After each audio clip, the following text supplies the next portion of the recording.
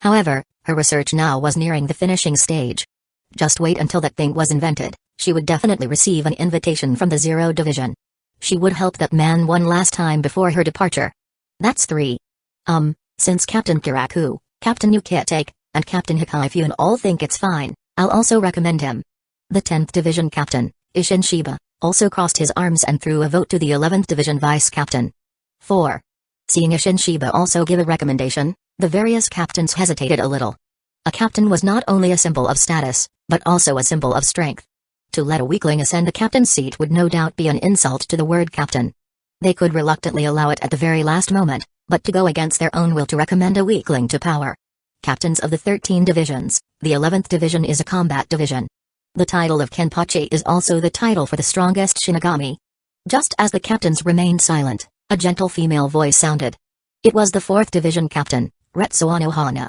Instantly, all the captains looked towards Captain Anohana. The newly promoted captains only thought Captain Anohana was the healing captain of the 4th division with unparalleled accomplishments in Kido. The older generation of captains instead knew that Captain Anohana's strength was possibly only below Commander General Yamamoto. After all, this person was the first generation Sword 8 when the 13 divisions were established. The title for the strongest Shinigami Kenpachi was killed by her. Commander General Yamamoto might not care about anyone's attitude, but in the selection of the 11th division captain, he still had to consider Captain Anohana's attitude. Whoever thought Captain Anohana's strength had declined over the years due to her focus on Kido, that person was truly an idiot. With Captain Anohana's current mastery of Kido, if she were to also employ her former frenzied battle style, she would definitely become even more terrifying. Commander just said earlier that Rakongai has been very unstable lately. The number of hollows entering Rakongai has increased several-fold compared to the past. Based on this situation, even if a Jillion or greater Jushi's class hollow appears in Soul Society, it would not be anything strange. How great a blow would it be to the Shinigami's faith if the strongest Shinigami did not die in battle against the next Kenpachi, but was instead killed by a hollow. Hearing Captain Anohana's slowly uttered words, the few captains who had just recommended the 11th Division Vice Captain Gossip to be 11th Division Captain instantly went silent. Yes, if it was during peaceful times, they recommending Vice Captain Gossip to be 11th Division Captain due to Kuruyashiki Kenpachi would not be a big problem. But according to the current situation in Rakongai, the possibility of encountering powerful hollows was very high. As 11th Division Captain, one had to lead by example. With Gossip's strength as Vice Captain, he truly could not shoulder the duties of the 11th Division. Then what does Captain Anohana think? Commander General Yamamoto's squinted eyes opened a sliver, as Captain Anohana just said, currently in Rakongai it is very likely for Jillion or greater Jushi's class hollows to appear. Therefore, the position of 11th Division Captain cannot be left vacant. I wonder if Captain Anohana has someone in mind? Commander, I have a candidate here. I just don't know if a felon who was exiled from Siriide AI for violating your edict still has the chance to return to Siriide AI and take on a captain's position in the 13 divisions. Boom. When Captain Anohana finished speaking, the spiritual pressure on the 6th Division Captain Byakuya Kachiki who stood in ranks violently erupted. Concentric circles of invisible shockwaves spread outward from Byakuya Kachiki as the center, blowing all the captain's Shyakusho around him to flutter noisily. Since these were all captains around him, they merely glanced at Byakuya Kachiki's erupting spiritual pressure without suffering any effects. However, the vice captains waiting in the adjacent room were not so fortunate. Under the terrifying spiritual pressure of captain-level Byakuya Kachiki, they were so frightened that they couldn't even stand firmly, with only a few vice captains like Soifan, Lisa Yadomaru and Sosuke still remaining calm. What happened? Did something happen? Captain Kachiki actually erupted with spiritual pressure in the meeting room? Jinjiro Shirogane hurriedly righted his askew glasses, shocked in his heart. From his interactions with Captain Kachiki these days, Jinjiro also discovered that while Captain Kachiki's facial expression seemed a bit colder, he actually still had human sentiments in his heart. The many people in the 6th Division dissatisfied with Captain Aylin did not receive any punishment at all. Even the tasks assigned were based on everyone's individual strength without Captain Kachiki making things difficult for anyone due to their vilification of the Kachiki family. Yet this very Captain Kachiki actually erupted with spiritual pressure in the captain's meeting room. Just what were they discussing in there? Within the meeting room, the captains very quickly guessed who the person Captain Anohana recommended from her words along with Byakuya Kachiki's eruption of spiritual pressure. A felon who violated the commander's edict and was exiled from Siriide AI? Then add Byakuya Kachiki's current attitude. It was that person, right? The previous 6th Division captain before last, Aylin. Indeed, from the strength Aylin displayed, None of the captains present dared to boast that their strength exceeded Aelin's. Having him take on the title of 9th generation Kenpachi to truly live up to the name of the strongest would be highly appropriate. Don't waste your efforts. That man will not come to Siriate AI to be a captain. Yet before everyone even started voting, Byakuya Kachiki already spoke up. Oh? Why does Captain Kachiki believe Aelin will not come to Siriate AI to be a captain? Could the Kachiki family have tried before? Hearing Byakuya Kachiki's words, Captain Unohana smiled and narrowed her eyes to ask back. Do as you wish. If the next topic is this, then you all discuss it yourselves. I abstain. After speaking, Byakuya Kachiki also ignored Commander General Yamamoto's suddenly darkened expression as he directly walked out from the ranks and left the meeting room. All the way, Byakuya Kachiki's expression was indifferent, seemingly thinking of something unknown. However, he knew these people were definitely wasting their efforts. If that man was really so easy to return to Siriate AI and become a captain, his grandfather would not have had to bend the rules and attempt to force his aunt into suicide by exploiting Uncle Aelin's feelings for his aunt in order to keep Uncle Aelin tied to the Kachiki family. After walking some distance, Byakuya Kachiki then realized that he had been so immersed in his own thoughts when he passed by the waiting room that he actually forgot to call Jinjiro Shirogane to leave together. His footsteps slowed slightly. Byakuya Kachiki looked back at the distance from here to the waiting room. Then, Byakuya Kachiki extended his index finger towards the void space before him. Bakudo number 77, Heavenly Rickshaw Skynet. Black runes crawled up Byakuya Kachiki's arm, ultimately passing through his index finger to form a small black square box floating in front of Byakuya Kachiki.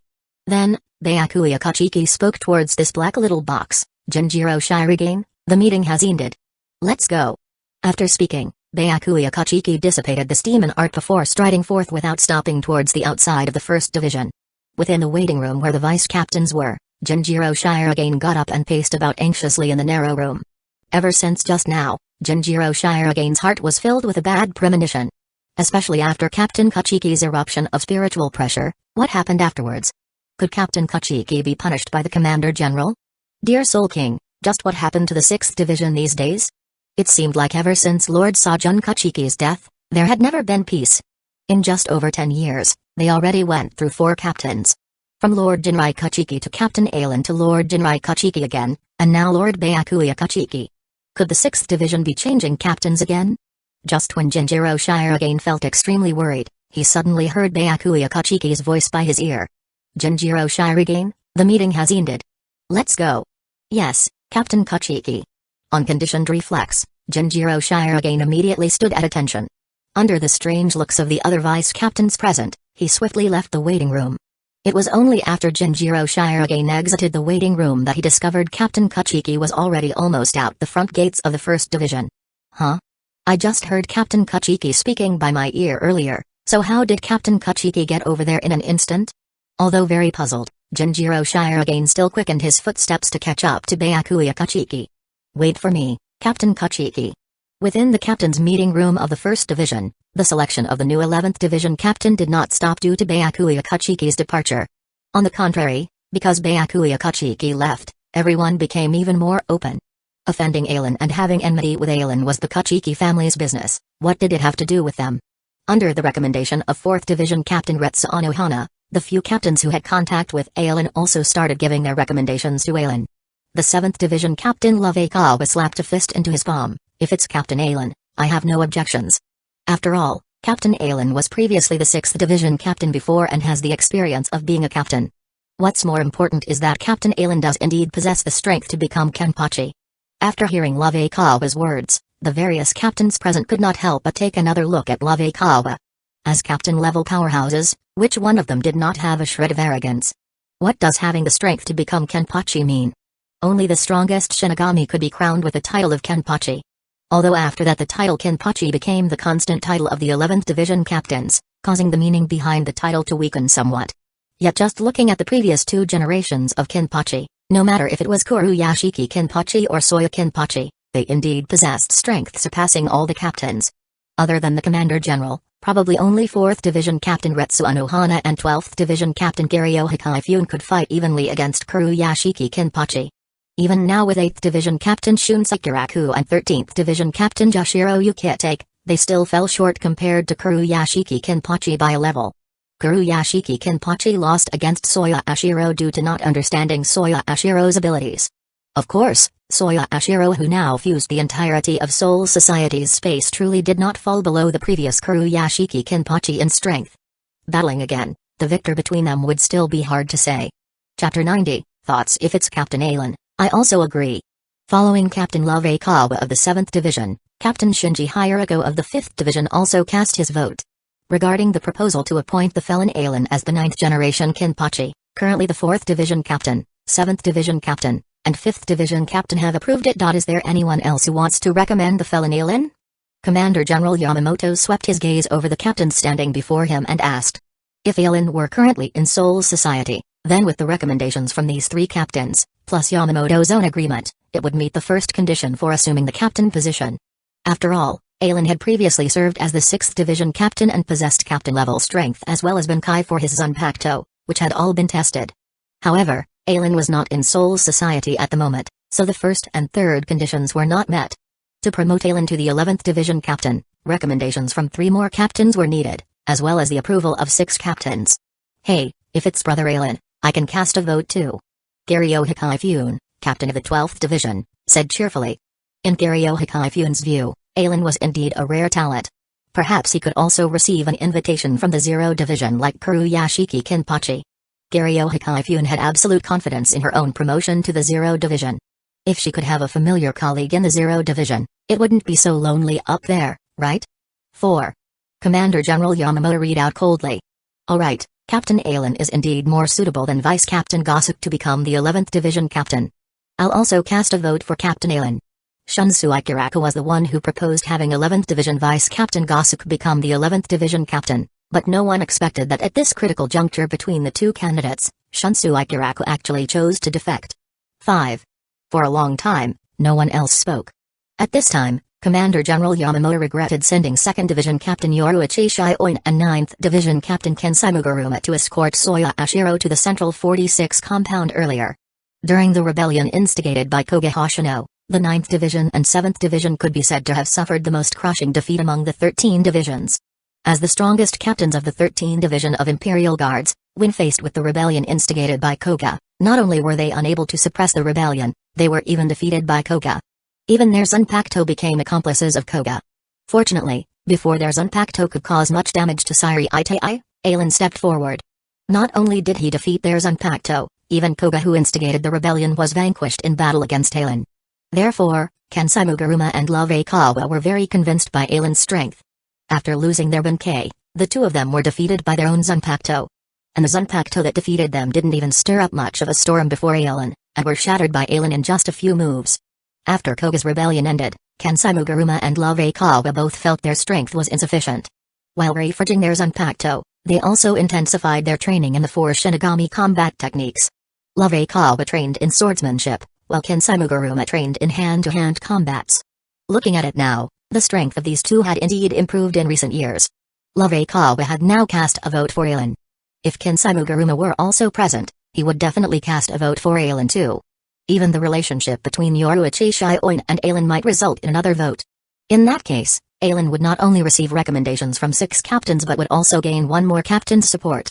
Under normal circumstances, as long as there were recommendations from 6 captains, the remaining 6 captains basically wouldn't have any objections and would just approve. With Alan's qualifications of having served as the 6th Division Captain, they wouldn't refuse to acknowledge him. However, now that 6th Division Captain Byakuya Kachiki had left, in the end, the decisive vote still needed to come from Commander General Yamamoto. Since everyone doesn't want to vote for the time being, let's wait until 2nd Division Captain Shioin and 9th Division Captain Mugaruma return before continuing the vote.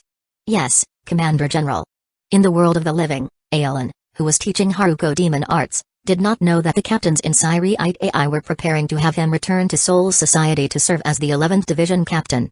After sensing the Soul King's will and understanding the Soul King's pursuit, most of Alan's worries were dispelled.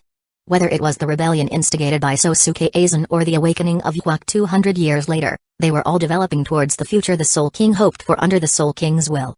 The Soul King wanted to seek death, but his great love for the world prevented him from abandoning the world and dying when there was no suitable Soul King candidate to replace him.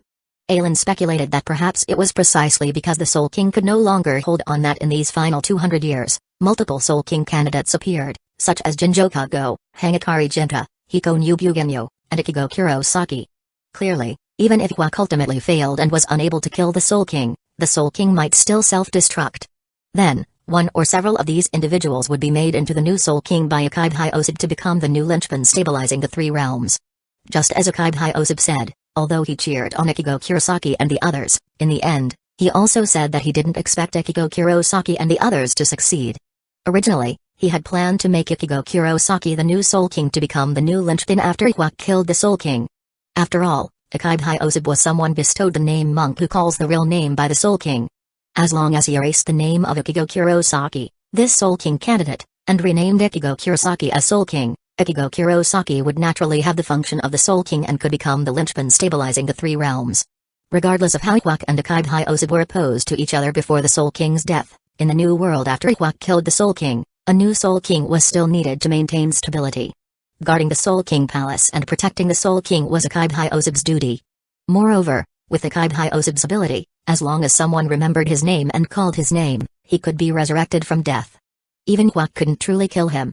Even if Iwak created a new world, Akai Hyosub would still be the best candidate to guard the Soul King Palace. As for Shinigami and Quincy, they were nothing more than lower-level guardians of the Soul King. Now it was the world of Shinigami, ruled by Shinigami who controlled Soul Society and Siriite AI. After Iwak created a new world, he might change the Quincy's destructive power into a purifying power against Hollows. At that time, it would be the Quincy's turn to govern Soul Society, control Siriite AI, protect the world of the living, and purify Hollows, not much different from the current Shinigami. Now, powerful Quincy could survive the encirclement and suppression of Shinigami. Similarly, in the future where Quincy controlled Soul Society, powerful Shinigami could also live quite well. Aelin didn't need to do anything. He just needed to maintain his own strength. In the courtyard, Haruko had a solemn expression. Her left hand gripped her right wrist as she circulated her spiritual power, guiding it to the space between the index and middle fingers of her right hand while chanting the incantation for the demon arts. The archer who cannot be mapped, when he moves, he is like wind, and when he is still, he is empty. Hado number 1, thrust. Bang. Following Haruko's chant, the ball of spiritual power at her fingertips transformed into a wind shockwave and shot out, shattering a tile placed on the table in front of her. Yay, I did it. Clap clap clap clap. Aelin laughed and applauded. Not bad, not bad. Haruko, you've already learned the first Hado. Next, you needs to continue working hard to train and strive to master the first Hado to the point of abandoning the incantation. Once you complete casting the first demon art without incantation, I'll take you to find suitable opponents and let you start expelling evil spirits. While encouraging Haruko, Aelin also dangled bait in front of her. As someone who had gone through this before, how could he not know the thoughts of a person after mastering superhuman powers?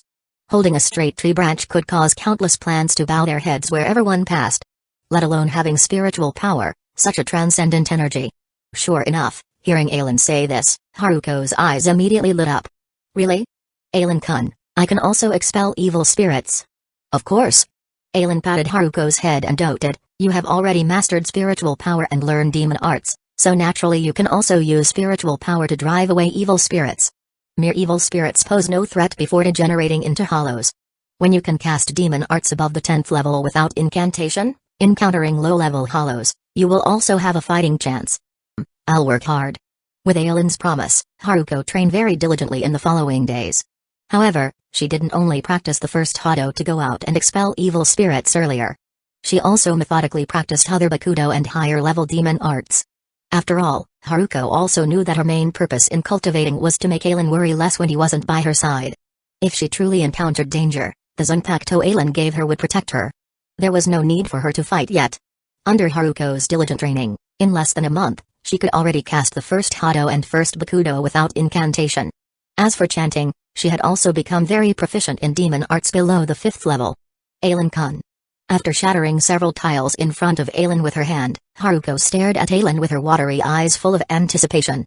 Ha ha, I prepared it for you long ago. Aelin smiled, then returned to the house and handed Haruko a red and white Maiko outfit. From today onward, Miss Haruko, you are the Maiko of our Sakura village. And I am the samurai who protects the Maiko. Chapter 91, The legendary Maiko. During the Warring States period, the warlords fought endlessly, and the number of people who died every day was innumerable.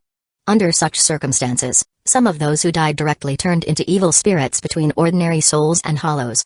Although they had not fallen into becoming hollows, these evil spirits had already gained some abilities beyond ordinary souls, allowing them to exert minor influences on the living world. In this situation, some people with spiritual pressure who could see the existence of spirits took on the responsibility of delivering these evil spirits. The men were called monks, while the women were respectfully called Mikos, Shinto shrine maidens. In this era, whether monks or Mikos, they were highly respected by people. With their meager spiritual power, they guided evil spirits, bringing peace to the people of the living world. Since Aelin had promised to take Haruko out to exorcise spirits after she abandoned the incantation for the first Kido spell, he had naturally prepared the appropriate attire. On this day, the villagers of Sakura village found that Aelin was actually following behind Haruko, heading out of Sakura village. Moreover, if they were not mistaken, Haruko was wearing a Miko outfit. Perplexed, they couldn't help but ask, Aelin-sama, Haruko-sama, what's going on? Ha ha ha. Haruko had succeeded in her cultivation and wanted to show off to the world, which Aelin could understand. So, at this moment, he acted as an excellent narrator. I'm sorry, everyone, I've been hiding this from you for many years. Actually, Haruko's true identity is that of a powerful Miko. The reason we've stayed here for so many years is that there was a very powerful evil spirit here, and Haruko had to suppress it. But don't worry, this powerful evil spirit has now been purified by Haruko, so we're preparing to leave. Over the years, I didn't want Haruko to feel too lonely, so I took the liberty of moving all of you here to keep her company. Please understand. Wow, so Haruko-sama is a Miko. I knew it. Since Aelin-sama is so powerful, how could Haruko-sama be an ordinary person? No wonder we haven't encountered any evil spirits since we moved here. I thought it was because Aelin-sama's strength scared the evil spirits away, but it turns out it was because of Haruko-sama's presence. I've heard that powerful Mikos can guard cities and prevent evil spirits from entering. I didn't expect Haruko-sama to be such a powerful Miko. Oh, you're all overestimating me. Haruko gave Aelin a sideways glance, then smiled and accepted the villagers' praise. By the way, Haruko-sama, where are you two going now? Will you come back? Finally, someone noticed the luggage Aelin was carrying and couldn't help but ask. This question also made the surrounding villagers' hearts tighten. Indeed, Haruko-sama was a Miko, and Aelin-sama was also a powerful warrior. With Aelin-sama and Haruko-sama around, Sakura village had maintained peace for so many years. Evil spirits would be purified by Haruko-sama, while warlords and bandits would be driven away by Aelin-sama. In any case, since they moved to Sakura village, they had never been disturbed by evil spirits or warlords.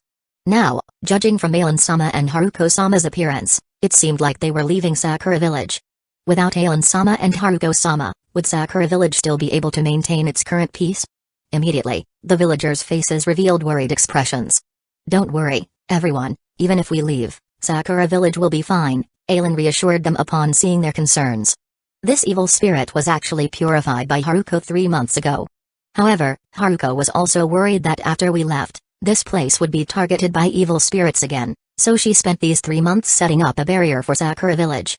Now that the barrier protecting Sakura village is complete, we can leave with peace of mind. 3 months ago, that was when. Hearing Aelin's words, the villagers immediately recalled that about 3 months ago, Aelin-sama had gone out for some reason and even given the children a few days off. Then, one day, there was an explosion in front of Aelin-sama's dojo. When the villagers were about to go help with their hoes and shovels, they realized there had been a fierce battle in front of the dojo, damaging the ground beyond recognition. It was only with everyone's help that they were able to repair it. Apparently, that day was when Haruko-sama had purified the evil spirit, resulting in the battle. Immediately, the villagers' gratitude towards Haruko was beyond words. Haruko-sama, can't you stay? Everyone, Haruko-sama is a Miko. We can't selfishly keep her here. After all, besides our place, there are still many people in the outside world suffering from the harassment of evil spirits, waiting for Haruko-sama's salvation. Aelin was surprised to see the person who said these words. In this era, it was truly rare to find someone with such enlightened thoughts. After nodding at this person, Aelin then said to everyone, Furuashi is right. Haruko-sama is a Miko, and there are still many people outside waiting for the Miko Haruko's salvation, so we can't stay in Sakura village for an extended period. However, Haruko the Miko has lived here for so many years, so this place is also our second home down. When we feel tired from exorcising evil spirits out there, we will definitely come back here to rest for a while. At that time, don't blame us for disturbing you again. Aelin-sama, What you said is slapping us in the face, the villagers refuted as soon as Alan finished speaking. Sakura Village was established because of Alan-sama and Haruko-sama. This entire Sakura Village belongs to Alan-sama and Haruko-sama. We are merely tenants of Alan-sama and Haruko-sama. How can you say that you two are disturbing us when you return home? That's right, that's right. Alan-sama, Haruko-sama, rest assured and go exorcise evil spirits. We will build a warehouse next to Alan-sama's dojo and store 3/10 of our harvested grain tax in the warehouse every year. Yes, yes, yes.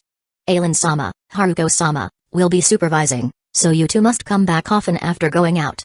Otherwise, if the grain in the warehouse spoils, we won't be responsible. It seemed the villagers of Sakura Village were not foolish. Knowing they couldn't keep Alan and Haruko, they tried to find ways to make them come back more often. Alright, I'll leave my dojo to you. If we get tired out there, we'll come back to rest. Under the villagers' warm send-off, Alan and Haruko left Sakura Village. Phew. Only after the villagers were out of sight did Haruko finally heave a sigh of relief, her whole body slumping down. Ha ha ha ha ha. Rarely seeing Haruko in such a state, Alan burst into laughter. Alan-kun is bullying me, Haruko pouted, turning her back to Alan to show her displeasure. Ha ha ha, sorry, it's just that you looked so adorable earlier. Humphrey. Although Haruko let out a cold Humphrey upon hearing Alan's praise, her slightly upturned lips betrayed her true feelings. How was it, Haruko? Didn't it feel nice to be looked up to by others? Yeah, but if they knew I wasn't a truly powerful Maiko, they would probably be very disappointed. Who says our Haruko-sama isn't a powerful Maiko? Alan took Haruko's hand and comforted her. You know, those monks and Maikos in the living world are just ordinary people with spiritual pressure. At most, they've only managed to grasp some methods of condensing and using spiritual power. Your spiritual pressure is no less than those Maikos, and you've even learned Gido. Based on ability alone, there might not be a single Maiko in the living world stronger than you. It may sound a bit arrogant, but Haruko, you might very well be the strongest Maiko in the living world. Even after being married for many years, being held by Alan like this still made Haruko feel shy.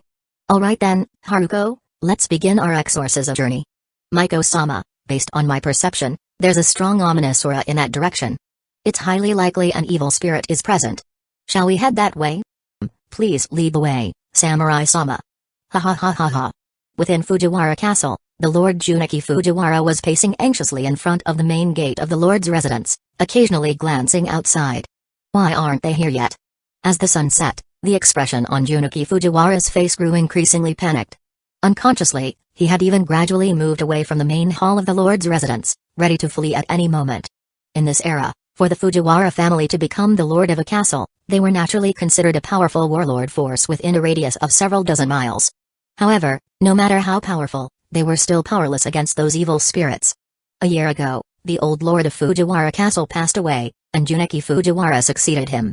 However, not long after, the lord's residence within Fujiwara Castle suddenly became extremely ominous, and many maids, guards, and even the lord's family members fell gravely ill.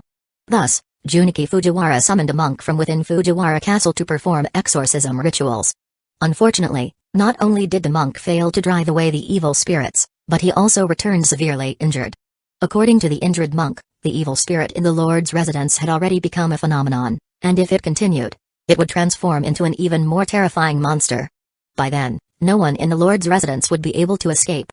During this period, Junichi Fujiwara dispatched many people to search for powerful monks and Maikos from various places, determined to expel or purify this evil spirit before it grew powerful enough to leave the main hall. My lord.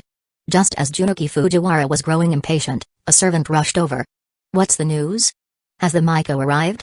Immediately, Junichi Fujiwara ran out of the lord's residence and glanced behind the servant, disappointment flashing in his eyes upon seeing no one else, before asking the servant.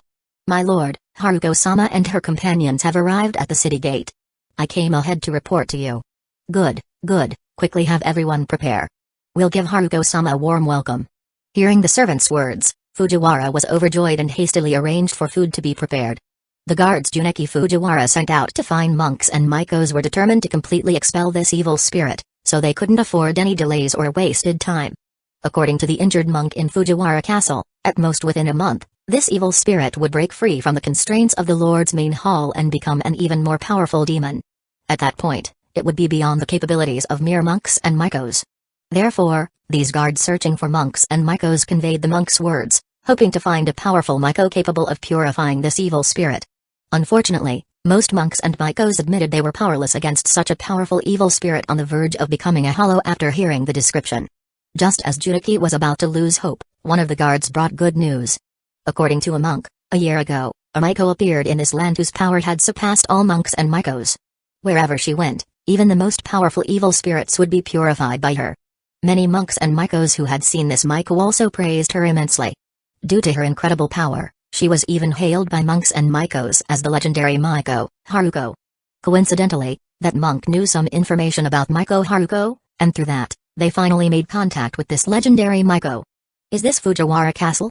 It doesn't seem as impressive as our Sakura village. After entering Fujiwara Castle, the guards continued to escort Ailen and Haruko towards the Lord's residence at a leisurely pace, while the servant who rushed ahead to report to the Lord was left unnoticed. Ha ha ha, Haruko, you're really underestimating me. Ailen rolled his eyes upon hearing her words. If the villagers of Sakura Village didn't live better than people outside, why would I have established Sakura Village? Wouldn't it be better to find a better city to settle in? That's true. But Ailen-kun, can you sense it? This powerful ominous aura. As the three approached the Lord's residence, Haruko's expression grew increasingly solemn, tinged with excitement. During this time, having taken on the role of a Maiko exorcising evil spirits, Haruko's combat experience had increased significantly. Of course, her reputation had also spread through her interactions with the monks and Maikos she encountered. In a sense, Haruko had gradually adapted to her Maiko identity, casually referring to the evil spirit's spiritual pressure as ominous aura. Ah, it seems this Lord of Fujiwara Castle is quite fortunate to have found us before this evil spirit falls into depravity. Otherwise, at most within 5 days, this evil spirit would have fallen into becoming a hollow. At that point, it's hard to say how many people in Fujiwara Castle would survive. Chapter 92, Exorcism. The attendants behind quietly listened to the conversation between the two great ones ahead, their hearts startled. In this era, they occasionally heard rumors of evil spirits causing havoc and destroying cities and towns. Could those powerful evil spirits be the hollows spoken of by Ailen-sama? Fortunately, judging from the current tone of Lady Haruko and Lord Ailen, even if they faced evil spirits that had already fallen into depravity, they didn't seem concerned. The evil spirit in the Lord's residence that had not yet completely fallen must not be a problem either. Indeed, she was the legendary Maiko-sama. Under the guidance of the attendant, Ailen and Haruko soon arrived at the Lord's residence of Fujiwara Castle. Lady Haruko. When Junichi Fujiwara saw Haruko in her red and white Maiko attire at the entrance, he felt as if he had suddenly let out a sigh of relief and hurriedly ran up to Haruko. Lady Haruko, I've finally been waiting for you. As for Ailen behind Haruko, he was selectively ignored by Lord Fujiwara. Lady Haruko, I have prepared food and hot water for you. Please, this way. After welcoming Haruko into the Lord's residence, Junichi Fujiwara spoke while preparing to lead Ailen and her to a side hall. Although receiving guests in a side hall was somewhat discourteous, the main hall of the Lord's residence was now occupied by the evil spirit. Even Junichi Fujiwara didn't dare enter, let alone entertain guests there. No need to rush, Lord Fujiwara. I've come to purify the evil spirit. Before eating, let's go take a look at that evil spirit first. Well, alright. Although Junichi Fujiwara wanted to show some courtesy to the legendary Maiko, the most important thing now was to purify the evil spirit in the main hall of the Lord's residence.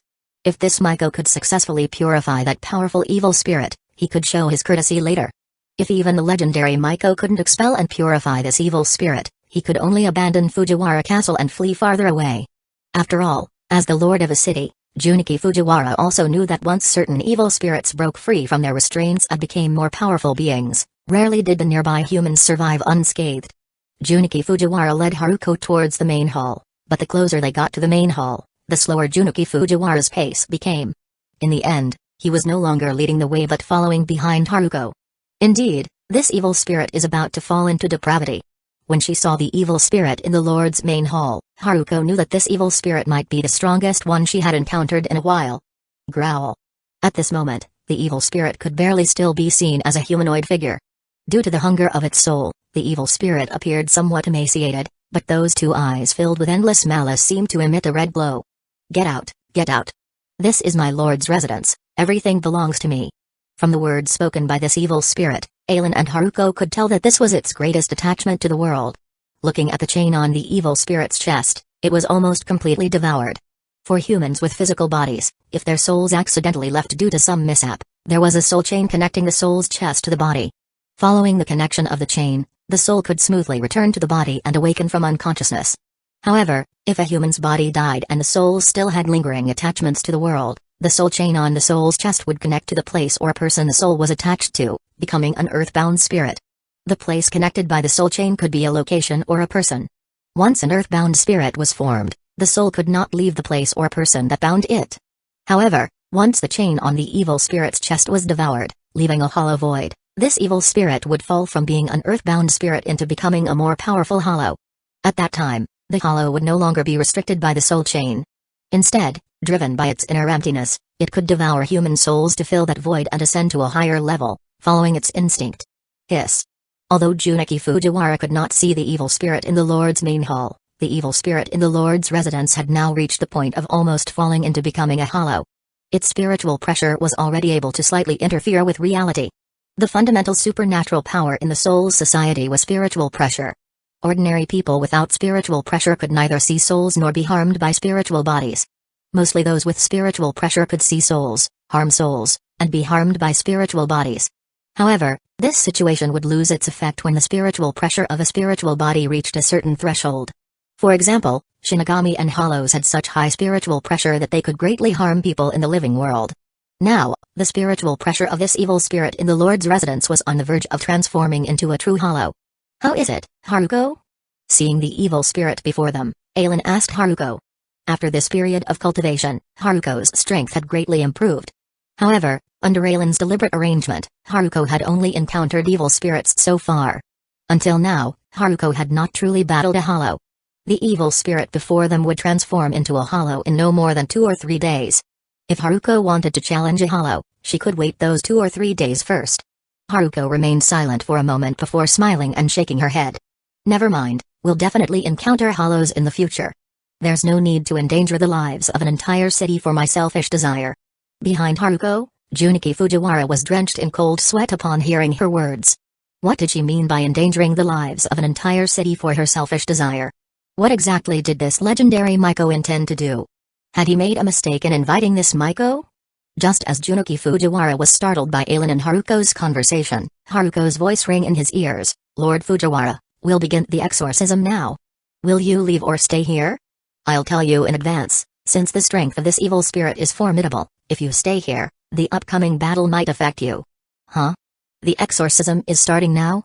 Junichi Fujiwara hesitated for a moment. Previously, when the monk from Fujiwara Castle performed the exorcism, he had watched from outside. At that time, the monk was directly blasted out after entering for a short while, critically injured and near death. Junichi Fujiwara's legs went soft from fright. After all, before inviting the monk for the exorcism, Junichi Fujiwara had been enjoying himself in the Lord's main hall. If that evil spirit took offense and did the same to him, Junichi Fujiwara didn't think he could survive. So, upon hearing Haruko's words, he immediately shook his head. Lady Haruko, I'll leave then, lest I distract you and increase the burden of your exorcism by needing protection. Haruko gave Junichi Fujiwara a surprised look. This fellow was quite self-aware. To those ordinary people without spiritual pressure who couldn't see spirits, monks and Maikos often appeared like frauds. Sometimes, when they were harassed by evil spirits and sought monks or Maikos for exorcisms, they would watch the exorcism to satisfy their curiosity. In many cases, the spiritual pressure of evil spirits couldn't physically harm ordinary people, at most making the surroundings feel gloomy or colliding with small objects in the living world to intimidate the living. However, the evil spirit before them was about to fall into depravity and become a hollow. Its spiritual pressure had already grown strong enough to cause harm to reality.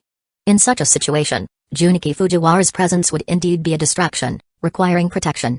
However, Haruko didn't need to worry about that, because Aelin would take action. Since Junichi Fujiwara had no intention of observing from the sidelines, it would save them some trouble. Very well, you can stay here then. After nodding at Junichi Fujiwara, Haruko entered the Lord's main hall. Hum. Growl. After Haruko entered the main hall, it seemed to provoke the evil spirit inside. After letting out a roar, this evil spirit dragged its tattered soul chain and charged towards Haruko. Facing the evil spirit's charge, Haruko calmly responded. She extended her right index and middle fingers, tracing a symbol resembling a question mark in the air with white spiritual power.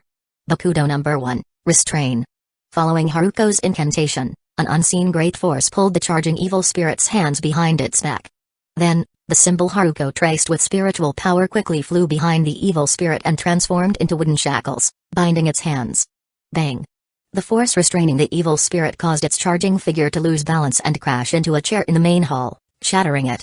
Get out, get out. Despite being restrained by Haruko, the evil spirit continued shouting for her to leave its territory. Then, after standing up with its bound hands behind its back, it charged towards Haruko again, opening its mouth as if to attack her with its teeth. Foolish. Seeing this repulsive sight, Haruko's expression turned cold. With her hands open, Haruko cast a Bakudo at the approaching evil spirit without an incantation. Bakudo number 8, Repulsion. Bang. Before the charging evil spirit could reach Haruko, it was directly blocked by an invisible barrier in front of her outstretched hands. The tremendous repulsive force sent the evil spirit staggering backward a few steps before it fell to the ground, unable to maintain its balance. Bakudo number 4, Heinawa. Before the evil spirit could get up, Haruko released another Bakudo. White spiritual particles formed a long rope that directly bound the evil spirit's legs together in a mermaid-like fashion. After ensuring the hollow before her had lost its ability to attack, Haruko began chanting the incantation for an offensive Hado spell. The undulating whip of lightning, the immeasurable current of thunderclaps, forged within. Sizzle, sizzle.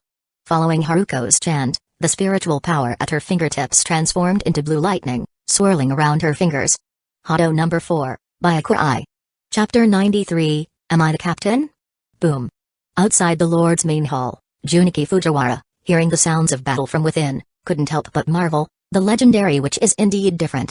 The monk who previously resided in Fujiwara Castle was directly blasted out after entering.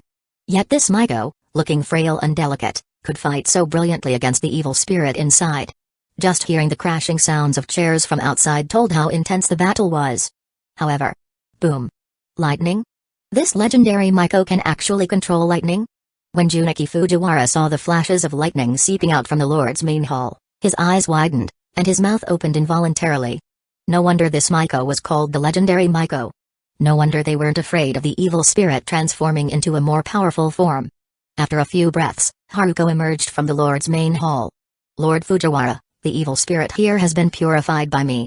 However, the ominous aura here hasn't completely dissipated. I will stay here for 3 days to purify the ominous aura. During this time, you all must not approach this place. Is that okay? Yes, Maiko-sama, no problem at all. Having witnessed a glimpse of Haruko's extraordinary power, Junichi Fujiwara now revered Haruko like a deity and dared not go against her words. Regarding Haruko saying the evil spirit was purified, not only did Junichi Fujiwara not doubt it, even the attendants following behind him didn't doubt it. Not only did they witness the legendary Maiko unleash lightning, after the evil spirit was struck down by Haruko, its gloomy spiritual pressure that had brought a bone-chilling sensation to the Lord's main hall had begun to dissipate. Everyone could clearly sense this. After Lord Fujiwara and the attendants left, Aileen approached Haruko's side. What's wrong, Haruko? The evil spirit has been eliminated, so why do we still need to stay here for 3 days? Aileen was also surprised by this decision made by Haruko. However, in front of outsiders, Aileen was merely Haruko's bodyguard and shouldn't question the Maiko's decision. On the other hand, Aileen didn't feel that all of Haruko's decisions required his arrangement. After all, Haruko was a person, not a puppet. She had her own behavioral preferences and thoughts. Aileen only needed to support her when she needed it. Aileen-kun, it seems your brain has gone numb from exorcising evil spirits with me recently. Haruko gave Aileen a sideways glance. This evil spirit was about to completely transform. Its spiritual pressure would definitely attract some hollows to come here and feed. So, before the spirit particles of this evil spirit completely dissipate, we need to stand guard here to prevent any crisis from happening to the people here again. Oh, indeed. Aileen realized. That's right, souls with spiritual pressure would attract hollows from Hukomundo to come to the living world and prey upon them. That evil spirit was about to fall into becoming a hollow with spiritual pressure. Although it had been purified by Haruko, the residual spiritual pressure here hadn't completely dissipated. If Aileen and Haruko left at this time and hollows entered from Hukomundo without finding any suitable food, the residents of Fujiwara Castle might become fodder for the hollows. Aileen had been frequently exorcising spirits with Haruko these days. After those spirits were purified, there was basically no residual spiritual pressure, so he didn't notice this point. Then let's stay here for a few days and wait for the residual spiritual pressure of this evil spirit to dissipate, at most 2 or 3 days. Night, above Fujiwara Castle, a white light flashed in the sky, and a large amount of spiritual power condensed into 2 wooden doors. This was the Senkaiman connecting Soul Society and Hukomundo. Moreover, it wasn't the defective Senkaiman created by Kusagakure analysis of Hukomundo, but rather the safe Senkaiman controlled by the 13th Division of Imperial Guards without risk of spatial disruption. Huh? Sensing the spatial disturbance, Aelin glanced at Haruko sitting cross-legged in the hall, about to go out and check if it was a hollow opening a garganta from Hukomundo to enter the living world. Is a hollow coming? Sensing Aelin's movement, Haruko woke up from her meditation and followed behind Aelin. Haruko was quite confident in her current strength. If it was an evil spirit, it would be a piece of cake for her. But if it was a hollow that had already fallen into depravity. Until now, Haruko had never truly battled a hollow. Although Haruko wanted to find a hollow to test her current strength, it had to be under safe conditions. Following Aelin out of the Lord's main hall, Haruko looked up and a hint of disappointment flashed in her eyes. The spatial disturbance in the sky wasn't a hollow opening a garganta, but rather a Shinigami opening the Senkaiman from Soul Society to the living world. Yo, long time no see, Captain Aelin. A slightly lazy voice came from the Senkaiman, and after the two wooden doors opened outward, Kusagakura's figure appeared before Aelin and Haruko's eyes. Huh? It's Urahara. Seeing Kusagakure, Aelin was also puzzled. Urahara, why have you come to the living world? And you're even using the 13th Division of Imperial Guards as Senkaiman. Also, I'm no longer a captain. You should just call me by my name from now on. Aelin knew that Kusagakure frequently came to the living world. After all, Sairiite AI was the Shinigami's headquarters, and some of Kusagukure's research definitely violated certain prohibitions in Soul Society. If discovered in Soul Society, not only would he be punished, but Yoruichi Shioin would also be implicated. Hence, many places in the living world had traces of Kusagukure's presence. However, after completing his research, Kusagakure would use his Zanpakuto's ability to erase all traces. Just like the house Aelin and Haruko lived in at Sakura Village, and that large underground facility, were once Kusagukure's laboratories that Aelin had taken over. Ah, it seems Captain Aelin hasn't received the news yet. What news? Aelin asked curiously. Since leaving Sairiite AI, he had lost all contact with Soul Society and wasn't aware of what had happened in Sairiite AI recently. Seeing Aelin's reaction, a slight smile appeared on Kusagukure's lips. A year ago, the 11th Division Captain, Soya Kinpachi, turned himself into the Commander General, stating that he wanted to modify all the residents of the Rakongai in Soul Society into combat weapons and lead a full-scale invasion of Hukomundo to purify all the hollows. However, because he sensed the Soul Kings will disagreed with his plan, he turned himself into the Commander General. After being judged by the Central 46 Chambers, Soya Kinpachi was sentenced to be imprisoned in the deepest level of the underground prison, the Mukin. Oh? Aelin raised his eyebrows. So Soya Kinpachi had already turned himself in at this time? It seemed earlier than Aelin's memory. As for Soya, punishment of being imprisoned in the deepest level of Mukin, for others it might be the most terrifying punishment. But for Soya, who had already fused with all of Soul Society, it didn't matter where in Soul Society he was confined. The Mukin, or even the 11th Division, if he wanted, he could control the surrounding objects at any time to form a grand mansion. Now that Soya had entered the Mukin, it was only because he still didn't understand why the Soul King disagreed with his plan to purify all the hollows in Hukomundo, reducing the Soul King's burden. So he removed himself from Sairiite AI and used his Zanpakuto's ability to observe the progression of the world, to see who could gain the Soul King's favor more than himself. That's right, in Soya's view, the Soul King disagreeing with his plan must mean there was someone who could do better than him. And according to Soya's observations over the past 200 years, that person was Sosuke Aizen. After all, Soya's Bankai ability was the absolute counter to Sosuke Aizen's Zanpakuto ability. Although Aizen manipulated all the Shinigami in Sairiite AI through his ability, it was all under Soya's observation. Rather, it could be said that with Soya's presence in Sairiite AI, Aizen would never have a chance to rise. It was precisely because Soya turned himself in and banished himself to the Mukin that Aizen was able to slowly implement his plan to research the Hogyoku and hypnotize all the Shinigami in Sairiite AI. Regarding Aizen wanting to make himself the new Soul King to rule the world and liberate the Soul King, Soya felt that his own plan to only reduce the Soul King's burden was too low. It was precisely for this reason that Soya reactivated his plan after Aizen failed. Unfortunately, he ultimately failed as well. However, he did follow Kuruyashiki Kinpachi's will and fought with all his might against the current Kinpachi, living up to the name Kinpachi. Now, the position of 11th Division Captain is vacant. With recommendations from 12 captains including Commander General Yamamoto, 6 captains recommending, 1 abstaining, and 5 captains approving. Congratulations, Captain Aelin, you have become the new 11th Division Captain. In other words, Ailen-sama has become Captain Ailen Kenpachi. Huh? Hearing Kusagakure words, Ailen was the first to not believe it. Stop joking, Urahara. Ailen shook his head. Apart from being familiar with Yoruichi, I don't have much friendship with the other captains. Why would they recommend me? Indeed, after becoming the 6th Division captain, Ailen spent more time replicating the Zanpakuto he had copied and increasing his strength. Even the time he spent with Haruko was squeezed out, let alone developing relationships with the other captains.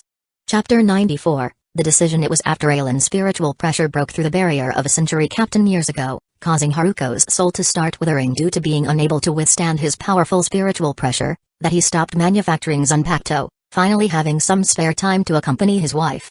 Since Ailen was not familiar with the other captains, he didn't think there would be 6 captains recommending him to become the captain of the 11th Division, also known as the 9th Kenpachi. Moreover, according to what you said, Captain Soya Kenpachi of the 11th Division was imprisoned in Mukin a year ago. If Siriite AI had really decided to make me the 11th Division captain, wouldn't I have received some news about it? Indeed, in Ailen's view, what Kusagakure had just told him was more likely just teasing him. If Ailen's memory served him correctly, after Soya Kenpachi turned himself in, the 9th Kenpachi of the 11th Division seemed to be inherited by a junior of Kuruyashiki Kenpachi, who was previously the lieutenant of the 11th Division. Of course, because his strength was too weak, he couldn't bear the name of Kenpachi, making him the disgrace of that title.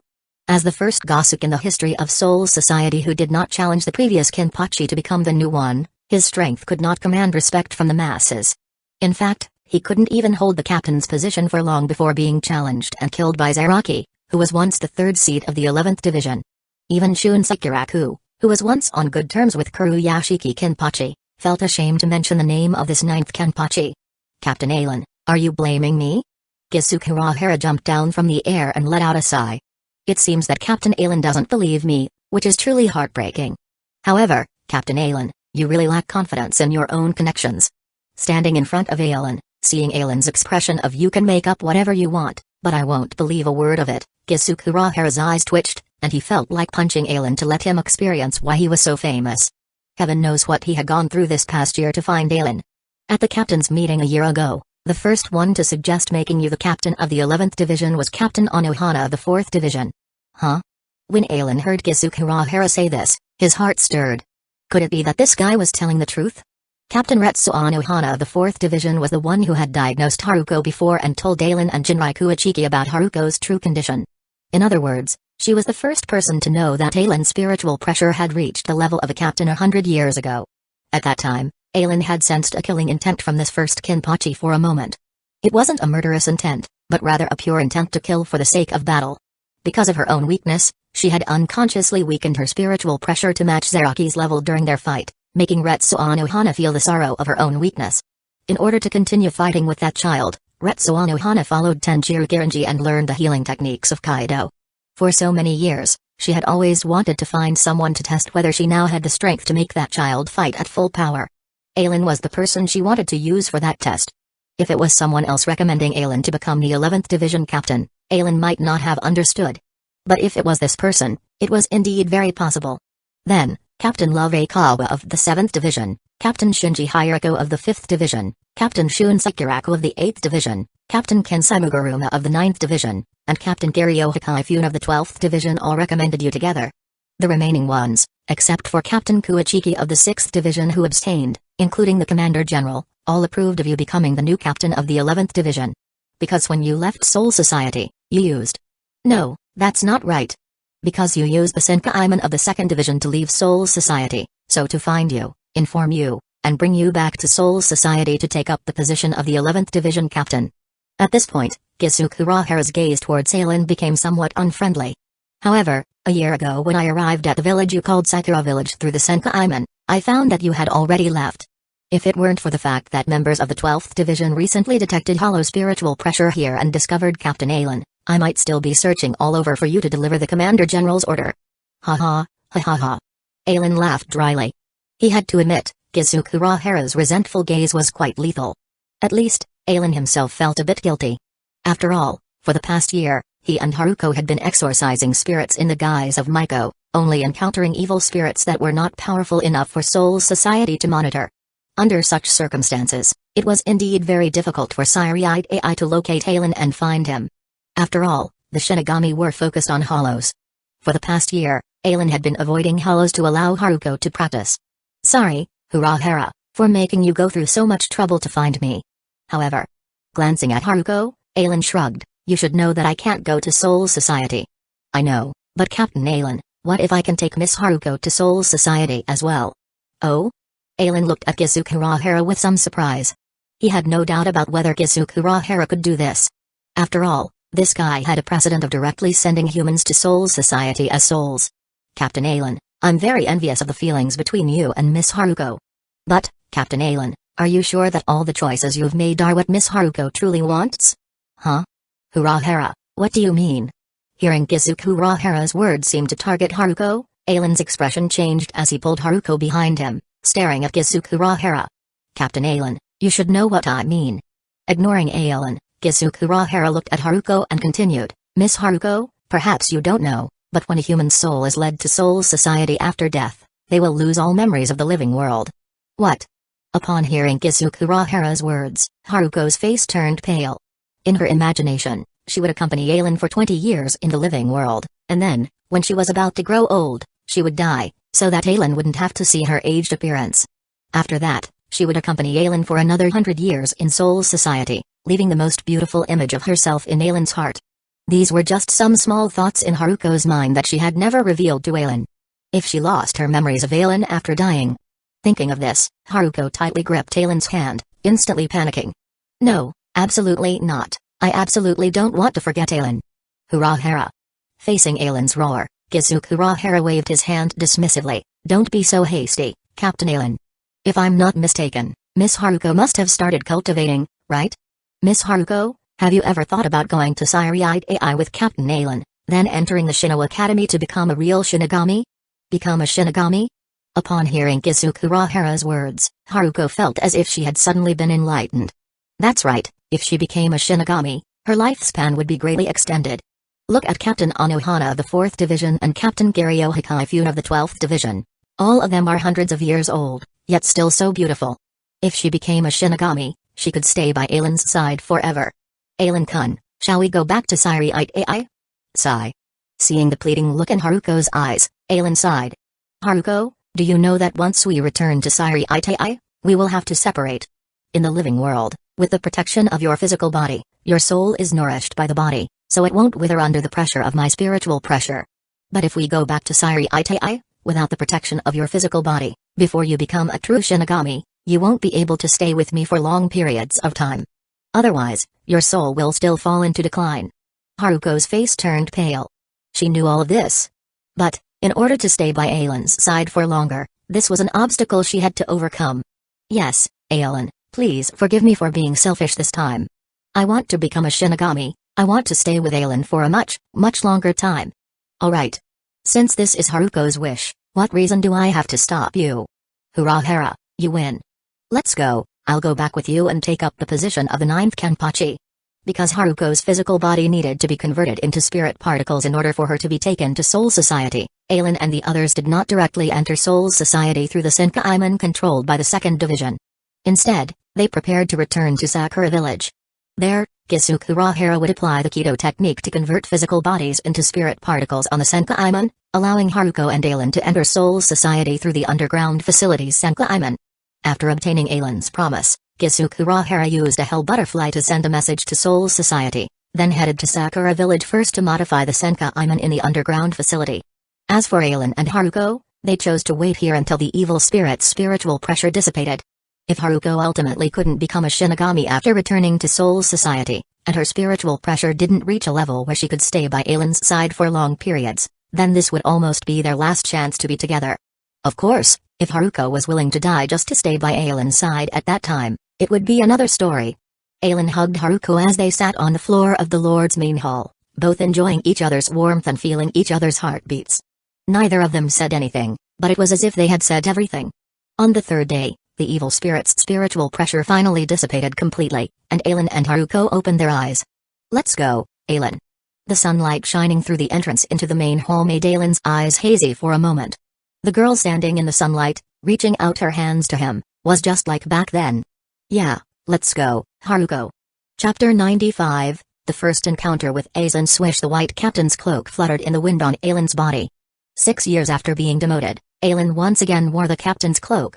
However, compared to before, Ailen's head lacked the 2 hairpins, his neck no longer had that ruby windflower worth the price of a house. At the same time, the 6 on his back had also changed to 11. From being the captain of the 6th Division representing order, he had become the 11th Division captain representing battle. Ailen didn't know what this meant. But he knew one thing.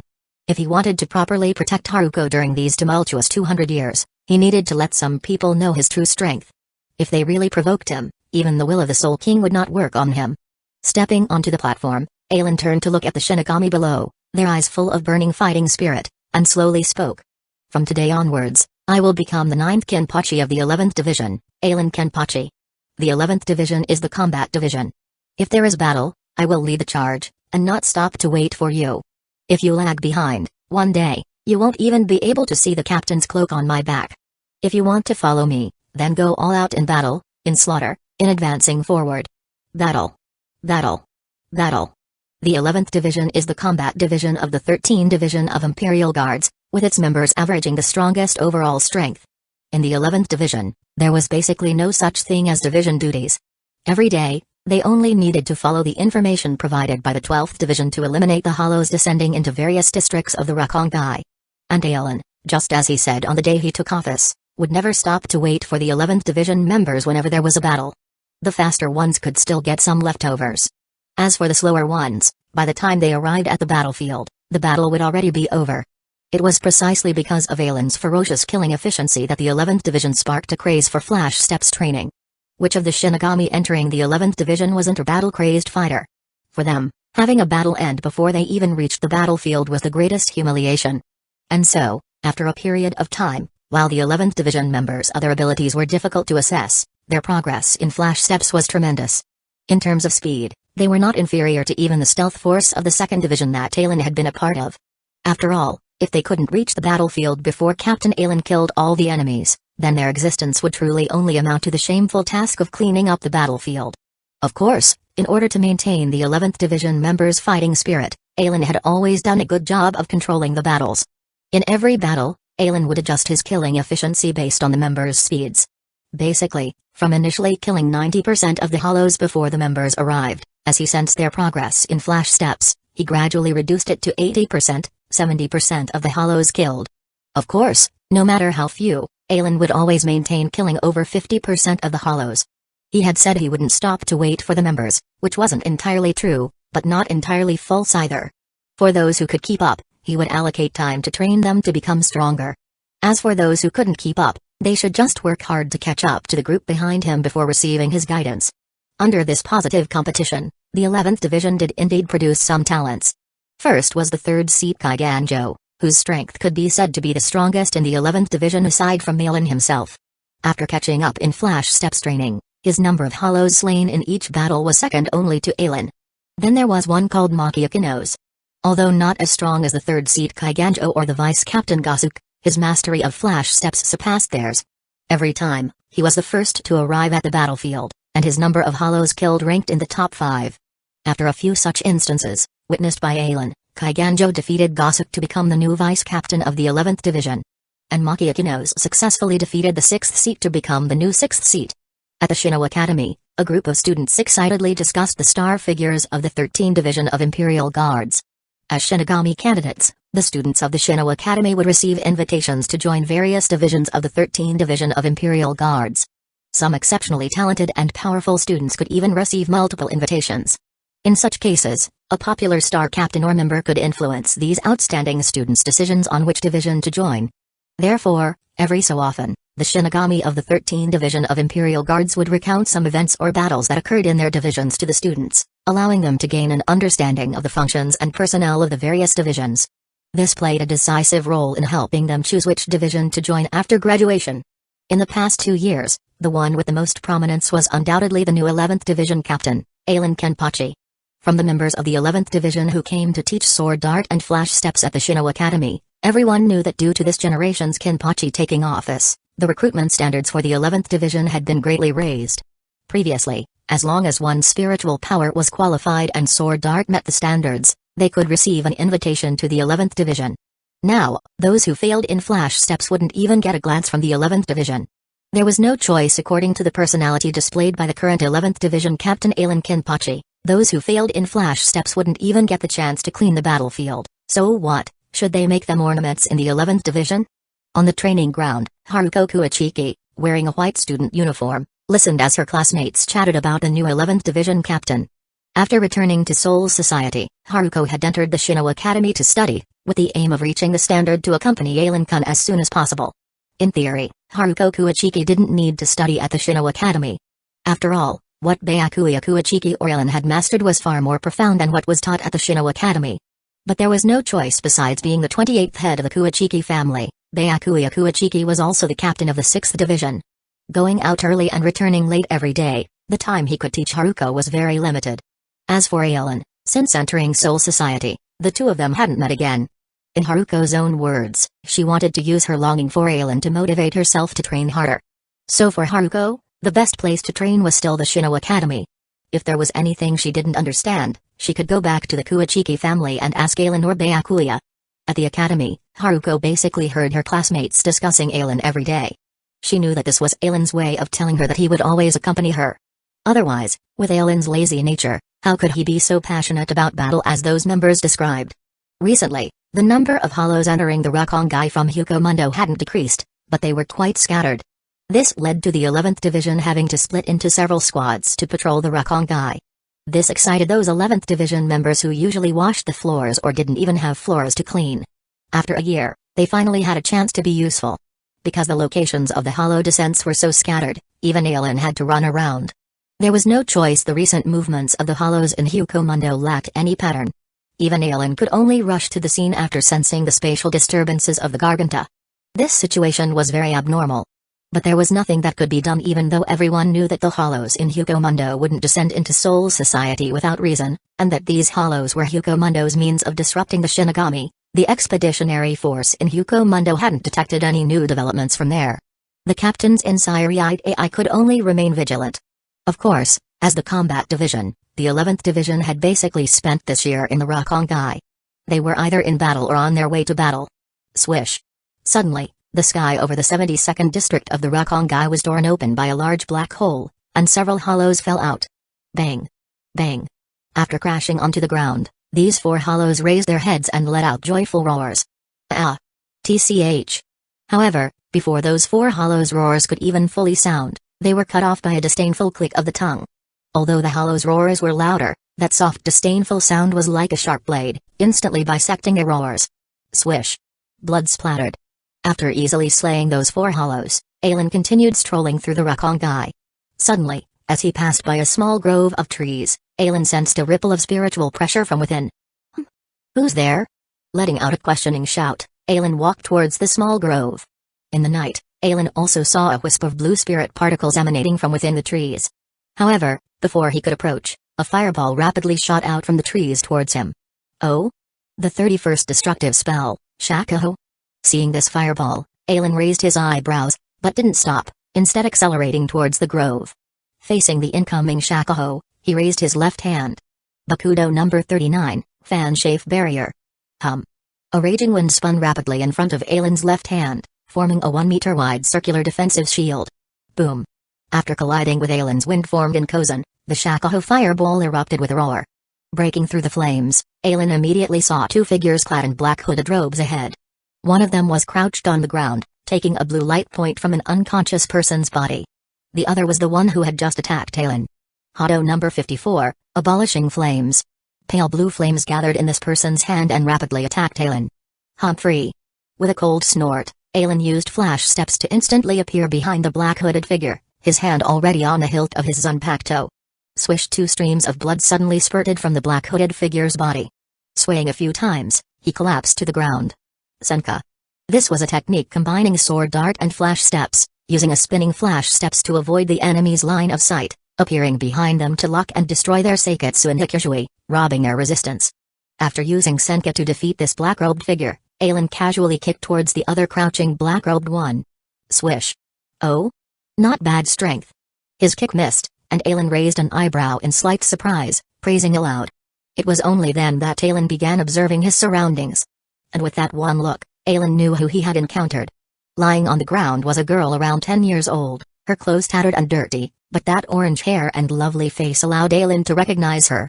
The poster girl of the Soul Society, whose beauty only Orihime no A could rival Rinjaku Matsumoto. As for the two before him, Aelin knew their identities too. The one he had just severely injured was likely one of the 5th Division members following Aizen. As for the one who had evaded his attack, it was the Shinigami world's most compelling villain Sosuke Aizen.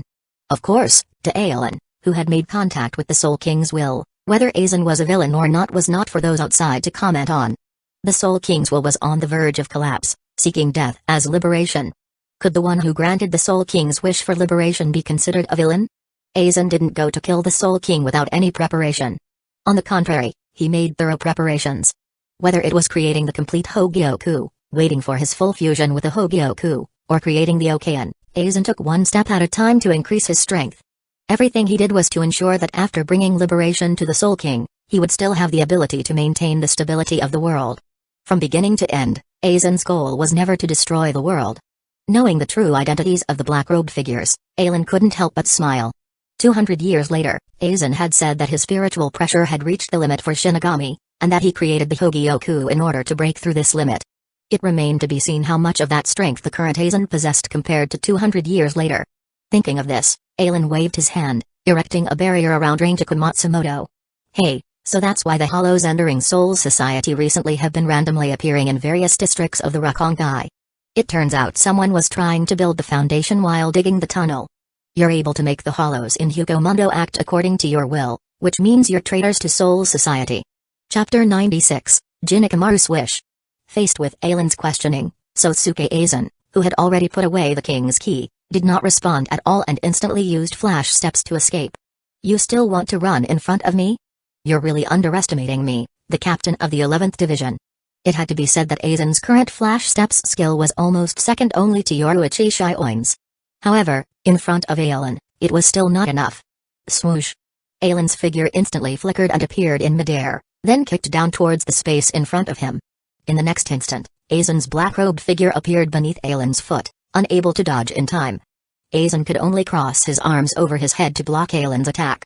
Boom. Boom. This kick from Aelin directly sent Aizen crashing down like a falling comet. Aizen's body collided with the air, creating a ring of sonic boom clouds that expanded outward in circles. Boom. The ground was smashed into a large crater, kicking up a dust explosion dozens of meters high. Subsequently, a figure shot out from the dust cloud, rapidly fleeing from the ground. Oh? Still not dead? I can't tell if you have any strength left. Projection. Aelin raised his right hand high, pointing his index finger towards the sky. Instantly, dozens of Zanpakuto appeared floating behind Aelin's back. Then, under Aelin's control, they turned into streaks of afterimages, shooting towards the fleeing figure on the ground. Boom. Boom. Boom. One barrage after another, the Zanpakuto rained down like artillery shells, striking Aizen's position and forcing him to constantly use flash steps to evade. In the forest, a bush rustled and shook. A few seconds later, a silver-haired, squinty-eyed young man emerged from the bushes and slowly walked towards the pale yellow barrier. Rinjaku Matsumoto's childhood friend, Jinikamaru. Seeing the unconscious Rinjaku within the barrier, Jin clenched his fists tightly, biting his teeth until they drew blood. It was because he had left Rinjaku's side to search for food that she ended up in this predicament. Earlier, he had clearly seen that hooded man take something from Rinjaku's body. Although Jin didn't know what it was, for that man to covet it meant it was something precious. I'm sorry, Rinjaku. I failed to protect you. But Rinjaku's possession, I will definitely help you get it back. After taking a deep look at the unconscious Rinjaku, Jin ran towards the direction of the explosions. To retrieve Rinjaku's possession, he needed power.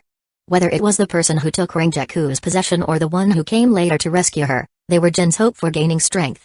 When Jin ran out of the forest, the first thing he saw was Aelin standing high in the air and a black-robed figure being bombarded by countless blades as he fled in all directions. TCH, you really can run. Seeing that dozens of Zanpakuto had no effect on Aizen, Aelin's thoughts stirred. Sizzle. Instantly, blue spiritual pressure condensed into weapons behind Aelin's back like lightning, covering the sky. The number was 10 times more than before. Swoosh. Hundreds of Zanpakuto rained down like a downpour towards Aizen. Faced with this attack, Aizen finally took action. After all, Ailen's attack range this time was too large. Even with his flash steps, it was impossible for him to escape the range of these weapons before they landed on the ground. Bakudo number 81, Danku. Instantly, a semi-transparent yellow barrier, 7 meters high and 3 meters wide, appeared in front of Aizen. Boom. Boom. Boom. One by one, the Zanpakuto projected by Ailen struck the Danku barrier, triggering a series of shock waves. However, although the number of Zanpakuto striking Danku was large, the attacks generated were still not enough to break through Danku's defense. Bakudo number 81, Danku, could almost be considered the highest level of defensive Kido. Its full power could perfectly defend against attacks below the 89th destructive spell. Of course, this didn't mean that Danku couldn't defend against spells above the 89th level. Rather, Danku could only defend against attacks coming from the front, making its defense too one-sided against spells above the 89th level. The 90th destructive spell, Kurihitsugi, forms a black coffin of tremendous spiritual pressure that completely surrounds the enemy, attacking them with countless blades within the coffin. The 96th destructive spell, Itokazo, raises a blazing fire blade from the ground, turning a radius of hundreds of meters into a scorched earth. The 99th destructive spell, Goratenmetsu, forms 5 massive dragons of spiritual pressure, capable of destroying everything in its path. As can be seen, almost all destructive spells above the 90th level are wide-ranging attacks, and Danku is not enough to defend against them.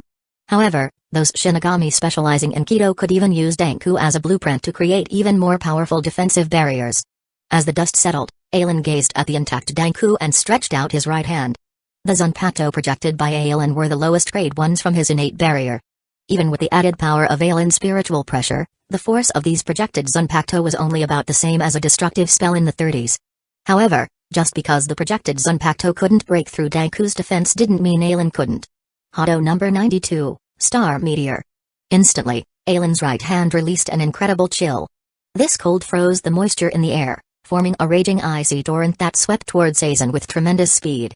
Hyoga Siron, this Kido spell, was one that Ailen learned from Kogaku Ichiki 200 years in the future through his Zanpakuto, Muramasa. As Ailen recalled from Koga's memories, he had used this 92nd destructive spell, Hyoga Siron, to break through Byakuyaku Ichiki's Danku. Here, Aizen's Danku was naturally no match for Ailen's Hyoga Siron either. Crack crack. The unparalleled chill spread across the pale yellow barrier, and eventually, under the onslaught of the icy torrent and frozen air, Aizen's Danku shattered. Boom. Countless shards of ice and frozen air froze the surroundings in a thick mist. When the mist dissipated, Ailen shook his head at the empty ice mountain before him. Aizen was really too evasive, wasn't he? In this round of confrontation with Ailen, he had only used flash steps and one defensive Kido spell throughout. He didn't reveal any information about himself at all. If Ailen didn't already know it was him, who could have connected this person to the vice-captain of the 5th Division? Seeing that Aizen had already fled, Ailen didn't bother paying attention. Earlier, he had sensed the spatial disturbance, indicating that Aizen had escaped through a garganta. Otherwise, with his speed, there was no way he could have escaped from right under Ailen's nose. After a few flickers, Ailen returned to where he had first encountered Aizen. With a wave of his hand, he dispelled the barrier protecting Renjaku Matsumoto. Ailen held his hand above Renjaku's body, and green healing light enveloped her. Soon, Renjaku's injuries were healed under Ailen's treatment. However, Ailen also discovered that, perhaps due to his arrival causing Aizen to forcefully extract the king's key, the damage to Renjaku's soul was far more severe than he had imagined. If Renjaku's soul injury wasn't treated in time, she might end up like Haruko before, with her soul gradually withering and dying. Not long after, hurried footsteps and breathing rapidly approached. Huff, huff. Unable to find the one who had harmed Renjaku, Jin quickly returned and saw the Shinigami who had driven away the attacker squatting beside Renjaku, enveloping her with a green light. Hey, you purple-haired brat, did you see what that man did to this little girl? Suddenly being questioned by Ailen, Jin raised his head, took a few deep breaths to calm himself, and then replied, I don't know. I only know that man took something from Renjaku's body. Is that so? No wonder my healing Kido isn't having much effect on this little girl. Upon hearing Ailen's words, Jin immediately panicked. Mr. Shinigami, does that mean Renjaku is in trouble? How could she not be in trouble? Ailen shook his head and carefully examined Renjaku. A part of this little girl's soul has been taken away, causing a deficiency in her soul. It's a severe injury. If it's not treated in time, there could be a risk to her life. What? Upon learning from Ailen that Renjaku's life was in danger, Jin became flustered. Immediately, he dropped to his knees before Ailen. Mr. Shinigami, I beg you, Please save Rinjaku. As long as you can save Rinjaku, I'll dedicate my life to you. Hey, you brat, what do you take me for? I'm the captain of the 11th Division of the 13th Division of Imperial Guards. Would I refuse to save someone in need or demand favors in return? Glancing at Jin, Aelin continued, however, this little girl's injury is a bit troublesome. Her soul has been partially taken away by someone. To recover, that missing part of her soul needs to be restored. Taking someone else's soul to repair hers would mean saving one person by harming another. I can't plunder someone else's soul just to heal this little girl. No, there's no need for you to plunder anyone's soul, Captain. Please, Captain, use my soul to restore Rinjaku's. Jin kowtowed heavily before Aelin, pleading with him. Oh? Use your soul? Aelin purposefully frowned. Little guy, do you know the severe consequences of losing a part of your soul? If it's not handled properly, you could die. No matter what the consequences, I can endure them. Please, Mr. Shinigami, take my soul to heal Rinjaku. Chapter 97, The Possibility of Creating Avalon. Very well, since you insist so stubbornly, I shall do as you wish. At that moment, Aelin stretched out his hand. Projection. Instantly, a purple object appeared in Aelin's hand. A soul extraction medium. This thing was invented by Kusagakure in the future to extract foreign objects from souls, and Aelin had projected it. However, since it was a replica, its function was not as powerful as the original. But for now, it was enough for Aelin to use it to tear off a piece of Jinikamaru's soul. The purple cylinder formed a layer of light film, covering Aelin's hand. Then, before Jinikamaru's slightly frightened gaze, it pierced his heart. Huff. The pain of his soul being torn made Jin grunt involuntarily. Large beads of cold sweat slid down Jin's forehead. But at this moment, the pain coming from his soul was not as great as the pain in his heart. Rinjaku, so this was the kind of pain you suffered from your previous injuries? No, more than that. This Shinigami's movements were very gentle, and Jin could feel that this Shinigami was trying his best to take a part of his soul with the least amount of harm. The Shinigami who had attacked Rinjaku before, however, had been extremely brutal. The pain Rinjaku felt was definitely greater than his own. That person was unforgivable. Withdrawing his hand from Jin's heart, Aelin now held a thumb-sized soul light point in his hand. And the black hole in Jin's chest disappeared as Aelin withdrew his palm, looking as if he had not been injured at all. But the tearing sensation from his soul still caused Jin to tightly clutch his chest, breathing heavily, as if he would die the next second if he didn't breathe. With Jin's soul fragment, Aelin quickly fused it into Rinjaku Matsumoto's soul, slowly repairing her soul injury. About 10 minutes later, Aelin finally completed his operation. Done. This little girl's injury has been healed by me. She's just too tired now and needs to rest. I estimate she'll have fully recovered by tomorrow morning. Thank you, sir. Seeing Rinjaku's breathing had stabilized, Jin couldn't help but kneel before Aelin and kowtow. Hey, that's enough. Aelin pulled Jin up and patted his shoulder. Little guy, you're not bad. Just for enduring silently when I tore your soul, your future prospects won't be too bleak. If we don't have power, then when those we care about are in danger, we won't have any means to resist. So go study at the Shino Academy and become a powerful Shinigami. Become a Shinigami? That's right, a Shinigami. In the Soul Society, only Shinigami can possess great power. Like that person before, and me, we're all Shinigami. I understand, thank you. Jin took a deep breath and clenched his fists. This Shinigami was right. Whether it was to protect Rinjaku or to avenge her and take back what was taken from her, it required great power. If he had the same level of power as this Shinigami, then when Rinjaku was in danger earlier, instead of helplessly hiding in the bushes watching her suffer, he could have jumped out directly and driven that person away like this Shinigami. If after graduating you want to become even stronger but don't know which division to join, come to the 11th division. At that time, I'll personally train you. As for whether you'll gain the power to protect those you care about under my training, that depends on how much you can learn from me. After planting a seed in Jin's heart, Aelin patted his shoulder and turned to leave. All that was left for Jin was the captain's fluttering hurry in the wind, and the large 11 on his back. Perhaps because Aelin had stumbled upon him, Aizen became much more cautious with his later actions. However, having obtained the most important thing, Aizen's research progressed significantly. According to Aizen's calculations, he estimated that within 10 years, that thing could be created by him. So the activities in Hugomundo also slowed down somewhat. The number of hollows descending into the Rakongai districts decreased, allowing the members of the 11th Division to once again experience the days when they rushed but couldn't even get a chance to clean up the battlefield. However, Aelin soon grew weary of such bullying behavior and handed over the task of cleaning up the hollows in the Rakongai to his vice-captain Kaiganjo, returning to the Siriite AI to begin his own training. Occasionally, Aylin would also go to the Shino Academy to watch Haruko's efforts from afar. To be honest, Haruko's talent wasn't great.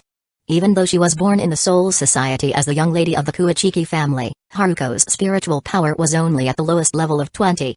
Otherwise, she wouldn't have been unable to withstand Aylin's spiritual pressure when it increased to that of a century-old captain, causing her soul to begin dispersing. After her training in the living world, Haruko's spiritual pressure had increased somewhat.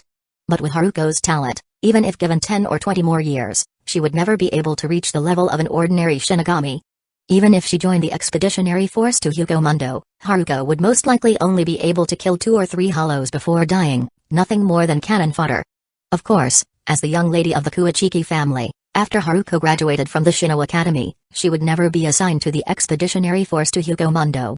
It was more likely that she would be recruited into the 6th Division by Byakuya to do some clerical work, or directly retire. But if she couldn't raise her spiritual pressure to the true level of a Shinigami, then whenever Haruko had prolonged contact with Aylin, her soul would once again fall into decline. Aylin let out a sigh. The Hogyoku, huh? To allow Haruko to break through her limits, only the Hogyoku could achieve that. Aizen had already obtained the king's key from Rainjaku Matsumoto's soul and begun manufacturing the Hogyoku. But whether it was the Hogyoku in Kusagakure hands or the one made by Aizen, they were both only semi-finished products. So the wishes that these two Hogyoku could perceive were just the wishes of Urahara and Aizen. Of course, Aylin believed more that it was the Soul King's wish. The Soul King wanted to create a Soul King substitute to replace himself. In any case, ever since making contact with the Soul King's will, Aylin had gained a new understanding of the individual changes of the Shinigami over the next 200 years. Previously, he had thought of borrowing the Hogyoku from Aizen and Urahara after they created it, and then letting the Hogyoku perceive Haruko's inner wish, allowing Haruko to break through her own limits. But now, Aylin had understood the true nature of the Hogyoku. After all, whether it was the hollowification of Shinigami or the Shinigamification of hollows, it allowed one to gain power that did not originally belong to them. What was needed to become the Soul King? At the very least, one needed to possess 3 types of abilities. But how many types of power existed in this world in total? The Shinigami's Shinigami power, the Hollow's Hollow power, the Quincy's Quincy power, and the Fullbringer's Fullbring power. So after the Hogyoku was born, following the will of the Soul King, it naturally wanted to create a Soul King substitute. It was just that in the end, it was tamed by Aizen and fused with him. Due to Aizen's belief that battles between Shinigami are battles of spiritual pressure, Aizen's spiritual pressure reached an unprecedented level. If he gave the untamed Hogyoku to Haruko, she might be invaded by the hollow power just like Shinji Haruko and the others. Shinji Haruko and the others were able to overcome their inner hollows and master the hollowification technique with Kusagakure help, greatly increasing their strength. But Haruko. Thinking of this, Aylin shook his head. He could understand Haruko's thoughts. Regarding Haruko's actions, Aylin maintained an attitude of respect. As long as Haruko could safely live until 200 years later, when Aizen had fully fused the 2 Hogyoku in Hugomundo, Aylin would go and borrow the complete Hogyoku for Haruko to use. Speaking of which, Aylin felt that to some extent, Aizen was very similar to a certain teacher from the neighboring ocean. That old teacher shouted that only Haki reigned supreme over all, and then was defeated by the zone abilities of a certain animal species. Aizen proclaimed, battles between Shinigami are battles of spiritual pressure, and then was sealed by Kusagakura's bizarre sealing methods. How ironic. Battles between Shinigami were indeed battles of spiritual pressure. But under equal spiritual pressure, more powerful abilities could still exert greater might and gain an absolute advantage in battle. Fortunately, in terms of abilities, Aylin felt that before the 1,000-year Blood War, he should be invincible. As for after the 1,000-year Blood War began and he ascended to the Soul King Palace, meeting the members there, he would then stand undefeated. No, perhaps he didn't even need to wait until then. Thinking of Avalon, Aylin's mind turned to the abilities of Avalon. In addition to being able to maintain the wielder's state at any time, similar to fixing one's own state, it could also deploy the strongest defensive barrier that isolated the wielder from the rest of the world. In such a state, any attack would be unable to reach Aylin, who was not in this world. Didn't this sound familiar? When Aizen rebelled from Soul Society and was held hostage by Yoruichi Shioin and Soifan, he had deployed the Nagashine he had set up in Hugomundo, placing himself, Jin, and Tosen in a different world from the Shinigami of the Siri Itai, leaving the captains helpless against their defection. So, could he first analyze the spatial composition of the Nagashine, and then use the principles behind the formation of Nagashine to create Artoria's Sheath Avalon? The more he thought about it, the more Aylin felt this idea was feasible. But how could he analyze the Nagashine? At this thought, An image surfaced in Aylin's mind. When in doubt, finding that person was definitely the right choice. Chapter 98, Refusal. After having the idea, Aylin wasted no time and headed straight to the 2nd Division. Yo, Soifan, we meet again.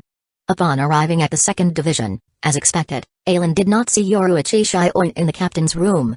Only the tiny Soifan was buried under a mountain of paperwork. This time, deliberately or not, Aylin used his spiritual pressure to stir the air around him, creating a subtle breeze that caused his captain's haori to flutter up and gently fall back down, as if afraid Soifan wouldn't notice him. Crack. Bulging veins formed the character well on Soifan's forehead. This guy, couldn't he see that she was busy? And he was creating such a provocative breeze, what if it messed up the documents she had already processed? It's not like he just became a captain again. What's so great about that? Calm down, calm down. After silently repeating those words, Soifan regained her composure and gave Aylin a forced smile. Ah, Captain Aylin, what brings you to our 2nd Division? Nothing much. I just felt a bit troubled, so I came here to chat with an old friend. Aylin let out an exaggerated sigh and said in a helpless tone, when I resigned as captain of the 6th Division, I felt so relieved. But who knew that relief wouldn't last long before the captain commander dragged me out to become the captain of the 11th Division. Soifan, tell me, why is my life so miserable? Crack.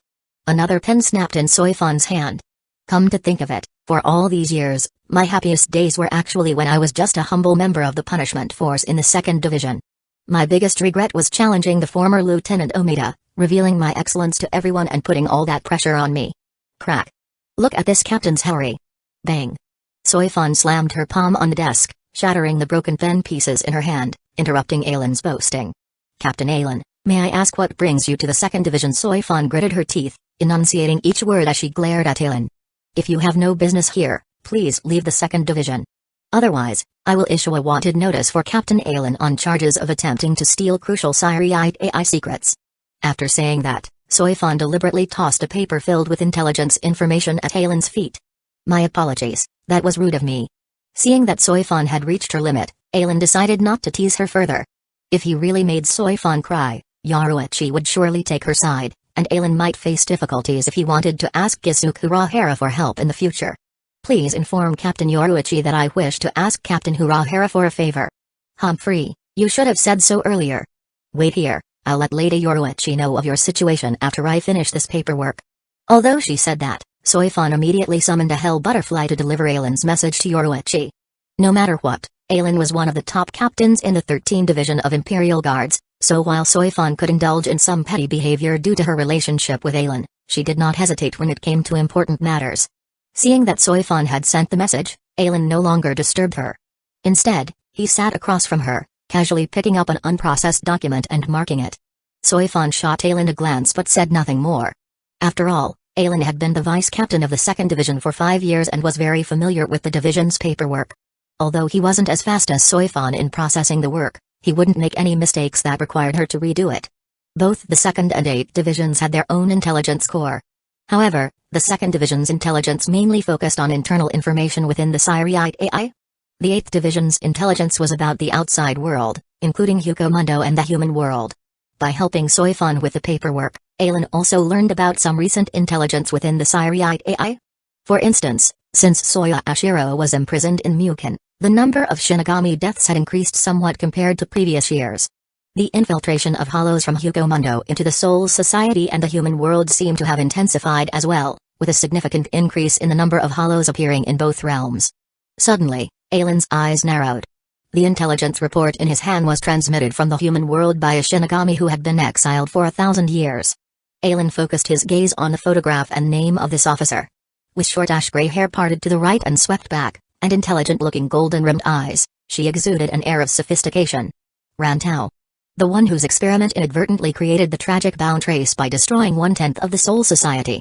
In this report, the researcher Rantau stated that her lifespan was nearing its end and that she planned to modify her body. Unable to continue protecting the Bao tribe, she hoped the Siriite AI would reconsider accepting this tragic race. Aylin found it strange. Logically, shouldn't Rantau have sent this intelligence to the 8th Division? Why did the 2nd Division receive it?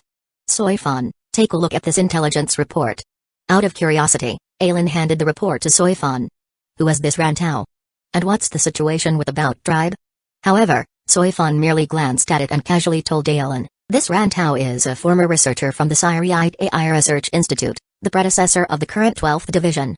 Due to a mishap in the experiment she was leading, she caused immense damage to the Syriite AI and was exiled. As for the Bounce, they seem to be a new race that emerged in the human world as a result of that experiment. Over the years, researcher Rantau has hoped that the Syriite AI would acknowledge the existence of the Bounce and allow them to live in the Syriite AI, but the Central 46 Chambers have rejected her requests. So, she tried to take this path through the 13th Division of Imperial Guards, hoping that the 13th Division of Imperial Guards would accept the Bounce. Except for the 6th and 12th Divisions, all other divisions have received researcher Rantau's request to allow the Bounce to become Shinigami within their divisions, giving them a place to settle in the Syriite AI. However, since the Bounce lack the ability to control Rishi, no one wants to take on such a burden." After listening to Soifan's explanation, Aelin understood. Indeed, the current Bounce, who had been under Rantau's protection, had not yet gained the ability to control their dolls. Perhaps it was only after Rantau modified herself and fell into a slumber, leaving the Bounce without a protector, that they became accustomed to the power of their dolls while facing the hunt of hollows. Through controlling their dolls, they eventually developed strength on par with Shinigami. 1,000 years ago, before the 13th Division of Imperial Guards was officially formed, the emergence of the Bounce was likely unrelated to the Soul King's will. No wonder they came to the Soul Society to die 200 years later. However, one Bounce ultimately survived and would likely continue living, so the Bounce tribe couldn't be considered extinct. After setting aside this information, Aelin continued to process the paperwork with Soifan. About half an hour later, a black hell butterfly flew into the captain's room, and Soifan extended her right hand, allowing the hell butterfly to land on her index finger. After reading the information from the hell butterfly, Soifan seemed relieved and told Aelin, "Captain Aelin, you may leave. Lady Yoruichi said to go directly to the usual place. They'll be waiting for you there." "Thank you, Soifan." After finishing the paperwork in his hands, Aelin stood up and stretched lazily. I don't know why, but for some reason, I feel much more comfortable when Soifan calls me Captain Aelin than when others do. I'll be going now. Remember to call me Captain Aelin the next time we meet, Vice Captain Soifan. Crack. Get out. The usual place referred to the underground base Aelin had visited a few times. Aelin knew the location well. After all, during his last visit, Byakuya's Bankai had destroyed Kusagakure suspended universe barrier, and Aelin had set up a new one for Kusagakure. This new suspended universe barrier incorporated the principles created by Aizen from Hugo Mundo, allowing it to withstand battles at the captain level without being destroyed. To shatter the barrier Aelin had set up would require at least the destructive power of a century-old captain. Logically, if Aelin wanted to find Kusagakure, he could have come directly here. However, Aelin was well aware that Kusagakure was likely researching the Hogyoku at the moment, and he didn't want to witness the process of its creation. Moreover, their relationship had not reached a point where Aelin could barge into Kusagakure's underground base at any time.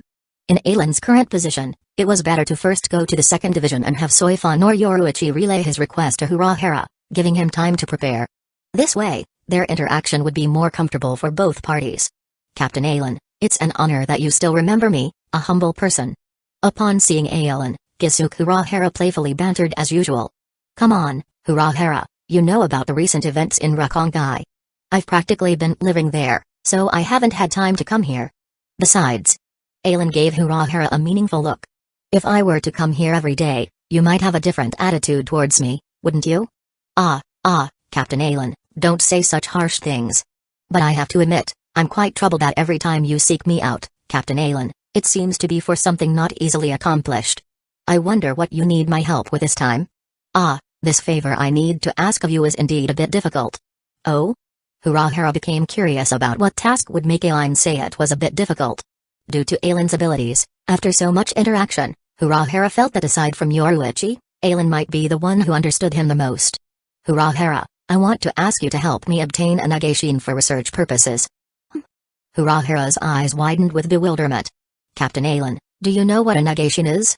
"Of course, I do." Aelin sat across from Kusagakure. Nagashin is an ability used by the Menos Grand to rescue their fellow hollows. Its principle is to isolate the interior and exterior spaces of the Nagashin. Any attacks from outside the Nagashin cannot reach those inside due to the different spaces, making it an extremely powerful ability. Correct, Nagashin is a spatial crossing ability mastered by the Menos Grand, similar to the Garganta, and is considered an innate hollow ability. Then how do you expect me to control those minnows grand and have them release a negation based on their instinct in another space for research? Urahara initially thought Talon meant a bit difficult for something else. Now it seemed that this was far more than a bit difficult. Captain Alan, aren't you giving me too much credit? Don't say that, Urahara. Patting Urahara's shoulder, Alan reassured him, you have to believe in yourself. You're the smartest person in the world. I won't let you look down on yourself like that. Urahara, I appreciate that. Captain Alan, may I ask why you want to study the negation? It's not something I can't share. To quickly succeed in creating Avalon, studying the negation was the best and fastest approach. Urahara, you know that my Zanpakuto's ability is forging. To forge a sword with special abilities, I must have an understanding of those abilities first. My level of understanding of an ability is related to the strength of the sword's ability after it is forged. You also know that Haruko is currently studying at the Shino Academy, and I want to forge a sword for her that can defend against all attacks. After considering it, the strongest defense in this world is the negation of the Minnows Grand. That's why I want to study the negation and use its principles to create a sword for Haruko based on it. I see. Urahara nodded in understanding. Nice. He gained more insight into Alan's abilities. First, for Alan to forge a sword with special abilities, he needed to have a certain level of understanding of those abilities. Second, the swords Alan forged could be used by others, like Zanpakuto. To be determined, of course, Urahara didn't know if Alan meant Haruko could use it in the same way as Zanpakuto. But most likely, it would be different. After all, Urahara was aware of Haruko Kuachiki's talent.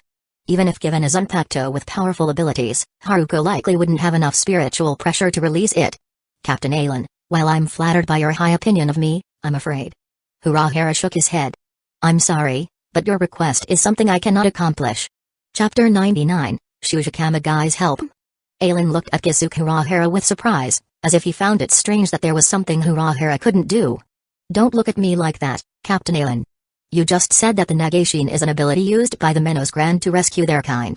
But Gillians are basically species without independent consciousness, and to make them use negation requires control from a higher-level Minnows. Given how vast Hugo Mundo is, how do you expect me to find a high-level Minnows willing to control Gillians to release a negation for you to study? Urahara's refusal to help Alan wasn't because he couldn't do it, but rather, he didn't have that much time. He still had many unfinished researches himself and couldn't afford to put them aside just to assist Alan. Their relationship hadn't reached a point where such a commitment was necessary. In fact, Urahara felt that their relationship seemed reversed. Wasn't it Alan who owed him a favor and promised to help if needed? But why was it that Urahara hadn't cashed in that favor for Alan's assistance yet, but Alan had already asked him for help multiple times? What was going on? A role reversal? Alright. Alan could understand Urahara's refusal.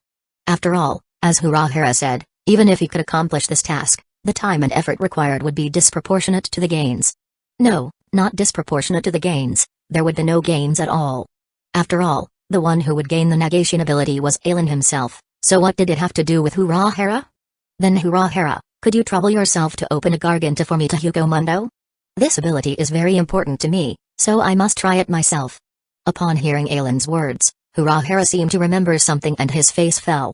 So, Captain Alan, if you're capable of doing these things yourself, why do you still ask me to do them? Ha ha, ha ha.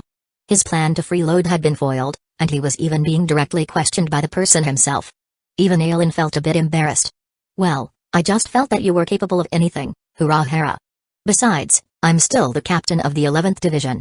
It's fine for a short period, but if I'm away from the Siriate AI for too long, the captain commander might get upset with me. TSK. Surprisingly, Urahara even scoffed at Alan. Then why isn't the captain commander upset with you now? TSK, well, I have no choice. You've got it good, Urahara. With Lady Yoruichi protecting you, you can do whatever you want and have much more freedom than me. Urahara, did you know? I'm already regretting listening to your advice and returning to the Siriate AI to become the captain of the 11th Division. Say, Urahara, how about this? I'll consider this favor of agreeing to become the 11th Division captain as repayment for the favor I did you by lending you my Tenshintai to help Byakuya train his Bankai. How's that? Captain Alan really thinks things through, doesn't he? But I'm afraid I have to refuse. TSK, you're becoming less and less fun, Urahara. Alright, enough of this. Just open a garganta to Hugo Mundo for me. The sooner I get this done, the sooner I can return. But Captain Alan, since we won't be in the same world, our connection will be severed after I send you to Hugo Mundo. How will you return from there? I'm not an idiot. Aelin shook his head. Once I'm in Hugomundo, after I've analyzed the negation, I'll find a random hollow to open a Garganta to the human world. Then I'll use the Garganta you left behind to return to the Soul Society from there. Rest assured. Alright, since Captain Aelin has made arrangements, I'll send you to Hugomundo. Thank you, Urahara. Before entering the Garganta, Aelin suddenly seemed to remember something and said to Urahara, "Oh, by the way, Urahara, could you please keep an eye on the 11th Division for me while I'm away?" Watching Aelin disappear into the Garganta, Urahara shook his head. No wonder the Soul Kings will no longer rejected Captain Aelin. It seemed the Soul King had realized that Aelin didn't intend to hinder the world's development. However, Urahara's expression darkened slightly. Negation, huh? It seemed he would have to study it as well, at the very least, so he would have a way to deal with such abilities in the future. If the Soul Society was a colorful and dreamy world, then Hugomundo consisted solely of black, white, and the gray formed by their fusion. The sky was gray, and so was the ground. The only colors that appeared were those of the hollows wandering in Hugomundo. White masks, black or gray bodies, and various different forms. These hollows were the lowest level ones in Hugomundo. Among them, only a few that had consumed relatively fewer souls retained some rationality, while most of the mid-level hollows that had devoured a large number of souls or other hollows were driven solely by the instinct to feed. Even if such hollows consumed enough souls to evolve into minnows grand, they would still be ordinary Gillians without any potential for further evolution. Sensing the arrival of fresh food, these hollows instantly roared and charged towards Aelin. As he stepped out of the Garganta and saw these small fry hollows rushing at him, Aelin waved his hand, causing dozens of Zanpakuto to materialize in front of him. Whoosh! Whoosh! Under Aelin's control, the Zanpakuto left trails of afterimages, piercing through all the incoming hollows. Whoosh! Whoosh! In less than 3 seconds, nearly 100 hollows had disintegrated into Rishi particles. While this move didn't seem to have much combat effectiveness, don't underestimate the projected Zanpakuto's throwing power. The only reason was that the opponents Aelin had used them against before were too powerful. Whether it was Koga or Sosuke Aizen, both were at least captain-class fighters. Moreover, against them, Aelin had only projected a few dozen of the lowest-level Zanpakuto. If Aelin had projected all the thousands of Zanpakuto within his innate barrier, do you think they could have dealt with it so easily? Not to mention, the power of these Zanpakuto was at the lowest level. The force of throwing them out was roughly equivalent to the 33rd offensive Kido, so Katsui. If Aelin had chosen to throw Zanpakuto capable of Shike, their speed and explosive power would increase by 1 level, at least matching the destructive force of the 60th Kido, Reikijikuro. The power would vary depending on the strength of each Zanpakuto's ability, but Aelin had at least 6 different levels. After killing the surrounding hollows, the Zanpakuto embedded in the ground dispersed into blue Rishi particles. Crouching on the ground, Aelin moved his fingers and etched various Kido incantations onto the sand with his spiritual power. At the same time, Aelin began chanting, Heart of the South, Eye of the North, Finger of the West, Heel of the East, banish but once with this breath, and disintegrate into the void. Bakudo number 58, Chase Sparrow. After Aelin finished chanting the Kido incantation, the pattern he had drawn on the sands of Hugomundo began to emit a white glow, forming transparent ripples that carried Aelin's sensory perception outwards. Aelin knew that the area with the highest concentration of minnows grand in Hugomundo was the Forest of Minnows. And this Forest of Minnows was buried deep within a space underground in Hugomundo. So Aelin focused most of his sensory perception on probing underground. With his spiritual power level, combined with the fully incanted spell, he was able to maximize its sensory ability to the utmost, scanning an area roughly 7 to 8 times the size of the Syriite AI. Nothing. The first scan didn't detect the Forest of Minnows where the minnows grand gathered underground, but Aelin wasn't in a hurry. After all, Hugomundo was only so big. At most, it would take him around 10 days to scan the entire area. Getting up, Aelin moved at full speed in a random direction, rapidly advancing forward.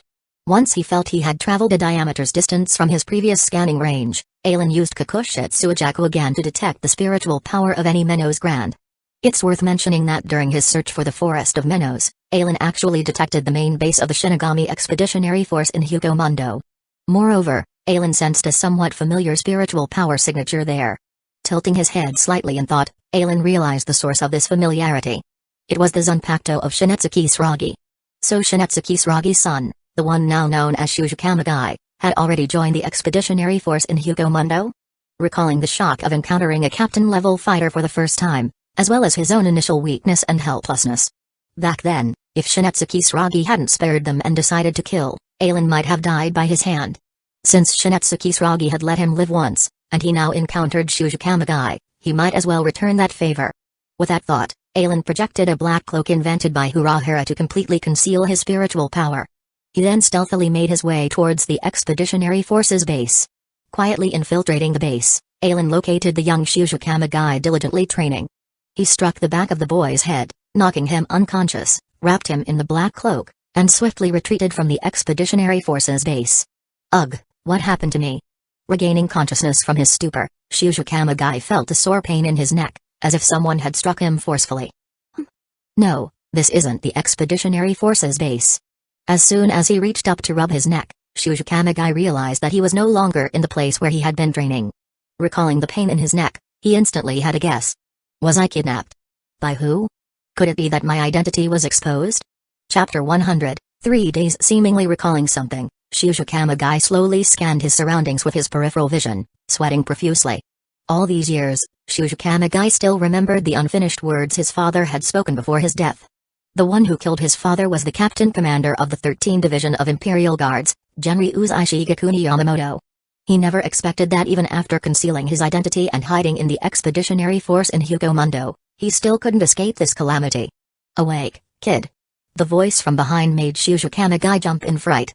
In an instant, he flipped forward, changing from having his back towards Aelin to directly facing him. Moreover, during the flip, Shujikamagai had already unsheathed his Zanpakuto. Who are you? Why did you bring me here? What are you planning? Looking at the figure before him, fully concealed in a black cloak, Shujikamagai calmly asked. Although your strength is a bit lacking, your talent is decent. Seeing Shujikamagai's reaction, Aelin gave his praise. After all, without any guidance, Shujikamagai had completed his Bankai training within 200 years, becoming the leader of the expeditionary force in Hugomundo. This talent was rare even in the Soul Society. Of course, what made Aelin happier was that Shujikamagai had already completed the cultivation of his Zanpakuto. This way, not only could he repay the debt he owed Shinetsu Kisaragi, but he would also gain a captain-level Zanpakuto. However, kid, do you know that when you point your sword at your enemy, have you prepared yourself to either kill them or be killed?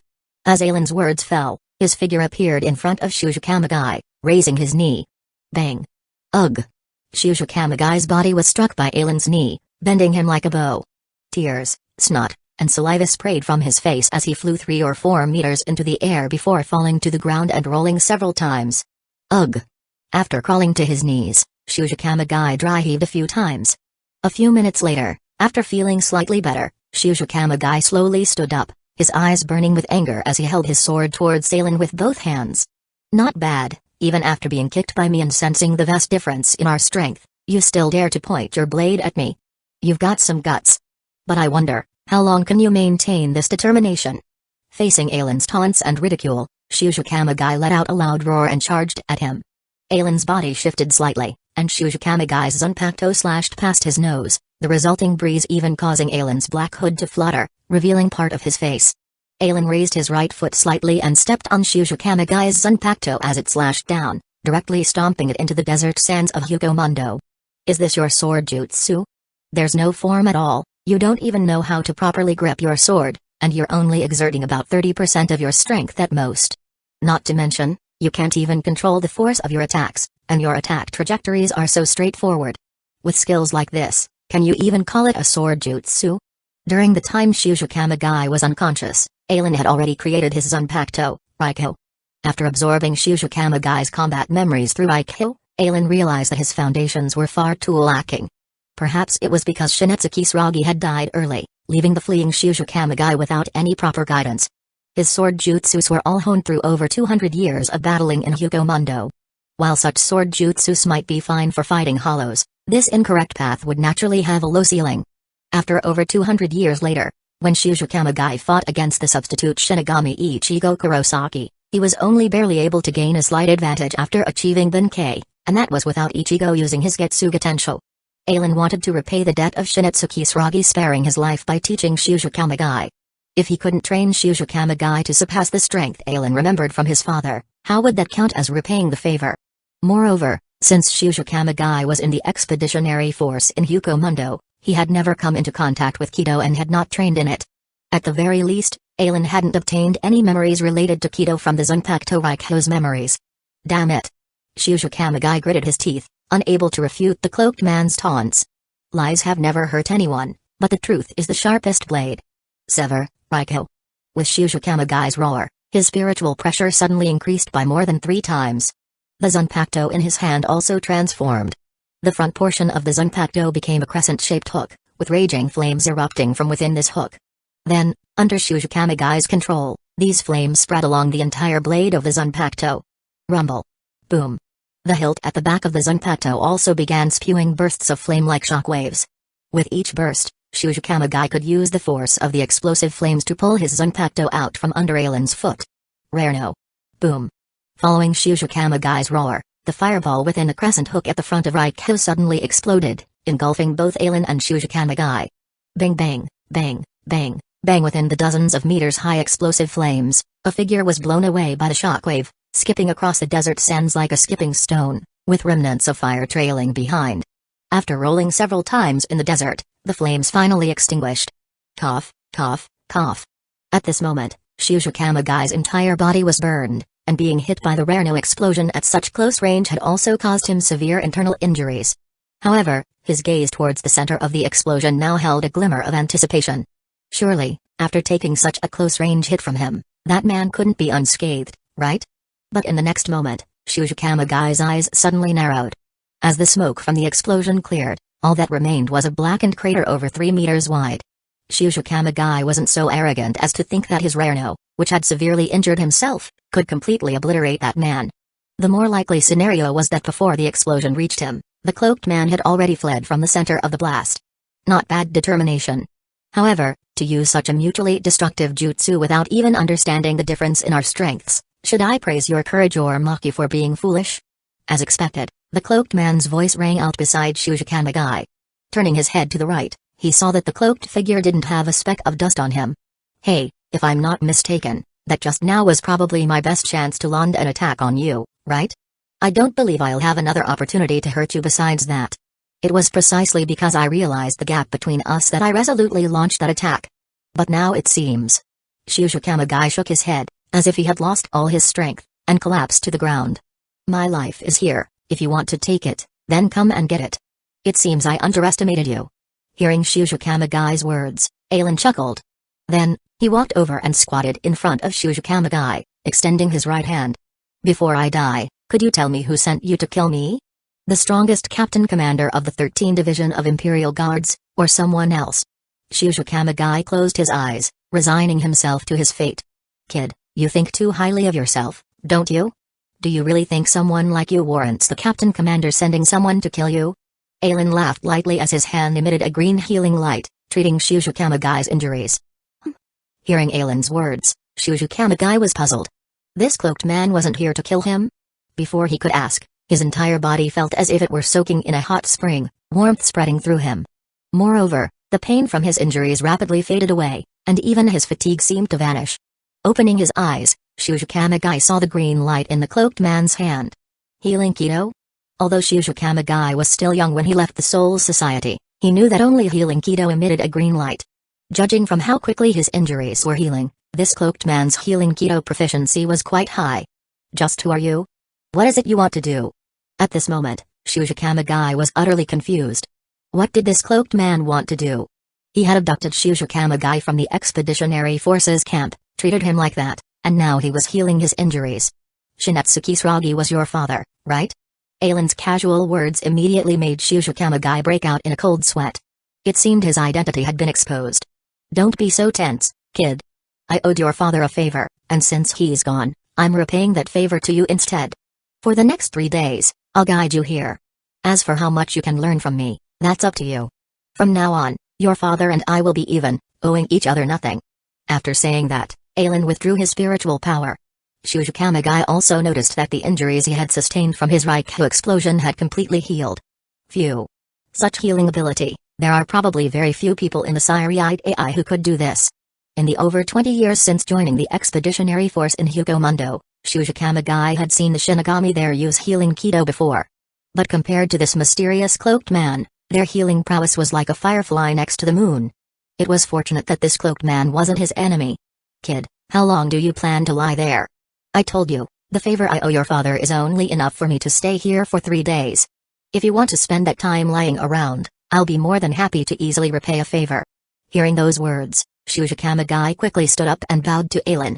"Please, sir, I ask that you guide me. Kid, since we only have 3 days, my guidance will focus more on the basics.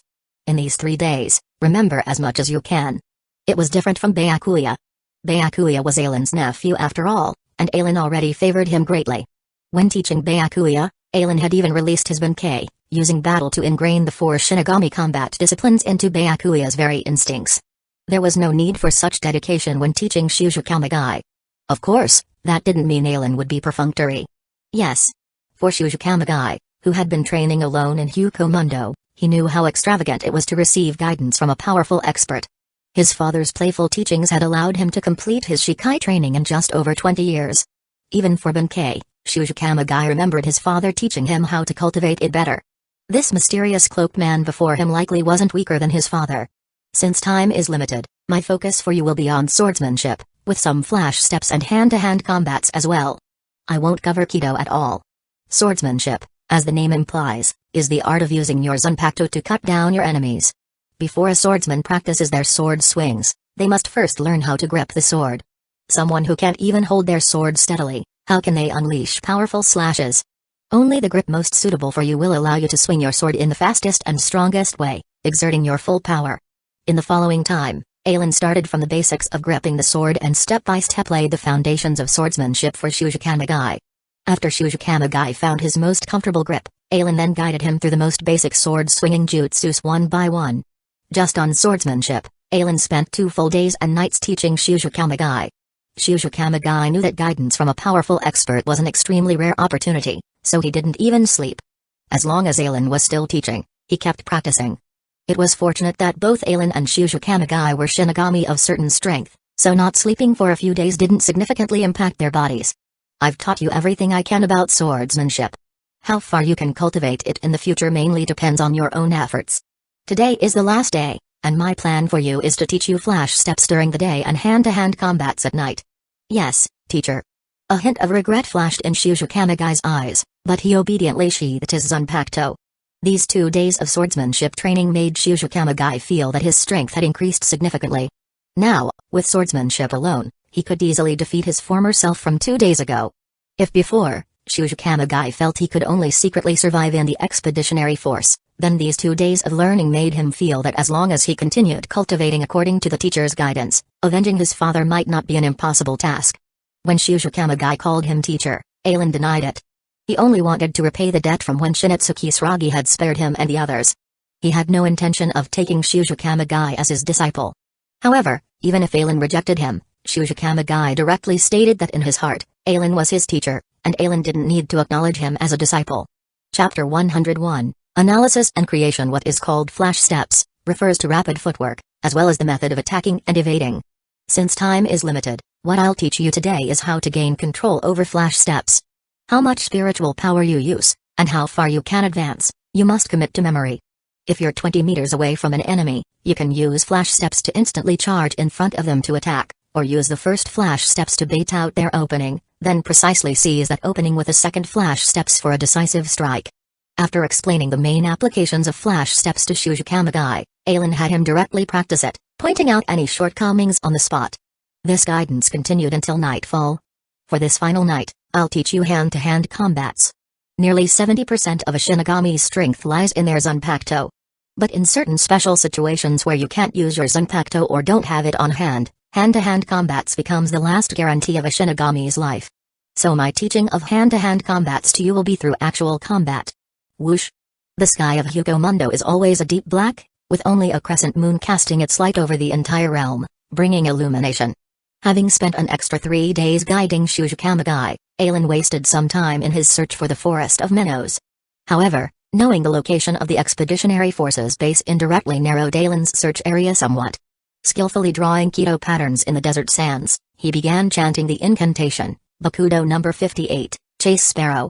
A white light flared, and then Aelin's perception spread out with the expanding range of Kakushitsujaku, detecting countless hollow spiritual pressure signatures. Not here. After scanning the area, Alan shook his head, instantly vanishing, then reappearing far away before disappearing again into the moonlight. Then, less than 3 minutes later, Alan's spiritual pressure flared again in Hugomondo. Bakudo number 58, Chase Sparrow. Suddenly, Alan's eyes lit up. Found it. This time, in addition to the hollows on the surface, Alan finally detected far more powerful spiritual pressure underground than the hollows above. Moreover, the concentration was extremely dense. In all of Hugomondo, only the Forest of Minnows contained so many Gillian-class minnows grand. Drawing his Zanpakuto from his waist, Alan leapt high into the air, then unleashed his sword strike down towards the desert floor. Boom! A strike spanning hundreds of meters descended from the sky, smashing into the desert and carving a massive chasm. Following right behind this strike, Alan flew down into the breach in the sands. Boom! Soon, Alan's strike over 100 meters wide had already pierced through the surface, crashing into the very depths of the Forest of Minnows below. This commotion quickly attracted the surrounding Gillian to Alan's location. But the moment these Gillian laid eyes on Alan, their mouths gaped open, amassing a huge concentration of spiritual pressure that formed into red orbs. This was the Minnow's strongest jutsu, Sero. However, they failed to successfully unleash these Seras.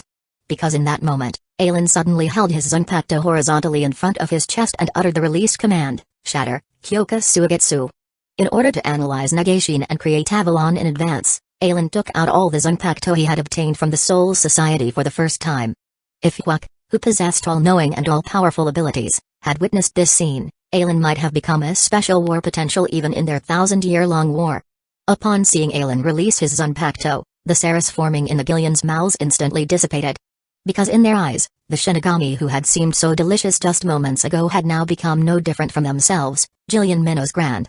Alan then released Kyoka Suigetsu a few more times in the surrounding area, putting hundreds of Gillian under his hypnosis. Alan controlled these hundreds of Gillian, keeping their gazes fixed on himself. Then, one of the Gillian opened a garganta to the living world. After passing through this garganta, it remained open, allowing the Gillian to still see Alan. Suddenly, in the Gillian's view, the Gillian that Alan had transformed into was ambushed by dozens of Shinigami, in grave peril. Under these circumstances, a few Gillian minnows suddenly extended their massive masks through the garganta, and the spatial forces within the garganta manifested as a yellow barrier enveloping Alan. Here it comes, this is it. Seeing the yellow barrier around him, Alan extended his hand and pressed it against the barrier, his palm emanating a blue light. Decipher material composition. The blue light from Alan's hand transformed into strands of blue patterns spreading outward from his palm as the center across the transparent barrier. Decipher fundamental particles. Not just within the barrier around Alan, but even the outer surface of the barrier began being covered by the patterns from his hand. Decipher spatial structure. Through the repeated castings of Nagashine by the Gillian, Alan gradually unraveled and fully analyzed the secrets behind this jutsu. In the underground base of Kusagakure in the Soul Society, the interdimensional gate suddenly lit up with a blue glow. The next instant, Alan's figure emerged from the swirling blue spatial vortex. Huh? Urahara isn't here? After fully analyzing Nagashine, Alan killed all the Gillian he had completely hypnotized before returning to the Soul Society from the interdimensional gate in the underground base beneath his family home in Sakura Village. Since Urahara isn't here, I might as well create Avalon while I'm at it. With that thought, Alan set up a high-level defensive barrier, Gimmon, around himself, then sat cross-legged on the ground, entering his inner world. Standing atop the highest sword hill, Alan closed his eyes and extended his right hand towards the empty space before him. Identify creative concept. Avalon, also known as the ever-distant Utopia, is the fairy kingdom of ideals existing independently from the world, only in imagination. Define basic framework. A golden mane scabbard with blue cross-shaped stripes, giving Avalon an elegant and noble appearance. Replicate material composition, mimic manufacturing jutsus. The ability to anchor the wielder's body, maintaining an ageless, undying state, and possessing tremendous regenerative power over the wielder's injuries. The ability to form a powerful barrier protecting the wielder in other worlds, absorbing enemy attacks and returning them with double the force. Imbue growth experience, recreate accumulated time. Avalon is the sword of promised victory scabbard wielded by King Arthur Altoria, accompanying her through many years of war. After becoming a heroic spirit, it aided Arthur in defeating the oldest King Gilgamesh in the Holy Grail War. Transcend, complete manifold processes. Within Alan's innate barrier, a massive amount of sword elements converged in his palm, solidifying into a golden scabbard with blue cross-shaped patterns. Buzz. The instant Avalon manifested, the Zanpakutos within Alan's innate barrier trembled uncontrollably, a sign of reverence before a superior weapon. Soon after creating Avalon, Aelin received the blessing of unlimited blade works, his spiritual pressure skyrocketing. As the light faded, Avalon reverted to the appearance of a normal Zanpakuto scabbard, gripped in Aelin's hand. Not bad, from now on, Aelin, can be considered invincible. Since Aelin had never seen Tenjiro Garanji's Zanpakuto Kinpika, he did not gain Tenjiro's ability to convert spiritual pressure into healing hot springs. Therefore, the Avalon Aelin created lacked the ability to rapidly heal injuries simply by wearing the scabbard. However, Aelin already possessed a very powerful Zanpakuto for healing in his arsenal. Void Bandage's ability to restore anything to its original state perfectly complemented Avalon's power to anchor the wielder's body state, preventing aging and death. Thus, the moment Avalon was released, Aelin's body would revert to the physical state anchored by Avalon. As long as Aelin had even a shred of life remaining, he would instantly heal. Dispelling the barrier around himself, Aelin left Urahara's underground base and headed towards the Shino Academy. When Byakuya returned to the Kachiki Manor, he suddenly heard his aunt Haruko humming a lively tune. This greatly surprised Byakuya. "Auntie, did something happy happen?" But then Byakuya realized the likely reason. The only one who could make his aunt so happy was probably that man. "Oh, Byakuya, you're back." Haruko's eyes crinkled with a smile. "Yes, it's been a while since I've seen Auntie so happy, so I was a bit curious." Ever since his aunt and uncle returned to the Siri Itai, Byakuya had clearly sensed his aunt's foul mood. She spent each day either training or training, as if only training could bring a semblance of peace to her heart. As for the reason, Byakuya had some understanding. It was likely related to his uncle Aelin. After returning to the Siri Itai, his uncle Aelin and Aunt Haruko acted as if they didn't recognize each other, never appearing together. The reason for this situation was that Aelin's spiritual pressure was simply too powerful, and Haruko's soul could not withstand exposure to it. In the Soul Society, without the protection and gradual recovery of a physical body, prolonged contact with Aelin's spiritual pressure would cause Haruko's soul to weaken and eventually perish, just like over a decade ago. Chapter 102, Aizen and Jinikamaru. "There's nothing to be curious about," Haruko said with a smile and a shake of her head, though she knew it was Byakuya's way of showing concern for her. "Don't worry, Byakuya, it's good news. From now on, I'll be able to meet with your uncle more often." Byakuya was taken aback upon hearing Haruko's words, but then his expression brightened with joy. "And, does this mean Uncle has resolved your issue?" "Ah, your uncle said my condition won't deteriorate anymore." "Congratulations, Aunt." Byakuya was genuinely happy for his aunt and uncle.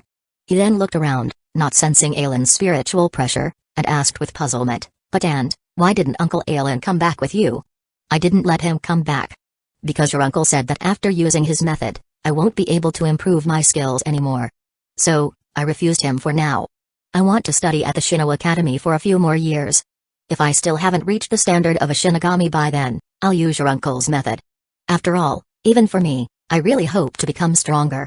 Upon returning to the 11th Division, Aelin's mood had improved considerably.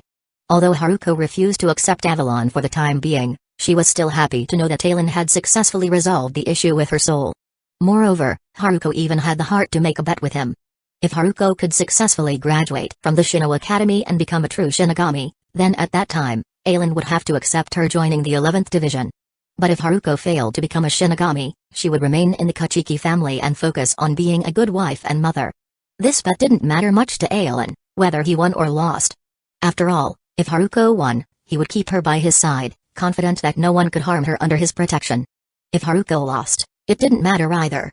During the 1,000-year Blood War, the main battlefield for the Wandenrichsternritter and the Shinigami was the 13th Division of Imperial Guards. The nobles' residences were rarely affected. Haruko would be safe in the Kachiki family. Having resolved the most significant issue for the time being, and with the number of hollows descending upon the Soul Society decreasing significantly during this period, allowing Kaiganjo and others to handle them, Aelin had some free time. Taking advantage of this time, Aelin also created the Sword of Promised Victory to complement Avalon. After all, for the power of wind, Aelin had the template of Tessica, and for the power of light, he had the template of the heaven-piercing sword. The process of creating the Sword of Promised Victory was much easier than creating Avalon, but similarly, the spiritual pressure feedback Aelin received was also much weaker. In terms of weapon ranks, Avalon was still superior to the Sword of Promised Victory. Time passed by, with Aelin creating new weapons and absorbing the combat experiences of their former wielders, and 3 more years went by. "Captain." Within the 11th Division, Kaiganjo and Gosuke approached the captain's room and respectfully knelt before Aelin. In the 11th Division, Strength reigned supreme. It was difficult for Shinigami from other divisions to understand the 11th Division members' reverence for the strongest. Kaiganjo, Gosuke. Present, Captain. In a few days, it will be the graduation day for the students of the Shino Academy. You two will represent our 11th Division in recruiting new members. You should have a good understanding of how many people to recruit and what kind of people to recruit. Anyway, you're responsible for the members you recruit. If there are any casualties in battle within 3 years, you know what will happen. Yes, Captain, we will be careful. The 11th Division was the division that experienced the most battles. If they weren't fighting hollows, they were fighting among themselves. In such an environment, the 11th Division's new recruits often suffered heavy casualties. After becoming the captain of the 11th Division, Aelin set a rule for the Shinigami recruited from the Shino Academy.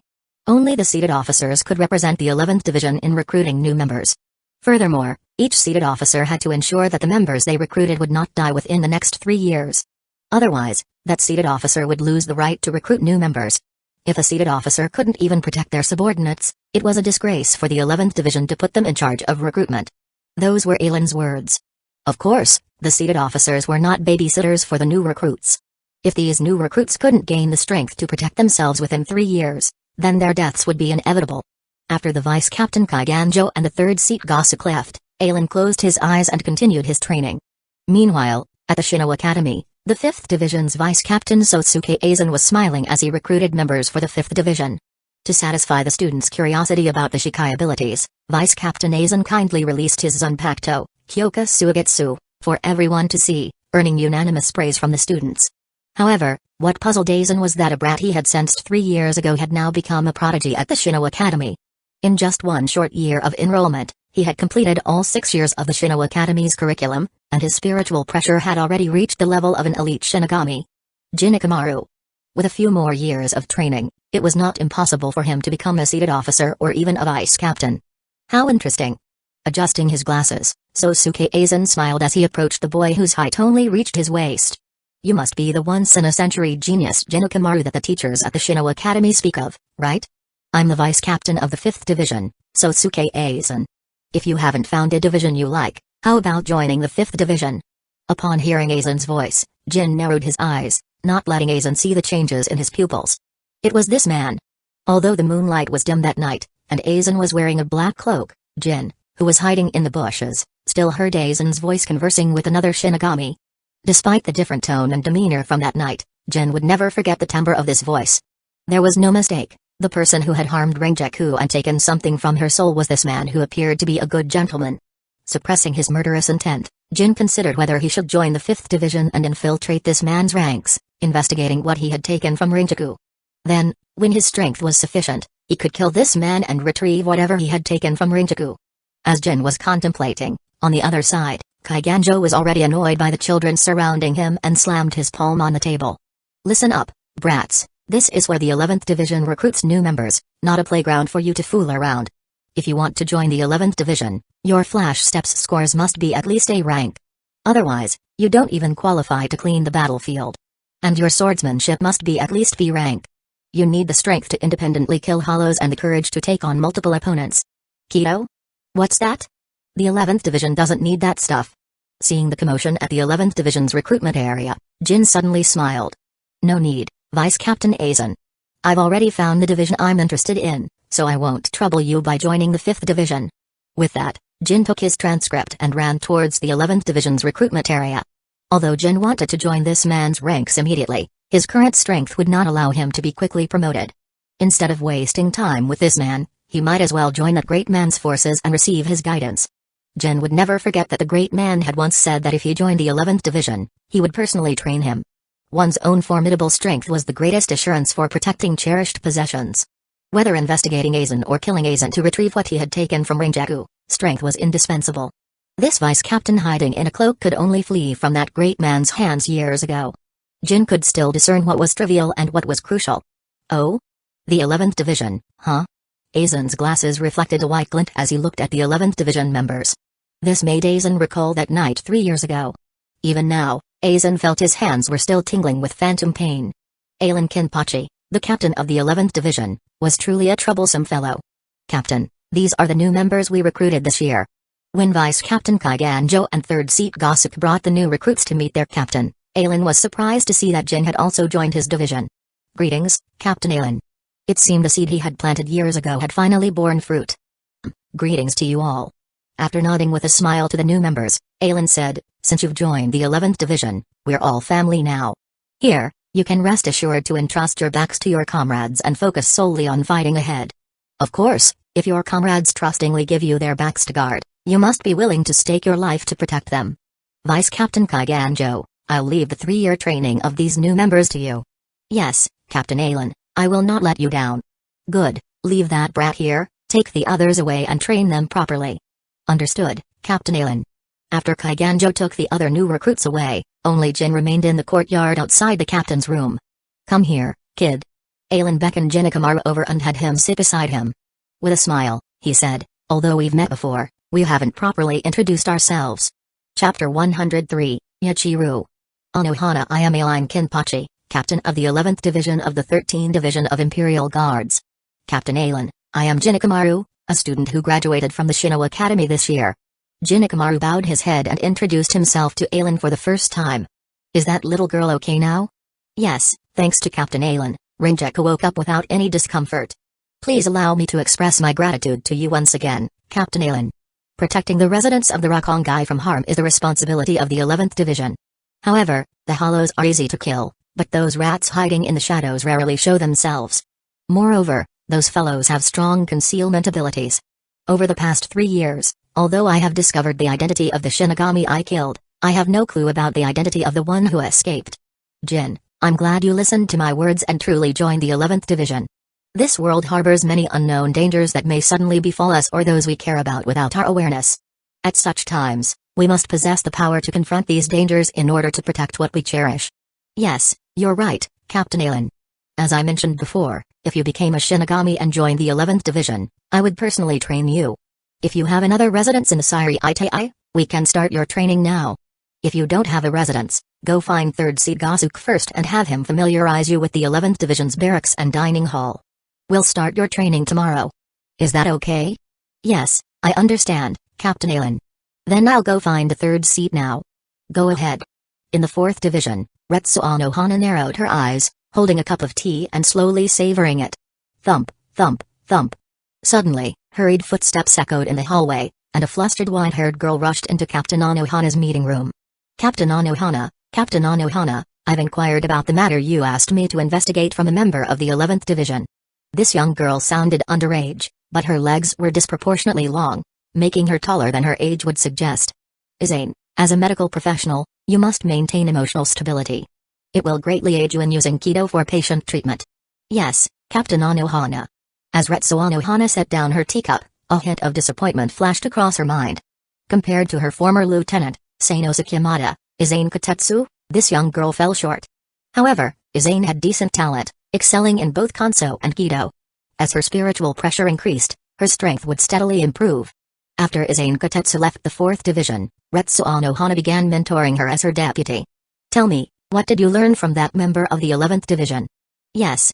After composing herself, Izane Kotetsu reported to Anohana, Captain Anohana, that member said their captain has recently taken on a genius Shinigami as a disciple and has been teaching the disciple in Rakongai district. Rakongai, huh? That's a familiar place. Anohana mused inwardly. Over 1,000 years ago, Retsuo Nohana was once a great evil in the Souls Society, mastering all the sword styles of the Souls Society and calling herself the 8,000 Flows even after being defeated by Genryu's Ishigakuni Yamamoto and becoming the first Kinpachi of the 13th Division of Imperial Guards. Anohana's desire for slaughter was never suppressed.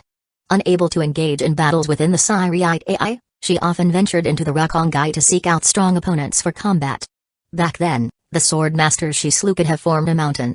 Until one day, Retsuo Nohana, the 8,000 Flows master, encountered a youth who shared her desire for slaughter. Recalling that youth, Anohana unconsciously touched her chest. Beneath her long braid, hidden from view, was an unsightly scar. This scar constantly reminded Anohana, the first Kinpachi, that she had lost the title of strongest Shinigami in that battle. Moreover, it was in an extremely humiliating manner.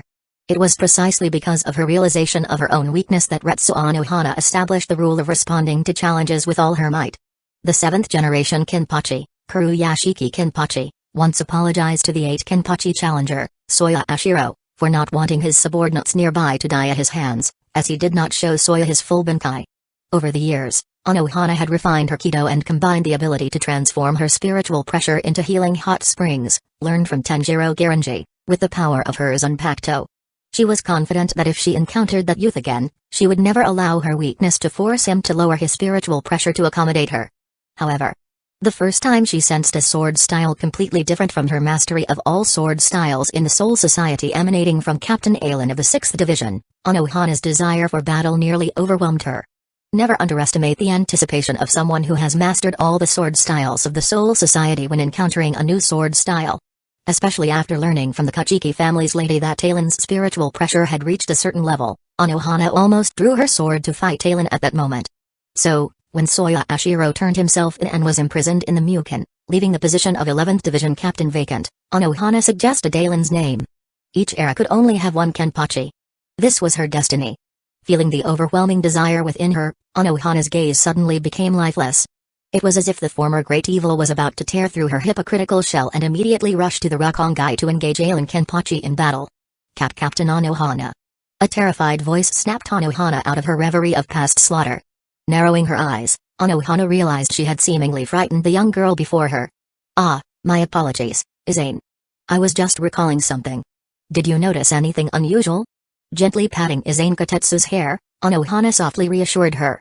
No, I must have been seeing things. Comforted by Anohana, Izane basked in the captain's warmth. After all, Captain Anohana was the idol of all female Shinigami in the Siri Itai, beautiful, gentle, and incredibly powerful. The gentle and virtuous Captain Anohana could never have such a terrifying gaze. Rakongai, huh?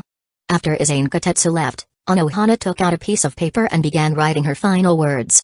Izane, by the time you read this letter, I will have.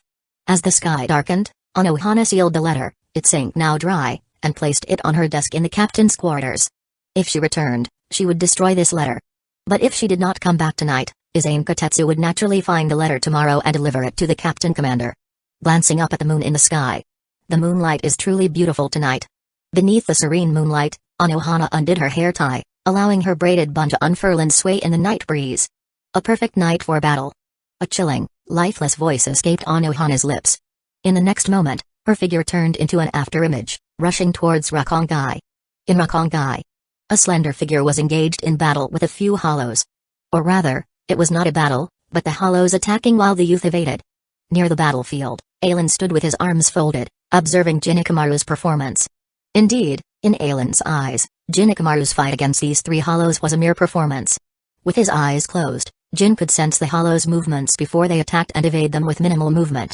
If observed more closely, or by a powerful Shinigami, an even more terrifying sight could be witnessed. Each of Jin's evasions positioned him in the optimal spot to instantly kill the hollows with his fastest strike. Not bad. Satisfied with Jin's performance, Aelin nodded in approval. Knowing Jin's target, Aelin focused on training Jin's sensory abilities during their sessions. The observation haki. This was a powerful ability to sense an opponent's movements, predict their actions, and even foresee the future at its highest level of mastery. Of course, since the versions differed, Aelin could not provide Jin with the Pirate series weapons he had forged, so Jin could never truly cultivate the observation haki. However, in the world of Shinigami, battles were fought through sensing an opponent's spiritual pressure and movements. Sosuke Aizen's Kyoka Suigetsu could control an enemy's 5 senses, achieving complete hypnosis. But as long as one touched Kyoka Suigetsu's blade before Aizen released his Zanpakuto, they would not be affected by its abilities. Bakudo number 58, Chase Sparrow. And Bakudo number 77, Heavenly Rickshaw Skynet, the sensory binding spells, could detect Sosuke Aizen's spiritual pressure. Aelin taught Jin a version of observation haki he created based on these 2 Bakudo spells. When employing this Shinigami version of observation haki, one spiritual power would expand outward like the sensory Bakudo, merging with the surrounding spirit particles. Through the fluctuations of these particles, one could sense the enemy's movements. To a certain extent, this created a sensory barrier around oneself. Chapter 104, Zaraki. As long as I'm within this barrier, and the spiritual particles I've released can touch Sosuke Aizen's Kyoka Suigetsu blade, I won't be affected by its abilities. I have to admit, Jinnikamaru is a genius. In just 3 months, he's become proficient at applying this ability in combat. Over time, once Jin has mastered this skill to the point of instinct, with this ability alone, he will have earned the right to stand before Aizen. Of course, that's only the right. After all, in terms of innate talent, Aizen is by no means inferior to Jin. Suddenly, Aelin sensed an extremely powerful killing intent approaching.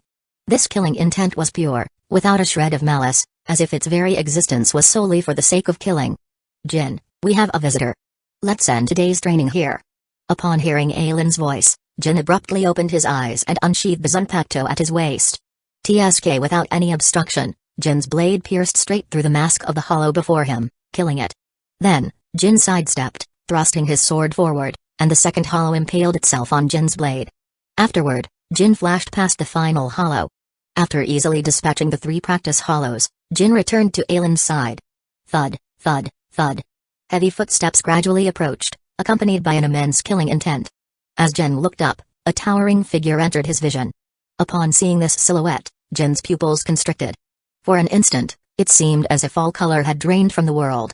This towering figure's gaze alone felt like countless blades piercing through Jin's body.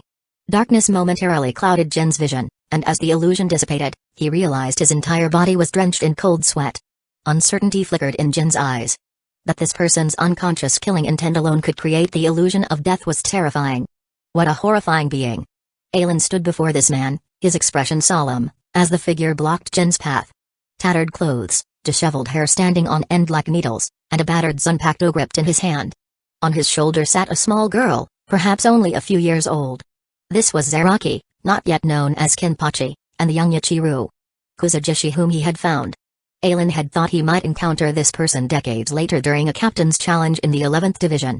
But he never expected that after just a few months of training Jin, they would come across him. Ha ha ha ha ha, you seem pretty strong. Let's fight. Zaraki's mouth stretched into a wide grin, almost reaching his ears, at the sight of Aelin.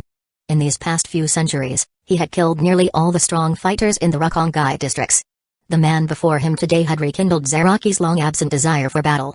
It seemed he would finally be able to thoroughly enjoy the thrill of combat again.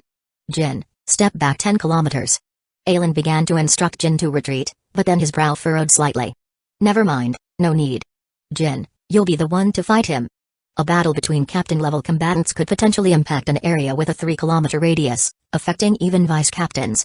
Aelin had intended for Jin to retreat further, as although a genius, Jin had trained for less than 2 years since entering the Shino Academy and had yet to fully manifest his Zanpakuto. Additionally, Aelin anticipated that his clash with Zaraki might have a wider area of impact. However, after carefully observing Zaraki, Aelin lost all interest in fighting him. Kenpachi Zaraki could be considered the pinnacle of genius in the Soul Society's world.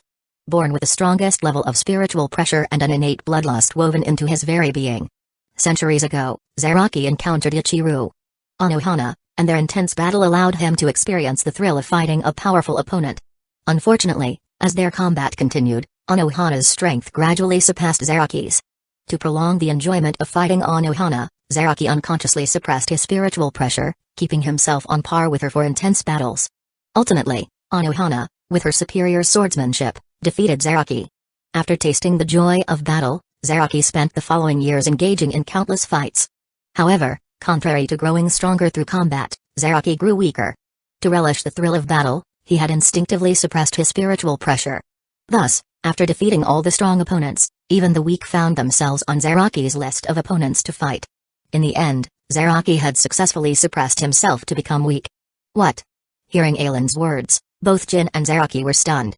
Hey, I wanted to fight you, not some kid. Zaraki protested. I have no interest in fighting the weak. If you want to fight me, then defeat my disciple first. Shaking his head at Zaraki, Aelin rejected his challenge and turned to Jin. Jin, he's an excellent opponent. Perhaps you can defeat him in his current state. His current state? Jin was perceptive, sensing something from Aelin's words. Yes, I'll do my best to defeat him. Stepping out from behind Aelin, Jin faced Zaraki and unsheathed his Zanpakuto.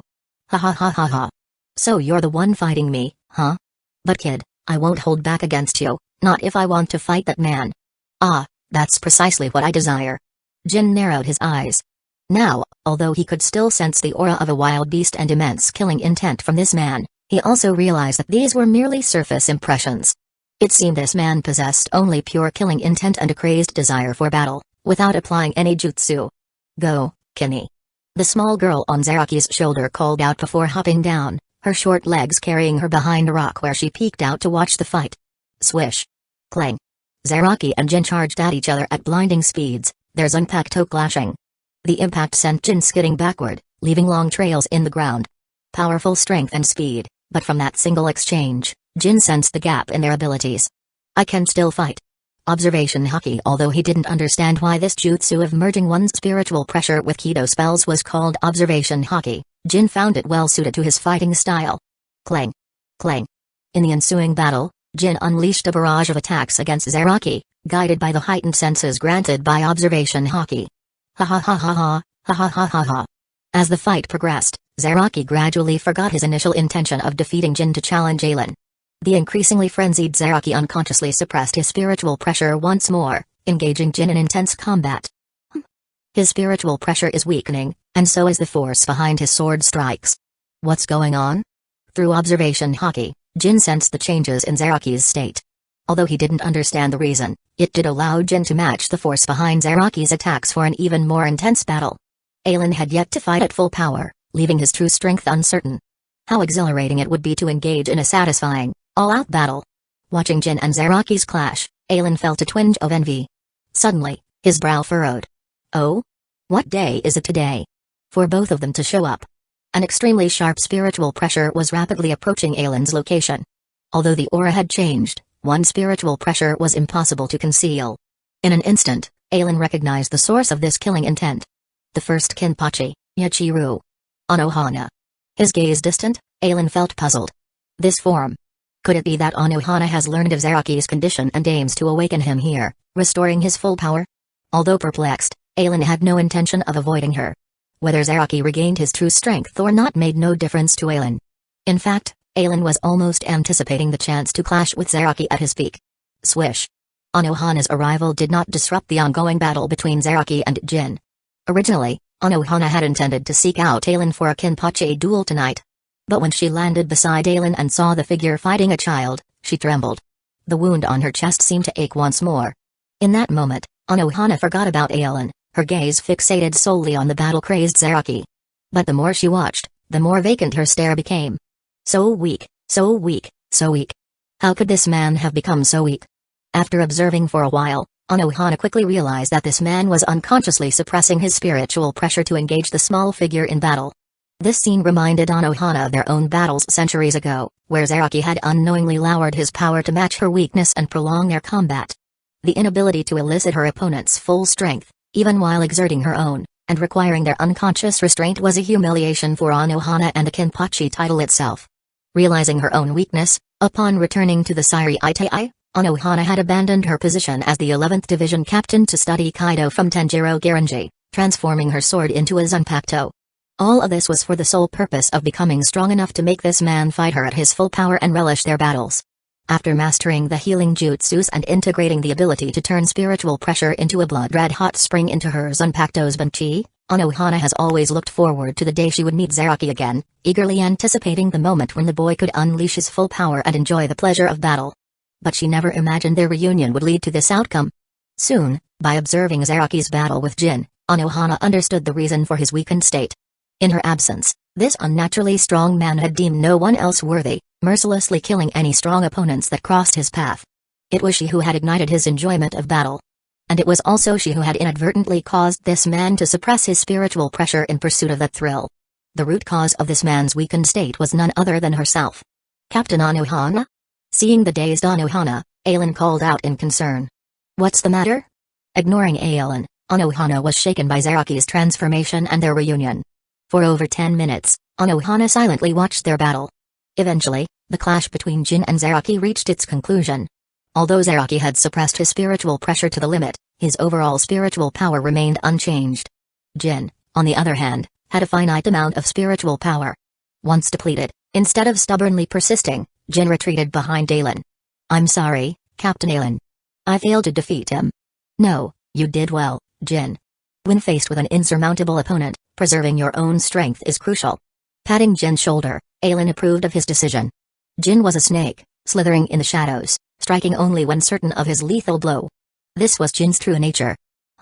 Losing his opponent, Zaraki turned his gaze toward Aelin. Upon seeing Anohana beside him, Zaraki's pupils constricted.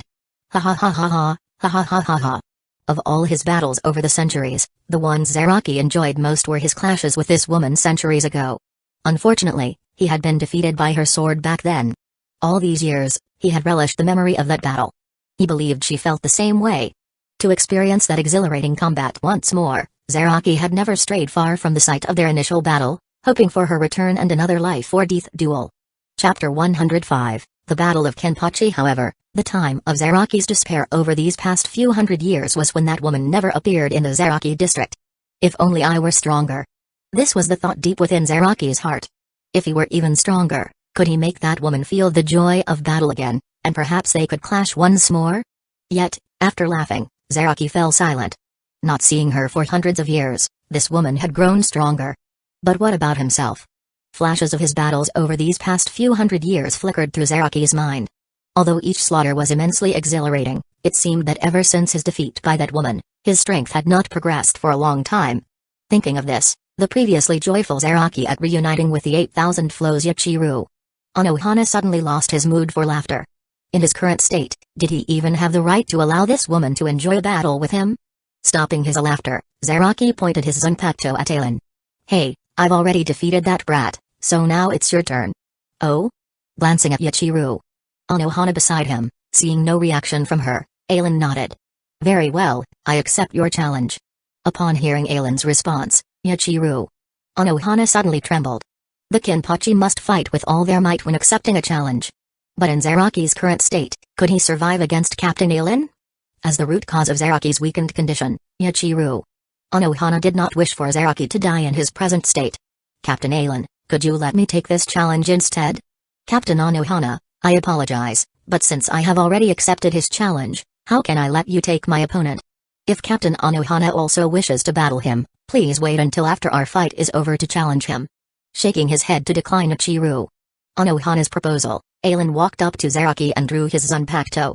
Ailen Kenpachi, Captain of the 11th Division of the 13th Division of Imperial Guards, hereby accepts your challenge. State your name, challenger. Hey, so fancy. Although he said this, Zaraki still properly responded to Ailen. I have no name, but for as long as I can remember, I've lived in the Zaraki district of Rakongai. If that's the case, then I shall call you Zaraki. Come on. Boom. A powerful spiritual pressure erupted from Zaraki, a force that made Gin narrow his eyes with a serious expression. If this man had such spiritual pressure during their earlier clash, even with Jin's observation haki to predict his opponent's movements, he likely couldn't have lasted long. After all, spiritual pressure was the most fundamental aspect for a Shinigami. Immense spiritual pressure would enhance a Shinigami's speed, strength, and defenses to an exaggerated degree. When the gap in speed between two opponents was too great, even if one could sense the other's movements beforehand, they might still be too slow to react and inevitably be struck. Boom. With his spiritual pressure erupting, Zaraki charged at Ailen like a raging demon, swinging his Zanpakuto down. Too slow. Ailen shook his head, deflecting Zaraki's blade upward with his own. Clang. Zaraki's sword was directly deflected by Ailen's blade, which then slashed across Zaraki's body. A long wound opened on Zaraki's chest and abdomen, spurting a large amount of fresh blood. Zaraki let out a muffled grunt, continuing his onslaught against Ailen with his sword. But it was futile. Having battled too many small fry, Zaraki had unconsciously suppressed his spiritual pressure to only that of an elite Shinigami. This level of spiritual power was no match for Ailen, making Zaraki no stronger than a rotten log before him. Each of Zaraki's attacks was deflected by Ailen, who then inflicted a new wound on Zaraki's body. In just a few breaths, Zaraki had become a bloody mess. Ha ha ha. Yet Zaraki paid no heed to these wounds, severe enough to critically injure or even kill an ordinary Shinigami. Instead, the more grievously wounded he became, the more joyful his laughter grew. Yes, this is it, this is it. How many years had it been since he last experienced such a battle? It seemed ever since his defeat by that woman, he had never again enjoyed such combat. But he did not want this battle to end so soon. Boom. The ecstasy of battle began awakening Zaraki's instincts. His spiritual pressure began skyrocketing. At this moment, Zaraki's spiritual pressure had reached the level of a lieutenant. Zaraki's transformation was quickly noticed by both Jin and Yachiru Anohana. The first thing Jin thought of was how earlier, when Zaraki challenged Captain Ailen, Ailen had instructed Jin to retreat at least 10 kilometers away. Now it seemed that although the reason was unknown, this man's true strength was far more formidable than Jin had imagined. Meanwhile, Yachiru Anohana's heart leapt with joy. It appeared Zaraki's condition was better than she had anticipated. Under the crisis of a life-or-death battle, his suppressed spiritual pressure would be released, allowing Zaraki to enjoy the fight with greater power. That night, under Aylan's onslaught, Zaraki's spiritual pressure erupted twice more, elevating it to the level of an ordinary captain. Not bad, Zaraki, I acknowledge you have the right to challenge me. But, this is as far as it goes. After glancing at Jin observing from a distance, Aylan realized that their current battle was no longer suitable for Jin to witness. Although Captain Anohana was shielding the aftermath of Aylan and Zaraki's clash from Jin, the current Jin was still too weak. Even the residual force leaking past Anohana would be difficult for him to withstand. Raising his Zanpakuto high, Aylan then swung it down fiercely. Boom! A powerful slash tore through the air, carrying immense force as it descended upon Zaraki. Ha! Facing Aylan's strike, Zaraki made no attempt to evade. Instead, he released the entirety of his spiritual pressure, mustering his utmost strength to clash against this attack. Boom boom boom. The clash between Aylan's strike and Zaraki's sword briefly deadlocked for a few breaths before Zaraki was overwhelmed. Boom. Everything in the path of Aylan's strike was swept away. The ground was gouged into a massive trench dozens of meters deep and over 100 meters long. Kini. Witnessing this scene, the young Yachiru Kusagishi hiding behind a rock cried out in panic, quickly rushing towards the battered Zaraki sent flying by Aylan's attack. Kini. Seeing Zaraki's bloody body, Yachiru Kusagishi's tears streamed down as she pushed against him with her small hands, desperate for a response. However, Aylan had not held back his final strike. Had Zaraki not erupted with another burst of spiritual pressure under the threat of death, he might have been cleaved in two by Aylan's attack. Even so, Zaraki was critically injured and unable to continue fighting. As expected of Zaraki, to survive my full strike without dying. Aylan was truly impressed by this. One must know that Zaraki's current spiritual pressure was only at an ordinary captain's level. Whoosh! Behind Yachiru Kusagishi, Anohana's figure suddenly appeared. She crouched down, her hands emitting a green glow that enveloped Zaraki's body. However, Zaraki's injuries were too severe. Even with Anohana's formidable healing abilities, she could only temporarily stabilize his condition. To fully heal him, she would need to swallow him with the released form of her Zanpakuto. Gripping her Zanpakuto, Yachiru Anohana's mind raced with thoughts. She had Izankatetsu investigate Aylan Kenpachi's whereabouts from the 11th Division members treated by the 4th Division, intending to engage Aylan in an all-out battle to test if she possessed the strength to force that boy from centuries ago to fight with his full power. Or perhaps die by Aylan's hand, allowing Aylan Kenpachi to take her place and redeem the disgrace she had brought to the Kenpachi name. But she never expected to encounter Zaraki here. Sigh. With a sigh, Anohana undid her hair tie, quickly braiding her long, loose hair into a thick plait that fell across her chest, once again concealing the unsightly scar. At this moment, the murderous Yachiru Anohana transformed back into Retsu Anohana, captain of the 4th Division. Captain Aylan, I originally came here intending to have a Kenpachi battle with you, but it seems I must break our appointment. Sheathing his Zanpakuto, Aylan shook his head. Captain Anohana jests, we never made such an arrangement, so how could you break it? However, it's clear Captain Anohana cares deeply for this man, even forsaking the Kenpachi challenge for his sake. Ignoring Aylan's teasing, Anohana drew her Zanpakuto. Minazuki. At Anohana's call, her Zanpakuto transformed into a green mist that coalesced in the air, forming a massive flying fish with a single eye. Swallow him, Minazuki. Obeying Anohana's command, the gigantic one-eyed fish opened its massive maw, descending from the sky to swallow the gravely injured Zaraki along with the ground he lay upon. Kini. Witnessing this, the small Yachiru Kusagishi cried out, charging towards the enormous one-eyed fish. But halfway there, she was scooped up from behind by Anohana. Do not worry, Zaraki will be fine. I'll take you both back to the Siri-eyed AI for treatment. With those words, Anohana flashed onto the body of the one-eyed fish. Let's go, Minazuki. The one-eyed fish traced a semicircle in the sky, obediently carrying Anohana and Yachiru towards the Siri-eyed AI. Captain Aylan. After Anohana's departure with Zaraki, Jin approached Aylan from behind, curiously asking, who exactly was that Zaraki? And Captain Anohana. Chapter 106, Anohana's request today. The events that unfolded this evening opened Jin Ukamaru's eyes to many things. At the same time, it also brought him numerous questions. The 4th Division of the 13th Division of Imperial Guards was a medical relief unit. Its members were Shinigami skilled in healing Kido, or their Zanpakuto possessed healing abilities. Captain Retsu Anohana of the 4th Division was regarded as the most gentle and beautiful captain by everyone. Everyone knew of the captain's strength, but as the leader of a medical relief unit, People assume Captain Anohana's power might not be as formidable as other captains. After all, the other captains had experience in battle, but no one had ever witnessed Captain Anohana fighting. One could say the 4th Division was widely considered the weakest combat force in the 13th Division of Imperial Guards. But what had Jin just witnessed? That lifeless expression, cold and cruel tone, chilling aura, it was almost no different from that man called Zaraki. You call this weak? Oh? I didn't expect you to care about such things, Jin. Aelin gave Jin a puzzled look. He had always thought Jin cared about nothing except Rinjaku Matsumoto.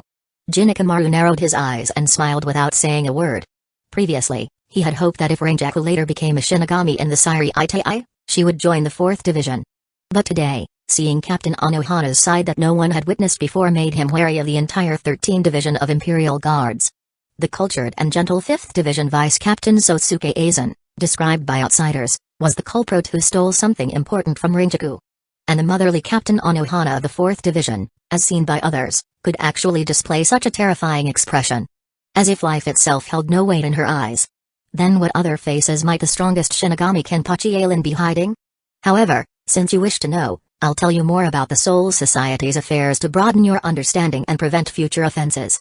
Beckoning Jin to sit on the rock where Yachiru Kusagishi had hidden earlier, Aelin began slowly explaining.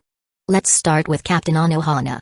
1,000 years ago, when the Captain Commander Yamamoto established the 13th Division of Imperial Guards, the founding captains were known as the strongest 13th Division of Imperial Guards apostrophe. In other words, the captains back then were on a completely different level compared to the current ones. Captain Anohana of the 4th Division was actually the initial captain of the 11th Division. At that time, Captain Anohana bore the title of Ultimate Villain, and she killed her way to earning the Kenpachi moniker, the strongest Shinigami. Now you understand why you saw Captain Anohana in that state earlier, right? That was Captain Anohana's true form from centuries ago. I see. Jin nodded in realization. Then why did Captain Anohana come here in that state today? Initially, I thought she came for that man. But from her words later, it was clearly aimed at me. It seems that if that man called Zaraki hadn't appeared tonight, the one fighting and clashing with me would have been Captain Anohana instead. Why? We'll have to ask Captain Anohana about that. Aelin smiled, but I think it's possible that as the current Kenpachi, I didn't defeat the previous one to become the 11th Division captain, so the original Kenpachi wanted to make up for that ceremony with me. Jin pursed his lips. Titles like the strongest captain and strongest Shinigami already sounded formidable. Could you defeat her? Captain Aelin was his greatest support now. If Captain Aelin died. What are you thinking, brat? Aelin laughed and patted Jin's head. How little do you think of me to believe I would lose? But you just said the founding 13th Division of Imperial Guards captains were the strongest, and Captain Anohana was the original Kenpachi with the strongest Shinigami title. So what? Aelin raised his brows. Jin, you should know that in this era, the one holding the strongest Shinigami title is me, Kenpachi Aelin, not some Kenpachi Anohana. Yeah. Then what about that man called Zaraki? How did his spiritual pressure surge so much? Do you think Captain Anohana resigned from being the 11th Division captain to become the 4th Division captain for no reason? Upon returning to the Sairi Itai, Anohana expelled Zaraki from Minazuki's mouth and placed him on a bed in the 4th Division barracks, leaving Yachiru to care for him. She then headed towards the 1st Division. In the 1st Division headquarters, Captain Commander Junri Shigakuni Yamamoto suddenly opened his eyes and walked out from his chambers. Soon, under the guidance of Vice Captain Chojiro Sasaki, Anohana arrived at Yamamoto's courtyard. Captain Anohana, what important matter brings you here so late? Captain Commander. Anohana bowed respectfully before speaking. Do you still remember the young boy I encountered over 400 years ago? Yamamoto's expression turned solemn. As the one who personally defeated and recruited her, Yamamoto had an intimate understanding of Anohana's strength. One could say that apart from himself, only Captain Kiryu Hikaifune of the 12th Division could match Anohana's power within the current 13th Division of Imperial Guards. The Kenpachi title as the strongest Shinigami was something she had carved out through sheer force.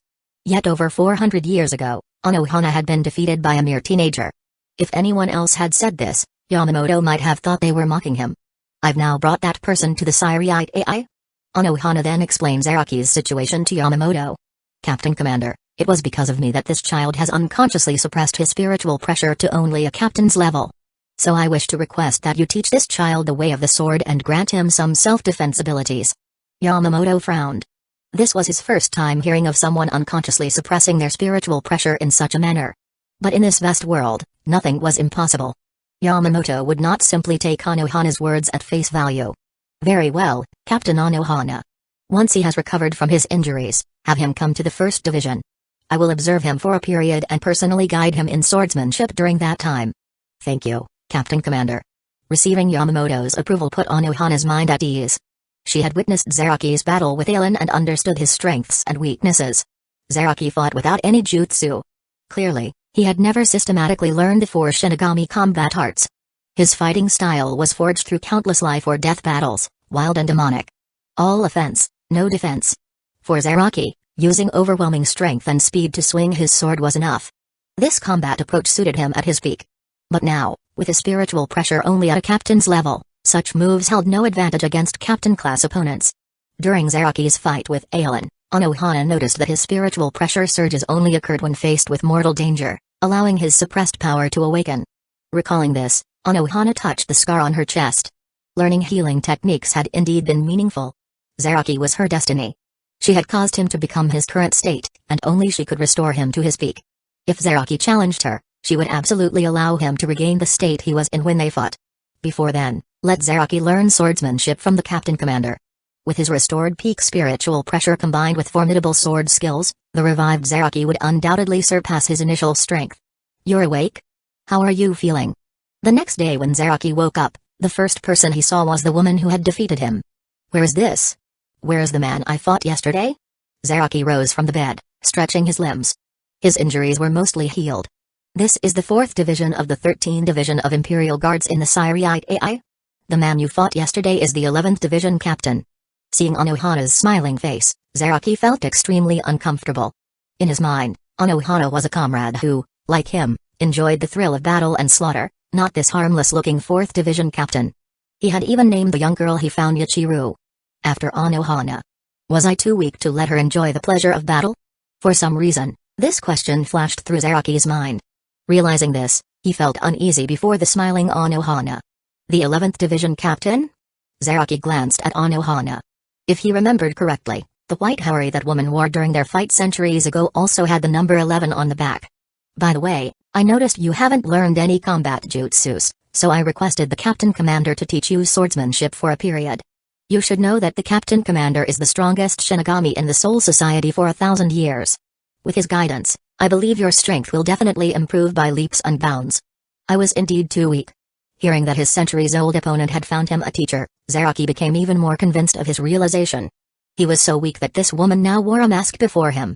Chapter 107, Overwhelming Strike. After remaining silent for a moment, Zaraki nodded. I understand, I will go. Admitting one's weakness was not an easy thing. However, since this woman had found him a teacher, she must have some expectations of him. To meet these expectations, Zaraki decided to work hard to become stronger, striving to defeat her in their next battle. Insane. Captain Anohana. Upon hearing the captain's call, Insane Kotetsu promptly responded. For the next 2 days, your task is to take care of him. After his injuries have fully healed, take him to the 1st Division Captain Commander.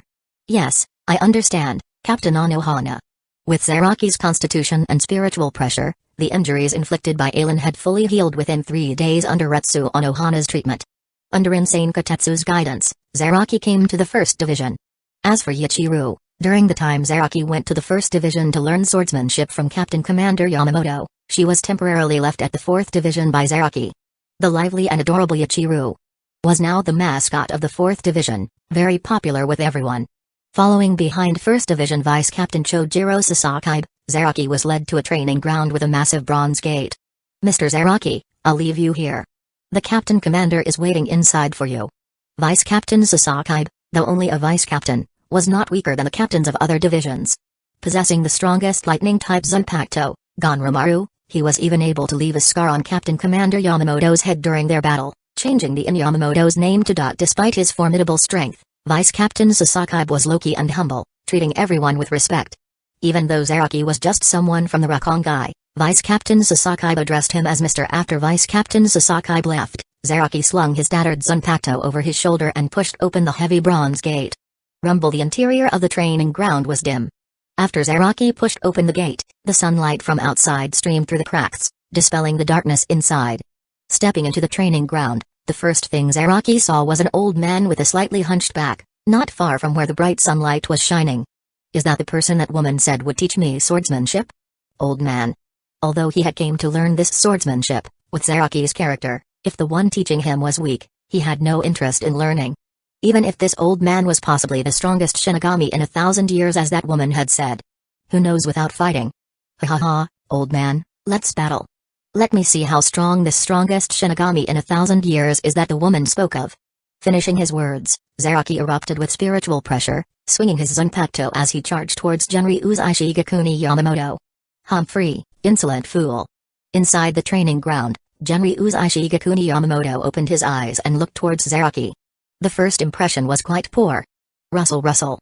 The cane in Genryu's Ishigakuni Yamamoto's hand scattered into countless wood dust spirit particles, revealing his Zanpakuto. The strongest fire-type Zanpakuto, Ryujin Jakka. Of course, to battle the current Zaraki, Genryu's Ishigakuni Yamamoto did not need to release his Zanpakuto. Clang. Clang. In the dim training ground, sparks flew everywhere. Two figures clashed in the darkness, their surging spiritual pressures and the impact of their clashing blades inflicting tremendous damage to the training ground. Were it not for the high strength of the barrier around this training ground, Zaraki and Genryu's Ishigakuni Yamamoto's battle would have destroyed it long ago. Ha ha ha. This is it, come and fight. Amidst the clanging of their weapons, Zaraki's maniacal laughter could occasionally be heard. In response to Zaraki's provocation, Genryu's Ishigakuni Yamamoto did not reply, only increasing the force behind his sword strikes. SHH as night fell, Retsuano Hana brought the heavily injured Zaraki back to the 4th Division for treatment under Genryu's Ishigakuni Yamamoto's orders. 3 days later, with his injuries healed, Zaraki returned to the 1st Division and began formally receiving swordsmanship lessons from Genryu's Ishigakuni Yamamoto. However, what Zaraki did not know was that after their battle 3 days prior, Genryu's Ishigakuni Yamamoto had seen Zaraki's immense potential and battle-loving nature, fearing that if he grew stronger, he might endanger the peace of the Syriite AI. Thus, when teaching Zaraki, Genryu's Ishigakuni Yamamoto deliberately taught him a relatively gentle form of swordsmanship unsuited to Zaraki's nature, hoping to suppress his pure fighting spirit. Unfortunately, Zaraki's instincts made him strongly reject this form of swordsmanship. In the end, Zaraki only learned how to wield his sword with both hands from Genryu's Ishigakuni Yamamoto before ceasing his lessons at the 1st Division. Oh? There was such a thing? In the Rakongai, a hell butterfly hovered over Ailen's hand. After reading the information from the hell butterfly, Ailen said to Jinikamaru, who was training, Jin, continue practicing here. Someone has come to the 11th Division to challenge me, so I need to go back for a bit. If you encounter any danger, unleash your full spiritual pressure, and I'll rush over immediately. Yes, I understand, Captain Ailen. After witnessing Zaraki's explosive power, Jin's pursuit of strength had become even more urgent. Boom.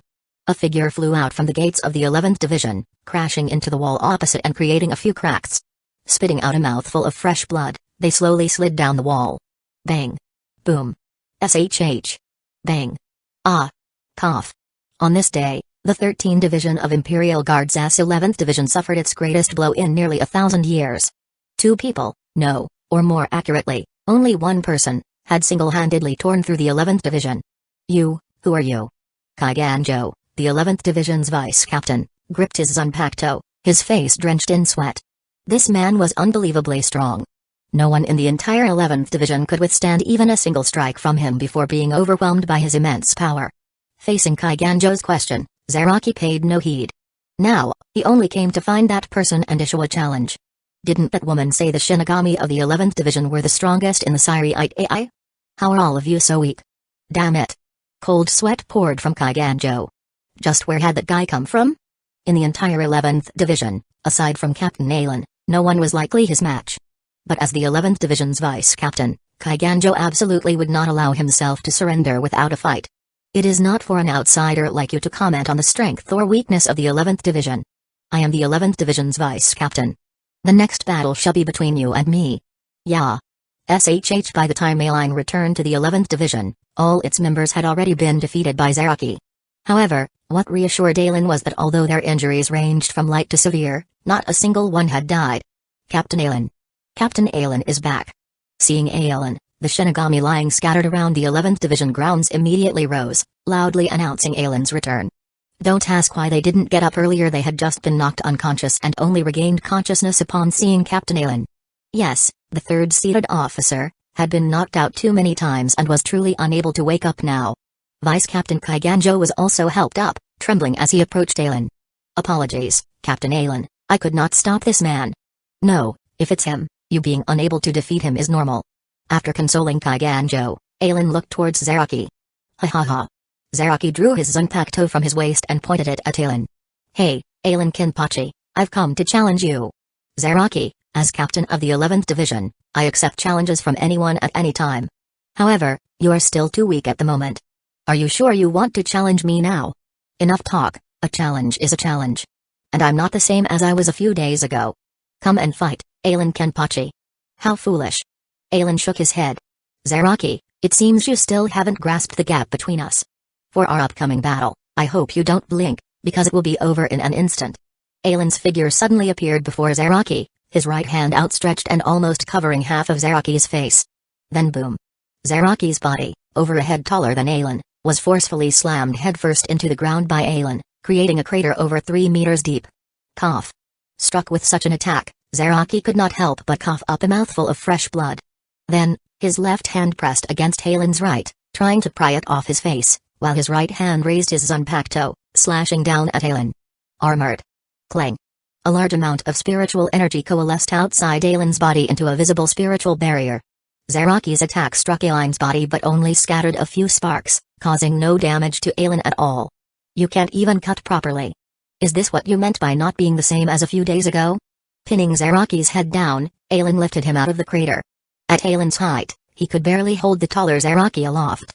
Hado number 11, Lightning Bind. Following Alan's incantation, blue lightning gathered in his right hand, then spread along his arm and across Zaraki's body. Sizzle sizzle sizzle sizzle. The Tsuzuri Raiden attack did not actually injure Zaraki, but the lightning temporarily paralyzed him. Alan then flung his arm, flinging Zaraki high into the air. Hado number 88, Dragon Strike Heaven Shaking Lightning Cannon. Boom. A bolt of lightning over a meter thick burst from the ground, engulfing Zaraki.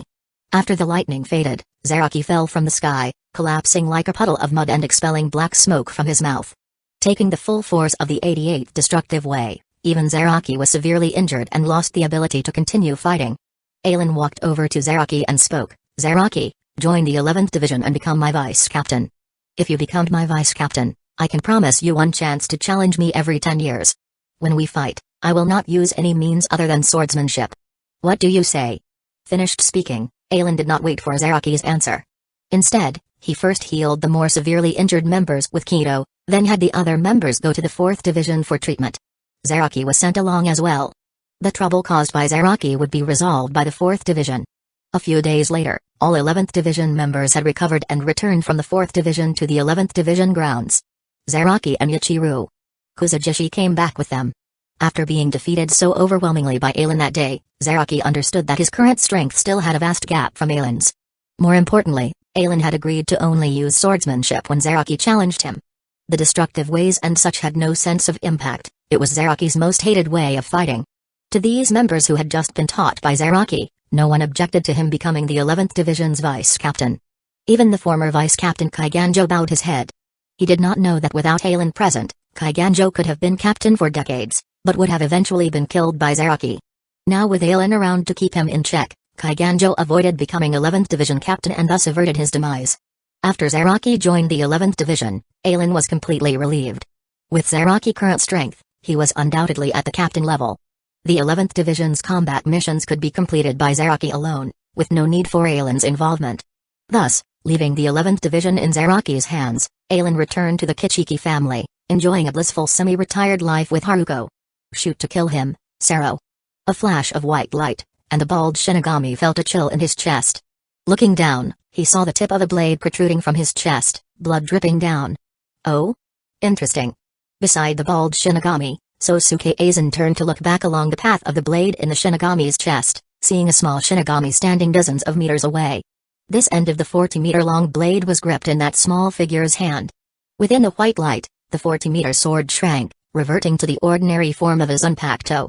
The bald Shinigami collapsed to the ground, the light fading from his eyes.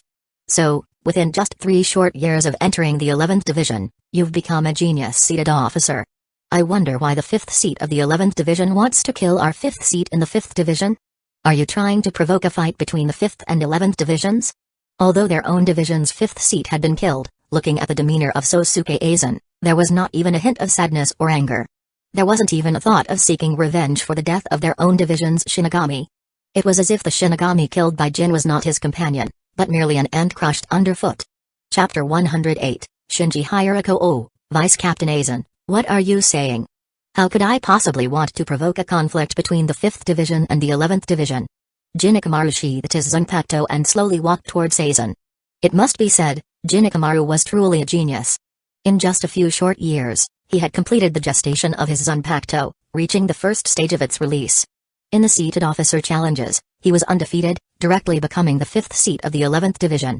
The vice captain was Zaraki, the 3rd seat was Yachiru Kuzajishi, and the 4th seat was Kaiganjo.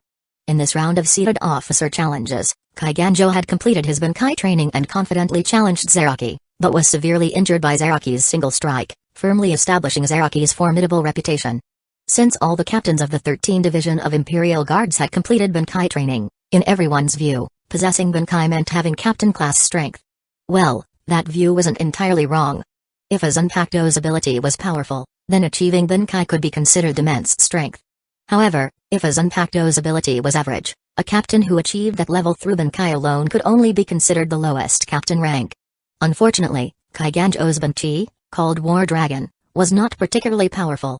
When released, his Zanpakuto became a giant hammer that greatly enhanced his strength and destructive power, but nothing more. Even with Bankai, Kaiganjo's spiritual pressure was still far below Zaraki's. If it were the old Zaraki, he might have suppressed his spiritual pressure to enjoy a good fight with Kaiganjo. But now, Zaraki wanted to grow stronger to battle Ailin Kenpachi and defeat the woman who had bested him centuries ago. Enhancing his spiritual pressure was the priority. How could he suppress it? Seeing that even Kaiganjo's Bankai was no match for Zaraki, the members of the 11th Division were tremendously excited. The 11th Division was the strongest division in the 13th Division of Imperial Guards. Look, apart from the 11th Division, which other division had 3 captain-class warriors? Due to Zaraki's formidable strength, when addressing him, they unconsciously omitted the vice from his title. After all, in their view, Zaraki possessed true captain-level ability. Of course, this was also because the true 11th Division captain, Ailin Kenpachi, had not appeared in the division for many years. In fact, for the members who had joined the 11th Division in recent years, they had always thought Zaraki was the captain. So what does the 5th seat Ikamaru mean by this? Walking up to Aizen, Jin narrowed his eyes and curved his lips upward. Of course, as the 5th seat of the 11th Division, I want to become the 5th seat of the 5th Division. After years of training, Jin felt his strength was sufficient to approach Aizen.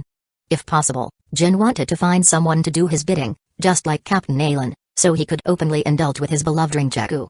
But no, that wouldn't work. Rinjaku had already came to the Siri-eyed AI to find him. Just this year, Jin had secretly escorted her from the Rakongai all the way to the West Gate, watching her pass the Shino Academy's entrance exam to become a student. Jin had to infiltrate Aizen's inner circle before Aizen discovered Rinjaku's true identity and took back whatever he had stolen from her. So recently, Jin had been secretly tracking the Shinigami under Aizen's command, trying to investigate their plans. Only by knowing their objectives could Jin have a valid reason to approach Aizen. Oh? Sosuke Aizen raised his right hand and adjusted his glasses. Why is that? I recall the 5th seat Ikamaru is Captain Ailin's disciple. What is the reason for leaving the 11th Division to join the 5th? Of course, it's to gain greater strength. Jin opened his eyes slightly to look at Aizen. Although Captain Ailin is my teacher, his guidance to me was no different from the instructors at the academy. The strength I possess now is from my own diligent training. Currently, my strength has hit a bottleneck. In the 11th Division, it may take me over 20 years to break through to the next level. But if I join the 5th Division under you, Vice Captain Aizen, I think I could complete my Bankai training within 10 years, couldn't I? Yes, to quickly gain greater power. This was the excuse Jin had arrived at after tracking those Shinigami who had joined Aizen's forces. Those who joined Aizen saw rapid increases in their strength at regular intervals.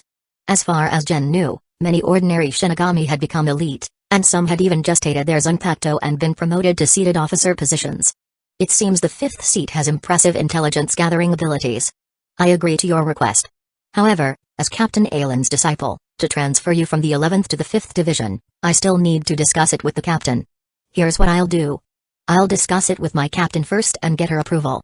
Once I have Captain Shinji Hirako's permission, I'll request Captain Ailin to transfer you to the 5th Division. Thank you, Captain Aizen. Jin, I'm still a vice captain for now. Oh? Captain Hirako is looking for me? In the Kachiki family estate, Ailen was lying in the courtyard playing chess with Haruko when a servant came to inform him that Captain Shinji Hirako of the 5th Division had came to visit. Why is Shinji Hirako looking for me? Rising from Haruko's lap, Ailen was puzzled but smiled at her. Haruko, let me go see what Captain Hirako wants. We'll call this game a draw for now. As he spoke, in Haruko's disapproving gaze, Ailen accidentally messed up the chess pieces into disarray. Heh. Over the years with Haruko, Ailen's other qualities aside, his ability to endure scolding had increased several times compared to before. At the very least, he was now impervious to Haruko's trademark death glares. Who could have imagined that the talentless Haruko would turn out to be a chess master? No matter what game Ailen taught her, chess, go, 5 in a row, even simple checkers, within 3 days, Haruko would defeat Ailen repeatedly, reversing their roles from tormentor to tormentee. What's more, Haruko was utterly obsessed with these games, insisting on playing Ailen every day. After losing so many times, the stakes for Ailen shifted from winning or losing to whether he could find excuses or reasons to avoid an outright loss before the game ended. Having a guest arrive was a perfectly reasonable excuse today. As Ailen followed the servant to meet Shinji Hirako, he still could not fathom what matters the two of them might have in common. In Soul Society, the stronger one's spiritual pressure, the longer their lifespan. Shinigami, even newly recruited members of the 13th Division of Imperial Guards, lived for 200 years, long enough to be considered long-lived. So in general, the pace of life in Sairi Itai was quite slow, with little change over hundreds or thousands of years being normal. Apart from the nobles' residences, the 13th Division of Imperial Guards divisions were spread across Sairi Itai, each responsible for their respective duties. Unless their duties overlapped, the divisions largely operated independently. The 11th Division focused on combat missions, commonly interacting with the 8th Division's Intelligence Corps, the 2nd Division's Stealth Force, and the 12th Division's Surveillance Unit. When these latter 3 divisions detected hollow appearances, they would inform the 11th Division of the locations, and the 11th Division would then dispatch team members to exterminate the hollows. Meanwhile, the 5th Division was a relief unit, regularly coordinating with the TH Division's reversal counterforce. The role of the TH Division was to guide newly deceased souls from the human world to Soul Society and eliminate any hollows that managed to cross over. Often, their members would encounter hollows beyond their capabilities to handle, in which case they would send requests to the 12th Division. The 12th Division would then relay those requests to the 5th Division, which would travel through the Senkaiman to provide support in the human world. The 11th Division, as the most powerful combat unit, rarely requested such assistance, with its members preferring to call for backup from within their own division rather than the 5th Division's relief forces. So for Captain Hirako to suddenly seek him out was quite puzzling. With this thought, Ailen arrived at the Kachiki family's main hall and greeted Shinji Hirako. "Captain Hirako, you're an unexpected visitor," Ailen said. As he had minimal private interaction with Hirako beyond captain's meetings, he went straight to the point. "What brings you to see me today?" After sitting, Hirako asked directly, "I wonder how much you know about your disciple Jin Ikamaru?" Jin? Ailen was momentarily confused as to why Shinji Hirako would ask about Jin, thinking perhaps Jin had offended him in some way. If it's because Jin has committed some transgression, then on his behalf, please allow me to apologize. No, Shinji Hirako shook his head, realizing Ailen had misunderstood. "Captain Ailen, Jin Ikamaru hasn't offended me at all. It's just..." Shinji Hirako frowned slightly, seemingly considering how to explain the situation. "My vice-captain, Sosuke Aizen, recommended Jin Ikamaru to me yesterday. He hopes I can speak with you about transferring Jin to the 5th Division. However, Captain Ailen, I don't fully trust my vice-captain Aizen. I've always felt there was something off about him, though I could never pinpoint what exactly." "Oh?" Ailen raised an eyebrow. He was aware that Shinji Hirako distrusted Aizen. Chapter 109, The Battle of a Decade. However, what puzzled Ailen was why Shinji Hirako would tell him that he distrusted Aizen. At the moment, Ailen pretended to be puzzled and asked, "Captain Hirako, since you don't trust Vice-Captain Aizen, why did you make him your vice-captain?" "It's precisely because I don't trust him that I want to keep him under my watchful eye." Upon hearing Shinji Hirako's words, Ailen couldn't help but feel pity for Aizen. Serving under Shinji Hirako's watchful gaze must have been truly difficult for Aizen. It was fortunate that Aizen's Zanpakuto ability was strong enough to allow him to gradually break free from Shinji Hirako's scrutiny and eventually successfully turn the tables on Shinji Hirako. Recalling Aizen mentioning that Shinji was too wary of him, which led to him being easily deceived by Aizen's Kyoka Suigetsu and mistaking a stranger for him, Ailen's eyes suddenly shifted. "Captain Hirako, I don't know how you determined that Vice Captain Aizen was problematic. But I know of this saying: if an evil person pretends to be a good person their entire life and never commits a single bad deed until their death, should that person be considered good or evil? Perhaps in your eyes, Captain Hierako, Vice Captain Aizen is that evil person. But during all these years in your division, this evil person Vice Captain Aizen hasn't done a single evil deed. Captain Hierako, have you considered that if Vice Captain Aizen has truly never done anything evil, is he still an evil person? The fact that you keep Vice Captain Aizen under your watchful eye proves that in your view, no matter what evil deeds Aizen commits, you have the confidence to take him down. In that case, why not give Vice Captain Aizen a bit more trust? Here's what we can do. Vice Captain Aizen mentioned wanting to transfer Jin to the 5th division, right? As long as Jin himself agrees, I have no objection to this. Captain Hierako, why don't you start by placing some trust in Vice Captain Aizen with this matter? If Vice Captain Aizen betrays your trust later on, I believe you won't have any mental burden taking him down, right? It was the first time Shinji Hierako had heard such words, but he had to admit that what Aizen said made sense. Shinji Hierako nodded. You're right, I was too wary of him before. From now on, I'll try to place more trust in him. Thank you, Captain Aizen. No, I should be the one thanking you. Jin is my disciple. When he eventually joins the 5th division, I ask that you keep an eye on him, Captain Hierako. Of course, if he's willing to follow Vice Captain Aizen and you discover Aizen's misdeeds, please allow me the honor of personally handling him. After discussing official matters, the atmosphere between Aizen and Shinji Hierako became much more harmonious, and they chatted about some lighter topics. Sigh, one could say you're the most relaxed captain in the 13th Division of Imperial Guards, Captain Aizen. After their pleasant chat, Shinji Hierako felt envious of Aizen's current lifestyle. In the entire 13th Division of Imperial Guards, the other captains had to deal with division affairs to varying degrees. When their subordinates couldn't handle major hollows, the captains still needed to take action themselves. But in the 11th Division, there was Zaraki, who was no weaker than other captains, and the 4th seat Kaiganjo, who had achieved Bankai at the weak captain level. Aizen's presence almost seemed like a formality. Haha, I learned that from the great Captain Yoruichi of the 2nd Division. Aizen laughed. Captain Hierako, you know I used to be the vice captain of the 2nd Division. Back then, Captain Yoruichi was often absent from the division, leaving nearly all division affairs to me and the current vice captain Soifun. So, since I can relax as a captain, why would I go out of my way to find more work for myself? Well said. Shinji Hierako gave Aizen a thumbs up. It seems I should indeed place some trust in Vice Captain Aizen, starting by letting him handle division affairs. I'll be going now. Yes, take care, Captain Hierako. After seeing Shinji Hierako off from the Kachiki estate, Aizen hummed a tune as he walked back. He wondered if allowing Shinji Hierako to place more trust in Aizen would make him truly realize that the person following him wasn't actually Aizen. Or perhaps, due to Shinji Hierako's trust, Aizen would have to spend more time dealing with him, delaying his creation of the Hogyoku? As for Jin, Aizen had taught him everything he could. Everyone had their own life, and Aizen would not arbitrarily interfere with Jin's decisions just because he liked him. Of course, during the battle in the fake Karakura town, Aizen would definitely pay special attention to ensure Jin wasn't easily killed by Aizen like before. Boom.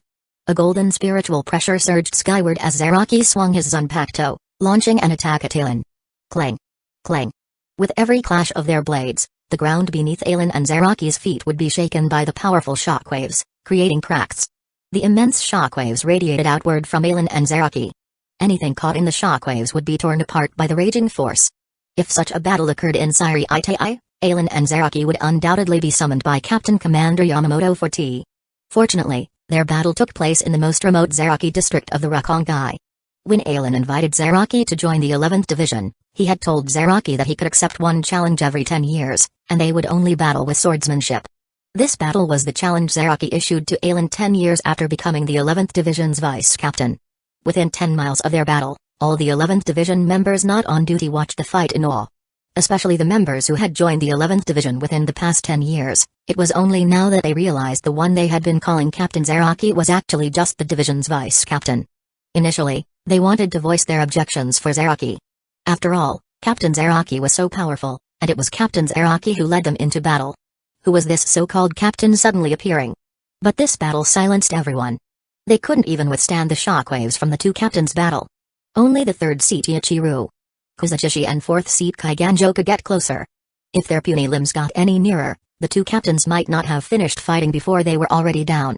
They even had to constantly watch out. If the two captains' battlefield moved in their direction, They would have to immediately retreat to watch from elsewhere to avoid being caught in the shock waves.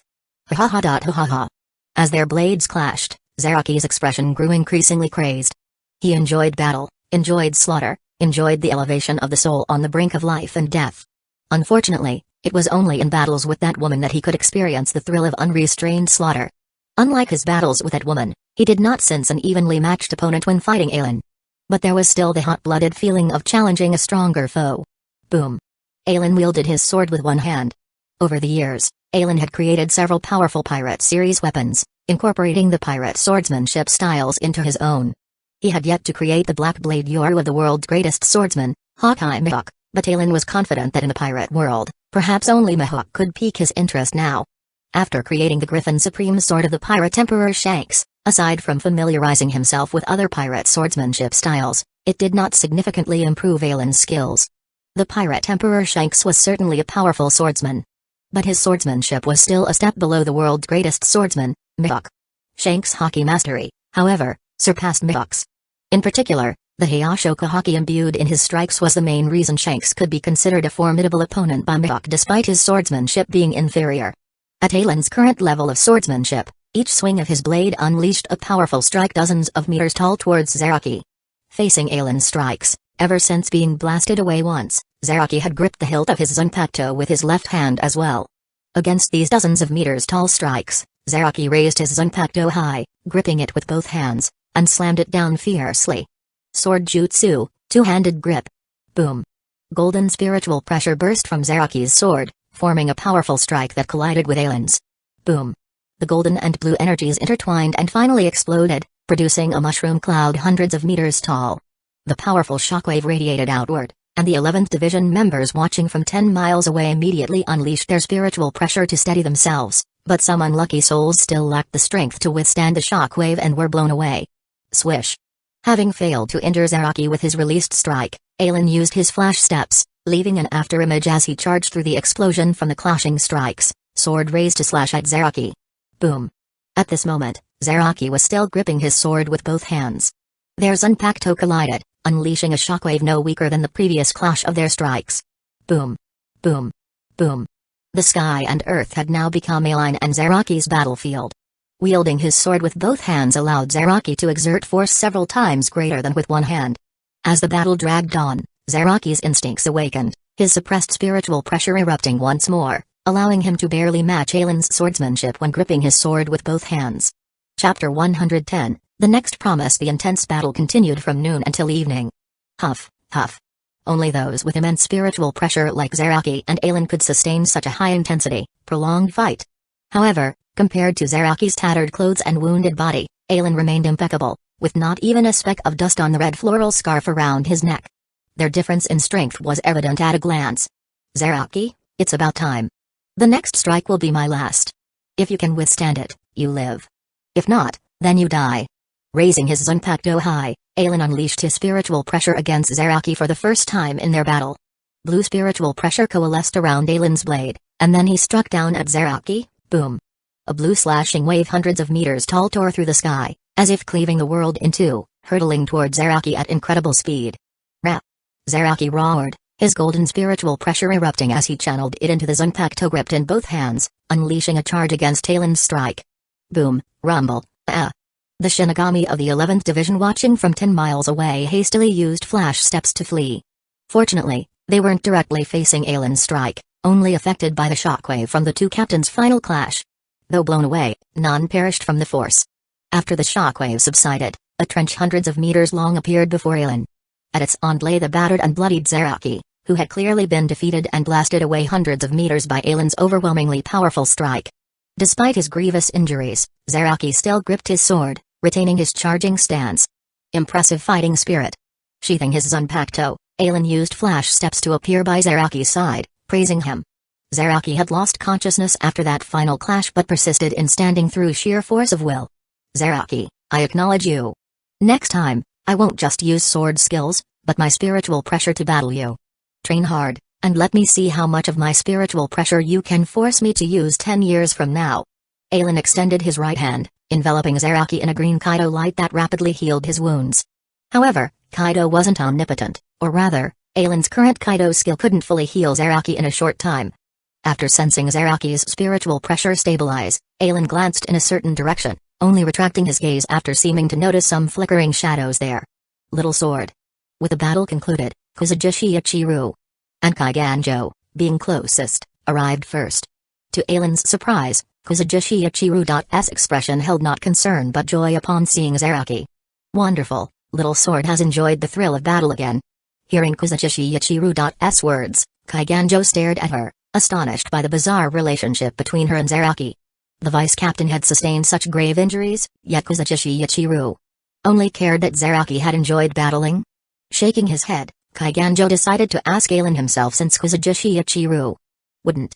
Captain Ailen, what is Vice Captain Zaraki's current condition? I've used Kaido to heal him, his condition is now stable. You and Ichiru. Kusagakure take Zaraki to the 4th Division for Captain Anohana's follow-up treatment. Also, with Zaraki recovering these next few days, you'll be responsible for the 11th Division's duties. If any issues arise that you can't handle, have someone come to the Kuichiki estate to find me. Understood, Captain Ailen. Watching Kaiganjo and the other 11th Division members escort Zaraki back to Siriai, Ailen stroked his chin thoughtfully. If he hadn't misheard, Kusagakure Ichiru had called Zaraki Little Sword? Could it be that after Anohana defeated Zaraki who suppressed his spiritual pressure, she felt that she was not strong enough to take on the title of the strongest Shinigami Kenpachi and gave the name Kenpachi to Zaraki? Did Ichiru hear it? So as Zaraki's Zanpakuto spirit, Kusagakure Ichiru called him Little Sword? Come to think of it, calling Zaraki without the Kenpachi title did seem odd. Should he consider letting Zaraki take over as the 11th Division captain, becoming the true Kenpachi Zaraki? After all, Ailen was just a figurehead captain in the current 11th Division. But after some thought, Ailen shook his head. Though he had obtained the Kenpachi name by becoming the 11th Division captain rather than through the traditional challenge to the previous Kenpachi, Soya Ashiro, Ailen didn't want to disrupt that tradition. At this rate, for Zaraki to take the Kenpachi name from him would be extremely difficult. The real question was whether this once-per-decade challenge could allow Zaraki to fully unleash his spiritual pressure and learn the name of his Zanpakuto. And who were those shadows lurking earlier, Sosuke Aizen and Jin? How interesting. Your sensory abilities are truly formidable, Captain Ailen. 2 black-cloaked figures emerged from the shadows. Jin, do you think Captain Ailen noticed us? Who knows? The conversation revealed these 2 observers of Ailen and Zaraki's battle to be 5th Division Vice Captain Sosuke Aizen and 4th Seat Jin Ukamaru. Ailen's attempt to have Shinji Hirako place trust in Sosuke Aizen had clearly disgusted Aizen. Faced with Hirako's occasional attention and frequent reminders, Aizen had to remain by Hirako's side during the day, properly fulfilling his vice captain duties. After all, Aizen's Kyokusuigetsu could only control the 5 senses. He could make one person see another as a dragon, see its body, hear its roar, smell its breath, feel its scales. Previously, when Hirako ignored Aizen, he only needed a replacement to follow Hirako while controlling Hirako's perception to see the replacement as Aizen himself. But now, with Aizen's current abilities, he couldn't make Hirako think his replacement had answered his questions. So Aizen could only escape Hirako's watch at night to secretly pursue his own research. Tonight, sensing powerful spiritual pressure in the Rakongai, they had rushed over to discover the battle between 11th Division Captain Ailen and Vice Captain Zaraki. However, Aizen hadn't expected that even from this distance, wearing spirit-concealing cloaks he had made, Ailen seemed to have noticed them. Having only directly clashed once with Ailen, who had kicked and injured him, Aizen asked his subordinate Jin, who knew more about their former teacher. Oh? Jin, after training under Captain Ailen for so many years, you still don't understand his true abilities. Captain Aizen overestimates me. Jin shook his head, his mind flashing back to that crimson space, feeling a tinge of daze. Captain Ailen's power has already surpassed my comprehension. At the very least, I don't think even Captain Commander Yamamoto could defeat him. I see. Aizen's smile didn't falter. It seems Captain Ailen did indeed notice us. Oh? He noticed us? Jin narrowed his eyes, asking in a nonchalant manner. But Captain Aizen, didn't you just release Kyokusuigetsu? You mean even that couldn't deceive Captain Ailen? As Aizen's most trusted subordinate, Jin knew of Kyokusuigetsu's true ability from Aizen. Complete hypnosis through controlling the 5 senses. Anyone who witnessed Kyokusuigetsu's release would forever be under Aizen's hypnosis. Shatter, Kyokusuigetsu wasn't the release command but the counter command to dispel the illusion and end the hypnosis. Aizen maintained a constant shike, hypnotizing anyone who saw his Zanpakuto's release. Earlier, when Ailen seemed to notice them and glanced over, Jin saw Aizen draw his sword. So even in the dim light, Aelin must have witnessed Kusagakures release and fallen under Aizen's hypnosis. Jin asked to determine if Aizen could sense when an enemy was hypnotized. Hey, Jin, don't place too much faith in Uzunpacto's abilities. For Shinigami, battle is a contest of spiritual pressure. Kusagakures' sensory control is undeniably powerful, but against foes with greater spiritual pressure than me, its effectiveness is severely limited. Just now, I momentarily affected Captain Aelin, making him think we had fled. But that's as far as I could go. Captain Aelin truly deserves his title as the strongest Shinigami. In a direct fight, I'm no match for him. What a pity. Jin sighed.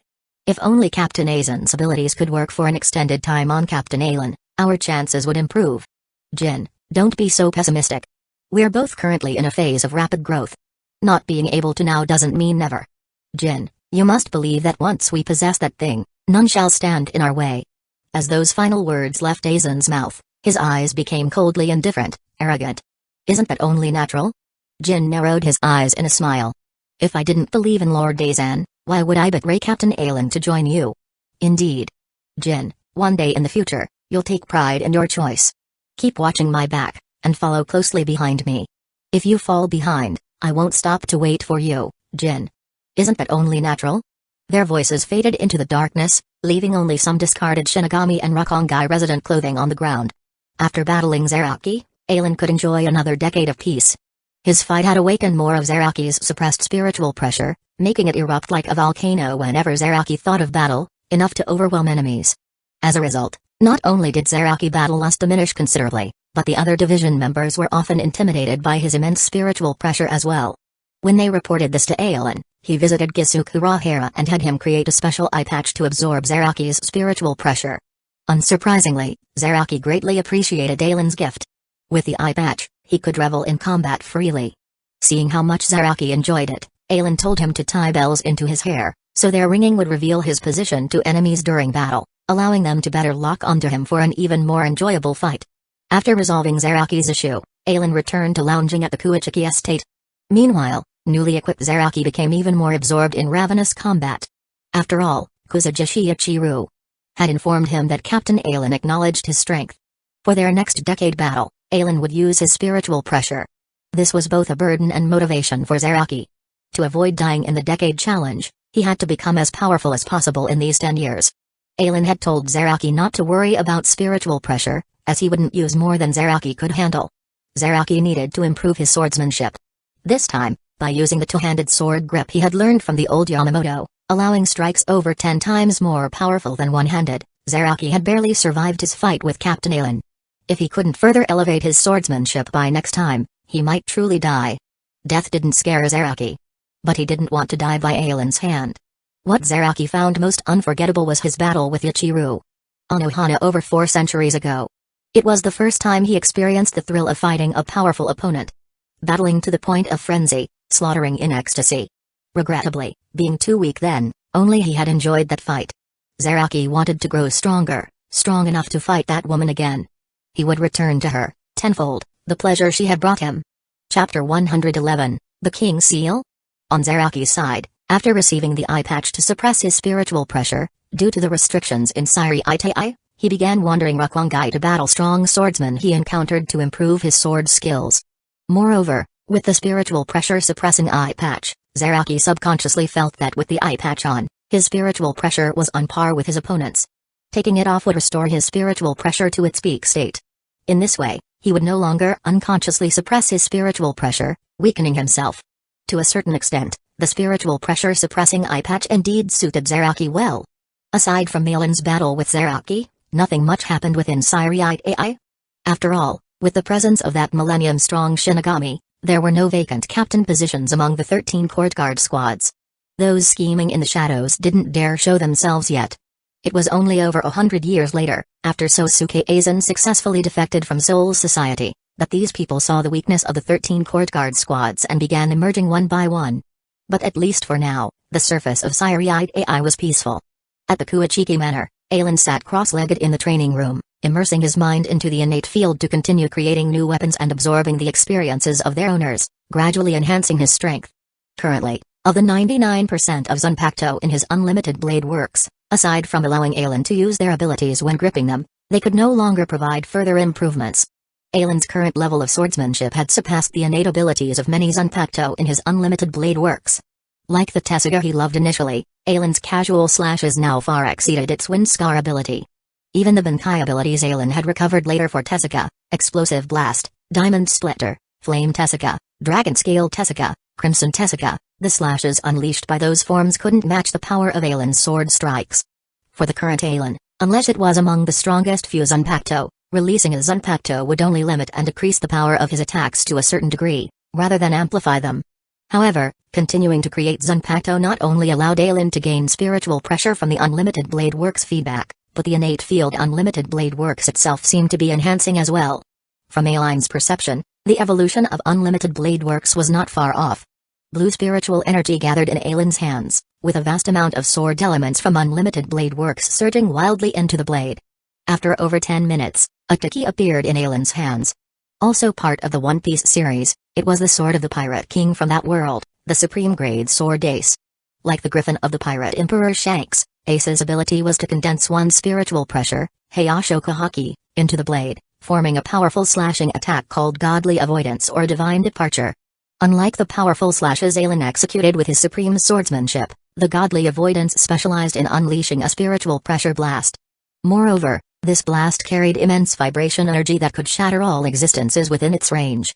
This vibration had a certain anti-defense effect. It would be most effective against hollows with iron skin abilities.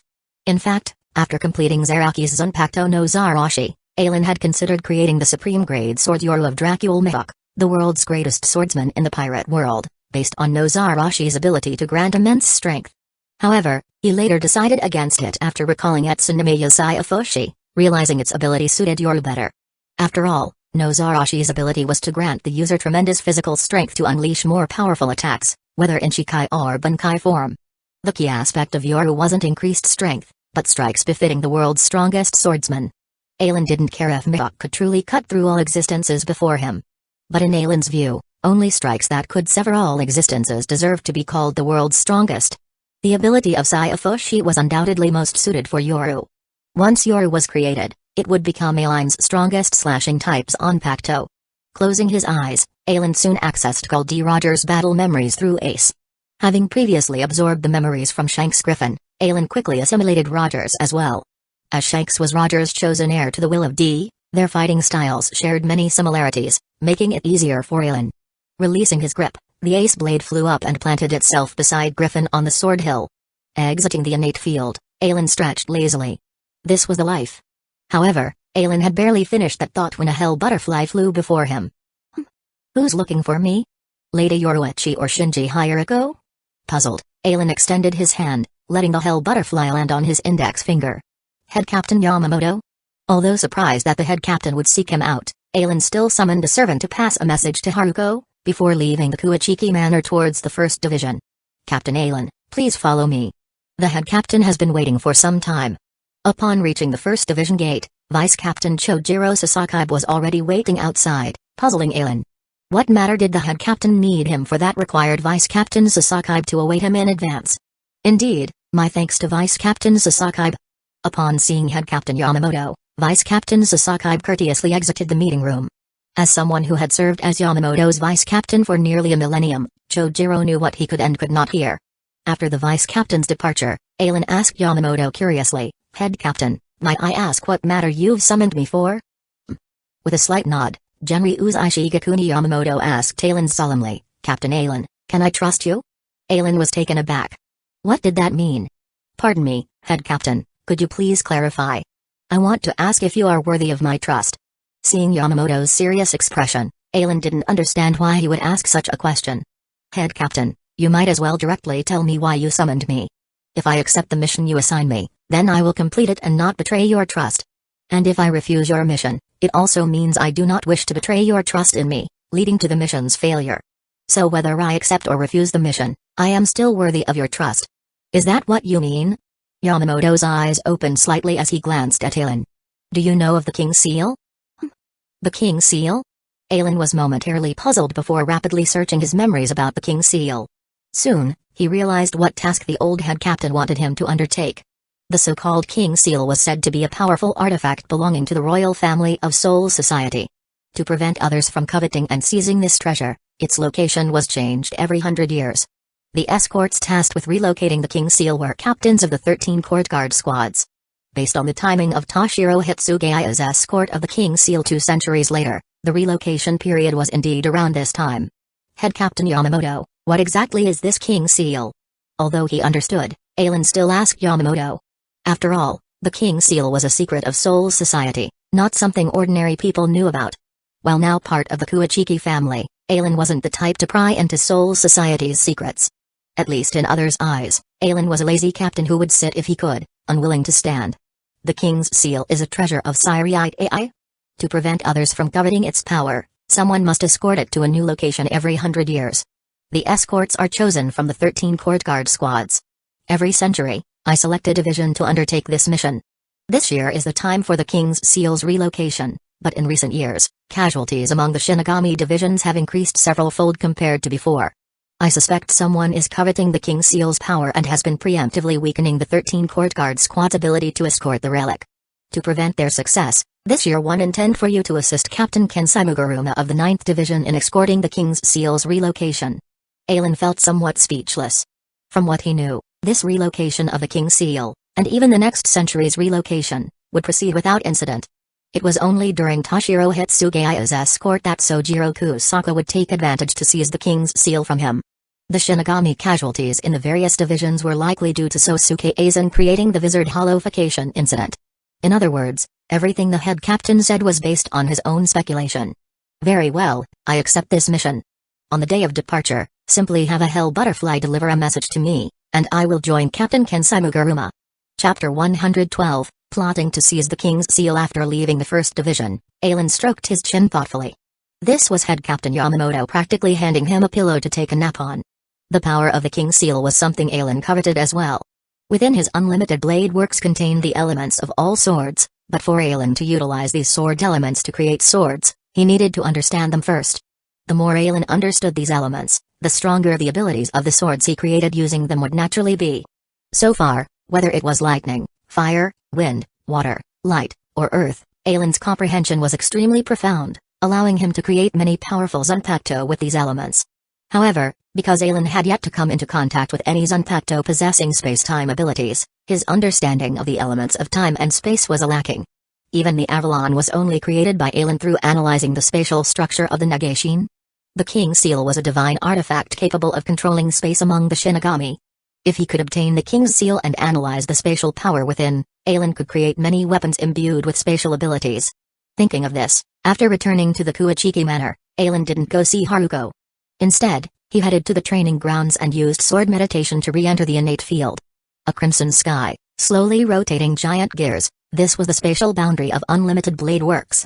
Standing atop Sword Hill, Alan extended his hand, summoning a Zanpakuto with a gorgeous purple hilt to fly into his grasp. Raising the Zanpakuto high, Alan called out its name. Whisper, Muramasa. Boom. Immense spiritual pressure erupted from Alan's body, infusing into the Zanpakuto in his hand. Then, through the blade, it transformed into purple ripples that swiftly swept and expanded across the entire unlimited blade works space. Within the innate field, all the Zanpakuto affected by these purple ripples began to vibrate. Then, silhouettes appeared beside these Zanpakuto, reaching out to draw their manifested forms. These manifested Zanpakuto then turned towards Sword Hill. Those that were mere shadows, their essences not fully nurtured by a Shinigami, knelt on one knee before Alan, submitting to him. These were the most numerous yet weakest Zanpakuto within Alan's innate field. They were unworthy to approach Lord Alan, lacking the right to ascend Sword Hill. The Zanpakuto that had coalesced physical forms all stood atop Sword Hill, arranged in concentric circles according to their respective strengths. The weakest Zanpakuto occupied the bottom rings of Sword Hill. The stronger the Zanpakuto's power, the closer it could approach Lord Alan. Only the most elite Zanpakuto could stand directly beside Alan. Lord Alan. Seeing these familiar faces beside him, Alan felt a momentary daze. These were his youth, his precious memories. Alright, I've called everyone here today because I need your help with something. Regaining his composure, Alan smiled at the manifested Zanpakuto. Everyone, in a few days, I will be assigned to escort a divine artifact of Soul Society. However, I intend to seize this artifact to analyze its spatial power. These Zanpakuto were all created by Alan, imbued with souls by him. To them, Aelin was their creator, their entire existence belonged to him. So Aelin didn't beat around the bush, directly stating his intentions to them. Thus, I ask that you all attack the escort team transporting the artifact at that time and seize it for me. Then, I will pursue and fight you, yes, under the watchful eyes of the other Shinigami. Once out of their sight, you can return to the Unlimited Blade Works. Aelin then detailed his arrangements to everyone. Ha ha ha, seizing something? That's my specialty. The one speaking was a swashbuckling man with a red cape and black curly mustache. The Pirate King, Gol D. Roger. Of course, this wasn't the real Pirate King, but merely the manifested Zanpakuto spirit based on Aelin's memories of him. I'll join too, that's right up my alley as well. A half-demon in a red fur robe with long white hair also piped up. According to Lord Aelin's bestowed memories, he had once raided a village to steal a treasure called the Jewel of Four Souls. I'll go, Lord Aelin, pick me. Choose me, Lord Aelin. Seeing that longtime follower of Aelin speak up, the other Zanpakuto began clamoring to join as well. Wait. Everyone, please calm down first. Seeing their eagerness, Aelin quickly waved his hands to quieten them. Don't rush to volunteer yet. Let me first explain the situation clearly, then you can consider who should participate in seizing the King's Seal. You all know that our actions this time cannot see the light of day. So whoever joins this mission will never have their power utilized by me again in Soul Society, lest I reveal myself. Aelin's words gave the Zanpakuto pause. They were weapons. A weapon's destiny was to accompany its master into battle. If they could never be summoned by their master again, how was that different from being dead? No, it was even worse than death. At least in death, they would have fulfilled their destiny, perishing in battle. But after this mission, they would essentially be living worse than death. Ha ha ha. This is perfect, isn't it?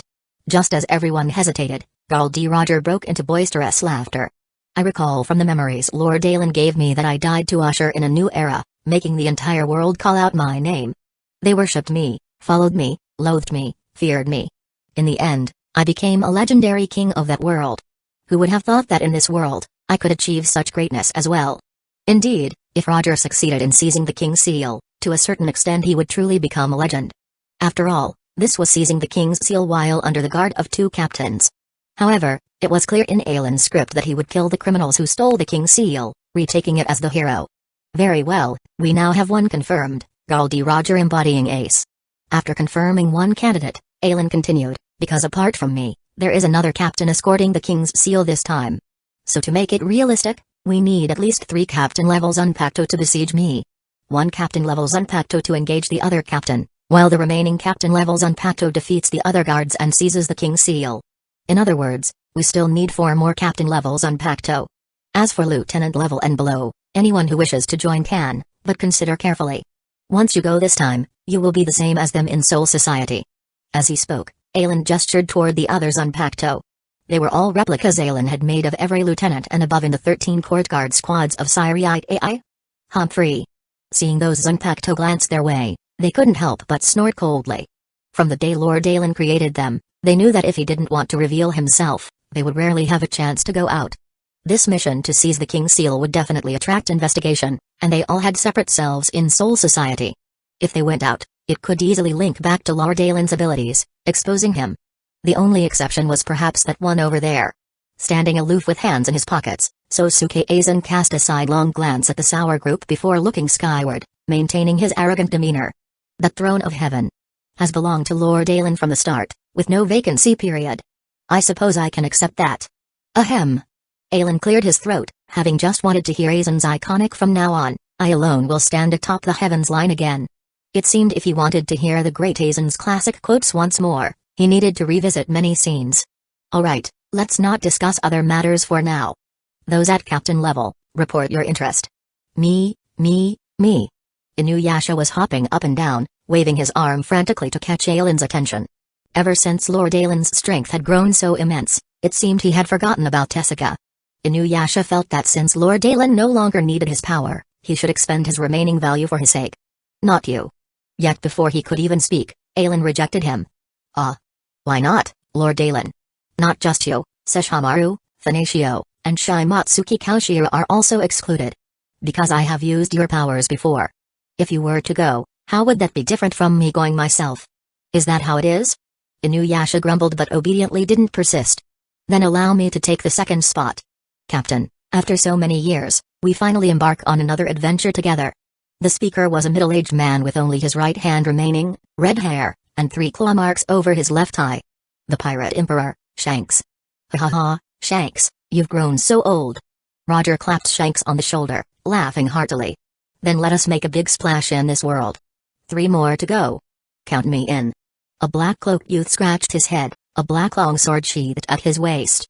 This was Kirigaya Kazuto from the Sword Art Online, Alice's Asian series. Chapter 113, Exposure. Seeing everyone looking towards him, Kirigaya Kazuto, or rather, Kirito scratched his head. What's wrong? Is there something strange about me going? No, that's not right. Lord Alan said only captain level Zanpakuto can participate, but you're Zanpakuto at the middle of the hill, right? Wait until 5 captain level Zanpakuto are selected before you come out. The one who spoke was a lieutenant level Zanpakuto, whose position was below the middle of the hill. Well, as for why he was so familiar with Kirito, that was because of the few beautiful Zanpakuto near Kirito, practically clinging to him. Well, I barely qualify as a captain level Zanpakuto too. I can release the Zanpakuto in my hand. Although, in my memory it's called memory release. Seeing Kirito like this, the lieutenant level Zanpakuto's expression twisted. Hey, you really are doomed. Alan nodded at Kirito. Alright, I'll count you in.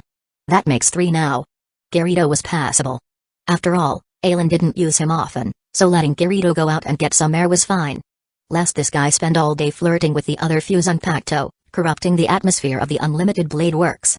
Alan was thinking if he should separate weapons like Blinking Light, Kai and Wiz, Bina, and Soren's hammer.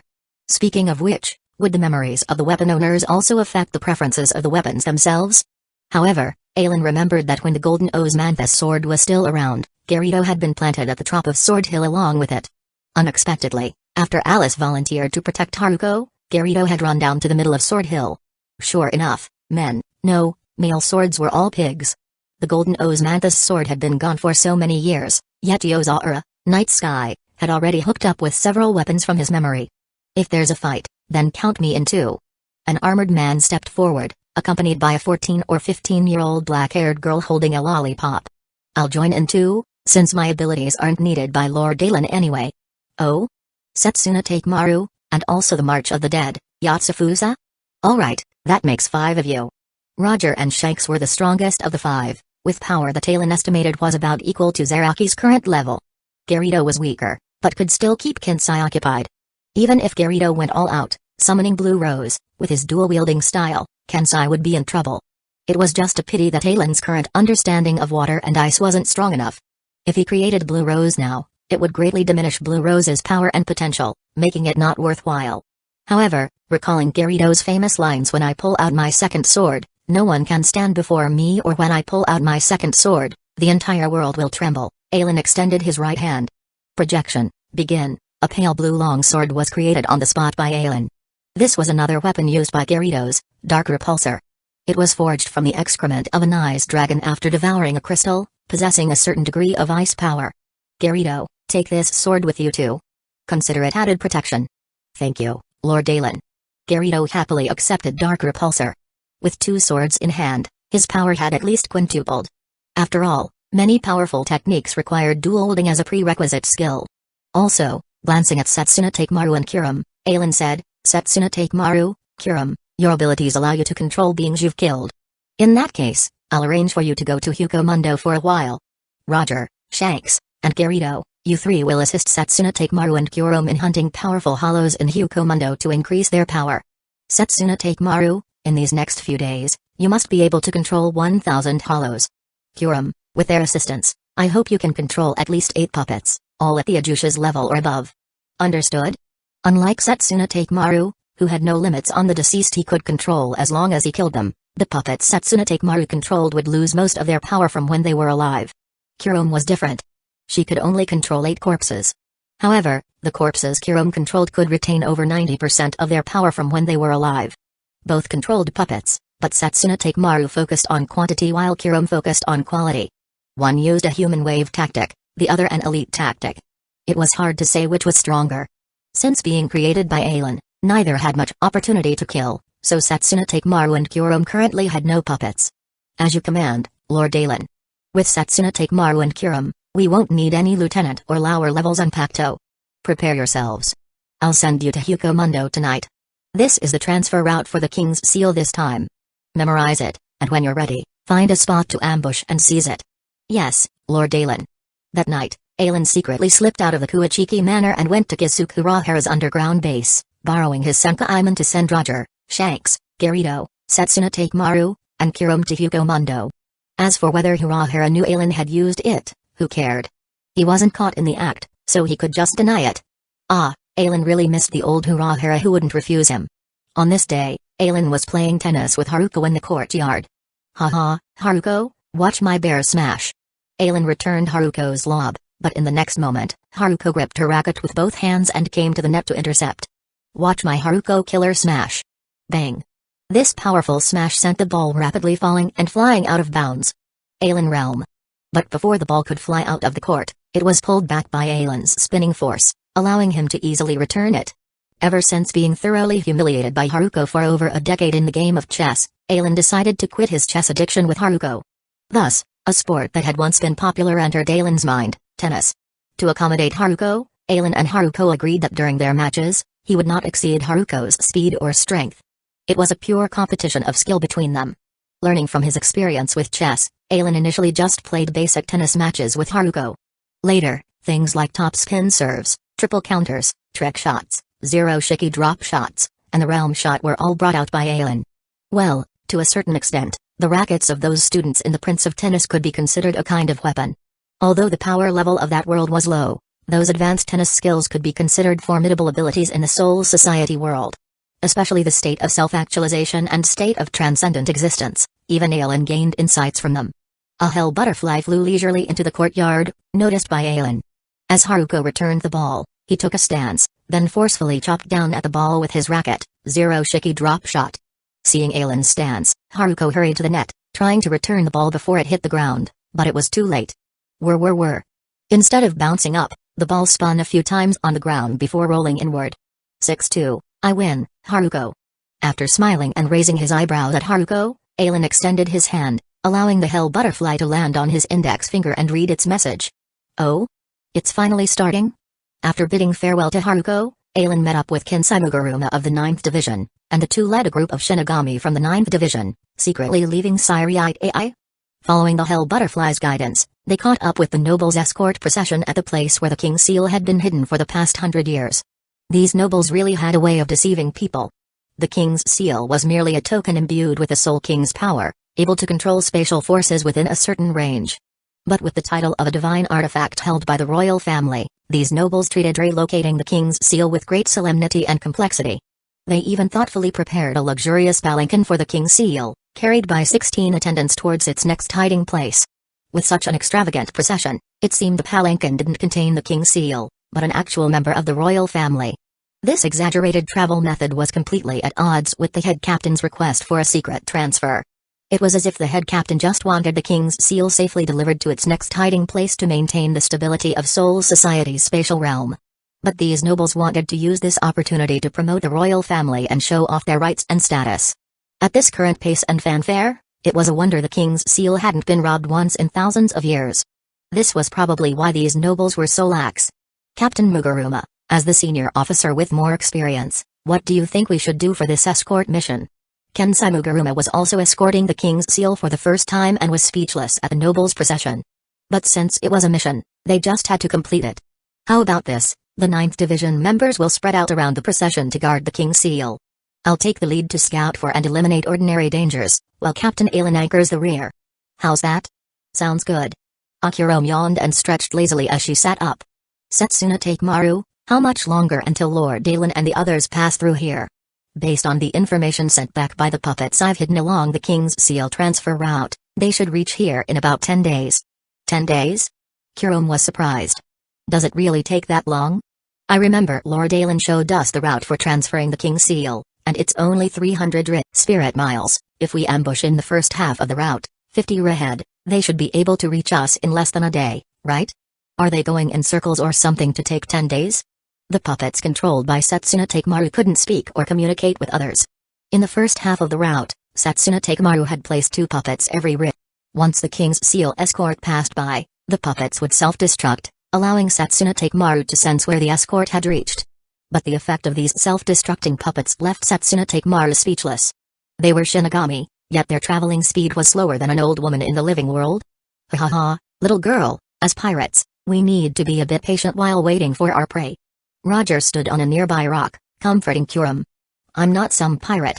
But what we're doing now is what pirates do. Roger's words left Kurum speechless. By the way, Captain, how should we arrange things on our side when the time comes? Shanks rested his hand on the hilt of his sword, his face rarely showing such strong fighting spirit. I'll say this first, I want one of the spots attacking Lord Dalen. Although it was just an act, everyone was taking it seriously.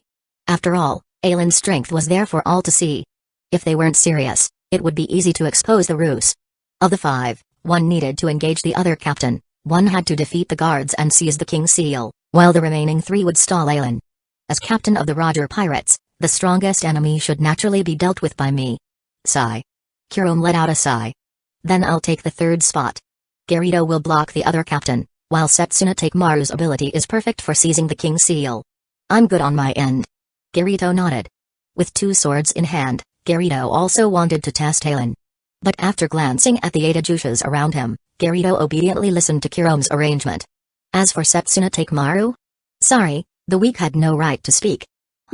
As the vanguard of the procession, although the King's Seal escort moved slowly, Kensai Muguruma's scouting range wouldn't decrease due to the procession's pace. Thus, Roger's group, whom Setsuna Takemaru had predicted wouldn't encounter the escort for 10 days, was discovered by Kensai on the 3rd day. Who are you people? What are you trying to do by blocking the path here? Hey, Setsuna Takemaru, didn't you say it would take the procession 10 days to get here? Why are we already being found on the 3rd day by this guy? Based on Setsuna Takemaru's reconnaissance, Roger's group had let their guard down these past few days. With no cover around, the 5 were completely exposed in front of Kensai. How should I know? The procession is still over 30 away from us. Who knew this guy's patrol range was so wide? Chapter 114, Assault. Ha, since we've been discovered, we won't wait anymore. Roger stood up and said to Garito, this guy is yours. Setsuna Takemaru, Shanks, Kurum, let's go and ambush the procession now. Okay. No problem. Kurum drew the Zanpakuto from her waist and released its ability. Instantly, the ground beneath Kurum's feet bulged, and a giant Ajushas-level hollow over 10 meters tall emerged from the earth, with Kurum standing on top of it. An Ajushas-level hollow? Sensing the spiritual pressure of the giant hollow beneath Kurum's feet, Kensai's heart skipped a beat. As a captain of the 13 court guard squads, he knew that above Gillian's, there were 2 higher levels of hollows. The strength of an Ajushas-level hollow was enough to rival a captain. Vasto Lord hollows were existences surpassing even captain level. This was Kensai's first time encountering an Ajushas-level hollow. Setsuna Takemaru, get on quickly. Upon hearing Kurum's words, the general-like Setsuna Takemaru immediately jumped onto the Ajushas hollow. Then, Kurum controlled the giant hollow to follow Roger and Shanks, heading towards the procession escorting the King's Seal. Don't think you can escape. Seeing the 4 swiftly leaving towards the rear, how could Kensai not realize these unknown enemies were targeting the King's Seal? Kensai drew his Zanpakuto from his waist, ready to stop them. But in the next moment, a black-clothed youth stood in his way. Sorry, Captain, but I'm your opponent. Kid, get out of the way if you know what's good for you. Otherwise, I won't go easy on you. Although Kensai said this, his wariness was already at its peak. Blow it away, Takuke's. Dense spiritual pressure erupted around Kensai, and the Zanpakuto in his hand transformed into a dagger. Rings of whirlwind surrounded the dagger. Swish. With a wave of his dagger, Kensai unleashed the violent whirlwinds around it as blade gusts towards Garito. Facing Kensai's attack, Garito drew his true form, Yozaura, from his back. Meteor impact. Blue sword skill light shone from Garito, allowing Yozaura to strike like a meteor and disperse Kensai's blade gusts. White light suddenly burst from Kensai's dagger, with a massive amount of spiritual pressure condensing into countless tiny blade gusts spinning rapidly within the white light sphere. Then, Kensai fired this compressed wind bomb towards Garito. Bomb rush. Whirling shield. Boom. Kensai's wind bomb and Garito's whirling shield collided, causing a violent explosion. Countless blade gusts scattered, shredding everything around Garito. Clang. Breaking through the aftershock of the wind bomb's explosion, Garito's long sword clashed with Kensai's Takuke's for the first time. Clang clang clang clang clang, so strong. After a series of exchanges, Kensai and Garito both acknowledged each other's strength. Garito's swordsmanship was exquisite, with an attack speed much faster than Kensai's. Although Kensai's unpacked otakukes could manipulate surrounding whirlwinds to assist him, he wasn't at a disadvantage in the battle. But now Kensai needed to defeat Kirito quickly and then go assist Captain Alan. Because the four who just left seemed to be no weaker than this guy. Thinking this, Kensai forced Kirito back with a sword strike and said solemnly, "Sorry about this. I don't have more time to play with you. Next, I'll have to show my true power." Benkei, Tekkentakukes. Boom. Kensai's spiritual pressure erupted, and his Zanpakuto transformed into jagged knives held in each hand, with his arms bound by threads connected to armor on his back. "I'll defeat you in the shortest time possible." Ah, I was just about to say the same thing. "I'll defeat you in the shortest time possible, then go help those three complete their battle against 30." Kirito extended his hand and drew Dark Repulsor from his back, taking an attacking stance. Starburst, Air Slash. TSK, what a difficult pace for those palanquin bearers. Because the procession was moving too slowly, Alan almost fell asleep out of boredom. He cast Bakudo number 26, Kyoko, to conceal his form, then brazenly sat atop the palanquin to rest, adding to the bearer's burden. After sending Roger's group to Hugomundo, Alan lost contact with them. Now, the only way Alan could control Roger, Shanks, and the others was by forcibly recalling them into the Unlimited Blade Works. However, Alan could guess that Roger's group would strike during the first half of the escort route. At the current pace, it might take several more days to encounter them. He might as well rest well during these few days. After all, even if it was just an act, he had to display proper strength. Moreover, Satsuna Takemaru and Kirim were fine, but Roger and Shanks had always wanted to battle him.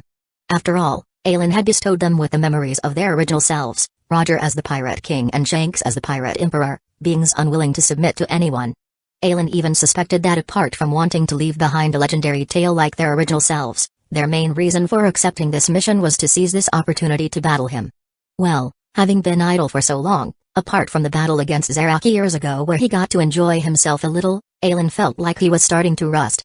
It was just unknown how long Roger, Shanks, and Kirim could hold him off. Crackle crackle crackle crackle.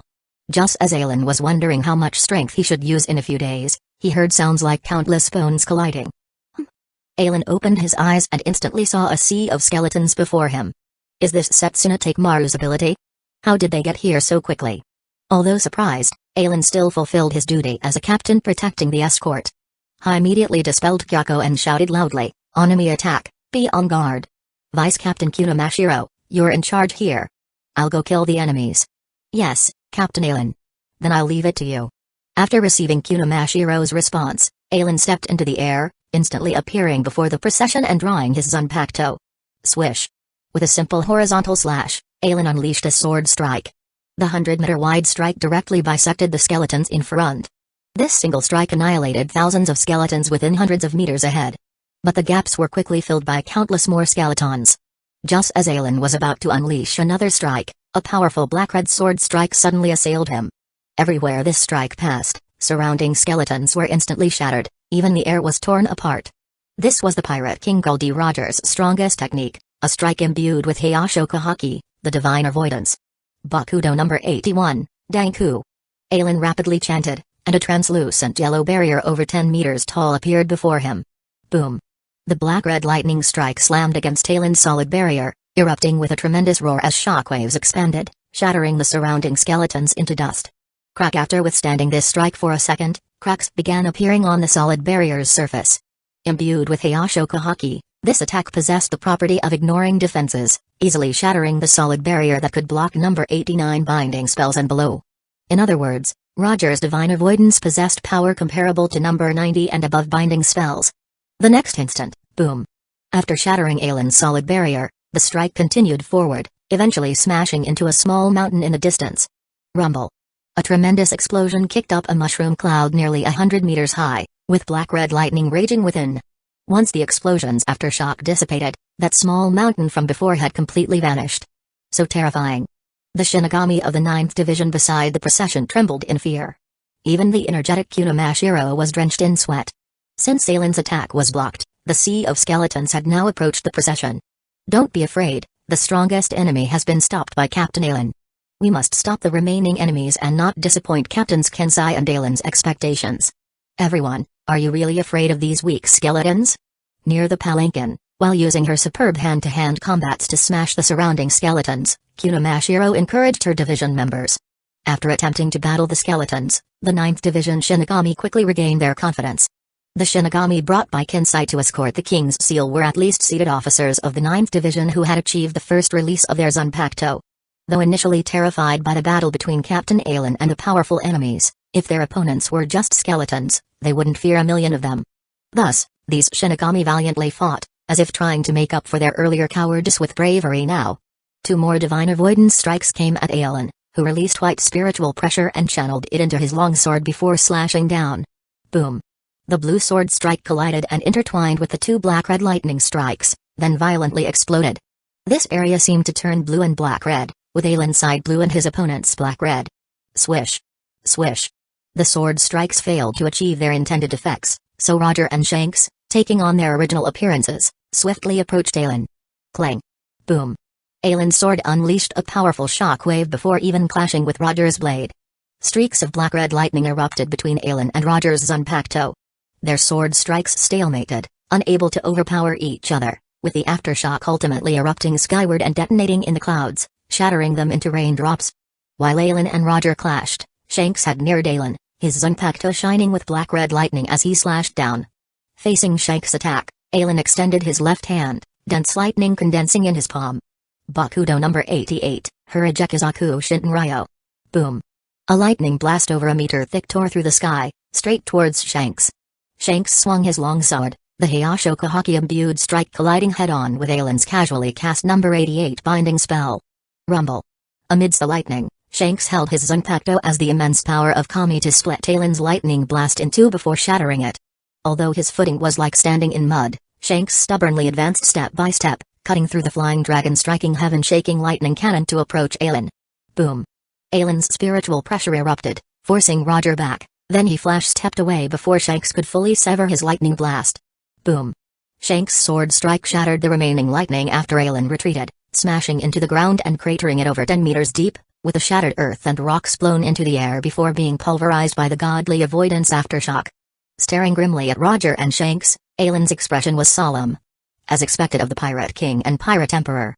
Although their swordsmanship might be inferior to Aelin's, with the addition of the 3 colors of Haki, they weren't without a chance against him. Swish. This space then became a terrifying forbidden zone. Each clash of blades unleashed immense shock waves. The sky and earth were shattered, a scene of the apocalypse.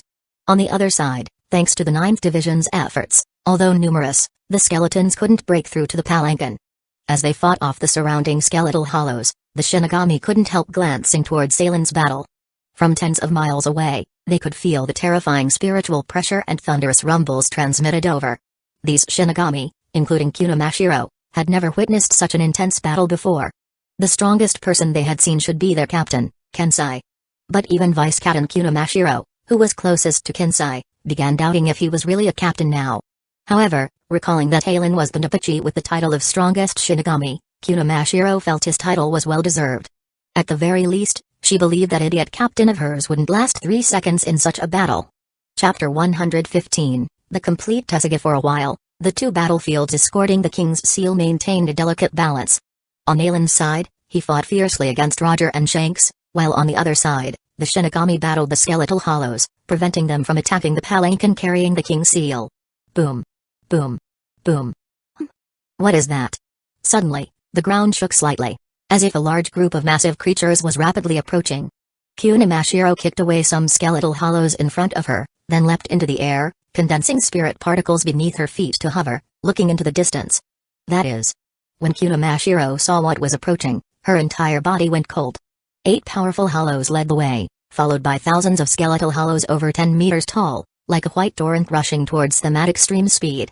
Seemingly spotting Kunimashiro, one of the armored generals leapt down from the leading hollow, leading thousands of mid-sized skeletal hollows to attack here, while the other 8 terrifying Ajushas-level hollows turned to join the battle against Halen's group. Run, run quickly. Kunimashiro cried out in alarm, forgetting the mission and immediately ordering her division-seated officers to flee immediately. When facing an enemy they could not defeat, preserving their lives was the top priority. Boom.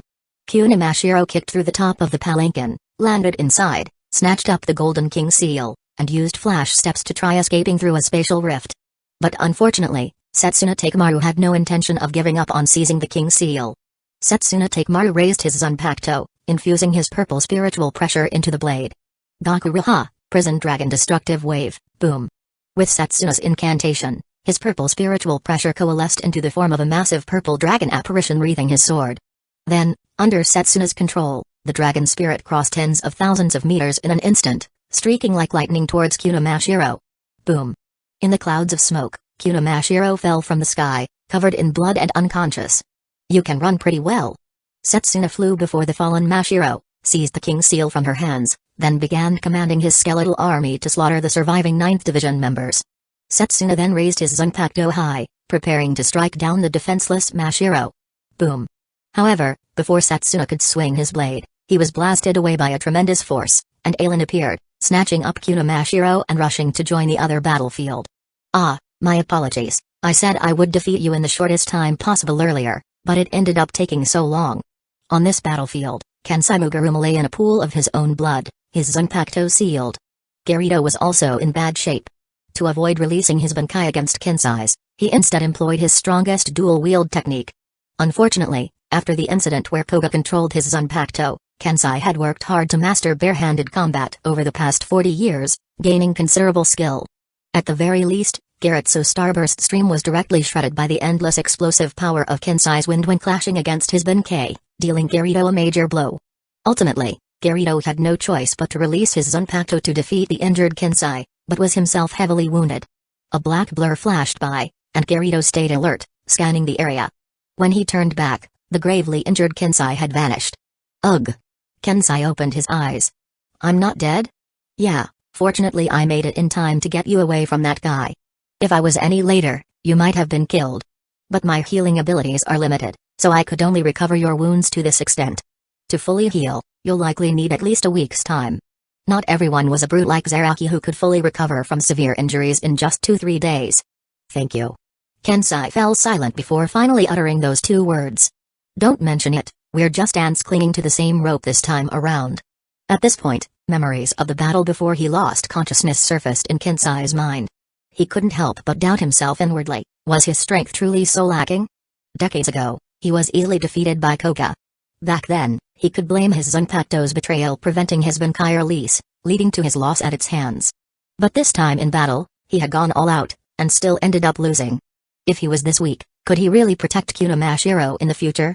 Thinking of Kunamashiro, Kensai hurriedly got up and asked Ailen, Captain Ailen, what about the other members of my 9th Division? Alas! Hearing Ailen's sigh, Kensai's heart sank. Sure enough, Ailen's following words nearly caused Kensai to pass out. I'm sorry, Captain Mugaruma. We were suddenly attacked by powerful enemies. I was surrounded and unable to break free from 2 highly skilled swordsmen and 1 person who could control 8 Ajusha's level hollows. Vice Captain Mashiro and over 10 seated officers were attacked by countless skeletal hollows. In the end, aside from Vice Captain Mashiro, all the other seated officers of your division have perished. All perished? Yes, aside from Vice Captain Mashiro, all sacrificed their lives. Oh. Fortunately, Mashiro was still alive. If even she had died, the blow to Kensai Mugaruma would have been far too great. Captain Mugaruma, since you're awake, could I ask you to keep watch? I need to rest and recover my spiritual power. Oh sure, Captain Ailen, you can rest assured, I'll remain vigilant. Alright, then I'll leave it to you, Captain Mugaruma.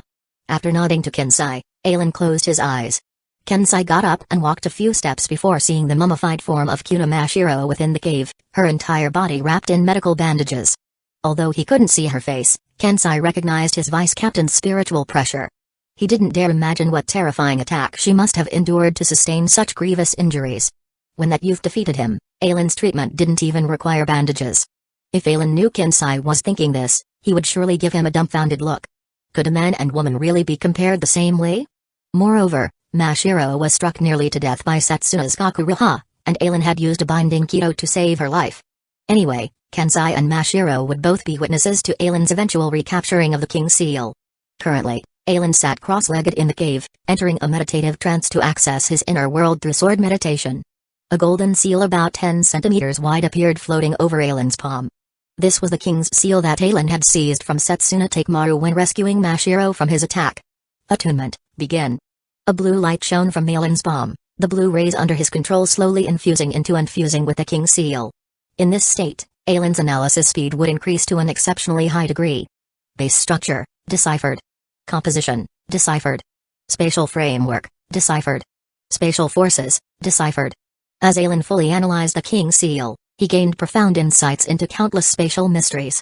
Once his analysis was complete, Aelin's comprehension of spatial abilities reached an extremely transcendent level.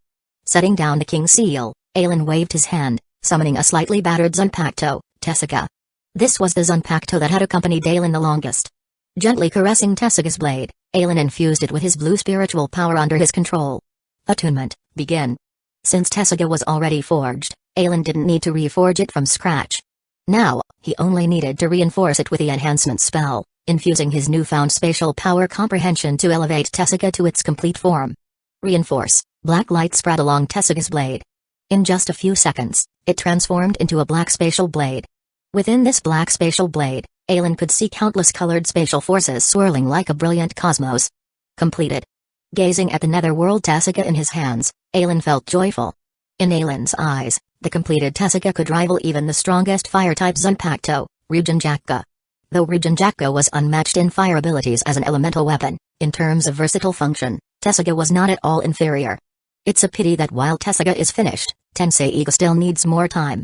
Recalling Tensei Iga's terrifying ability to revive the dead, until now Aelin still had no inkling on how to replicate it. Even Tenjiro Garanji's hot spring only allowed the nearly dead to recover, not achieve true resurrection. Moreover, in Aelin's view, the full Mdo Zangetsu's power still surpassed Mdo Zangetsu. Sesshomaru was the most innately powerful demon in Inuyasha. After comprehending the complete Mdo Zangetsu, even the Mdo Zangetsu cast by the honest Kishinki who invented the technique paled in comparison, swallowed whole by Sesshomaru's Mdo. Chapter 116. The battle resumes after Tessaka gained the Mdo Zangetsu ability that Sesshomaru had comprehended from Tensei Iga. Inuyasha could not control the full power of the netherworld and had to disperse it, only able to release the netherworld's power in scattered strikes. This became Inuyasha's strongest ability.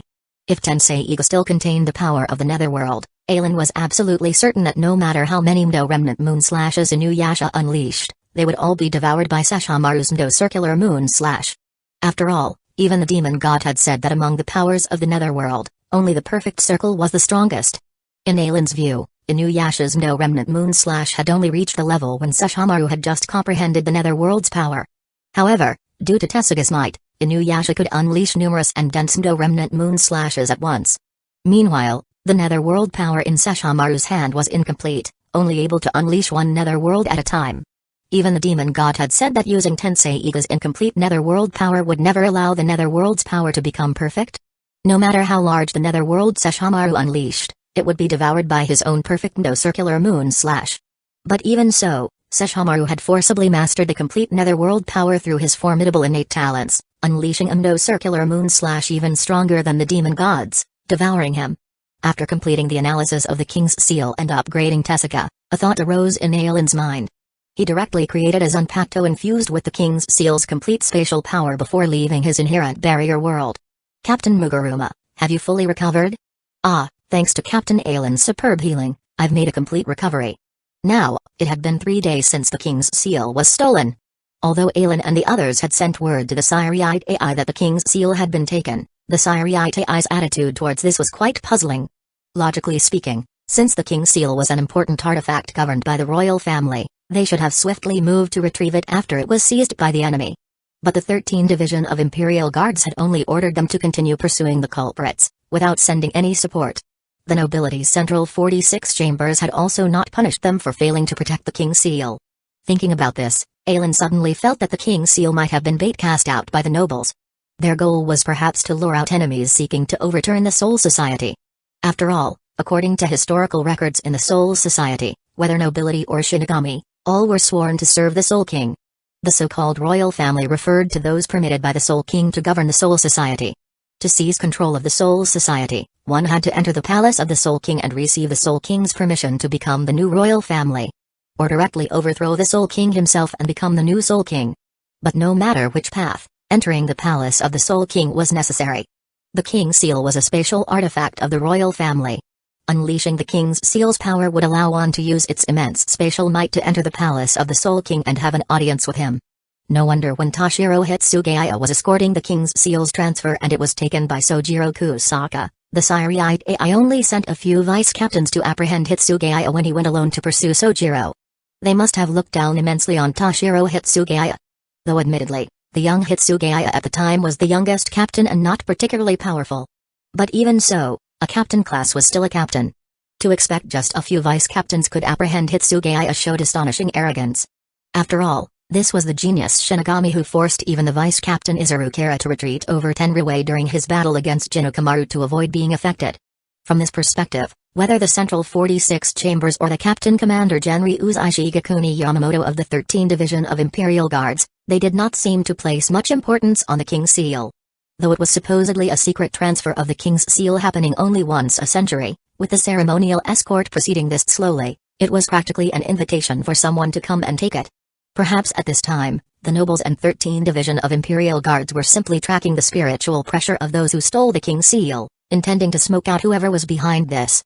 Ignoring the nobles' underlying motives, this entire King's Seal theft incident was orchestrated by Aelin himself. Could they really trace it back to him from Roger and the others? Since he had already analyzed the King's Seal's spatial power and forged a Zanpakuto containing that power, Aelin felt it was time to end this escorting the King's Seal's script. Thus, after Kensai Muguruma had fully recovered, Aelin proposed to him the idea of pursuing those who stole the King's Seal to take it back. As expected, Kensai requested to join the pursuit, just as Aelin had anticipated. Aelin pretended to hesitate, but was actually extremely satisfied inwardly. If there were no witnesses present, who could verify that he had defeated all the enemies? Very well then. Here's what we'll do, Captain Muguruma. Last time, because I was unfamiliar with those enemies' abilities, we suffered some losses.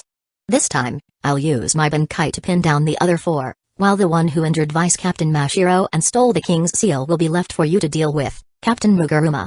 Understood, I won't let the one who hurt Mashiro get away. Kensai had no objections to Aelin's arrangement.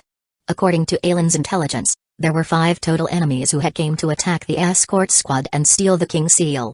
2 were highly skilled swordsmasters almost on par with Aelin himself. Another could control Etajusha's class hollows, a number even Kensai could not handle alone.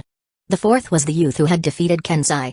These 4 opponents were clearly far beyond Kensai's ability to defeat, without Aelin even needing to state it.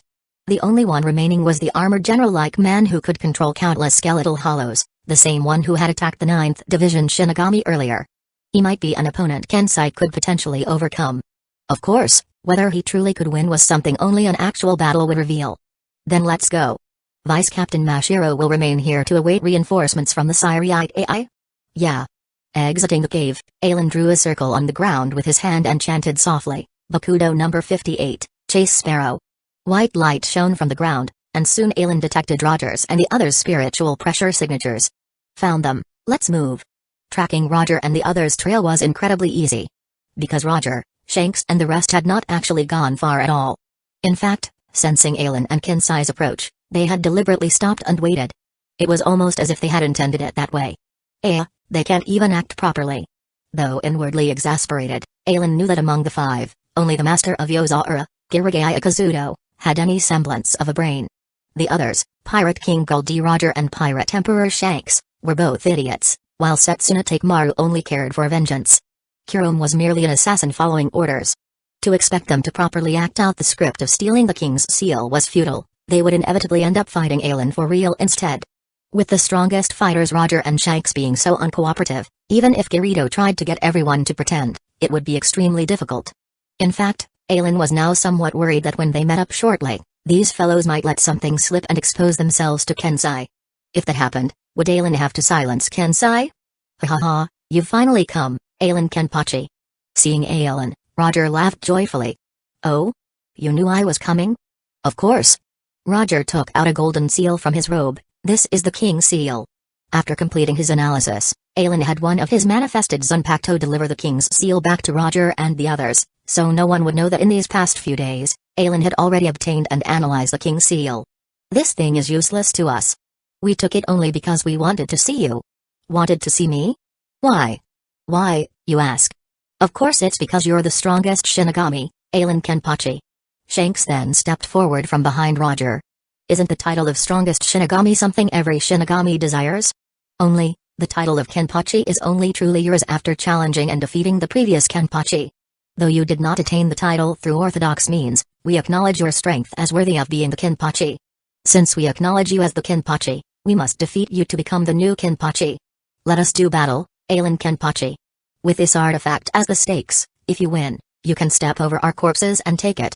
But if you lose, then sorry, but we'll be taking the title of Kinpachi for ourselves. From then on in the 13th Division of Imperial Guards, there will no longer be a Kinpachi. Seeing the expressions and hearing the words of Shanks and Roger, Ailen glanced at Garrido, who gave a slight nod. Clearly, this was the pretext Garrido had concocted for this operation. It matched Roger's and Shanks' personalities and behavior style perfectly. Moreover, this way Ailen did not need to worry about Kensai discovering anything and having to kill him. If that's the case, then let's begin. I'll show you why I am the Kinpachi, and you are not.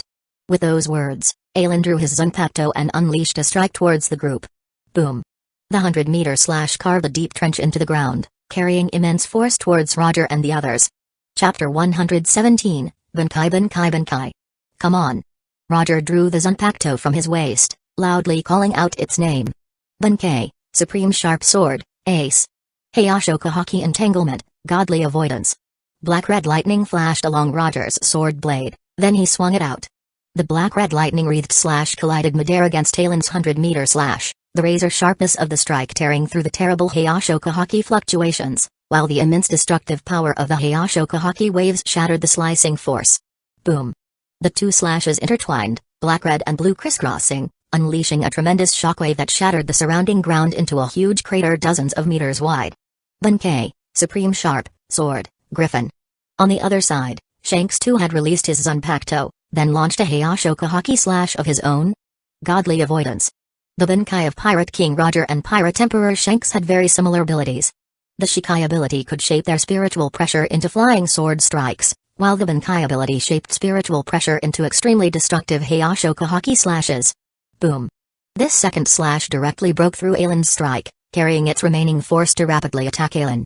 Facing this slash, Ailen did not evade, instead flying straight forward. His left hand was covered in a layer of high-density spiritual pressure, then he grabbed at the incoming strike. So, ro. Crack crack bang. With that, Ailen shattered the slash, dispersing the black-red spirit particles. By this point, Ailen had crossed over half the distance to the group, immediately able to engage them in close combat. Bankai, Yozora, Gigaseater. Gigaseater's true form was an immense tree over 70 meters tall with a 4-meter diameter trunk, said to have lived for hundreds of thousands of years and called the Demon Tree. Yozora was a powerful weapon forged from the topmost branch of Gigaseater. Demon Sword Invasion. Dense black spiritual pressure erupted, transforming Yozora in Garrido's hands into a massive demon sword tens of meters long that he swung down at Ailen. Facing the descending giant demon sword, Ailen casually unleashed a slash to intercept it. Boom. Unable to stop Ailen, Kuro made her move. Bankai, March of the Dead, Yatsufusa. Rumble. With Kuro's Bankai release, 8 Ajusha's class hollows of varying forms appeared by her side. Under her control, they concentrated to unleash the hollow's strongest technique, Sero. Boom. A barrage of red Saras fired from the Ajusha's mouths towards Ailen. Whoosh. For the first time, Ailen used flash steps to evade the 8 Saras. Boom. The 8 Saras struck the ground Ailen had been standing on, triggering a massive explosion with a mushroom cloud rising dozens of meters high. Roger cackled madly, flash stepping to Ailen's side as he brought his sword down in an overhead slash. Boom. Even before their blades fully connected, Ailen's strike and Roger's Hayashoka Haki slash collided, unleashing tremendous force that completely shattered the surrounding ground. The powerful shockwave expanded outwards, pulverizing any dislodged debris like stones and trees caught in its path.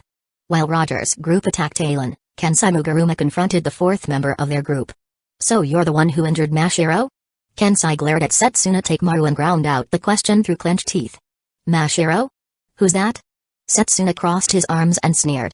All those I've killed become souls to serve me with my blade. I just don't know which little skeleton you're referring to. With those words, Setsuna swung his sword, the ground bulging up as hundreds of humanoid skeletons burst forth from the soil, weapons in hand, surrounding Kensai under Setsuna's control. Though you may be disappointed, Mashiro was not killed by you, so I doubt any of those summoned skeletons are her. I see. Then the Mashiro you mention must be that girl the 11th Division captain rescued 3 days ago? While I may not have a corpse puppet of that girl, I do have quite a few made from the corpses of other Shinigami. I wonder, are any of your acquaintances among them? As he spoke, Over a dozen skeletons clad in tattered Shyakusho stepped to the front of the group, encircling Kensai under Setsuna's control. "You bastard." Though only skeletons, Kensai could vaguely recognize the builds of his 9th Division elites he had led on this mission. Roar, Tukukes. Immense spiritual pressure erupted around Kensai, then with a powerful kick off the ground that cracked the earth beneath his feet, he shot forward like an arrow towards Setsuna. Boom. Boom. Like a raging locomotive, Kensai smashed through any skeletons in his path, the whirlwinds from his flailing short sword shattering them to pieces. Humphrey. Seeing his weakest skeletal troops failing to stop Kensai, Setsuna scoffed and raised his sword high. Benkei, the land of underworld, Setsuna take Maru. Boom. Setsuna's wild spiritual pressure, absorbed by his Zanpakuto, transformed into innumerable black tornado-like miasmas that rapidly rose skyward, blotting out the sun. All land covered by the black miasma turned purple, with skeletons of all sizes emerging from this hellish purple soil. Setsuna's Bankai could summon the underworld itself. Any area covered by his spiritual pressure would become the dark soil of hell itself. Within this hellish domain, the strength of Setsuna's skeletal puppets increased by an entire level. And their numbers multiplied several dozen times over compared to his Shikai state. Bang. Bang. Bang. Boom. Boom. Damn it. Kensai roared furiously, attacking without restraint. But to his dismay, Kensai found himself overwhelmed by Setsuna's Benkei, swarmed by the skeletal horde. While his raging winds could previously shred the skeletons, after Setsuna's Benkei the skeletons could withstand far greater attacks. Essentially, it now took one of Kensai's punches to shatter a single skeleton. Though for now the horde could not seriously injure Kensai, he also could not escape their encirclement. Hey, I'd love to get my hands on a captain-class puppet too. Since the boss didn't say I couldn't kill. Standing a few dozen meters away, Setsuna eyed the overwhelmed Kensai while raising his Zanpakuto high. Whoosh! A red sphere formed at the sword's tip, countless purple tornadoes whirling madly around it, shredding anything caught in their path into oblivion. Gakuri-ua, prison dragon break boom. This massive purple tornado, Setsuna swung it hurtling towards Kensai like a striking dragon.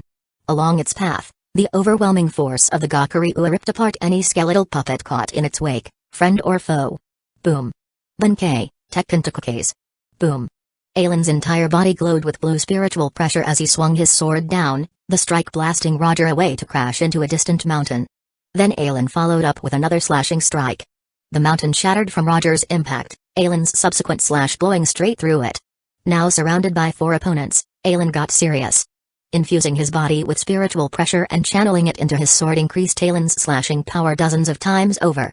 Not just his sword strikes, but Ailen's overall speed, strength, defenses and more were qualitatively elevated by releasing his spiritual pressure. Roger, Shanks and Garito, who could previously trade blows with Ailen, now couldn't even withstand a single sword strike, sent flying and crashing into mountains, blasted into deep craters in the earth one after another. Fortunately for Roger's group, with 4 combatants including Roger, Shanks and Garito on the offensive while Kirome provided support, plus Garito periodically healing them with his abilities, they managed to endure Ailen's onslaught. If only 1 or 2 faced Ailen, they would have perished within 10 breaths of him getting serious. After infusing himself with spiritual pressure, Kirome Zeta Jusha's puppets posed little threat to Ailen. Their Ceres were either slashed apart, shattered by a punch, or casually swatted away and flung elsewhere. In close quarters, Ailen's sword blows cleaved the Ajushas in 2 before they could react. However, Kirome's Benkei had one trait: the fewer hollow puppets under her control, the greater the strength they increase for each remaining one. So aside from the Ajushas at her feet, Kirome commanded the other 7 to attack Ailen simultaneously. As each fell, the spiritual pressure of her remaining puppets spiked, until the final Ajushas reached the pinnacle of its tier, just shy of breaking through to Vasta Lord level. But that slight gap meant an immense difference in power. Unable to become a Vasta Lord, after knocking Shanks away, Ailen bifurcated Kurome's last hollow puppet with a single sword stroke. Kurome was the first to be eliminated from the group of 5. Chapter 118, Mdozan Gets a Kurome. Among the 4, the only one who paid attention to the girl was Garito. Previously, Kurome had been providing support, so Garito had not focused on her, instead using his healing abilities on the more severely injured Roger and Shanks. But he never expected that the support, Kurome, with the heart of a carry player, would recklessly attack after the 3 of them were blown away. And then the match was concluded. Huff. Taking a deep breath, Garito took a stance. Twin Blade Ultimate Technique, Solar Eclipse. In an instant, Garito unleashed 27 consecutive strikes. The 27 powerful slashes merged into a black sun, rapidly assaulting Ailen. Swish. Facing Garito's strongest ultimate move, Aelin unleashed a 100-meter slash, but this strike was instantly shattered upon hitting the Black Sun, its explosive shockwave unable to slow the Black Sun's advance. Oh? Not bad. Sensing the power of this sword technique, Aelin released his Zanpakuto for the first time in the battle against them. Benkei, Mdo Tesuka. Instantly, Aelin's Zanpakuto grew massive, its blade transforming into a black spatial force taking on a iridescent sword form. Then, Aelin swung the Mdo Tesuka towards the incoming Black Sun. Mdo, Zangetsu slash. A crescent-shaped spatial blade flew out, suddenly expanding upon hitting Kirito's solar eclipse into a 10-meter diameter circular space that completely absorbed the solar eclipse before dissipating. What kind of ability is that? By the look of the Zanpakuto, it's Tesuka, no doubt. But when did Tesuka gain such immense power? Kirito was astonished. Everyone present in Aelin's realm was basically familiar with each other's abilities. But Kirito had never known that Tesuka possessed spatial powers. No. Recalling that they had seized the King's Seal this time, Kirito quickly realized that this newfound power of Tesuka must have emerged in the past few days. Indeed, a power worthy of Aelin's immense efforts to obtain. But to expect us to surrender just like that is impossible. Twin Blade, Solar Eclipse. This time, Kirito transformed directly into a massive black sun carrying destructive might as he bore down on Aelin. Mdo Zangetsu. This time, instead of a crescent moon, Aelin unleashed a circular Mdo, the full moon of the underworld. This circular Mdo rapidly flew towards Kirito, forming a cylindrical spatial path that absorbed everything in its trajectory. Kirito, embodying the black sun, could not escape its pull either. When this cylindrical Mdo dissipated, everything in front seemed to cease existing, all things rendered void. Aelin then swung out a remnant moon slash towards the charging Roger and Shanks. Facing this slash less than 2 meters long, Roger and Shanks were extremely cautious. After all, they had just witnessed Kirito devoured by that circular Mdo. Godly avoidance. Godly avoidance. Roger and Shanks erupted their spiritual pressure, channeling most of it into Hayashoka Haki, wrapping their Zanpakuto, then clashing against the incoming remnant moon. Boom. After Roger and Shanks' slashes struck the remnant moon, it abruptly expanded into a 10-meter Mdo that absorbed all surrounding existence. Huff huff. The immense suction force emanating from this Mdo forced Roger and Shanks to unleash their full spiritual pressure to stabilize themselves. They knew that once pulled into that Mdo, this battle would be their defeat. Of course, the current situation made their defeat virtually inevitable. Against such absolute power, they had no chance of victory. Another remnant moon slash passed by, this time severing Roger and Shanks into 2 pieces.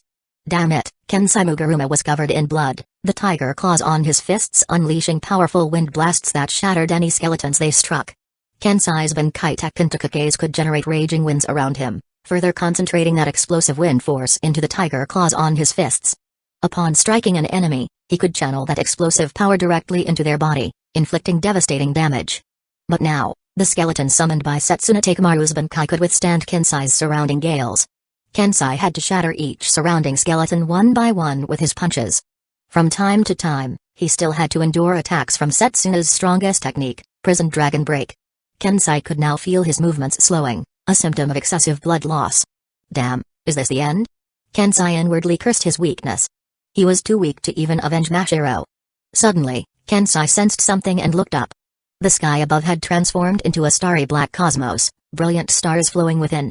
This starry expanse then spread outwards, eventually consuming all the black clouds in the sky. Roar.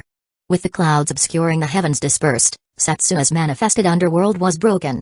Under the scorching sun, the purple hellish soil began evaporating into purple mist that dissipated in the sunlight. Deprived of the underworld's influence, this area reverted to the human realm. Having lost the underworld's enhancements, the skeleton Setsuna had summoned reverted to their original strength. Now Kensai's raging winds could finally demonstrate their full might, pulverizing any skeletons that approached. How is this possible? Setsuna widened his eyes in disbelief that the blade breaking his Benkai was Tesuka.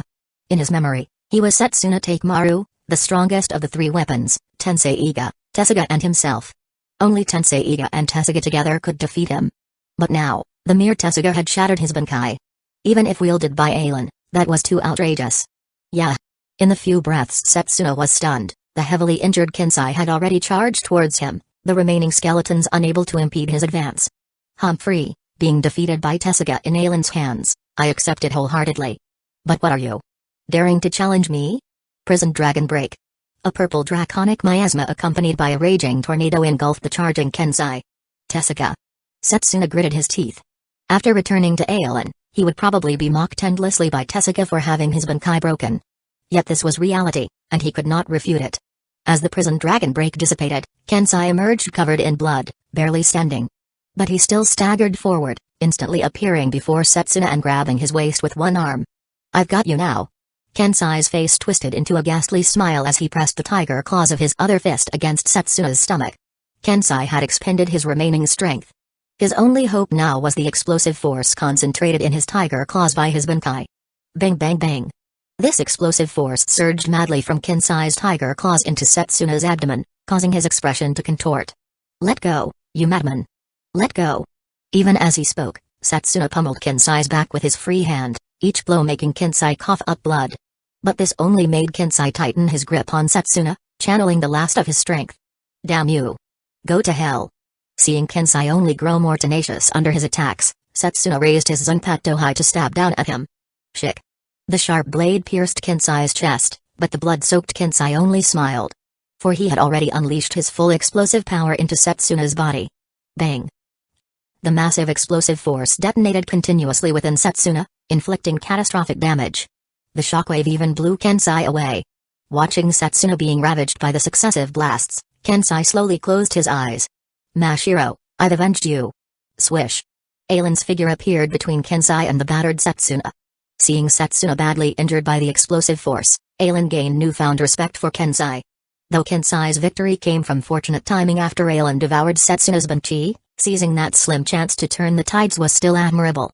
After Kensai's explosive force was spent, the gravely wounded Setsuna could no longer maintain his form, leaving only a slightly broken Zanpakuto behind. With a thought, the Zanpakuto on the ground dispersed into blue spiritual particles, having been reclaimed by Ailen's unlimited blade works. This operation to seize the king's seal had achieved complete success. Setsuna was severely injured but would recover with some rest. As for recreations like Roger and Shanks that Ailen had forged as weapons, their forms were already recorded in Unlimited Blade Works' spatial realm. Ailen only needed to expend some spiritual pressure to reforge them, not start from scratch. Chapter 119, Nanao Eyes. After stabilizing Kensai Muguruma's injuries with Kaido, Ailen carried him back to the cave they were hiding in previously. "Captain Ailen, you're back." Outside the cave, Kuna Mashiro, the lieutenant of the 9th Division, came bouncing over to welcome them, a smile on her face showing no signs of the near-death crisis she had faced just days ago. But in the next moment, the lively girl's face instantly paled. "Captain. What happened to the captain?" Seeing the battered Kensai being carried by Ailen, Kuna was almost scared witless. Kensai's current appearance was truly frightening.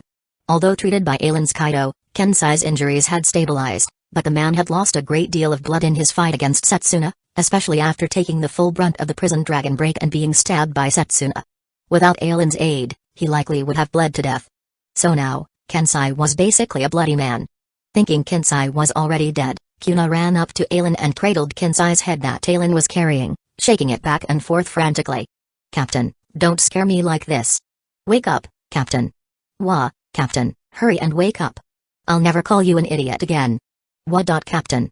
Ailen's brow twitched as he watched Kuna's frantic shaking threaten to reopen Kensai's freshly treated wounds. He had no choice but to grab the back of her Shyakusho and lift her up. "Lieutenant Kuna, I know you care about Captain Muguruma, but if you keep shaking him like that, the captain may never wake up." "Ah." Hearing Ailen's words, Kuna froze for a moment before understanding their meaning. Kensai wasn't dead yet, but if she continued shaking his head, he might actually die. Instantly, Kuna's face turned beet red. Sorry, Captain Ailen, I thought." "I know, but Lieutenant Kuna, you should still have some faith in your captain. He went all out against that foe to avenge you, betting everything to defeat the enemy." "Indeed, defeat, not kill. After all, Setsuna was just severely injured, not dead yet. I've already treated him, so from now on, Captain Muguruma's care is up to you. I'll make my mission report to Captain Commander Yamamoto first." After handing Kensai over to Kuna, Ailen returned to the cave. He said it was to make his mission report to Captain Commander Yamamoto, but in reality, Ailen was recounting the process of seizing the King's Seal himself, looking for any potential flaws or oversights. After all, even if Ailen wanted to send a message to the Captain Commander, he had no means of contacting him at the moment. In this world, modern communication devices like phones and computers hadn't appeared yet. Shinigami relied on messenger teams and hell butterflies to transmit information. Rooms were piled full of experimental data as well. Aelin could only wait for a Hell Butterfly messenger to find them before he could send his report back through it. After reviewing his recent actions, movements, and words with his eyes closed, Aelin silently gave himself a pat on the back. Aside from using the portal from Uchiha to send 5 Zanpakuto to the Soul Society, he hadn't exposed any flaws. As for whether Roger, Shanks, and the others left any hidden dangers during their period in Hugo Mundo, that had nothing to do with him. In any case, this time he had truly killed those 5, destroying all evidence. Perfect? As expected of me. As Aelin predicted, after sending word that the King's Seal had been retaken, within 2 days the nobles reorganized an honor guard to escort the King's Seal and Aelin's group to the next hiding place. Without Aelin's script, the journey went very smoothly for everyone else. The pace was slow as always, but there were no more powerful foes appearing to steal the King's Seal. The few hollows that did appear were easily dealt with by Kuna. It took over a month, but this King's Seal transformation finally concluded. As for what the 13th Division of Imperial Guards' Intelligence Division and the nobles discovered about the theft of the King's Seal this time, Aelin had no interest in knowing. As long as they didn't find anything linking back to him, it didn't matter. Peaceful days are always nostalgic. After returning to the Kuachiki Manor, Aelin went back to his idle life. If he wasn't going out with Haruko for strolls, he was playing tennis with her, the very picture of a winner in life. Perhaps some were unhappy with Aelin and Haruko being so coupled up, as many female Shinigami in the Siriate AI have recently been keeping in close contact with Haruko, seemingly planning to establish some kind of Shinigami Women's Association. Moreover, they even planned to requisition one of the small gardens at the Kuachiki Manor as the association's headquarters, prohibiting entry to non-members? Truly, I'm in my own home, but I can't enter it. However, Aelin had no objections to this. Haruko wasn't his subordinate, she had her own friends and her own thoughts. No matter what she planned to do, Aelin would support her wholeheartedly. Mutual respect, mutual understanding, mutual consideration. That said, ever since this Shinigami Women's Association was established, Aelin did find himself quite bored. However, Aelin wasn't going to cause trouble for the female Shinigami just because he had less time with Haruko. After all, the one who proposed establishing the Shinigami Women's Association was his intended disciple daughter-in-law, Rinjaku Matsumoto.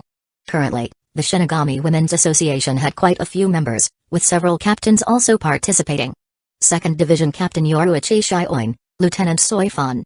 4th Division Captain Retsuo Anohana, Lieutenant Izane Katetsu. 8th Division Lieutenant Lisa Yadomaru.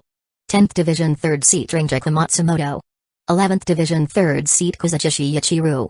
12th Division Captain Garyo Hippaifune, 3rd Seat Hori Sarugaki. 13th Division Kion Katetsu.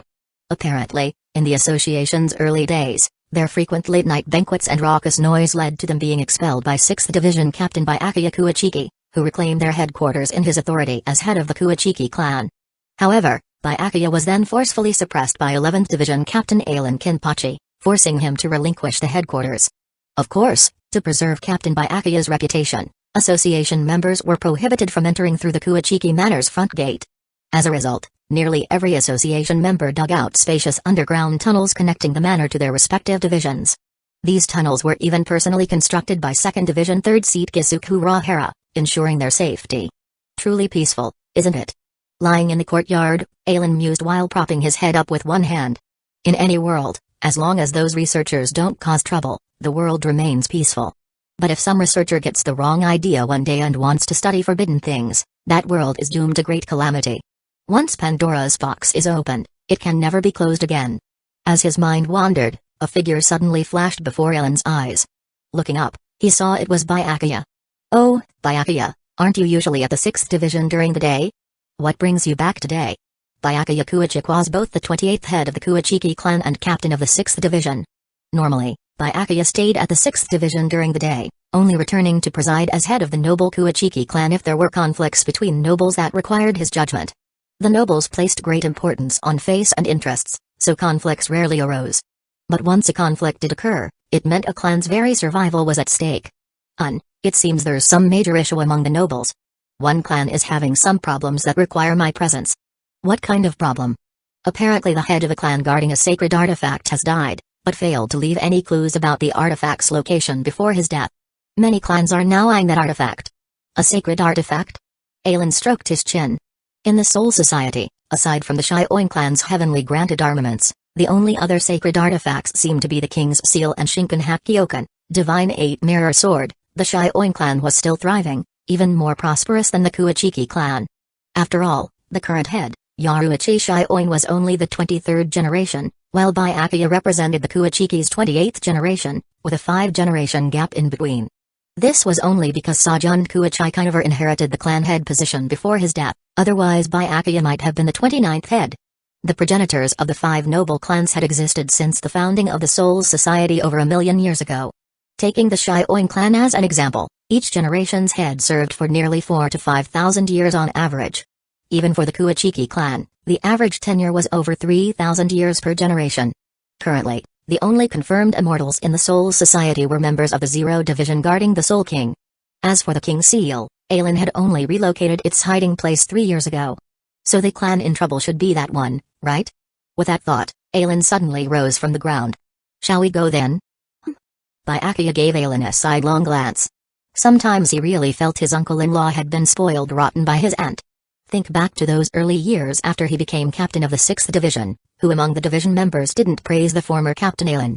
But now, he spent every day at home, either playing shogi with his wife or hitting tennis balls. Though that tennis was interesting. And he was still captain of the 11th Division? Uncle Aelin, what is this about? I'm bored at home, so I'll join you for some excitement. What, is that not allowed? Can't I, the son-in-law of the Kuachiki clan, act up a little? Byakuya gave Aelin a sideways glance, ignoring his quip. In the Soul Society, who dared look down on the Kuachiki clan? He must have been idle for too long. However, Byakuya didn't stop him. Following Byakuya, Aelin only recognized the Kuachiki and Shioin manners in this noble residential area. Soon, the two arrived at an estate where many nobles were already waiting. Yo, little bro Byakuya, you're here. And you, that idle Aelin, you actually came out for a walk too. Really surprising. The one speaking was the current head of the Shioin clan, Yaruichi Shioin. Captain Yaruichi, isn't that going too far? Where have I been idle? Not wanting his reputation tarnished, Aelin immediately refuted her claim.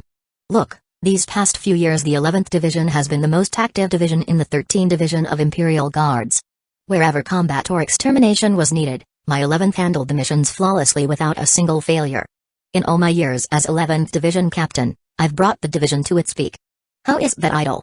Hey, but Captain Aelin, isn't it Vice Captain Zaraki handling most 11th Division matters? Ah, Captain Yoruichi, I'm just learning from you. Look at Vice Captain Soifan, then look at yourself. I just had a bit better luck and stumbled upon a lieutenant. Aelin finished speaking and smiled, holding up his thumb and forefinger in a tiny gap gesture before Yoruichi Shioin's face. Screw off. Having her thoughts seen through by Aelin, Yaruichi shot him a glare before ignoring him. It was only then that Aelin surveyed the scene. This was the Eyes clan's estate, so the deceased were naturally the Eyes clan head and her husband. Speaking of the Eyes clan, Aelin had some understanding. This was the Soul Society's only clan with a female head from generation to generation. The Eyes clan had guarded a sacred artifact known as the Divine Eight Mirror Sword, a Zanpakuto passed down through the generations. However, this sacred artifact could only harm deities and was useless against normal beings. Perhaps due to this sacred artifact's immense power, it was also cursed. Every wielder would bear the curse of killing their husband. This generation's Eyes clan head married the eldest son of the higher-ranking Kiraku clan, giving birth to a daughter, Nanao Eyes. Unfortunately, the Eyes clan was recently attacked, forcing the clan head to use the Shinken Hakioken's power and triggering the curse. Now the curse had taken effect, the Kiraku heir died prematurely, and the Eyes clan head soon followed in a death of sorrow. Currently, the Eyes clan only had one bespectacled young girl left, sitting dazed before the gate as these nobles discussed how to plunder the Eyes clan and seize the Shinken Hakioken. Captain Yoruichi, you arrived earlier than us.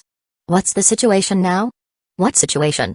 It's just everyone vying for the Divine Eight Mirror Sword. These self-righteous talkers are all full of ill intentions, who doesn't know that? Chapter 120, Tokanada Tsunayashiro O? Vying for the Divine Eight Mirror Sword? Aelin stroked his chin. But aren't these fellows still unable to even find the Divine Eight Mirror Sword's location? Yet they're already fighting over it? Aelin remembered that currently, the Divine Eight Mirror Sword should have been hidden away by Shun Sakuraku. Looking around, Aelin didn't see Shun Sakuraku's presence here. Although the deceased was the eldest son of the Kiraku clan who married into the Eyes clan, if Shun Sakuraku appeared here now, everyone would assume he had taken the Divine Eight Mirror Sword. At that time, even as a higher noble clan, the Kiraku clan would be pressured by everyone else. It's better for him not to show up and sever ties between the Kiraku and Eyes clans. This way, Even if someone guesses that the sacred divine 8-mirror sword is with Kusagakure, there's no evidence.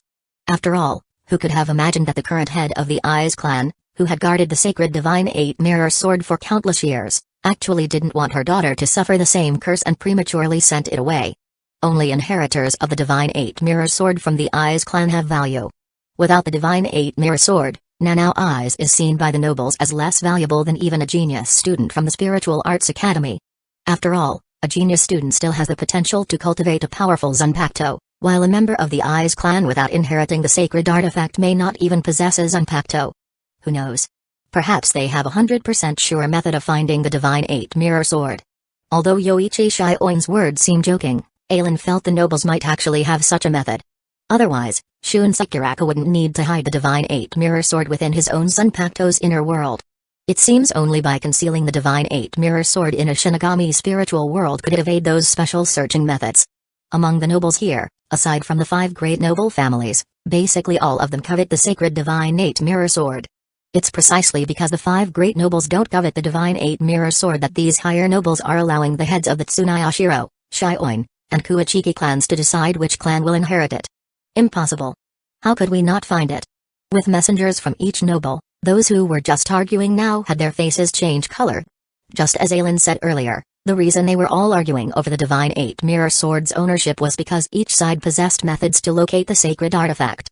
But they never expected those methods to suddenly fail now. Search, all of you search, dig 3 feet underground to search. The one saying this was right next to the Kasamioji clan head, clearly also a higher noble on the same level. Under his roar, the attendants behind him immediately scattered across the Eyes estate, opening boxes, smashing walls, demolishing rooms.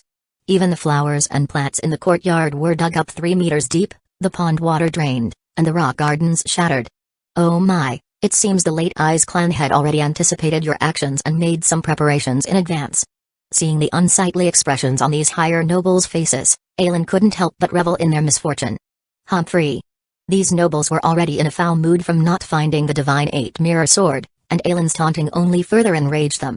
But after seeing Aileen's captain's Hori and the stars representing the Kuachiki clan on his clasp, as well as the red silken windflower emblem on his neck, each of them just snorted coldly, not daring to do anything to him.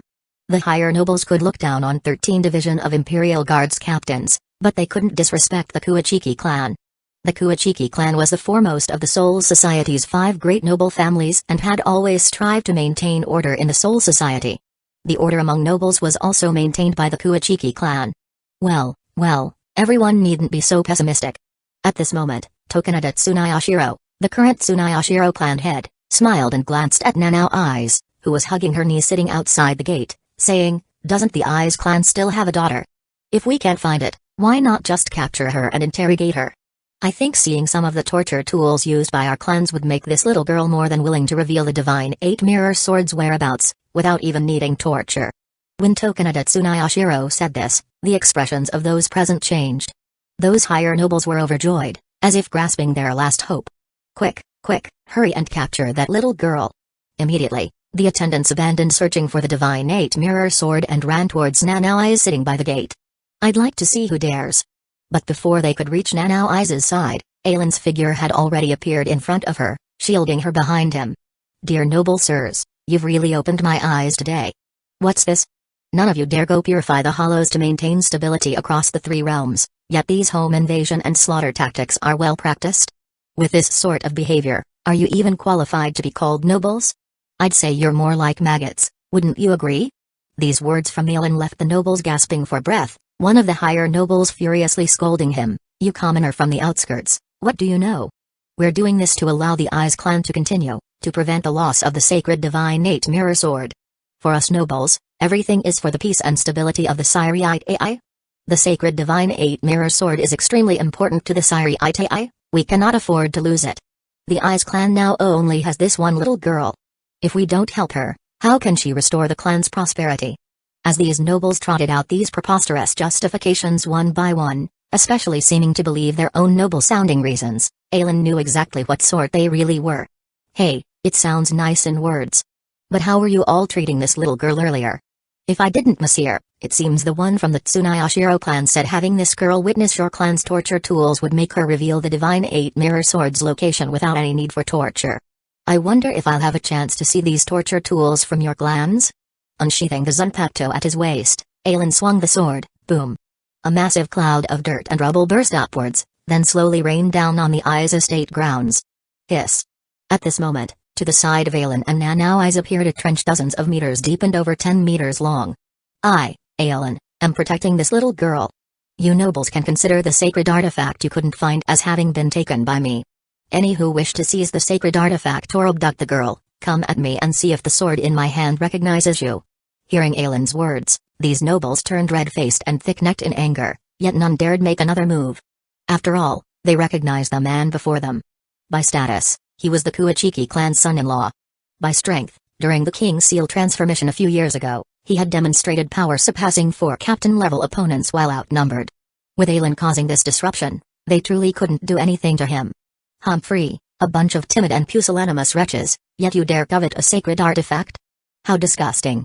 Seeing these nobles recall their attendants, Aelin sneered, sheathing his Zanpakuto before squatting before Nanau's and comforting her by stroking her hair. It's all right now.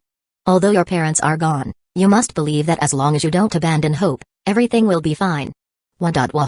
Comforted by Aelin, Nanau's immediately threw herself into his embrace, crying loudly to release all the negative emotions she had experienced since her parents' passing. It's okay now, it's okay. Just as Aelin was comforting Nanau's, Tokunada Tsunayashiro, the current Tsunayashiro clan head, narrowed his fox-like eyes and approached, saying in a mock-surprised and envious tone, "Oh my, so the Ai's clan's sacred artifact has already been taken by Lord Aelin in advance. It seems the Kuachiki clan is making a big move. Captain Yoruichi, you'd best be wary of the Shioin clan's heavenly granted armaments, lest they become the Kuachiki clan's one day. The Shioin clan need not worry about that, they have sufficient strength to guard the heavenly granted armaments. It is the Tsunayashiro clan head who should be careful. After all, just decades ago the Tsunayashiro clan was nearly wiped out by an evildoer's attack, leaving only the current Tsunayashiro head. If the Tsunayashiro head were to die, the 5 great noble clans of the Soul Society may truly become 4. Oh? Has the Soul Society not always only had 4 great noble clans? A clan unable to even defend its own territory has no right to stand alongside us. Hey! Yoichi Shioin fell silent with her arms crossed. Regardless of which clan opposed the majority, its roots would be torn from the Siriite Ai. Although the Shioin clan did not directly participate in the incident against the Tsunayashiro clan, their silence made them accomplices by default. This could not be denied. Ha, indeed, a clan unable to even defend its own territory is worthless trash. After comforting Nanau's, Aelin rose and approached Tokunada Tsunayashiro, laughing, but even though the Tsunayashiro clan has fallen, its branch and main families still have many members remaining. Yet Lord Tsunayashiro, despite guarding such a vast estate, you are the only one left. May I ask the Lord Tsunayashiro, what right does a clan unable to even protect its own clansmen have to stand alongside the rest of us? The mocking smile on Tokunada Tsunayashiro's face instantly darkened as he glared at Aelin with a hint of killing intent. Well now, Lord Tsunayashiro, you'd best temper that gaze of yours a bit. For I fear I may not be able to stop myself from accidentally killing you and allowing the true 4 great noble clans to emerge. Chapter 121, Shun Kusagakure. What kind of words is Captain Aelin saying? My gaze has always been gentle. Tokunada Tsunayashiro narrowed his eyes and stepped back, distancing himself from Aelin. Tokunada had just returned to the Siriite Ai from the living world not too long ago, so he didn't want to confront Aelin now. Of course, everything Aelin did to him today had been noted down by Tokunada. Shinigami have very long lifespans after all, so he would have a chance to settle the score eventually. As long as that being created by Fullbringer or Uchiha using their powers to combine the bodies of Shinigami, Quincy's, and Hollows. This newly created being is currently in an incomplete state, missing everything above the neck, only kept alive by the circulating rishi between its locking and salivation. It was precisely because of this that Tokunada chose to return to the Siriite Ai and establish the Tsunayashiro family's medical institute, having its staff constantly use Kaido to maintain this being's state. At the same time, he also knew that his sneak attack on the former Kuachiki clan head had likely been exposed. However, due to the ability of the strongest Zanpakuto, in Rakuten, law of the bewitching lucid mirror, inherited by the Tsunayashiro clan, the Zanpakuto he used to attack Jinrai Kuachiki was not his own. As long as the Kuachiki clan had no evidence, and he didn't provoke them, he would still be safe in the Siriite Ai? Hopefully so. After speaking, Aelin pulled Nanau's along, passing by Tokunada and approaching Byakuya Kuachiki. Byakuya, I'll take this little girl back first. You can handle things here. Although Byakuya knew from his grandfather that it was Tokunada who had severely injured and killed him, without evidence, as a noble exemplar of the Siriite AI, Byakuya could not violate its rules by killing Tokunada for revenge.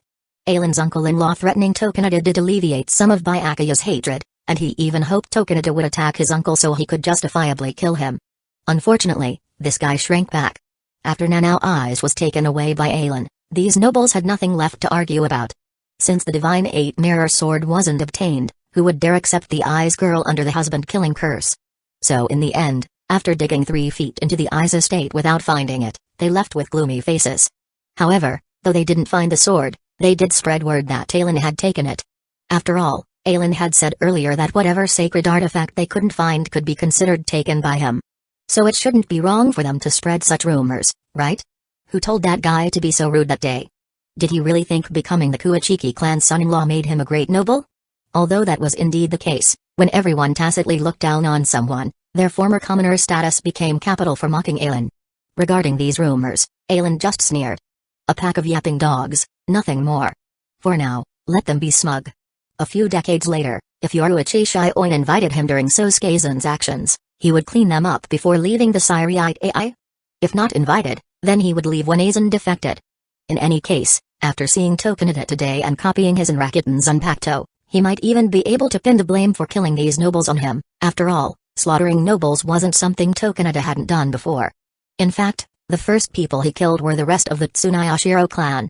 It was precisely because Tokunada massacred every single member of his clan that he became its head. To be honest, Ailen felt Tokunada's actions were influenced by the Soul King's will to some degree. Over 1,000,000 years ago, the progenitors of the 5 noble clans betrayed the Soul King, using his omnipotent power to separate and create the 3 realms, dividing life and death into the current world state. But after the royal guard Zukai Hyosub stabilized the Soul King into the linchpin holding the 3 realms together, the 5 noble clan progenitors carried out their original goals according to their own wills. Leaving the other 4 noble clans aside for now, the Tsunayashiro clan has always feared the Soul King, afraid he might one day abandon his current form, break free and take revenge on those who betrayed him. Thus, over 1,000,000 years, the Tsunayashiro clan devoted itself to weakening the Soul King's power. They severed the Soul King's arms, dug out his legs, gouged out his eyes, carved out his internal organs, stripping the Soul King's power down to the living world. Ailen didn't believe the Soul King wouldn't hate the Tsunayashiro clan for this. It's just that the Soul King's eyes saw an even farther future that he was willing to sacrifice for. However, in pursuing the path of death, taking revenge was hardly incomprehensible. So in this generation, the Tsunayashiro clan met its end. Tokunada was not a direct descendant, but rather an adopted son taken in by the clan. Every noble clan had many such branches who were given the clan name but served the main family their entire lives, no different from servants or slaves. Perhaps this was the Soul King's revenge. The Tsunayashiro clan that tormented him had been terminated. Although Tokunada inherited the Tsunayashiro name, it was more like compensation from the Soul King. He became the blade for the Soul King's vengeance, and also received the Soul King's boon. Otherwise, Ailen could hardly imagine how Hiko Bugenu could have survived until the 1,000-year blood war and obtained Gremmy's brain to complete his final birth without the Soul King's influence. The sole daughter of the Eyes clan was brought into the Kuachiki manor by Ailen. This news quickly spread among the nobles.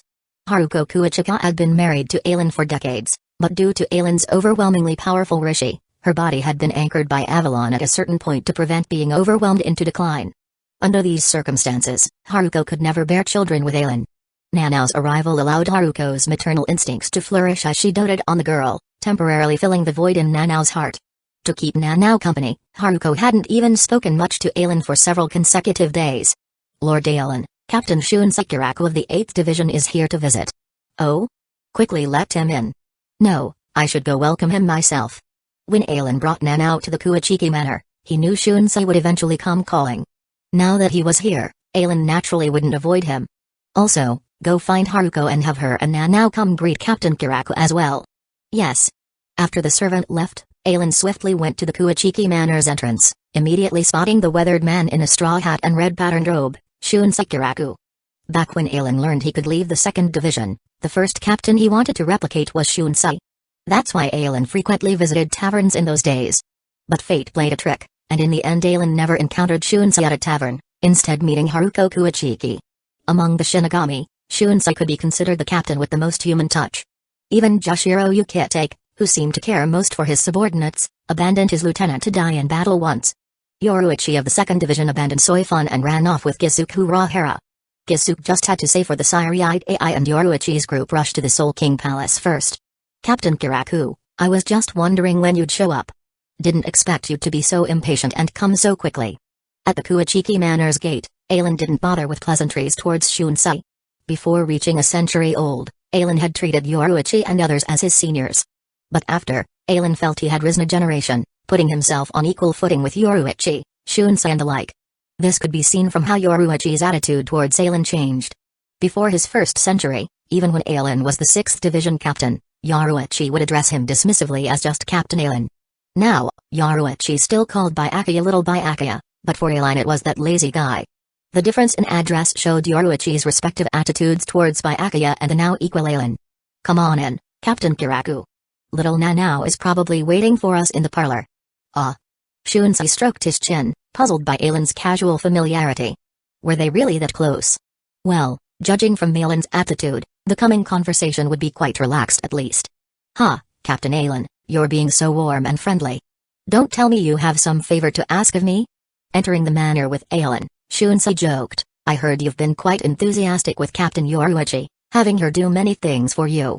Captain Kusagakure, you wrong me. Hearing this, Aelin quickly shook his head. Everything I've asked Captain Yoruichi for, I've exchanged proper favors. Up until now, I already owe her 2 major favors and 1 minor one.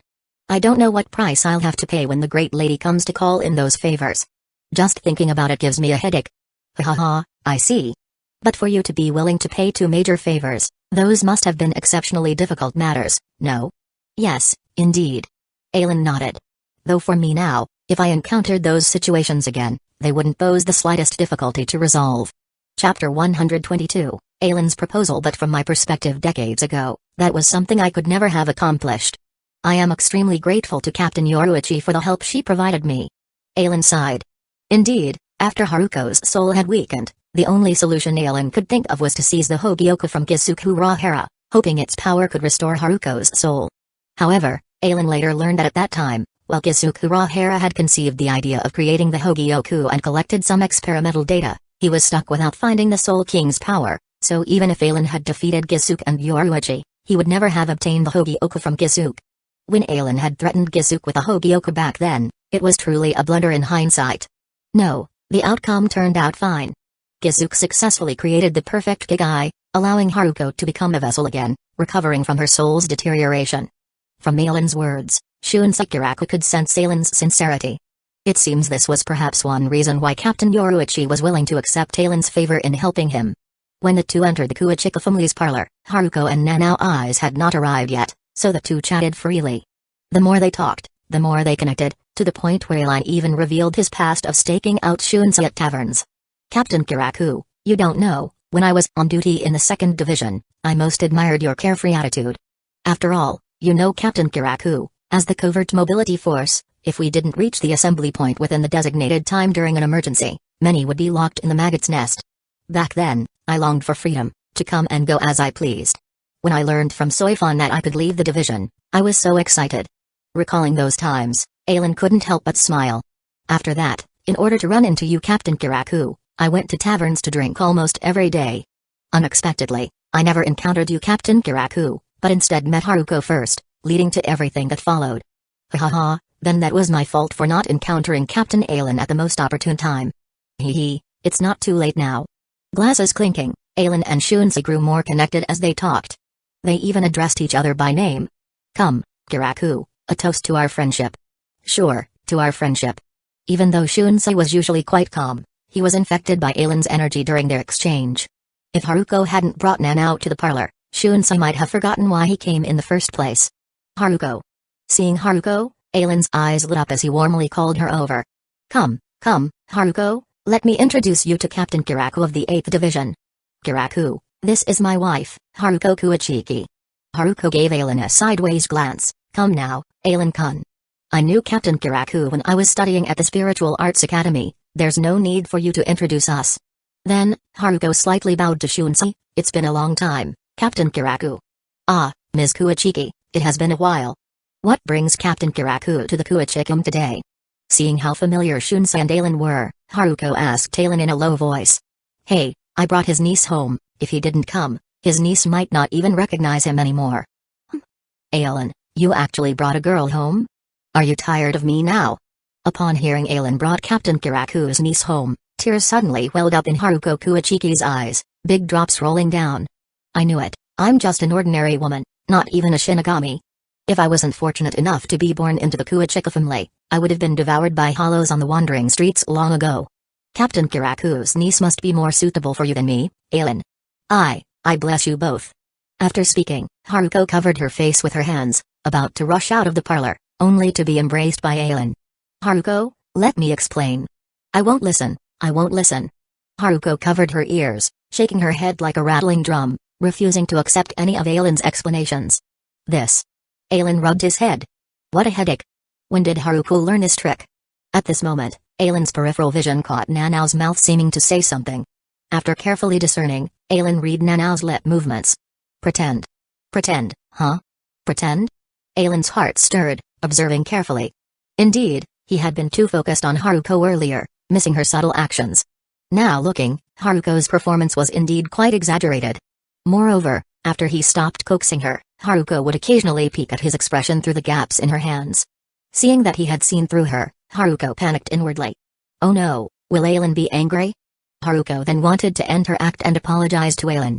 However, Aelin didn't expose her intent, instead going along with Haruko's performance. Haruko, you must believe me, I'm wholeheartedly devoted to you, how could I ever tire of you?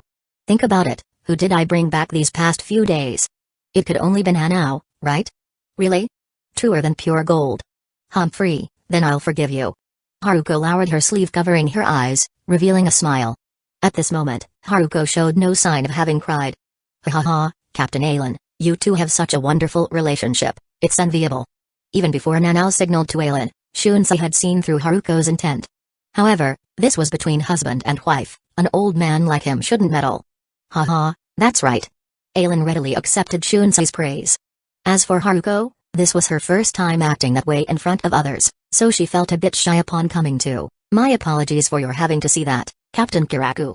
After exchanging pleasantries, Aelin called Nanao over. Uncle Aelin. Good girl, Nanao.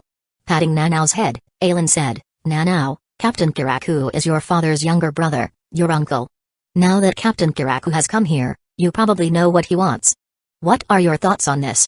If you're willing to go with Captain Kiraku, then I'll still be your uncle and Haruko will still be your aunt. However, if you want to stay at the Kuichikam, then even Captain Kiraku cannot take you away. And moreover, glancing at Haruko, Aelin took her hand. Haruko and I will take you in as our adopted daughter, bestowing you the Kuichiki name. Nanao, what do you think? These past few days, Aelin had clearly seen Haruko's affection for Nanao. At the same time, he also knew that in the Soul Society, a realm consisting entirely of souls, it was difficult for new souls to be born. Moreover, Jinrai Kuichik was over 3,000 years old but only had two children, Sajun and Haruko Kuichiki. The previous head of the Shioin family and initial captain of the 2nd Division, Chika Shioin, was over 4,000 years old. Yet she only had one daughter, Yoruichi. No, a few years ago, Chika gained another son, apparently named Yashiro Shioin. It was said that Yashiro's talents were no less than Yoruichi's. Given Haruko's current physical state, even if the Avalon anchoring was removed, it would be impossible for her and Aelin to conceive a child together in just a few short years. So their greatest possibility was adopting a child. Based on the current circumstances, Nanao seemed quite suitable. Hearing Aelin's words, Nanao hesitated briefly, while Shunsei beside her also dropped his smile. As the sole remaining member of the Eyes clan, Nanao was the inheritor of the Sacred Eight Mirror Sword, the destiny and responsibility of the Eyes clan. However, as Nanao's mother and Shunsei's sister-in-law, she did not wish for her daughter to suffer the same curse. Thus, Nanao's mother had entrusted the Eyes clan's Sacred Eight Mirror Sword to Shunsei early on, asking him to safeguard it and free Nanao from the Eyes clan's curse. Now, if Nanao agreed to Aelin's invitation to become their adopted daughter, then to some extent, bearing the Kuichiki name would mean Nanao was no longer of the Eyes clan. Seeing Aelin and Haruko's hopeful gazes, Nanao was about to accept. However, in the end Nanao went to stand beside Shunsei. I'm sorry, Uncle Aelin, Aunt Haruko. I really like you both, and want to become your daughter. But, recalling the tragedy in her family, Nanao lowered her head. I don't know about the Eyes clan's curse, but I know my father's death was no accident. Before her closest family, Nanao revealed the secret hidden deep in her heart. Even if it's because the Eyes clan lost our sacred artifact and I cannot inherit the 8-mirror sword, I still want to find the killer who took my parents' lives as an Eyes daughter, to avenge them. Alas. Hearing Nanao's words, Aylin was somewhat prepared, though Haruko still felt disappointed. If that's the case, then go with Captain Kiraku. I think Captain Kiraku also wants to find out who killed your parents. However, even if we can't be mother and daughter, Haruko and I will still be your uncle and aunt. Feel free to visit the Kuachikum whenever you can. Aylin's words were a bit long-winded, but Nanao listened intently. Also, if you do find your parents' killer and want to avenge them, remember to call me or Captain Kiraku to come along, lest your inexperience lead you to be deceived and become someone else's blade without realizing it. Yes, I understand, Uncle Aylin. Nanao nodded. She knew Aylin said this not because he feared she would become someone's blade, but rather that her abilities were insufficient and she might be killed seeking vengeance. With Uncle Aylin or Captain Kiraku beside her, even if her enemy was Captain Commander Yamamoto, they likely wouldn't let her be killed so easily.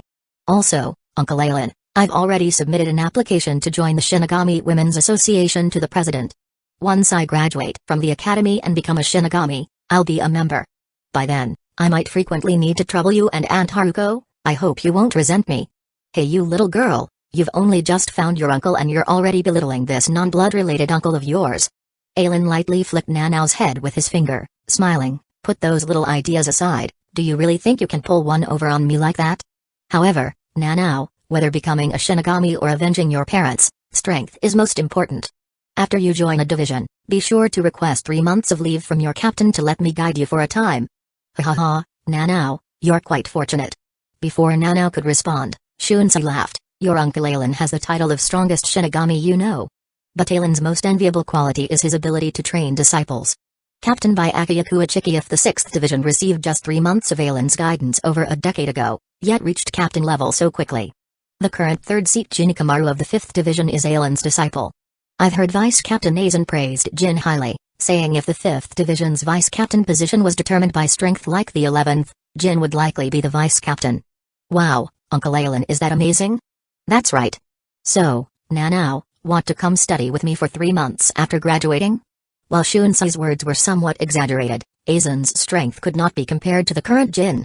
Over a decade ago, Aylin had kicked Aizen flying, he didn't know if he still could now.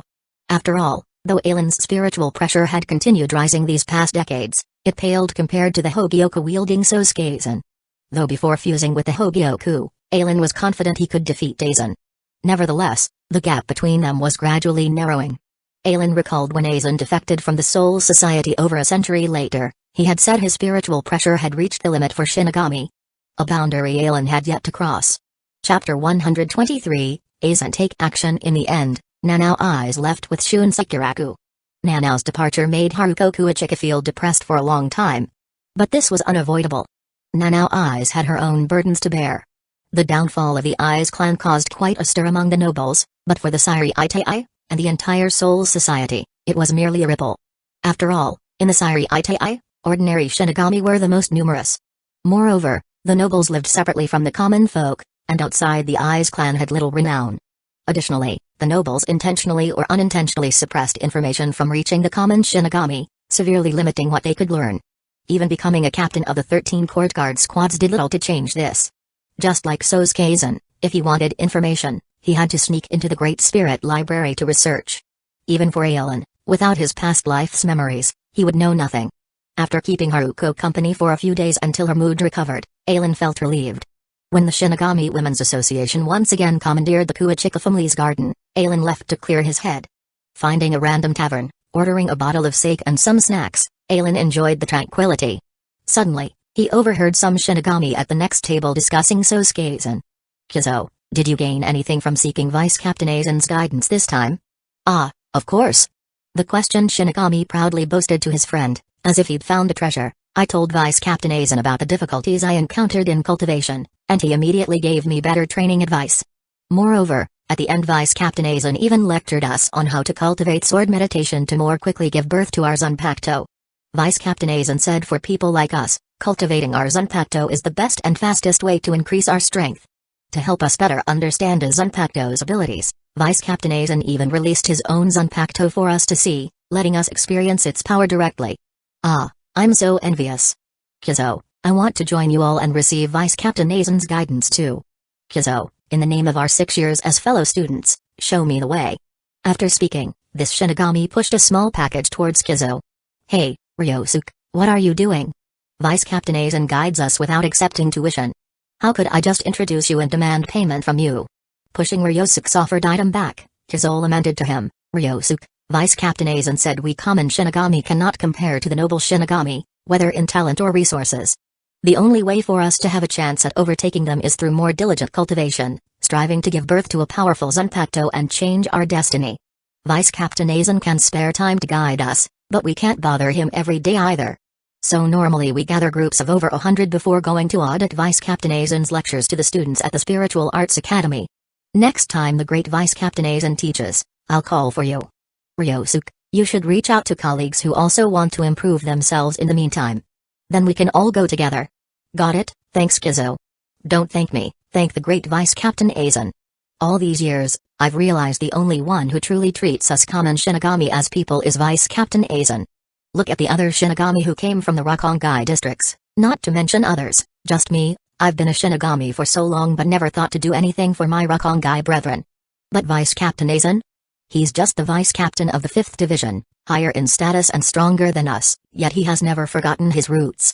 Whenever he has time, he goes to the Spiritual Arts Academy to teach students knowledge the academy never covers. Ryosuke, although I'm in the 7th Division, my heart belongs to the great Master Aizen.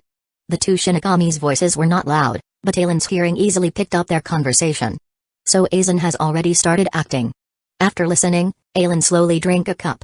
Aizen's Zanpakuto Kyokusuagetsu can completely hypnotize anyone who sees its release. In order to have the Hogyoku absorb more Shinigami souls, Aizen schemed to deceive the entire Siriite AI single-handedly. The first step was to have every Shinigami in the Siriite AI witness the release of his Zanpakuto. To hide his Zanpakuto's true ability, Aizen repeatedly released it, each time describing its supposed powers. Despite being an illusion type, Aizen claimed Kyokusuagetsu was a flowing water type. Its complete hypnosis over the 5 senses made all Shinigami see dense mist emerge from Aizen's sword after the release incantation. According to Aizen's explanation, his flowing waters on Pato Kyokusuagetsu could obstruct the enemy's vision, causing those trapped in the mist to attack each other blindly. Well, perhaps it was Aizen's description that misled many captains about his true strength. After all, at the captain level and above, their speed already exceeded what the eyes could follow in combat. In such cases, they sensed each other's spiritual pressure and either attacked or evaded based on that. Losing sight wasn't a major issue for them. Perhaps this was Aizen laying groundwork to portray himself as the weakest later, so when he pinned the blame on others, it wouldn't arouse much suspicion.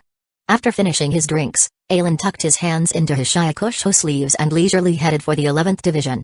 If he calculated right, it had been over 10 years since he last visited the 11th Division. Some captain he was, being so derelict in his duties. Aizen Captain? Upon arriving at the 11th Division, the Shinigami there only recognized him as their captain from the 11 on the back of his Haori. Captain Aizen, what brings you here today? Is there some matter? Seeing Aizen, the members of the 11th were very surprised. Not just the new recruits, even the veterans likely only remembered serving under Captain Aizen decades ago, when cleaning battlefields required mastering flash steps, unless they recalled his decennial fights with Captain Zaraki. To the 11th's members, Captain Kenpachi was strong. But Captain Aizen was invincible. Nothing really, just wandering around. Casually answering their questions, Aizen curiously asked, by the way, where's Zaraki? Where did he go? Captain Zaraki said staying in the Siriite AI was too boring, so he went to the Rakongai districts to find strong opponents to fight. Oh? Then where are the other division members? Sensing the lack of Shinigami spiritual pressures in the division, Aizen frowned. They heard that 5th Division Vice Captain Aizen was selflessly guiding everyone's cultivation, so they all went to find others to audit his lectures at the Spiritual Arts Academy. Aizen didn't expect even the 11th Shinigami to be tempted into offering themselves to Aizen at the academy. It seemed he underestimated their thirst for power. But thinking about it, why was the first 13 court guard squads called the strongest generation? It was because they grew up in battle and slaughter. The weak were culled, while only the battle-hardened survived time and again. The event that caused the greatest Shinigami casualties was the war with the Empire of Light over 800 years ago.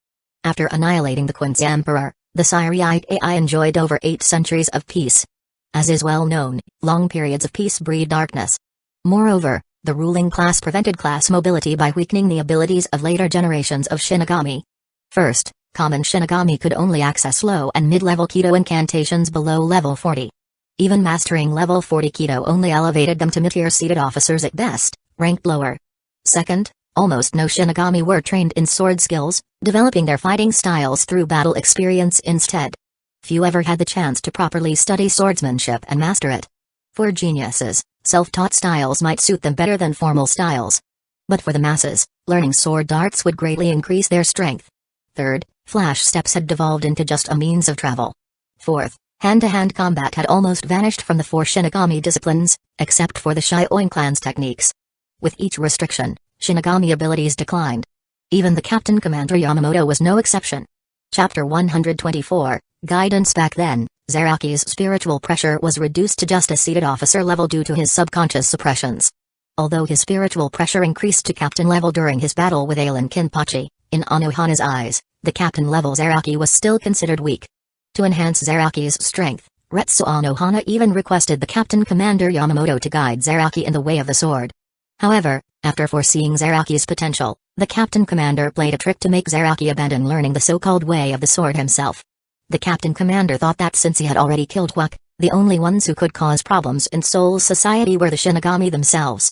To keep the damage to Soul Society at an acceptable level, weakening the Shinigami was a very feasible measure. The incident with Koga further convinced the Captain Commander of his decision. Thinking carefully, if the Shinigami were not weakened, with Koga's terrifying Zanpakuto ability, overthrowing the entire Soul Society would be no difficult task. At that time, even if the Captain Commander killed him, the level of destruction in Soul Society would not be lower than the explosion at the Soul Modification Research Institute. It's worth noting that the Soul Modification Project nearly destroyed 1/10 of Soul Society. After witnessing the devastation caused by scientific research to Soul Society, the Captain Commander banned all research related to souls. Not only that, even the demon arts of time and space became forbidden techniques, and using them would make one a sinner of Soul Society. However, no matter what measures they implemented, the pursuit of strength hidden within people's souls could not be easily erased. Aizen selflessly imparted his cultivation experience, allowing the potential of future Shinigami to greatly increase. Perhaps this was also why many Shinigami unhesitatingly entrusted everything to Aizen, despite knowing that following him would be very dangerous. Seeing the regret in the eyes of the remaining Shinigami, Aizen sighed. It seems these remaining Shinigami also hope to receive guidance from Aizen. However, besides increasing their strength, they also had the duty of guarding their divisions. It seems I came at an inopportune time. Aizen shook his head with a smile, glancing at the Shinigami in front of him, saying, but since I'm here, it would be inappropriate if I didn't do something before leaving. Here's what we'll do, go call all the remaining squad members over. I'll take this opportunity to guide you all. The Shinigami before Aizen was startled, then overjoyed. Who was Aizen? He was the strongest Kenpachi who could beat Captain Zaraki. He was the invincible god in the hearts of the 11th Division members. Now hearing Captain Aizen's words about guiding them, what an honor. The Shinigami was so excited that he stuttered, yes, Captain, I'll call them right away. Then, with hurried steps, he went to summon the other 11 remaining members of the 11th Division. Captain Aizen. The multiple members looked at Aizen with such fervent gazes that Aizen wondered if there was a golden glow behind his head. Alright, I've been your captain for decades but haven't properly guided you all yet. This is a dereliction of duty on my part as captain. Today, I'll take this opportunity to make it up to you. Now, everyone attack me. I'll assess your foundations first, then provide targeted guidance based on your situations. Yes, Captain Aizen. Swish swish. In an instant, the 12 Shinigami members drew their Zanpakuto and attacked Aizen. Whoa. Yeah. Hey. Amidst the strange shouts, Aizen's body shifted slightly, barely avoiding the squad members' attacks by a hair's breadth. Then, he offered guidance from time to time. Battle is not just about swordsmanship.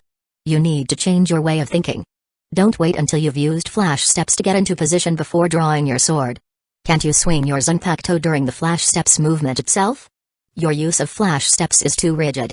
Does it only count as flash steps if the spiritual pressure explodes from the soles of both feet? Doesn't a spiritual pressure explosion from just one foot also qualify as flash steps? Although the speed and distance of single-foot flash steps can't match that of double-foot flash steps. But if you link them properly, you can keep moving at the speed of single-foot flash steps continuously. In the martial arts of the sword, nothing is invincible except speed. As long as your speed exceeds your opponent's sword-drawing speed, you can evade before they land a hit, just like how none of your attacks can reach me now. Because my speed is faster than your sword-drawing speed. Moreover, even greater speed will bring even stronger striking power. Under Aylin's guidance, the squad members' eyes lit up with pleasant surprise. One sentence truthfully spoken outweighs 10,000 empty words. Each of Captain Aylin's words made them feel that if they cultivated according to his guidance, even without birthing their Zanpakuto, their strength would surpass those seated officers who had released theirs. Boom. Aylin shook his spiritual pressure, instantly forcing back the Shinigami attacking him. That's about enough. If I say more, I'm afraid you won't be able to remember it all.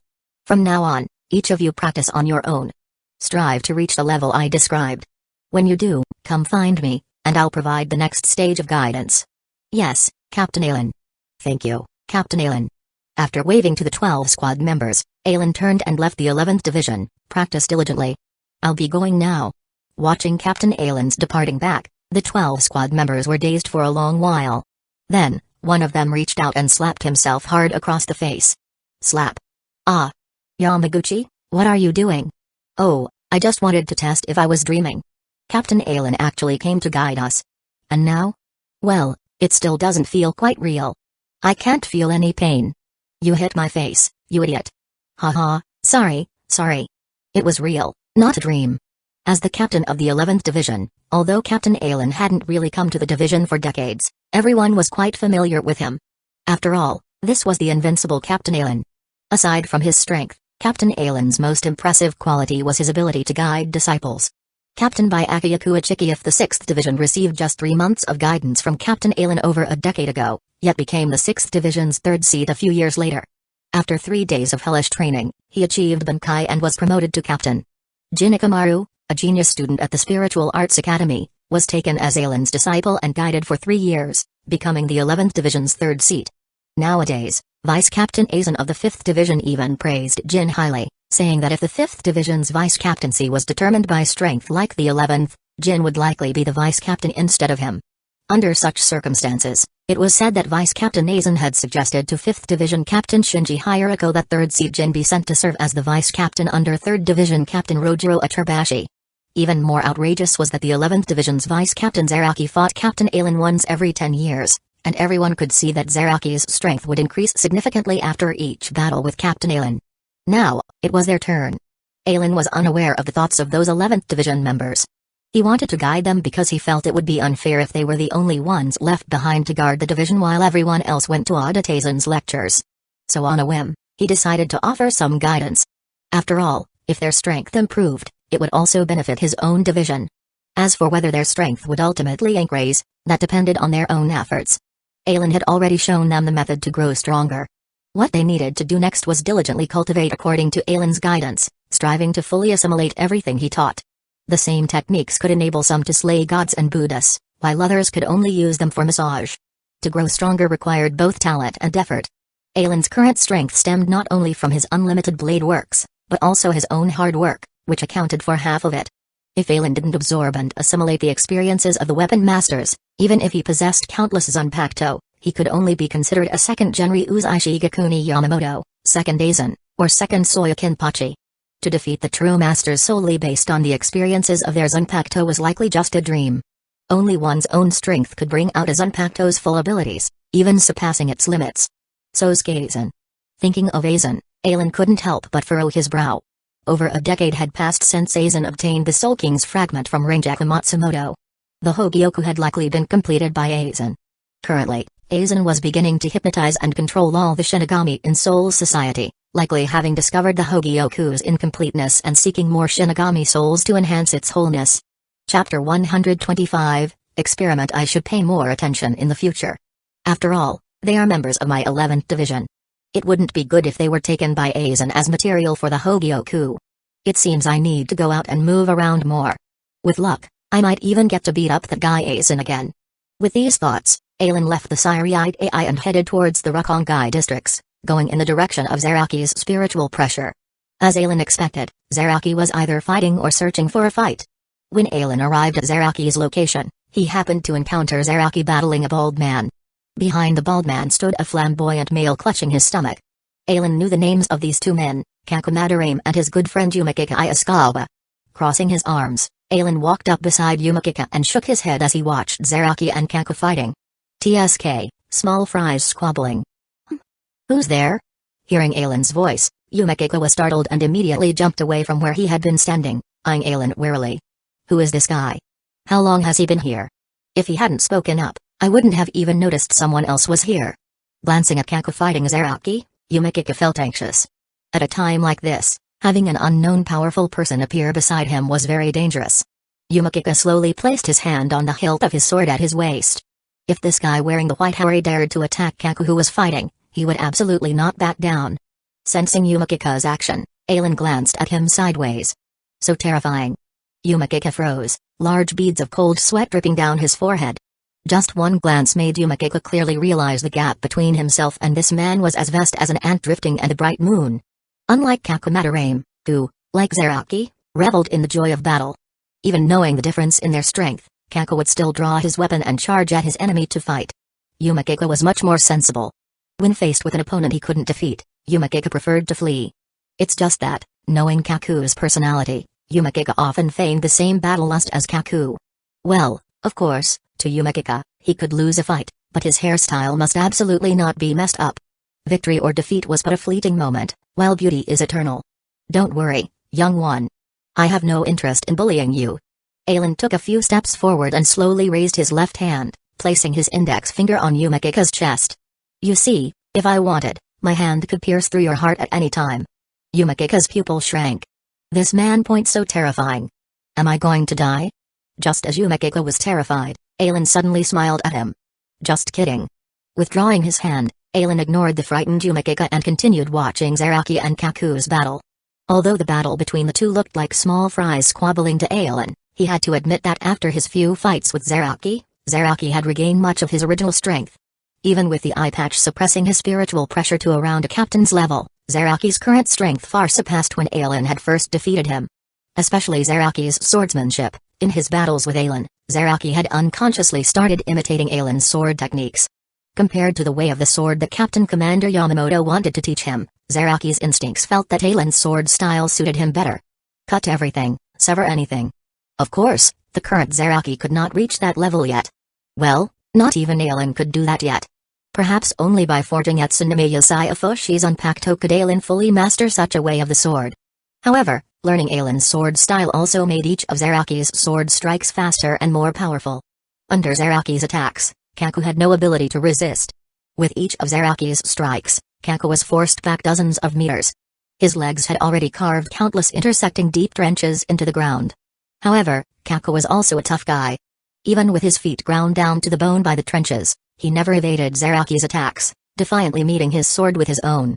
Aelin's arrival was undetectable by Kaku and Yumikika, but Zaraki could sense it. At this point, Zaraki had lost interest in continuing to fight Kaku. He raised his Zanpakuto high and swung it down fiercely. SHH. This time, Zaraki's strike was so powerful that Kaku couldn't retreat or deflect it in time. His sword was directly cut in two, and a huge gash opened from his left chest down to his right abdomen. Thump. Kaku. Amidst Yumikika's scream, Kaku fell to the ground. Sheathing his Zanpakuto, Zaraki didn't even look at Kaku before turning to walk towards Aelin. But as he passed Kaku's body, Kaku reached out with his right hand and grabbed Zaraki's foot. Hey, you bastard, are you looking down on me? Why don't you just kill me? Although severely injured, Kaku found Zaraki's dismissive attitude even harder to accept than being killed. Brat, do you want to die that badly? I don't want to die, but living on due to my enemy's mercy is worse than death for me. TCH. Rest assured, that last strike wasn't me going easy on you. Your survival instinct just made your body flinch back a bit, allowing you to barely survive my sword. Otherwise, you'd have been cut in two. With that, Zaraki spat and shook off Kaku's hand, heading towards Aelin. What, you come looking for me for some reason? Although his fighting spirit flared, Zaraki didn't immediately attack Aelin. It wasn't time for their decennial fight yet, there were still a few years left. Yeah, I feel like the Soul Society hasn't been too peaceful lately. Someone might be doing something dangerous in the shadows. I don't want members of my 11th Division dying not on the battlefield, but from sneak attacks and ambushes. So from now on, pay a bit more attention. If anything seems off, just release your full spiritual pressure and I'll be there as soon as possible. TCH, you're really annoying, you know that? Hearing Aelin's lack of faith in his strength, Zaraki snorted and turned to leave. Did this guy really think he could die so easily, even against such enemies? How vexing. Unfortunately, his strength wasn't up to it, and Zaraki wasn't the type to just brag. Yachiru, let's go. Yachiru then appeared from somewhere and Flash stepped onto Zaraki's shoulder, waving at Aelin. By Captain Aelin. Ah, by Yachiru. Aelin smiled in response. Kusajishi Yachiru. Zaraki, hurry up and get stronger. Strong enough that you don't need to release your Zanpakuto to tear all your enemies apart. Otherwise, you might really never see Yachiru again in the future. I think if you do release your Zanpakuto, you probably wouldn't want to release it either, once you realize the consequences. The spirit of a Zanpakuto is different from a constant companion by your side. Wait, who are you guys? How could you possibly be so strong? Just as Aelin was about to turn and leave, the injured Kaku propped up by Yumekika shouted after him. Oh? Didn't you already know from the clothes we're wearing? We're Shinigami. Aelin paused and turned back to smile at them. You two kids, the world is very big. If you don't step out of the well, you'll never know how vast the heavens and earth are. If you're interested, come join the 11th Division in the Syriite AI. There, you might get to see even more sights. With that, Aelin ignored them once more. Given Kaku's personality, knowing the Shinigami's strength, he would absolutely not pass up the chance to become one. If Kaku went, his good friend Yumekika would follow. The 11th Division would soon gain 2 more capable members. It's just a pity that the current Kaku and Yumekika hadn't yet become Shinigami, and the swords they carried weren't Zanpakuto. Otherwise, Aelin could have acquired 2 more captain-level Zanpakuto. Well, Kaku's was hopeless, but Yumekika's Ryokujaku Zanpakuto was exceptionally outstanding. Watching Aelin's departing back, Kaku's eyes twitched involuntarily. They didn't recognize the hairy Aelin wore. But they'd seen the Shyakusho on Zaraki before on other Shinigami. However, compared to those Shinigami Kaku easily defeated, Zaraki was far stronger. It was precisely because of those Shinigami's poor showings that Kaku had thought Shinigami were nothing special. Zaraki's strength made Kaku completely overlook his Shyakusho. Now it seemed the issue wasn't that Shinigami weren't strong, but rather that the Shinigami they'd encountered before were too weak. To Kaku and Yumekika, Zaraki's strength already qualified as the strongest they'd seen. But Zaraki's deference towards Aelin made the two realize this white hairy-wearing man was even stronger than the one who'd fought Kaku. This guy was clearly more formidable than the man Zaraki had battled. Shinigami, huh? Hey, Yumekika. Ah, got it, let's become Shinigami. At the 4th Division Relief Station, Tokunada Tsunayashiro stared at the child's remains suspended in a green nutrient fluid, lost in thought. This remnant was Tokunada's proud creation. After becoming the head of the Tsunayashiro clan and gaining access to their secrets, Tokunada ambitions were ignited. However, with the strongest Shinigami in 1,000 years still around suppressing the Syriite, even if Tokunada obtained the Tsunayashiro clan's inherited invincible Zanpakuto, he didn't think he was a match for that great person. Rebelling openly under that person's nose was tantamount to seeking death. But Tokunada couldn't just submissively bow his head either. So he set his sights on the Soul King's power that the Tsunayashiro clan had researched for over 1,000,000 years. However, the Tsunayashiro clan's initial goal wasn't to collect the Soul King's power, but to remove it, weakening the Soul King so it could no longer retaliate against them. As a result, most of those powers scattered into the human world, giving rise to the tragic existence of Fullbringers. To reclaim these Soul King's powers, Tokunada almost exterminated all the Fullbringers in the human world and pinned the blame on the Shinigami. Until he encountered the Soul King seal, or in which Bane, Tokunada conceived an even more outrageous idea. He wanted to create a Soul King under his control. In the Soul Society realm, whether Shinigami, Quincy, Fullbringer or Hollow, the source of their power was absorbing spiritual power with their Seiketsu, then kneading and locking it within their bodies to mold it into spiritual power under their control.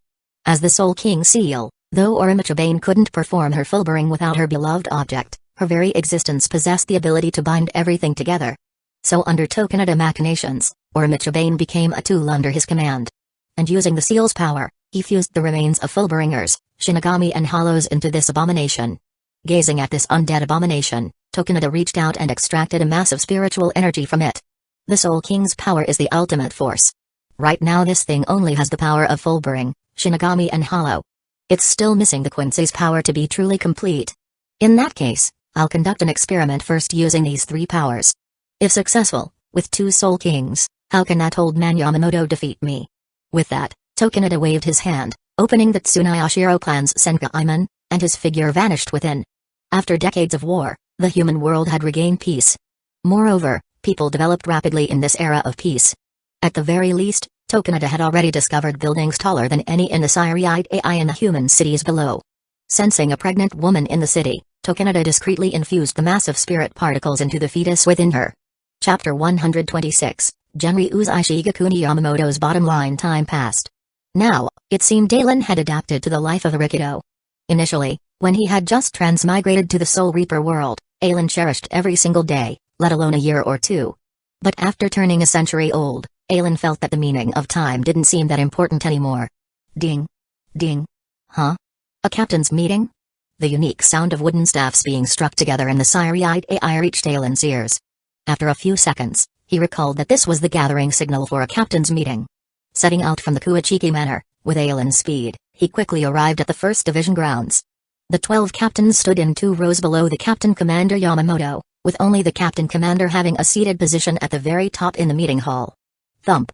The sound of his staff striking the ground had almost become the opening signal whenever the Captain Commander Yamamoto presided over a captain's meeting. Alright, all the captains are present. Captain Yukitake of the 13th Division, present the intelligence you've gathered. Yes, Captain Commander Yamamoto. Joshiro Yukitake walked out from the line of captains, his expression grave. Fellow captains, I have received a report from our personnel in the living world that they have discovered a human youth possessing Soul Reaper powers. As we all know, Soul Reaper powers are abilities that only Soul Reapers from the Soul Society's Syriite AI can wield. For an outsider to obtain Soul Reaper powers, unless a Soul Reaper willingly separates and grants them a portion of their own power, it is impossible for them to master Soul Reaper abilities. But for a Soul Reaper to privately grant Soul Reaper powers to a human is a grave sin in the Syriite AI.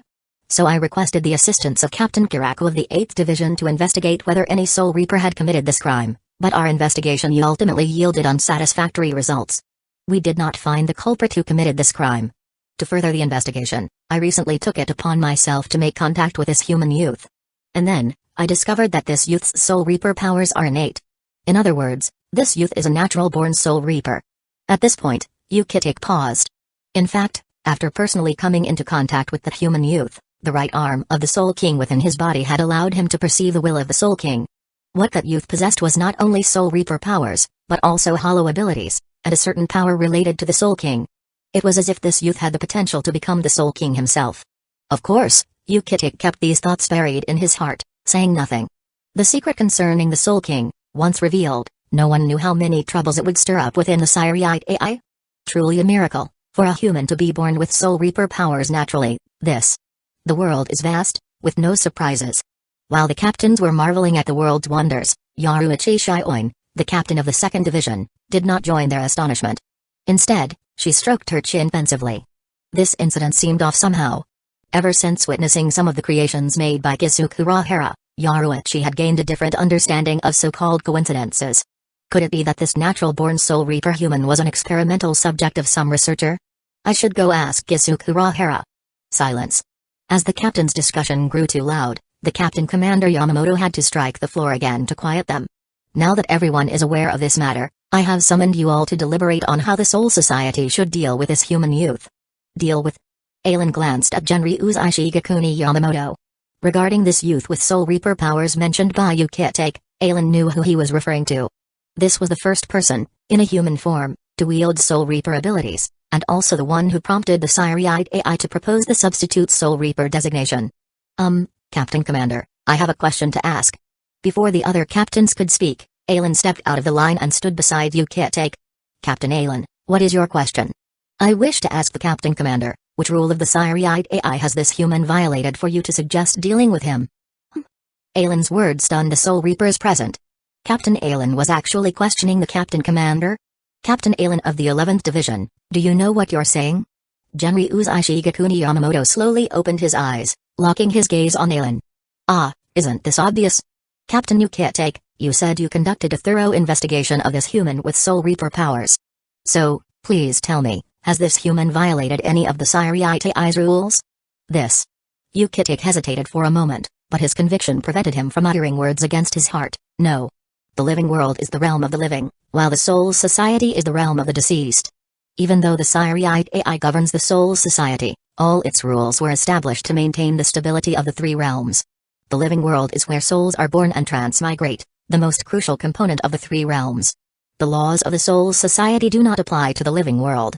However, at this point, Uchiha hesitated, but ultimately took a deep breath. However, if the living world gives rise to existences that could threaten the stable balance of the three realms, the Siriate AI has the authority to eliminate such existences in order to protect the three realms. Oh? Why is Captain Uchiha so certain that this human youth with Soul Reaper powers is an existence that could threaten the stability of the three realms? This. As Uchiha frowned, unsure of how to explain the situation regarding the youth to everyone else. Just possessing Soul Reaper powers alone would make it difficult for others to accept that the youth could threaten the three realms. After all, weren't those standing here the exceptional geniuses of their generation? To be able to stand here based on their own strength, they would not think that they could be surpassed by a mere human. Enough, Uchiha. At this moment, the Captain Commander spoke up. Captain Alan, Soul Reaper powers belong to Soul Reapers. For a human to use unknown means to steal Soul Reaper powers has already violated the authority of Soul Reapers, and that is his greatest crime. Captain Commander, Captain Uchiha has already said that this human youth did not steal the Soul Reaper powers himself, but was born with them. Furthermore, Captain Uchiha even described this human youth as a natural-born Soul Reaper. Now you're calling him a criminal with just a sentence. Isn't that unreasonable? Then what is Captain Alan's opinion on how to handle this human with Soul Reaper powers? Since he possesses Soul Reaper powers, why don't we ask the youth if he wishes to become a Soul Reaper? If the youth wants to become a Soul Reaper, then the Siriate AI can dispatch a Soul Reaper to provide him with Soul Reaper training, granting him the same rights and status as us. Of course, with rights come obligations. As an adjunct Soul Reaper, he would have the duty to guide souls, protect humans, and slay hollows that come to the living world to hunt human souls. And if the youth refuses? Then we seal his Soul Reaper powers, and wait for him to die naturally and enter the Soul Society, before guiding him into the Siriate AI to join our ranks. Genri Shigekuni Yamamoto looked deeply at Alan, then narrowed his eyes. Very well, fellow captains, what are your thoughts on Captain Alan's proposal? Well, I agree with Captain Alan's proposal. As the captains were pondering, Captain Kusagakure tilted his straw hat downwards. It seems too arrogant of us to arbitrarily assign a grave crime to someone who knows nothing about this, labeling them a criminal. Humphrey. Yamamoto snorted coldly but didn't say anything further. Kusagakure and Yoshiro Uchiha were both his disciples, but in Yamamoto's heart, Kiraku's position was higher than the gentle and amiable Uchiha. If one day he were to step down from the position of Captain Commander, the only one in the entire 13 Court Guard squads capable of taking over his heavy responsibilities and leading the Siriate AI forward would be Kiraku. As for the others, including Uchiha, being a division captain was enough, but not enough to helm the entire Siriate AI. Yamamoto knew that Kiraku's remark about arrogance was directed at him, but although the Captain Commander was angered inwardly, he was also very pleased with Kiraku's conduct. It was fine to have objections, as long as he remained rational and knew what he was doing. What about the rest of you? Any thoughts? Captain Commander, I think Captain Alan's proposal is quite good. Let's just do as he says. Yoruichi Shioin smiled. After all, old man, you don't think that a human who has gained Soul Reaper powers could cause any harm to the Siriate AI, do you? Humphrey. The Captain Commander snorted coldly, but didn't refute Yoruichi. Indeed, as Yoruichi said, Yamamoto didn't think that a human could do anything to disrupt the balance of the three realms. What about the rest of you? Captain Commander, I don't understand. This is just a human who accidentally gained Soul Reaper powers. Why are we discussing this so seriously? Captain Lovekawa of the 7th Division asked in confusion. No, Captain Lovekawa, whether this human with Soul Reaper powers gained them accidentally or not, we won't discuss that for now. However, this human is a matter that concerns all Soul Reapers of the Siriate AI. Seeing that most of the captains still didn't understand the gravity of the situation, Kiraku could only explain it to them with a resigned sigh. Everyone knows that a person with spiritual pressure is highly likely to have children who also possess spiritual pressure. Similarly, if a human with Soul Reaper powers were to have offspring, their offspring would also be highly likely to possess Soul Reaper powers. This. Upon hearing what Kiraku said, all the captains immediately understood. No wonder they felt this captain's meeting had such a tense atmosphere. Not only was Captain Alan opposing the Captain Commander, but even the Captain Commander's beloved disciple, Captain Kiraku of the 8th Division, had taken Captain Alan's side. It turned out that what they were discussing was not just the fate of one person, but potentially the fate of an entire clan. According to the Captain Commander's opinion, they would define this human youth with Soul Reaper powers as a criminal who had stolen Soul Reaper powers, and punish him, directly eliminating the possibility of another Soul Reaper clan emerging in the living world. thus maintaining the orthodoxy of the Sairai's Soul Reapers. Of course, there were always two sides to every matter. If they followed the Captain Commander's approach, then any human discovered in the living world with Soul Reaper powers would become a criminal subject to punishment by the Sairai. And if they failed to eliminate a criminal even once, the Soul Society might face a formidable enemy, Soul Reapers who could contend with the Sairai for orthodox authority. On the other hand, following Captain Aelin's proposal meant choosing to accept humans with Soul Reaper powers from the living world, providing them with Soul Reaper training and granting them adjunct Soul Reaper status with equal rights and privileges as the Sairai Soul Reapers. This would essentially give the Soul Reapers another major base in the living world. After understanding the truth behind this captain's meeting, the captains either supported the Captain Commander or Captain Aelin according to their own beliefs. Soon, the voting concluded. Captain Aelin's side won with a 4-vote advantage. Captain Uchiha. Yes, Captain Commander. Compile the duties and obligations of Soul Reapers and give them to Captain Aelin. Understood. After responding, Uchiha returned to his position in the line. Then, Genryu's Shigakuni Yamamoto looked towards Aelin. Captain Aelin, since this proposal was put forth by you, the task of instructing this human shall be entrusted to you. Yes, Captain Commander. After nodding in acknowledgement of Yamamoto's request, Aelin also returned to his line. Very well, this captain's meeting is now concluded. Captain Aelin, you stay behind.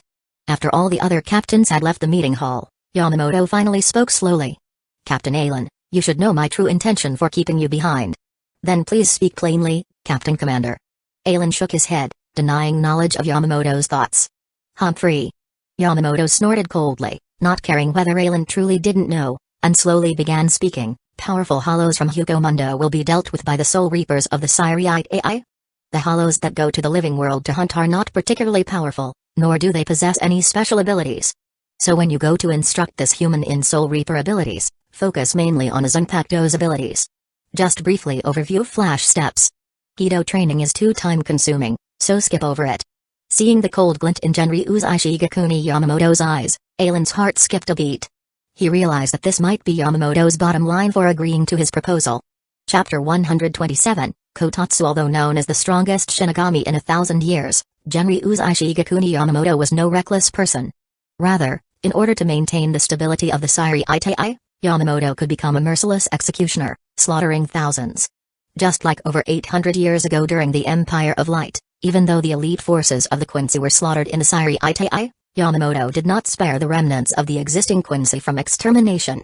It was only after confirming that the sole remaining Quincy had signed an agreement, promising to never again use Quincy powers to extinguish hollows, that the Sairaitai called off the pursuit of the Quincy in the living world, allowing the Quincy lineage a chance to catch their breath. Of course, even with a few decades of respite, the Quincy lineage had dwindled to just a few kittens, without even a tiger remaining. Now, with a human appearing in the living world possessing Shinigami powers, although Yamamoto agreed under Aelin's proposal and Shun Sekiraku's support not to label this human with Shinigami powers as a criminal, he still schemed to weaken them.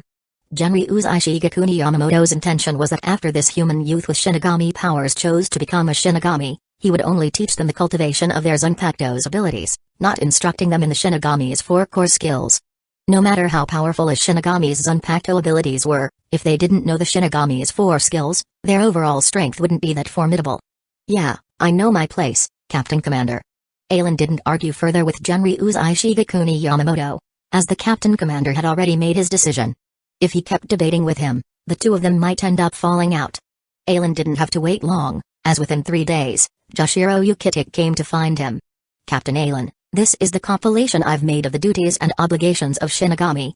Taking the book Uchiha handed over, Aelin flipped through it briefly. It was filled with praise for Shinigami, emphasizing their role in dealing with various crises threatening the world. It even referred to Shinigami killing hollows as purification, redeeming the souls of hollows, allowing their souls to be liberated and rejoin the cycle of reincarnation. Very fitting for the 13th Division of Imperial Guards' purification squads. Also, Uchiha took out a wooden plaque carved with a skull motif. This is something I had the 12th Division's Technical Research Bureau make. I call it a substitute Shinigami badge. Captain Aelin, if that human youth with Shinigami powers agrees to become a Shinigami, give him this substitute Shinigami badge. Using this substitute Shinigami badge, that youth will be able to freely switch between his human and Shinigami soul forms. However, Uchiha shook his head, ultimately deciding not to tell Aelin the true abilities of this substitute Shinigami badge. Rather than allowing that youth to grow stronger, Uchiha was more inclined to kill him and preserve his body. After all, Uchiha could not be certain what kind of ending this world would face once the Soul King's will was realized. As the vessel hosting the Soul King's right arm, Uchiha could temporarily use the right arm's power to maintain the stability of the three realms after the Soul King's demise. However, Uchiha himself knew that even with the Soul King's right arm, he could not sustain it for long. At that time, the youth's corpse would come in very useful. Of course, Uchiha buried these secrets in his heart. In his view, having received the blessing of the Soul King, he had to shoulder the responsibility of a god. Yeah, I understand. As expected of Captain Uchiha, you've thought this through thoroughly. Taking the substitute Shinigami badge, Aelin nodded at Uchiha. Captain Uchiha, give me the location of that human so I can resolve this matter promptly. Alright, Captain Aelin, I'll open the Senkaimon to the living world for you now. I've already sent word to the 13th Division members stationed there. After you arrive, they will immediately take you to where the human youth resides. Then Captain Uchiha, I'll be on my way. After bidding farewell to Uchiha, Aelin turned and entered the Senkaimon. In the Dangai, a hell butterfly flew ahead while Aelin followed behind. To Aelin, this Dangai passageway resembled the inner walls of a living creature's blood vessels. Although he had traversed it many times, each journey felt suffocating. Rumble. Suddenly, Aelin sensed the Dangai passage begin to shake. Looking back, he discovered a glowing yellow tumor-like mass rapidly approaching him from within the Dangai. This was the existence known as the Kotatsu, the corridor cleaner of the Dangai.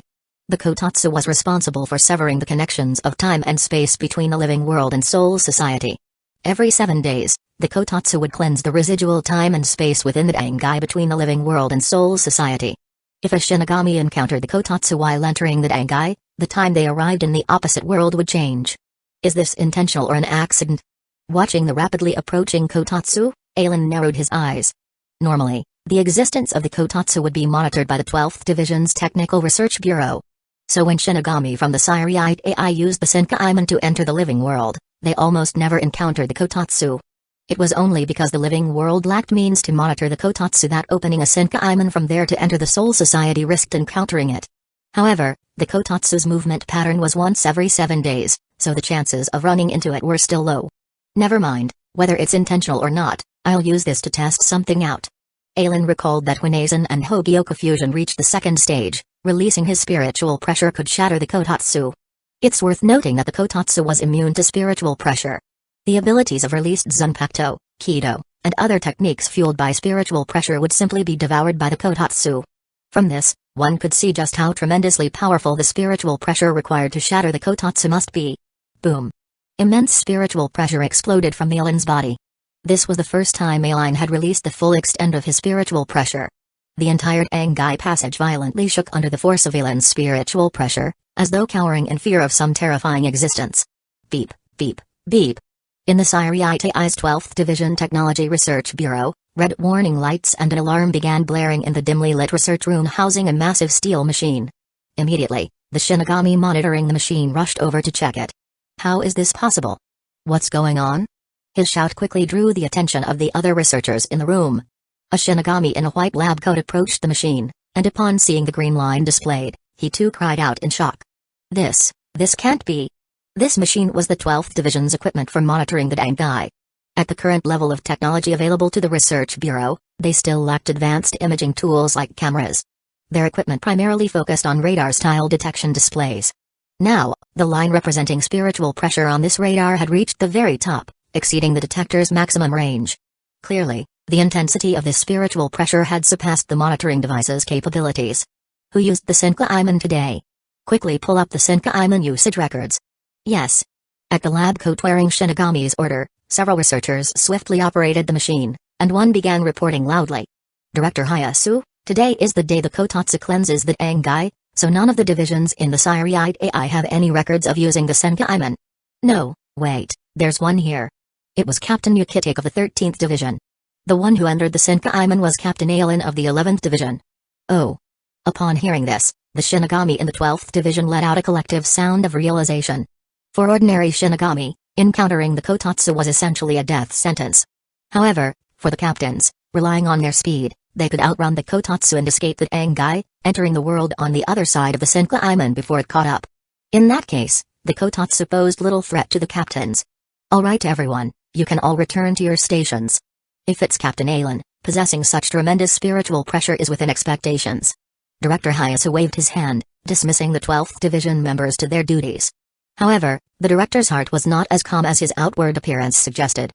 As the head of the 12th Division's Communications Research Institute and Electromagnetic Wave Measurement Institute, Hayasu might not excel in combat, but in his area of expertise, monitoring, he was confident in being unmatched within the entire Syriite AI. While Kiryu Hikaifune was the captain of the 12th Division, her area of focus involved research into temporary soul bodies, with the Jikon pills being a byproduct of that research. Kiryu Hikaifune's main research project aimed to fuse temporary soul bodies with her own through culinary means, enhancing her spiritual pressure. This monitoring device created by Hayasu could even detect the Kotatsu. Its spiritual pressure detection capabilities were naturally among the best equipment available. During testing of this detector, even the spiritual pressure of his own captain, Kiryu Hikaifune, had remained within the device's monitoring range. Hayasu knew that Captain Alan of the 11th Division was formidable, but this was the first time he truly grasped the extent of Alan's power through the data readings. Of course, Hayasu also knew that his captain had an even stronger technique at her disposal. This was the result of Kiryu Hikaifune's research reaching a certain stage. However, because the research was still incomplete, the temporary soul body could not fully fuse with her own and would eventually experience a rejection reaction, separating from her body. The temporary soul body would then dissipate, causing the enhanced spiritual pressure to decline as well. Chapter 128, Applying Eye Medicine to Joshiro Yukitik. If Captain Kiryu Hikaifune's research on creating a temporary soul body and fusing it completely with her own was successful, the spiritual pressure enhancement it provided would be permanent. However, once Captain Hikaifune completed her research, it would be time for her to be promoted to the Royal Guard. Since it was Captain Alan who had entered the Angai, Director Hayasu paid no further attention to the matter. He simply recorded this instance of the Kotatsu appearing and disregarded it. Boom. Against Alan's tremendous spiritual pressure, the Kotatsu's speed merely slowed for a moment before continuing its charge towards him. It seems my spiritual pressure is still far from being able to shatter the Kotatsu. Shaking his head, Alan remained unconcerned. Originally, he had expected this outcome and merely wanted to gauge the gap between himself and Aizen after his fusion with the Hogyoku. Drawing his Zanpakuto from his waist, the blade instantly transformed into violet-black blades of space. Then, with a swing towards the Kotatsu, Alan released a crescent-shaped spatial blade hurtling towards it. Dozan Getsuboom. Upon striking the Kotatsu, the crescent spatial blade instantly expanded into a 10-meter wide void, completely engulfing the Kotatsu. Not only the Kotatsu, but even the Dangai passage itself was devoured by the expanding void at that spot. At a glance, it appeared as if a large pit had opened up in the middle of the passage. After eliminating the Kotatsu, Alan encountered no further obstacles in the Dangai and safely arrived in the living world. Captain Alan. Upon exiting the Senkaiman, a middle-aged Soul Reaper with spiky hair quickly used flash steps to approach Alan and salute him. Captain Alan, I am Hidetsumoka Jomaru, the 8th seat of the 13th Division. I was ordered by Captain Yukitik to await your arrival here. Ah, Captain Yukitik was considerate. 8th seat Kajomaru, let's go find that youth now. Yes, Captain Alan. Under Hidetsumoka Jomaru's guidance, Alan quickly located the human youth. At first glance, Alan confirmed that this youth was indeed the first substitute Soul Reaper he remembered, Kago Jinjo. However, the current Kago Jinjo did not resemble the middle-aged man Alan knew. Instead, his face still held a youthful appearance, looking around 16 or 17 years old. After dismissing the 8th seat Kajomaru, Alan casually released Bakudo number 26, Present Hiding Mask.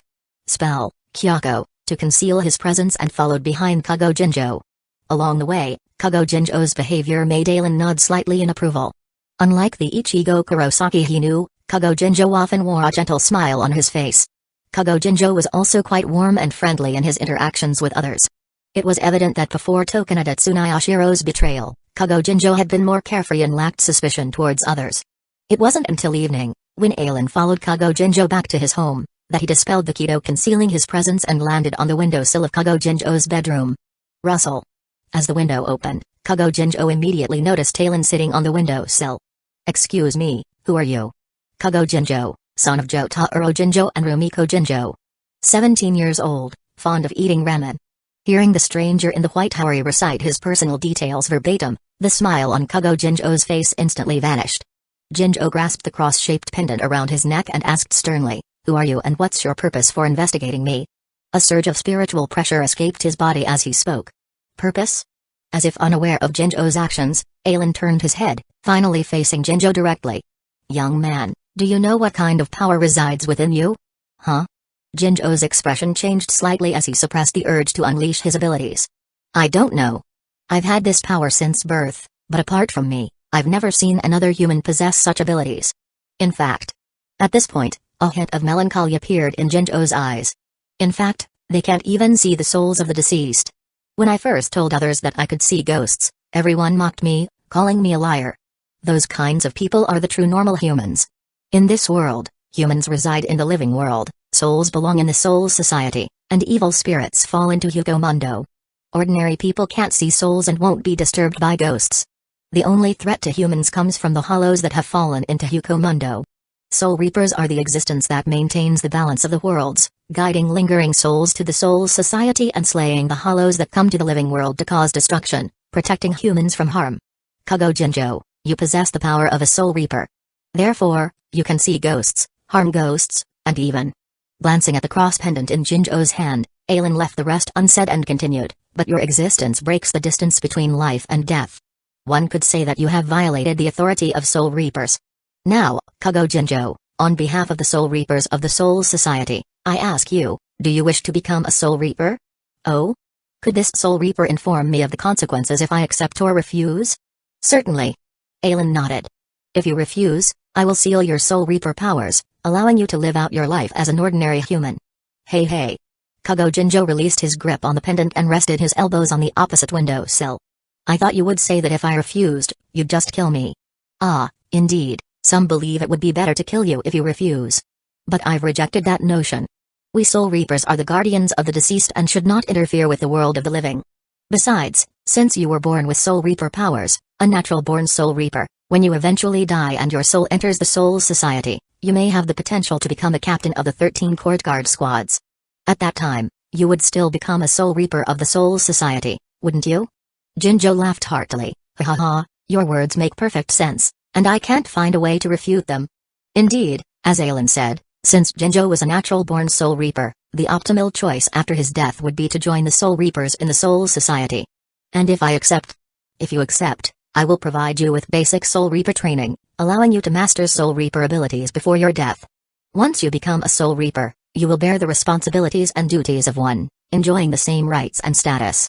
Of course, you must also accept the supervision of the Soul Society's Siriite AI. If you violate the laws of the Siriite AI, they have the authority to arrest and punish you. Alright, I'm in.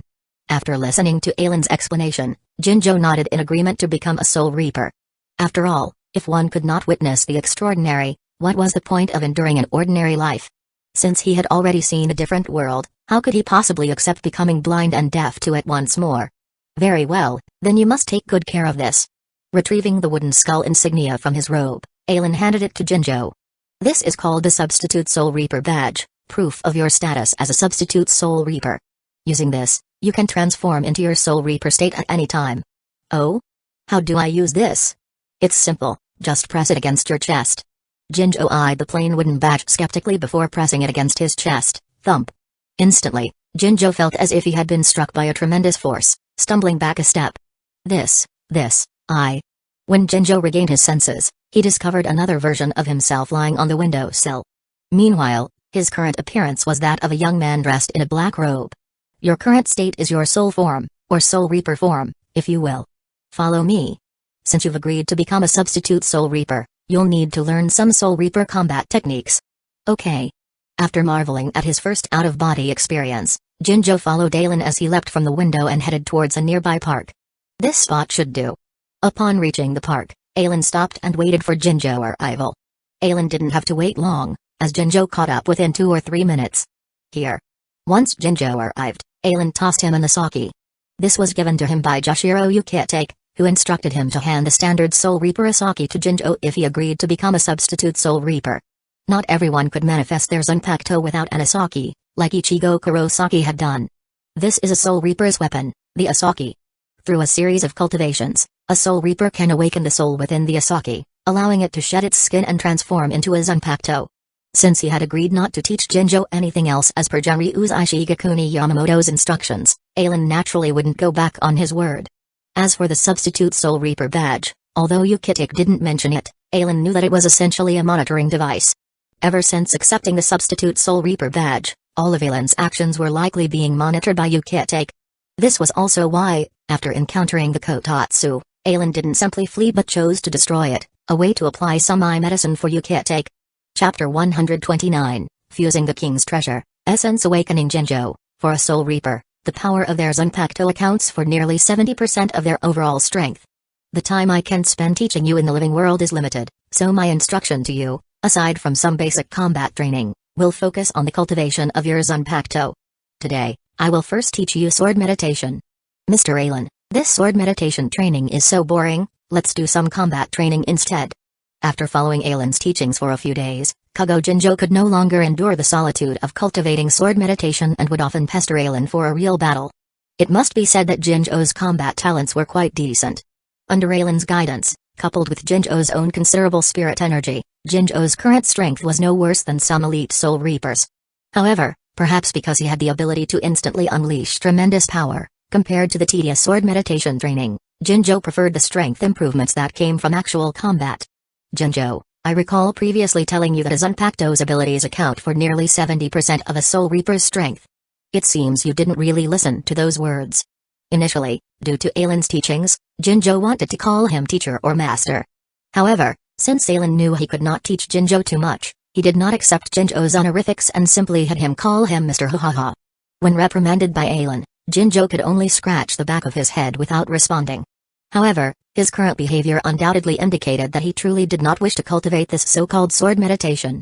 Seeing Jinjo's attitude, Aelin shook his head. Jinjo, I once told you that if you properly cultivate sword meditation until you have fully nurtured your Zanpakuto, your strength will experience a tremendous increase. A Zanpakuto's form and abilities are the spirit cultivated by a Soul Reaper's soul through sword meditation. By learning their Zanpakuto's name and conversing with it, calling out its true name, a Soul Reaper can receive its blessing and wield even greater power. Clang. Under Jinjo's gaze, Aelin drew the Zanpakuto from his waist. Calling out a Zanpakuto's name to control greater power is what we Soul Reapers call releasing the Zanpakuto. The first stage of release is called Shike, allowing a Soul Reaper's spirit energy to increase 3 to 5 times. The second stage of a Zanpakuto's release is called Banchi, enabling a Soul Reaper's spirit energy to increase 5 to 10 times. In Soul Society, the most basic requirement to become a captain of the 13 Court Guard squads is to achieve Bankai with one's Zanpakuto. In other words, all 13 captains of the 13 Court Guard squads are experts who have cultivated their Zanpakuto to the level of Bankai. Watch carefully, Jinjo. The name of this Zanpakuto in my hand is Saga. Next, I'll let you witness the might of a Zanpakuto's release. Then, Aelin extended his hand and placed it on the blade, sliding it from the hilt towards the tip. Tear them apart, Saga. Boom. Tremendous spiritual pressure erupted from Aelin's body. The immense spiritual pressure even caused a white glow to emanate from around Aelin. This glow was the external manifestation of his potent spiritual power. And the Zanpakuto in Aelin's hand transformed into a massive white glowing fang blade. Watch closely, Jinjo. Wind Scar. With a casual wave of Aelin's hand, 3 massive wind slashes shot towards the sky, their enormous might seeming to tear apart the very heavens. Boom. Jinjo stared at the sky, mouth agape. With that single strike from Aelin, the entire sky was swept clean, the clouds obliterated by the raging slashes. How's that? Mr. Aelin, I want to learn that. Upon hearing Aelin's question, Jinjo's eyes lit up as he pointed towards the sky. Hey, you haven't even learned to crawl and you want to run? Wait until you've achieved the release of your Zanpakuto, then you can practice that technique. In order to learn that cool striking technique, Jinjo no longer pestered Aelin for combat practice from that point on, instead devoting most of his time to cultivating sword meditation. Of course, to appease Jinjo's restless heart, Aelin also taught him the Getsuga Tensho technique of condensing spiritual pressure into slashes. As for how much power he could unleash, that depended on his practice and inherent spiritual energy. 1 month later, when Jinjo successfully completed the sword meditation cultivation and could nurture his Zanpakuto with his own soul, Aelin ended his teachings and returned to the Siriite AI. Within the Kuachiki manor, Aelin sat cross-legged in the courtyard, immersing his consciousness into his innate space. A golden key hovered in his palm. This was a weapon created by Aelin using the spatial power of his king's seal as the foundation. Its name was, the Golden Capital. Of course, it was better known by another name. The King's Treasury of Gilgamesh.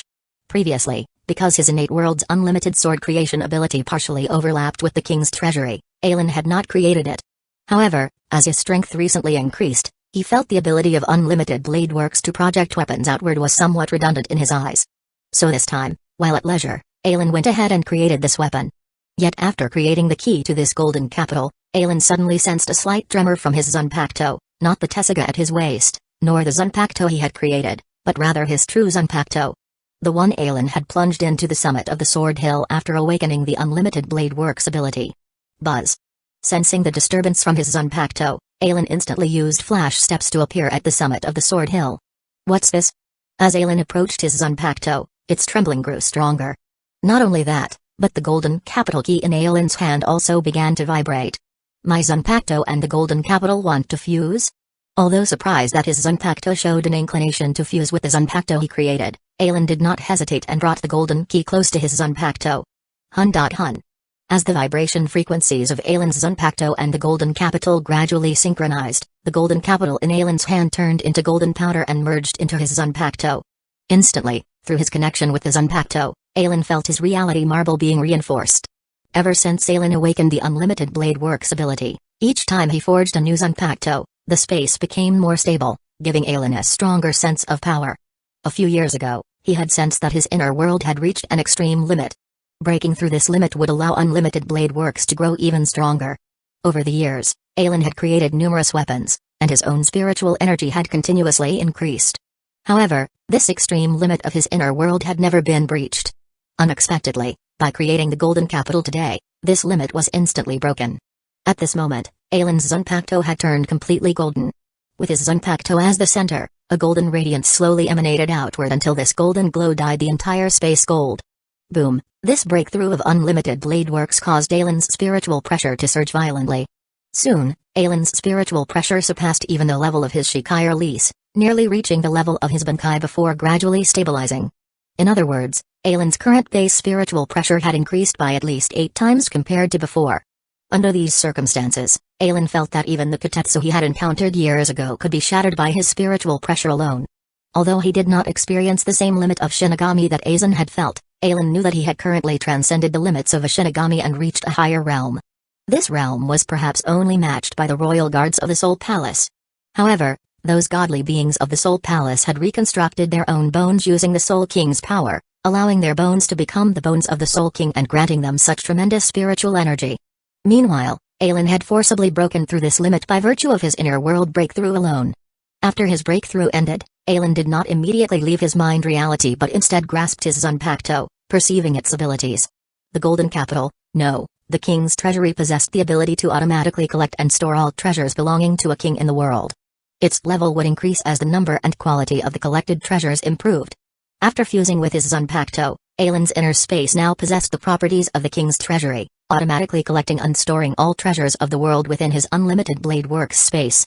However, due to Aelin's innate nature, this unlimited blade works would only collect and store weapons of the world that embody the concept of a sword, enhancing the strength of unlimited blade works. The moment Aelin perceived this ability, the image that flashed in his mind was that of the current strongest being in the world of Soul Reapers, the head captain Akibhai Osub. Am I invincible now? Aelin blinked, hardly daring to believe that he now possessed strength comparable to Akibhai Osub. Chapter 130, Invitation from the Zero Squad. The essence of the leader of the Royal Guard, Akibhai Osub, is black. All black in the world is his power.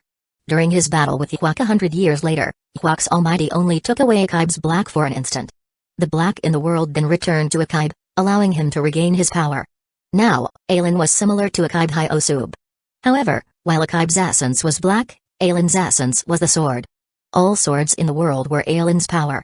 Spanning the past and future, as long as the concept of the sword existed in the world of Soul Reapers, Aelin's power could not be taken away by Iwak. Sensing the swords gradually gathering in his innate boundary field, Aelin nodded in satisfaction. Finally, his innate boundary field had matured. It would now search for more swords on its own, making him stronger. Aside from collecting all the swords in the world, after fusing with the king's treasury, Aelin's unlimited blade works also greatly enhanced its ability to project and throw weapons. After all, the king's treasury itself possessed the means to attack enemies by throwing weapons like arrows. After merging with Aelin's Zanpakuto, it completely covered unlimited blade works projectile method. Originally, the weapons projected by Aelin's innate boundary field could only open a spatial aperture in one direction to throw out swords. However, the king's treasury could open spatial apertures in all 360 degrees without blind spots, allowing for a saturated bombardment of the enemy. Furthermore, while unlimited blade work's projectile speed was fixed, the king's treasury's projectile speed was related to its own level and the level of the weapon. The higher the king's treasury's level, the faster it could throw weapons and the greater their power. The higher a weapon's level, the faster it would be thrown, and naturally, the greater its power. If ranked using the type moon scale, among the Zanpakuto currently in Ailin's innate boundary field, the ordinary and elite Soul Reaper's Zanpakuto were rank weapons numbering over 10,000. The seated officer's Zanpakuto were C rank weapons numbering over 500. The vice captain's Zanpakuto were B rank weapons numbering around 300. The captain Shikai releasing Zanpakuto were A rank weapons numbering under 100. And the Zanpakuto known as the strongest were A++ rank weapons numbering around 30. So far, Ailin only had one X-ranked weapon, Avalon. This was enough to raise the king's treasury's level to A rank. In other words, when Ailin used the king's treasury to throw weapons now, each strike would not fall below the full power of a captain-class combatant. Using seated officers' Zanpakuto, the projectile's power could match that of a captain's Shikai release. Following this logic, using vice captain's Zanpakuto could match a captain's Bankai attack. Using captain's Zanpakuto could match the Bankai of a 100-year veteran captain. Using the strongest Zanpakuto could match head captain Yamamoto's Bankai. Now, I only want to say one thing, who else is there? Pulling his now fully golden Zanpakuto out of the sword hill, Ailin let out an arrogant shout. After venting for a while, he thrust his Zanpakuto back into the sword hill and regained his calm. Indeed, with his current Zanpakuto's ability, he could be called invincible in the world of Soul Reapers. However, this awakened even greater ambitions in Ailin. He still wanted to experience more worlds. After becoming invincible in power, he would continue to pursue invincibility in other aspects. Whether it was swordsmanship, flash steps, hand-to-hand combat, or Kido, he would cultivate them all to the pinnacle and then break through that pinnacle. Slowly opening his eyes, Ailin maintained his current motionless posture. His spiritual pressure's breakthrough made him feel that everything besides himself was exceedingly fragile. Even the slightest movement made him feel like the entire Siriite AI could be destroyed. Now, Ailin could especially empathize with what Sosuke Aizen had once said, stepping over ants without crushing them requires exquisite control. Ailin felt that if he wanted to kill an ant right now, he might end up destroying the entire mountain the ant was on. Fortunately, he had never slacked in his cultivation. After some time, Ailin gained complete control over his surging spiritual pressure, fully locking it within his body. After all, spiritual pressure that had broken through the limits of Soul Reapers was far too powerful. If Ailin released his spiritual pressure now, it might cause all three realms to tremble. However, controlling his spiritual pressure was one thing, but his body enhanced by that tremendous spiritual pressure was not so easy to control. Ailin estimated that even without using sword techniques, the shockwaves from his casual sword swings could shatter a mountain. Huh? The old man Yamamoto is looking for me? The next day, as Ailin was moving about in the courtyard, he noticed a hell butterfly flying towards him. Extending his hand, after the hell butterfly landed on his finger, Ailin read the information it carried. I just broke through yesterday, and the old man Yamamoto is looking for me today. Could he have noticed that I surpassed the limits of Soul Reapers? Ailin was puzzled. Genri Uzai Shigekuni Yamamoto was also an expert who had broken through the spiritual pressure limits of Soul Reapers. Otherwise, he would not be known as the strongest Soul Reaper in 1,000 years.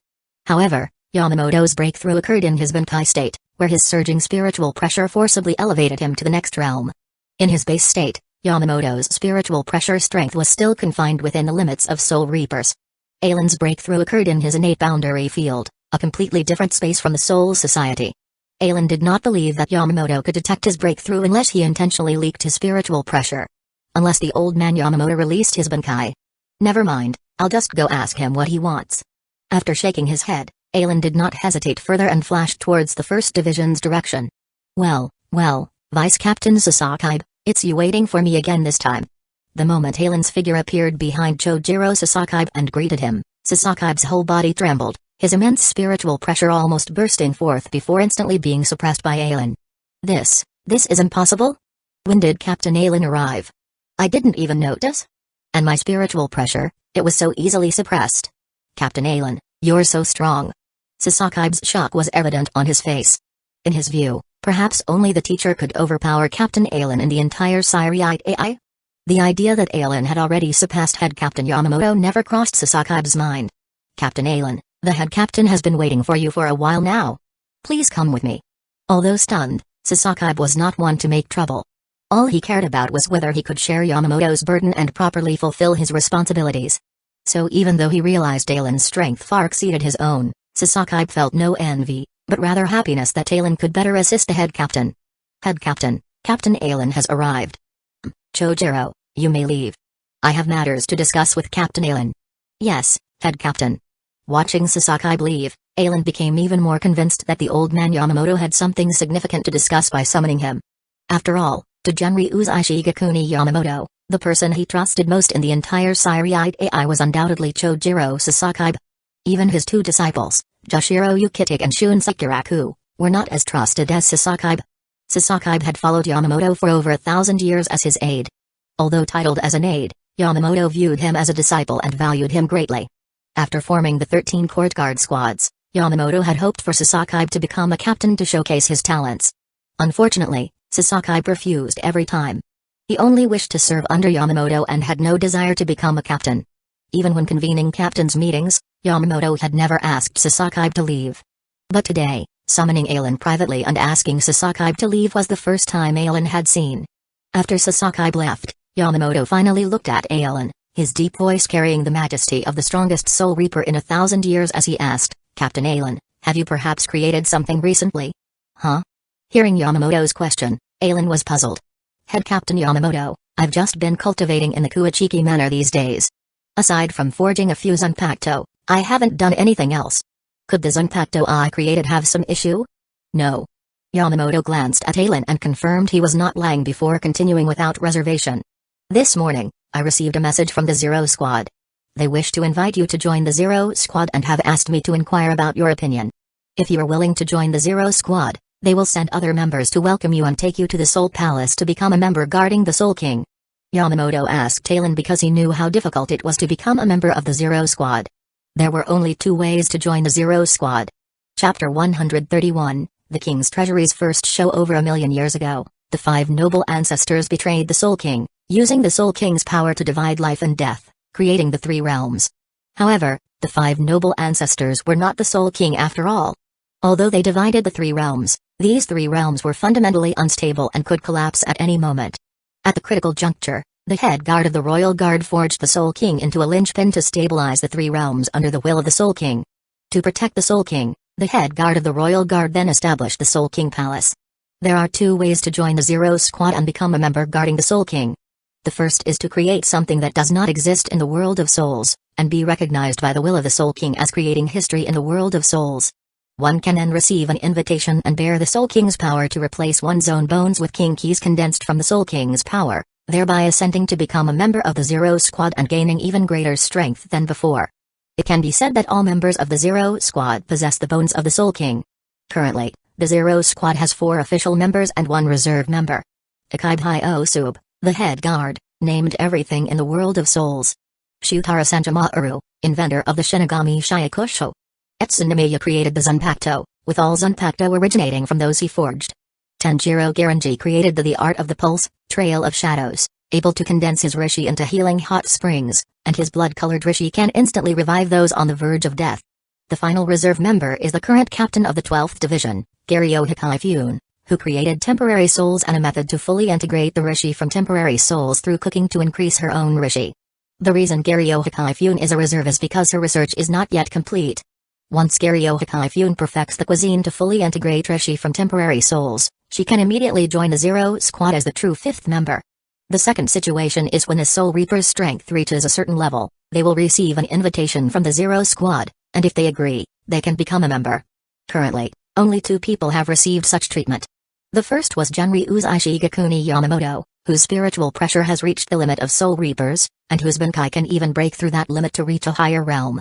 The second was the 7th Kinpachi, Kuruyashiki Kinpachi.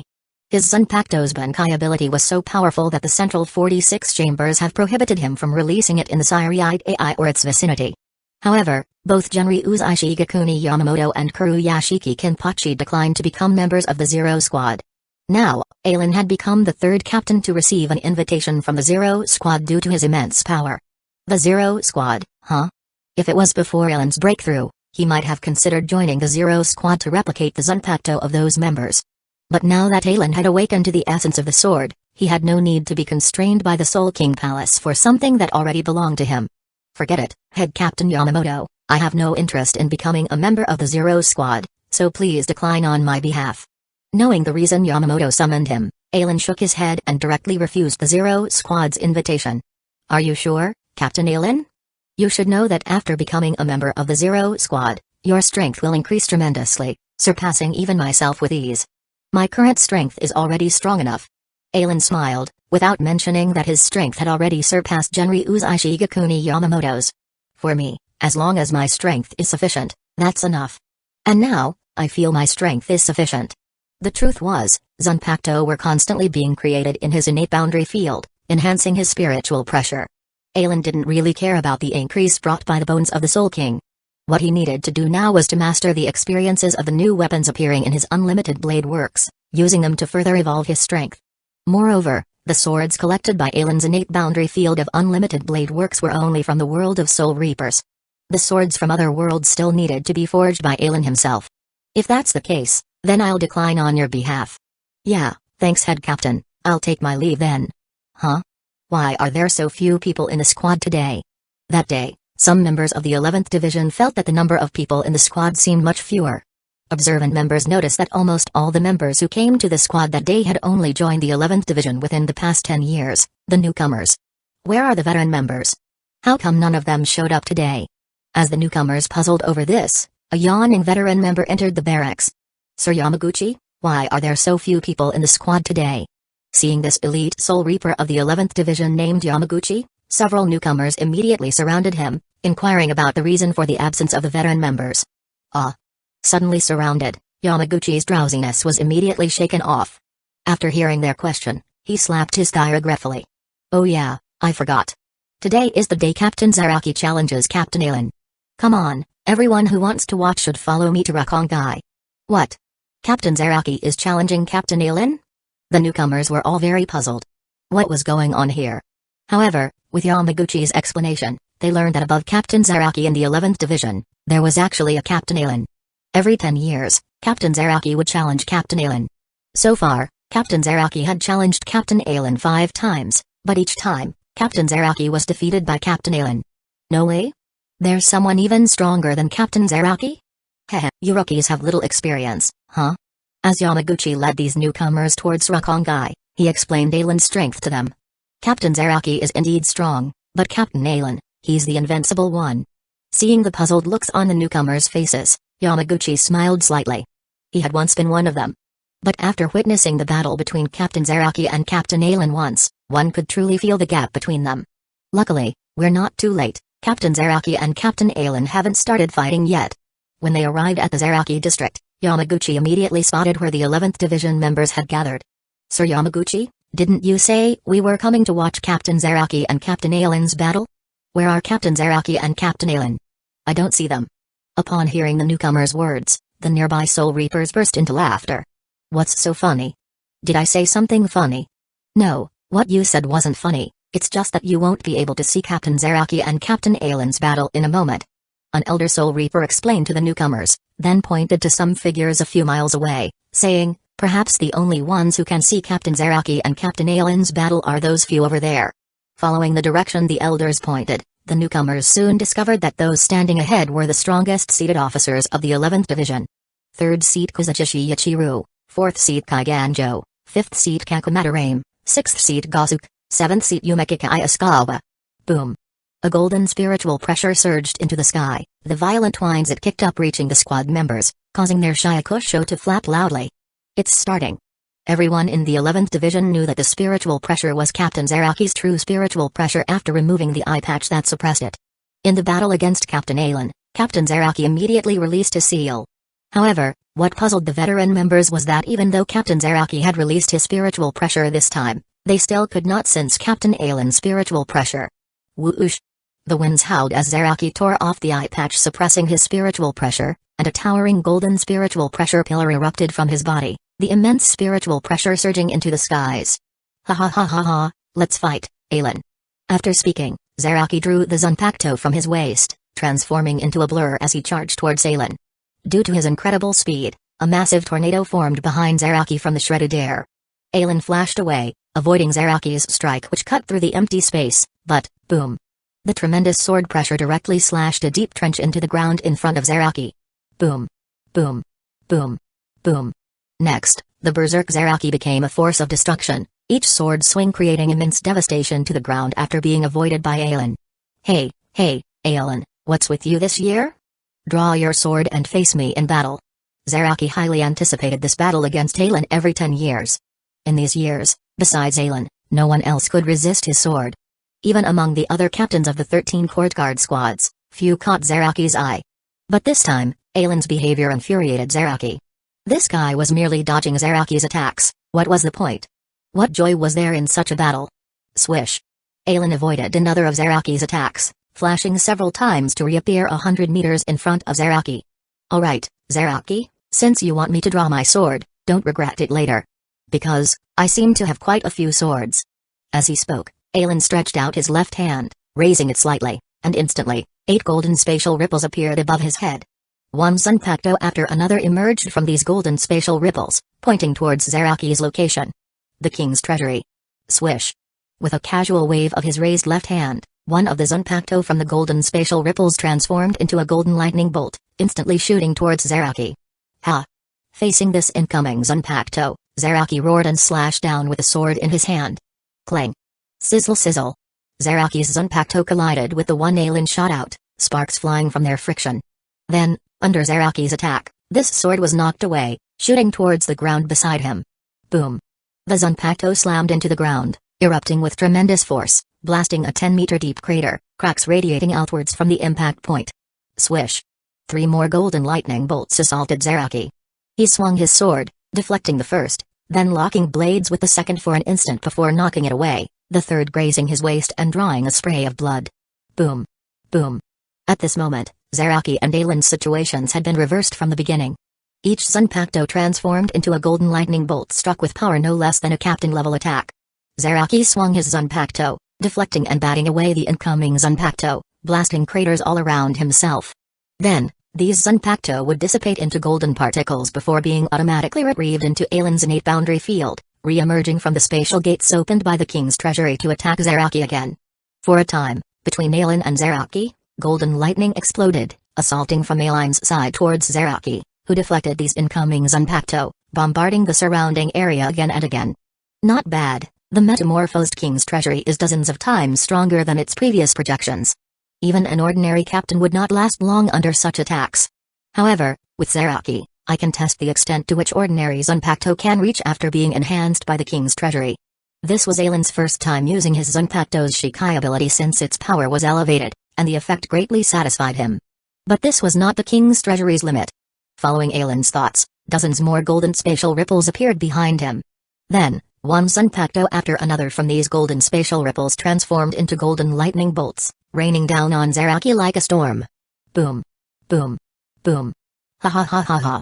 Faced with these attacks, ordinary people would likely have been terrified. But Zaraki's laughter only grew merrier. Compared to an opponent he could never cut, clashing with these Zanpakuto felt pretty good. However, Zaraki was not one to take a beating without retaliating. So, after Aelin increased his attacking Zanpakuto, Zaraki began hacking through the raining Zanpakuto to charge at his opponent. However, under the torrential assault of these dozens of Zanpakuto, Zaraki's advance was not very fast. Chapter 132, I clearly came first. Buzz. Seeing that the attacks of 30-odd Zanpakuto could not stop Zaraki's advance, Aelin moved his thoughts and instantly, streaks of golden spatial ripples appeared in the air, instantly dyeing the sky behind Aelin a golden color. The number had exceeded 100. Zaraki's strength was far greater than that of some captains even after releasing their Bankais. Just a dozen or so captain-level Zanpakuto could not pose much of a threat to him. But when the number of attacks exceeded 100, under the golden ripples, those Zanpakuto transformed into streaks of golden lightning, covering Zaraki like a torrential downpour. The earth collapsed and the mountains crumbled. The converged attack of 128 Zanpakuto directly destroyed Zaraki's location, kicking up a mushroom cloud hundreds of meters high. Then, a powerful shockwave spread out, pulverizing the stones blasted into the air by this tremendous force. And then, boom. In the distance, the Soul Reapers of the 11th Division, seeing the 100-meter mushroom cloud from the explosion, released their spiritual pressure with practiced ease. Although the new members didn't know why they were doing this, since everyone else was, following along was the safe choice. Thus, a powerful shockwave expanded, but fortunately these Soul Reapers had released their spiritual pressure, and given their distance from the battle's center, no one was blown away by the shockwave. Ha ha ha ha ha.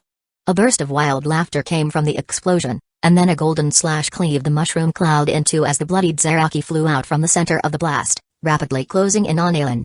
As strong as Zaraki was, he had still been injured by that attack of over 100 Zanpakuto. With a thought from Aelin, Zanpakuto blade tips emerged from the 100+ golden spatial ripples. Boom. Boom. Boom. Like swift thunderbolts, these Zanpakuto transformed into golden lightning bolts, assaulting Zaraki again. However, this attack did not converge on a single point like the previous one, but was staggered in a way that sealed off all of Zaraki's movements. Under such circumstances, Zaraki had to deal with 3 to 5 Zanpakuto attacks simultaneously. Wielding the Zanpakuto in his hands, almost every instant saw blooms of blood erupt from Zaraki's body. But even so, Zaraki did not stop his charge towards Aelin, advancing step by step through the storm of swords and blades. Ha ha ha ha ha. As his injuries increased, Zaraki's strength was not diminished, but rather an even more swelling spiritual pressure burst forth from his body, increasing his power further. Seeing this, Aelin waved his hand and the golden spatial ripples behind him dissipated. It seemed that unless over 100 ordinary Zanpakuto were thrown at once, they could not threaten Zaraki. So how about this? A spatial ripple even larger than before appeared behind Aelin. Emerging from this golden spatial ripple was the head of a sphere. This was a seated officer-level Zanpakuto that had been released within Aelin's innate boundary field. Shua. With a flash of golden light, this spear was already thrusting towards Zaraki. Clang. Zaraki's Zanpakuto slashed down on the spear's tip, erupting a powerful shockwave. Centered on Zaraki's feet, the ground collapsed into a large pit. Then, this spear, braced against Zaraki's Zanpakuto, carried immense force to slam Zaraki deep into the ground. Rumble rumble. For an instant, the earth seemed to fall silent. Then, the ground surged as a powerful shockwave erupted from hundreds of meters below, kicking up countless dust into a 100-meter sand cataract shooting into the sky. Such power. Seeing the might of this single spear, Aelin nodded inwardly. It seemed that by releasing the Zanpakuto before projecting it, the power of a seated officer's Zanpakuto was greatly enhanced. It was just unknown how it compared to an unreleased captain-level Zanpakuto. But this test also let Aelin know that under the King's Treasury's projection ability, perhaps certain weak Zanpakuto could unleash might several times greater than elemental or demon arts Zanpakuto. After all, the power of the King's Treasury's thrown weapons had an absolute relationship to the Zanpakuto's speed and weight. At the same speed, the heavier one was naturally more powerful. Dissipating the golden spatial ripples behind him, Aelin flash-stepped through the swirling sand clouds to Zaraki's location. At this moment, Zaraki's body was covered in gaping wounds, his right hand gripping the Zanpakuto severely twisted and completely unusable. A black spear was braced against Zaraki's Zanpakuto, grazing his body as it was pinned at the center of the pit. It was fortunate it ended up this way, as most of Zaraki's current injuries came from the eruption of power when this Zanpakuto hit the ground. If Zaraki had been directly impaled by this spear, with that immense power exploding within his body, then Zaraki might have truly perished. Green healing light radiated from Aelin's hands, treating Zaraki's wounds. Soon, under Aelin's ministrations, Zaraki regained consciousness. I lost again? Zaraki seemed bewildered at having lost the battle just like that. Ah, you were careless, Zaraki. Aelin nodded. Perhaps if you had wielded your sword with both hands, you could have held out a bit longer. But I am rather puzzled, Zaraki. Just how arrogant must you be to think you could withstand my attacks with just one hand on your sword? Zaraki tilted his head, not answering Aelin's question.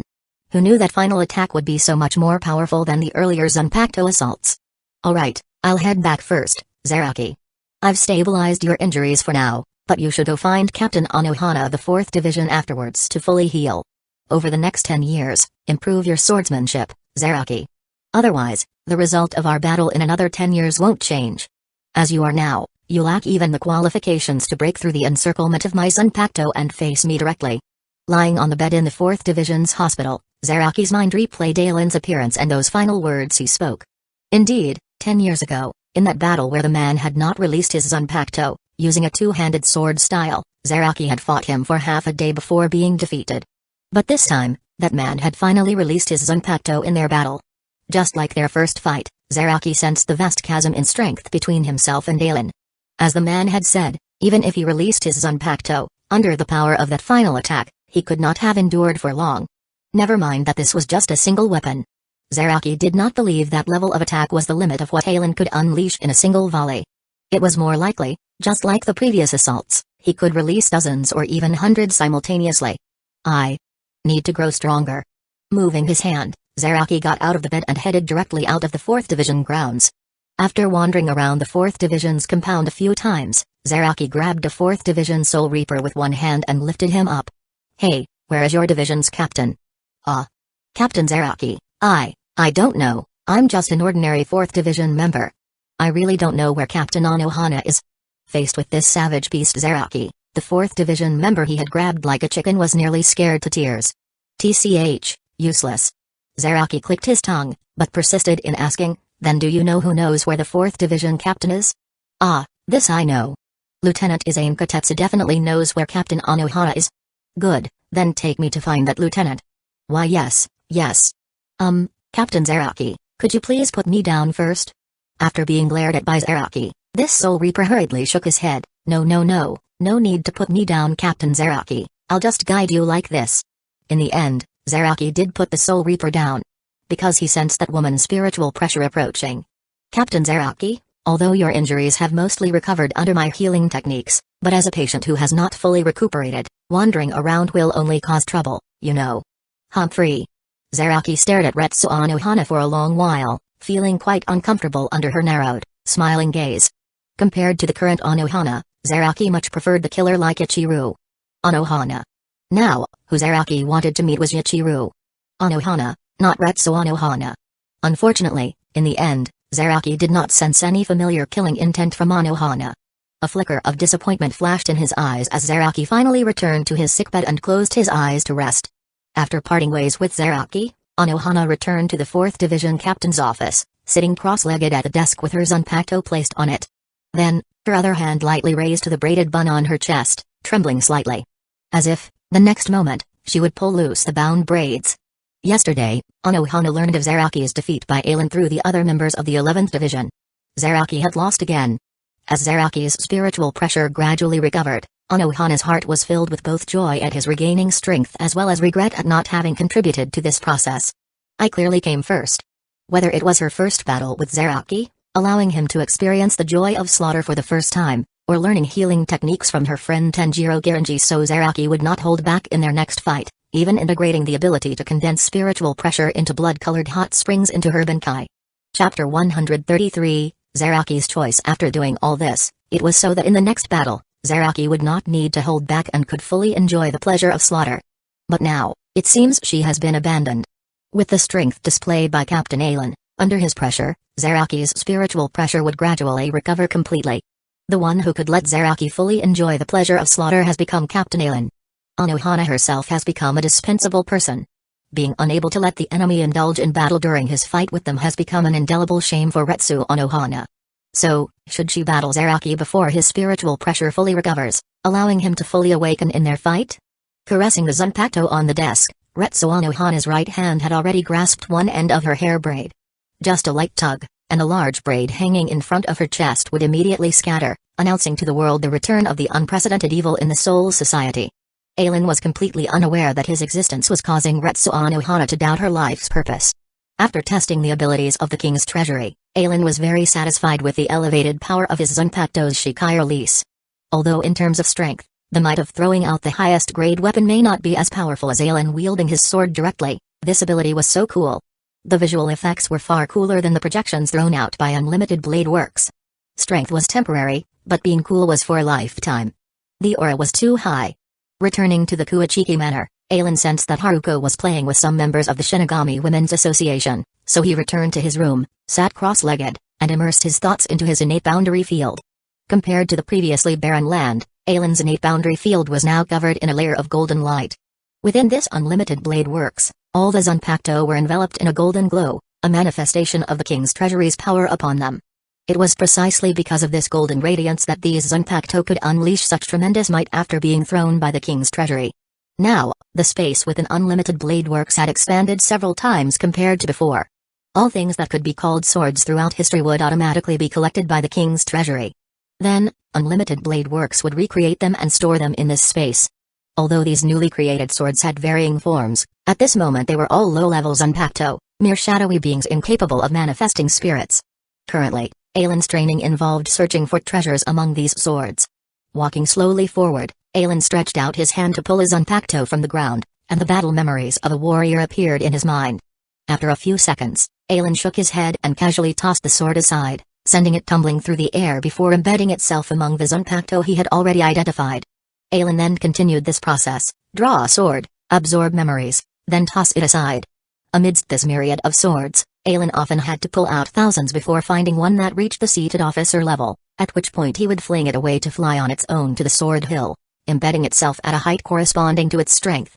It was obvious that these Zanpakuto on the sword hill had a more concentrated golden radiance compared to those on the golden ground. And the higher up, the stronger the golden light within the Zanpakuto's blade. The Zanpakuto at the peak of the sword hill was completely composed of golden light. This was the current embodiment of Alan's Zanpakuto, the king's treasury. Every time Alan extracted a Zanpakuto above the seated officer level from the myriad blades, his spiritual pressure would increase. During this selection process of the Zanpakuto, Alan's comprehension of the sword element also gradually deepened. Whenever he grew tired from this searching, Alan would forge some of the weapons from his memories based on his understanding of the sword element. After all, as long as Alan defined their released abilities as a Zanpakuto's power, his innate boundary field would recognize them as swords. Who dictates that a Zanpakuto must be a sword in this world? Regardless of whether it transforms into a blade, spear, sword, halberd, hammer, scythe or staff upon release, as long as it was classified as a Zanpakuto in its sealed form, it counted as a sword. As long as it was a sword, logic and reason did not matter. Even using devil fruit abilities as a Zanpakuto's Shikai and Bankai wasn't impossible. The Shikai releases the devil fruit power, while the Bankai is the fruit's awakened state. As long as unlimited blade works dared to recognize it, Alan dared to create it. Feeling invincible, Alan went wild creating weapons in the space of unlimited blade works, taking willfulness as his motto. All the Zanpakuto created by Alan started at the seated officer level, with many at the captain level. There were even some at the strongest level. As for X-level ones like Avalon, that was confidential. That already involved the essence, and even Alan could not guarantee that the weapons he created truly reached the X level. He could only gauge based on the spiritual pressure feedback. But no matter how much these weapons improved Alan's strength, his spiritual pressure never stopped growing. If the Soul King was the limit of this world, then he would surpass the Soul King and break free from this world abandoned by the Creator. In the 4th Division grounds, after sensing his injuries had fully healed, Zaraki tore off all the medical bandages from his body. "Hey, where is your captain?" Fortunately, the Soul Reaper that Zaraki had grabbed was the same one from before.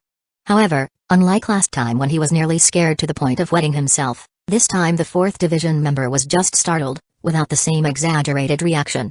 "Captain Zaraki, I really don't know where Captain Anohara is. But I know who knows where Captain Anohara is. Enough blabbering, if you know then hurry up and lead the way." "Why yes, but Captain Zaraki, could you please put me down first? Then I can take you to find Lieutenant Izane." Under this Soul Reaper's guidance, Zaraki arrived at the 4th Division captain's office. "What's this, isn't she just inside here?" Shoving the guide aside with one hand, Zaraki took large strides into the 4th Division captain's office. Captain Zaraki. Currently in the captain's office besides Retsu Anohara was also Lieutenant Izane Kotetsu. Upon seeing Zaraki, Izane immediately stood up and bowed in greeting. Though Zaraki was just the vice captain of the 11th Division, none of the Shinigami in the 13 court guard squads, including the true captains, dared to truly treat him as a mere lieutenant. On one hand, it was because of the strength Zaraki had displayed over the past few decades, earning the captain's acknowledgement. They could call Zaraki reckless or stupid, but not weak. On the other hand, the true captain of the 11th Division, Alan, had not managed the division at all since Zaraki joined. Essentially, the entire 11th Division had been led by Zaraki for decades without any issues arising. They handled every enemy well. Zaraki possessed the qualities of a captain. "Captain Zaraki, I see your injuries have fully recovered. Instead of returning to the 11th Division, you've come here. What business do you have?" "Woman, don't speak to me with that face." Zaraki plopped down brazenly in front of Retsu Anohana. "I didn't come here to talk to you in your current appearance. Izane, you go out first." Just as Izane was about to remind Zaraki that Captain Anohana had always looked this way, she heard her captain's words instead. "This." Looking at Zaraki, then at Captain Anohana, Izane hesitated for a moment before ultimately choosing to trust her captain. Izane bowed to Retsu Anohana. "Yes, Captain Anohana. I'll stand outside the captain's office. If Captain Zaraki oversteps, please allow me to rush in and protect you." After speaking, Izane left the captain's office, closing the large door behind her and standing guard outside with her hand on the hilt of her Zanpakuto. Though she knew the vast gap in strength between herself and Captain Zaraki, for the sake of her beloved Captain Anohana, Izane would risk her life to protect her. As the lieutenant of the 4th Division, besides outstanding healing abilities, Izane had also achieved the first release of her Zanpakuto. Her Zanpakuto Itagamo was of the ice-snow variety, not particularly outstanding among the seated officers. However, Izane's Kido prowess was strong. Given enough time to chant the incantations, she could release high-level Kido spells above Bakudo number 60. Captain Zaraki, what did you want to say? After Izane left the captain's office, all emotion drained from Retsu Anohana's eyes, becoming utterly lifeless. Hey! Seeing that familiar face, Zaraki's body started trembling as his right hand instinctively gripped the hilt of his Zanpakuto. A sense of delight welled up from the depths of his heart, making Zaraki itch to immediately draw his sword and engage this woman in slaughter. But ultimately, Zaraki suppressed his instincts. Woman, I want to learn swordsmanship from you to become stronger. Zaraki looked completely serious as he spoke to Retsu Anohana. He was serious about learning swordsmanship. As for why he sought out Retsu Anohana, Zaraki believed they were of the same kind. Chapter 134, Visitors from the Zero Squad. 500 years ago, when the first Kinpachi, Yachiru Anohana of the 11th Division was searching for enemies to fight in the Rakongai district, she encountered the young Zaraki. In that battle, Zaraki experienced the joy of fighting and slaughter for the first time. He believed that the woman he fought against was of the same kind as himself. They were both that type of person. However, in the end, Zaraki still lost. After that, Zaraki never encountered Yachiru Anohana again. The next time Zaraki saw her was during his first meeting with Aelin, when he challenged him. At that time, Zaraki realized that because he was too weak, this woman did not enjoy their battle to the fullest. He had been abandoned. Over the years, although Zaraki recovered some of his spiritual pressure during his fights with Aelin, he still felt that there was a vast distance between himself and this woman. It was not yet time for him to engage in slaughter with this woman. He needed to become stronger. So, after being defeated by Aelin this time, Zaraki decided to take Aelin's advice and use the next 10 years to learn the way of the sword. In Zaraki's eyes, the only people qualified to teach him swordsmanship were Aelin, the old man Yamamoto, and Yachiru Anohana. Aelin's swordsmanship was strong, but Zaraki preferred the intense close-quarters slaughter rather than fighting at a distance by unleashing slashes. Yamamoto's style of swordsmanship made Zaraki feel very uncomfortable. He would rather swing his sword recklessly than learn from the old man. That left only this woman. What? You want to learn swordsmanship from me? That's right. Zaraki saw no problem in asking Yachiru Anohana to teach him swordsmanship. That man said my swordsmanship is too weak. If it's still like this in 10 years, he won't fight me again. So I need to become stronger. Saying that, Zaraki glared fiercely at Anohana. After I defeat that guy, I'll challenge you again. I hope you don't disappoint me then, first Kinpachi. Hearing Zaraki's words, Anohana trembled all over, a glimmer of joy flashing in her lifeless eyes. From Zaraki's tone, it seemed she had not been abandoned yet. Okay. If you're willing, I'll teach you everything I know about the way of the sword. Time passed unnoticed by everyone. That day, as Aelin was staying in the Kuachiki Manor, he heard the summons gathering the captains once more. On his way to the 1st Division, Aelin saw the delighted Garyo Hikaifune. Congratulations, Captain Hikaifune. Aelin stepped forward with a smile to congratulate Garyo Hikaifune. This captain's meeting, once Aelin saw Garyo Hikaifune, he knew the main purpose. After all these years, Garyo had finally completed her research, fully integrating the temporary soul spiritual pressure into her own through culinary means. At this moment, Garyo Hikaifune's spiritual pressure had reached a level comparable to Retsu Anohana and Genryu's Shigakuni Yamamoto in Aelin's perception. In other words, by incorporating the foreign spiritual pressure into her body, Garyo Hikaifune's spiritual pressure had reached the limit for a Shinigami. She had accomplished the great feat of creating Soul Society history and gained the recognition of the Soul King's will, passing the Zero Squad's test. All that remained was for the Zero Squad members to ride the Tenshinhan to the Siriite AI and take her to the Soul King's palace to complete the creation of the King's Key. Sure enough, after all the captains had gathered, Genryu's Shigakuni Yamamoto announced that Garyo Hikaifune had passed the Zero Squad selection and officially joined the Zero Squad. Afterwards, Genryu's led everyone to an open area in the Siriite AI. Since this was the legendary Zero Squad, those who came here were the captains of each division. The only lieutenant present was likely Hori Sarugaki, Garyo Hikaifune's lieutenant from the 12th Division. The awkward girl was both happy for her captain's promotion to the Zero Squad, yet saddened that Garyo Hikaifune would be entering the Zero Squad. The captains present all had solemn expressions. The Zero Squad, the legendary royal guards protecting the Soul King. It was said that every member of the Zero Squad possessed strength exceeding that of the 13 Division of Imperial Guards captains. Although the Zero Squad did not have many members, their combined strength surpassed that of the 13 Division of Imperial Guards. This was largely due to the 13 Division of Imperial Guards having the 1,000-year strongest Shinigami Genri Shigakuni Yamamoto, the unprecedented evil Yachiru Anohana, the 7th Kinpachi, Kuruyashiki Kinpachi, the 8th Soya Kinpachi. Without these few, any single member of the Zero Squad could easily crush the entire 13 Division of Imperial Guards. The 13 Division of Imperial Guards had been established for nearly 1,000 years, but this was the first time a captain successfully joined the Zero Squad. The 7th Kinpachi, Kuruyashiki Kinpachi had received an invitation from the Zero Squad before but declined. Whoosh! Without making them wait long, a rushing wind suddenly sounded from the sky. It seemed like something was rapidly descending. What's that? The captains looked up and instantly saw a cylindrical object rapidly falling from the sky.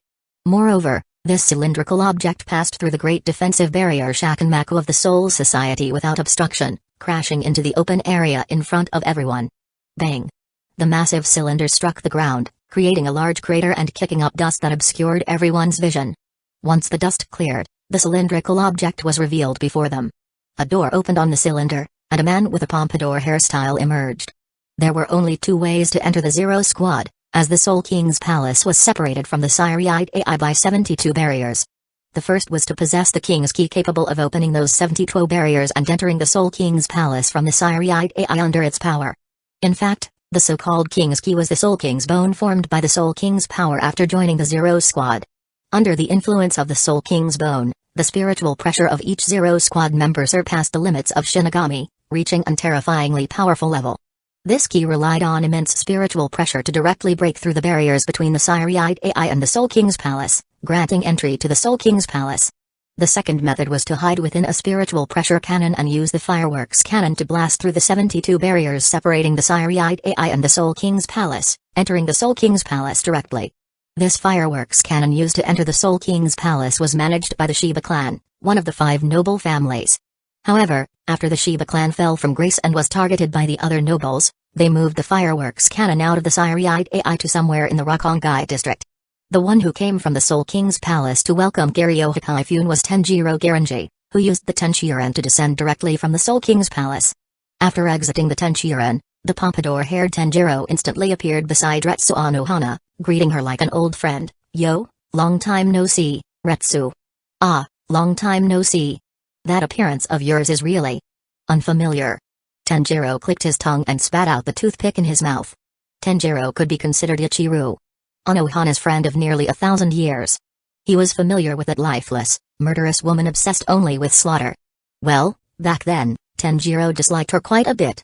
After all, the person who created Kaido and could condense spiritual pressure into healing hot springs like Tenjiro could be considered a good person in Soul Society. When Anohana approached Tenjiro wanting to learn Kaido, Tenjiro wondered if the sky had fallen or the earth had split open. The unprecedented evil was not seeking opponents to slaughter, but learning healing instead. With a let's give it a try attitude, Tenjiro taught Anohana the Kaido techniques. Surprisingly, Anohana had great talent in Kaido. Apart from Tenjiro's method of condensing spiritual pressure into hot springs based on Kaido, Anohana's mastery was not much inferior. Moreover, after learning Kaido, Anohana abandoned her Kinpachi and Yachiru name, renaming herself Retsu. Once they became familiar, Tenjiro learned from Anohana that her change stemmed from being defeated by someone. Anohana studied Kaido to be able to fight that person again. "Seeing you here, does that mean you won that battle?" "No, we haven't had our second fight yet." "Hey, I'd like to see what kind of guy needs you to use Kaido to defeat him." Seeing the visitor from the Soul King's palace only conversing with Anohana and ignoring everyone else, some of the captains present frowned. They clearly felt this Zero Squad member was too arrogant.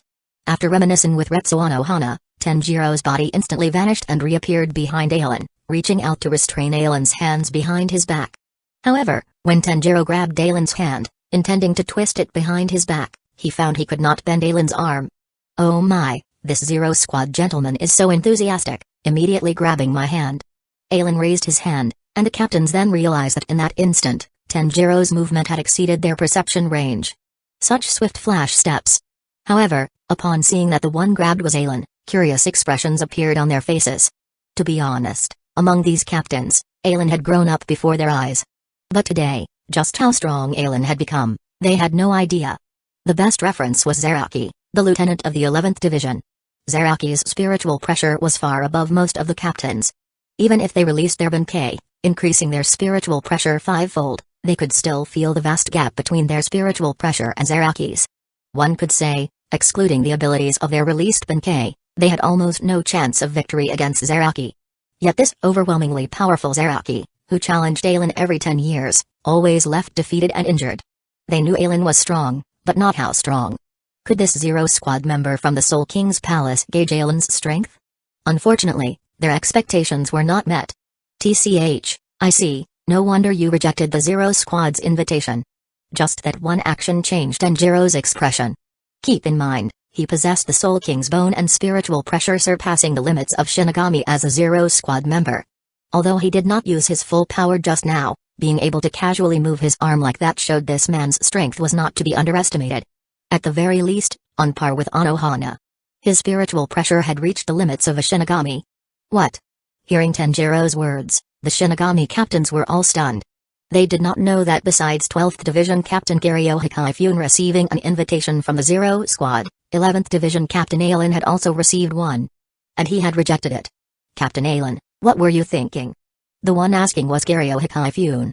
When she recommended Aelin to become the 11th Division Captain, she felt that with Aelin's growth rate, one day he would reach the Zero Squad standards and be recruited, giving her a familiar face in the Soul King's palace. But she never imagined that Aelin would receive the Zero Squad's invitation before her and reject it. As someone who had accepted the Zero Squad's invitation, Garyo Hikaifun knew that apart from creating Soul Society history to gain recognition from the Soul King's will, there was a second requirement to join the Soul King's palace. First, one spiritual pressure must reach the limit for a Shinigami. Currently in the Sairi Itai, only the old man Yamamoto, Anohana, and herself met this condition.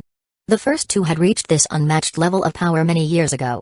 As for Garyo Hikaifun, she had just raised her spiritual pressure to the Shinigami limit with this latest research success. The second requirement was possessing formidable strength. For example, the head captain Yamamoto's Benkei flames reaching the temperature of the sun's core. For example, the 7th Kenpachi, Kuruyashiki Benkei capable of destroying the entire Sairiite AI.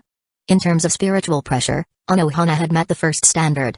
Unfortunately, her forte was swordsmanship, lacking particularly destructive power. Even after acquiring her Zanpakuto, its Benkei did not possess immense destructive power, instead fusing the blood-colored hot spring condensation method she learned from Tanjiro into her Zanpakuto's release. Chapter 135, The Prisoner. So, Anohana did not meet the Zero Squad's requirements and did not receive their invitation. What were you thinking? Aelin stretched out his hand, pulling off Tanjiro Garanji's grip on his wrist. He wasn't in the habit of letting other men hold his hand. I'm living well in the Sairi Itai, why would I want to go to the Soul King's palace and be a prisoner? Huh? You dare call us Zero Squad members guarding the Soul King prisoners, brat? Tanjiro flicked his pompadour hairstyle and sneered. Guarding the Soul King is an immense honor. How dare you call our honor being prisoners? Isn't that what it is?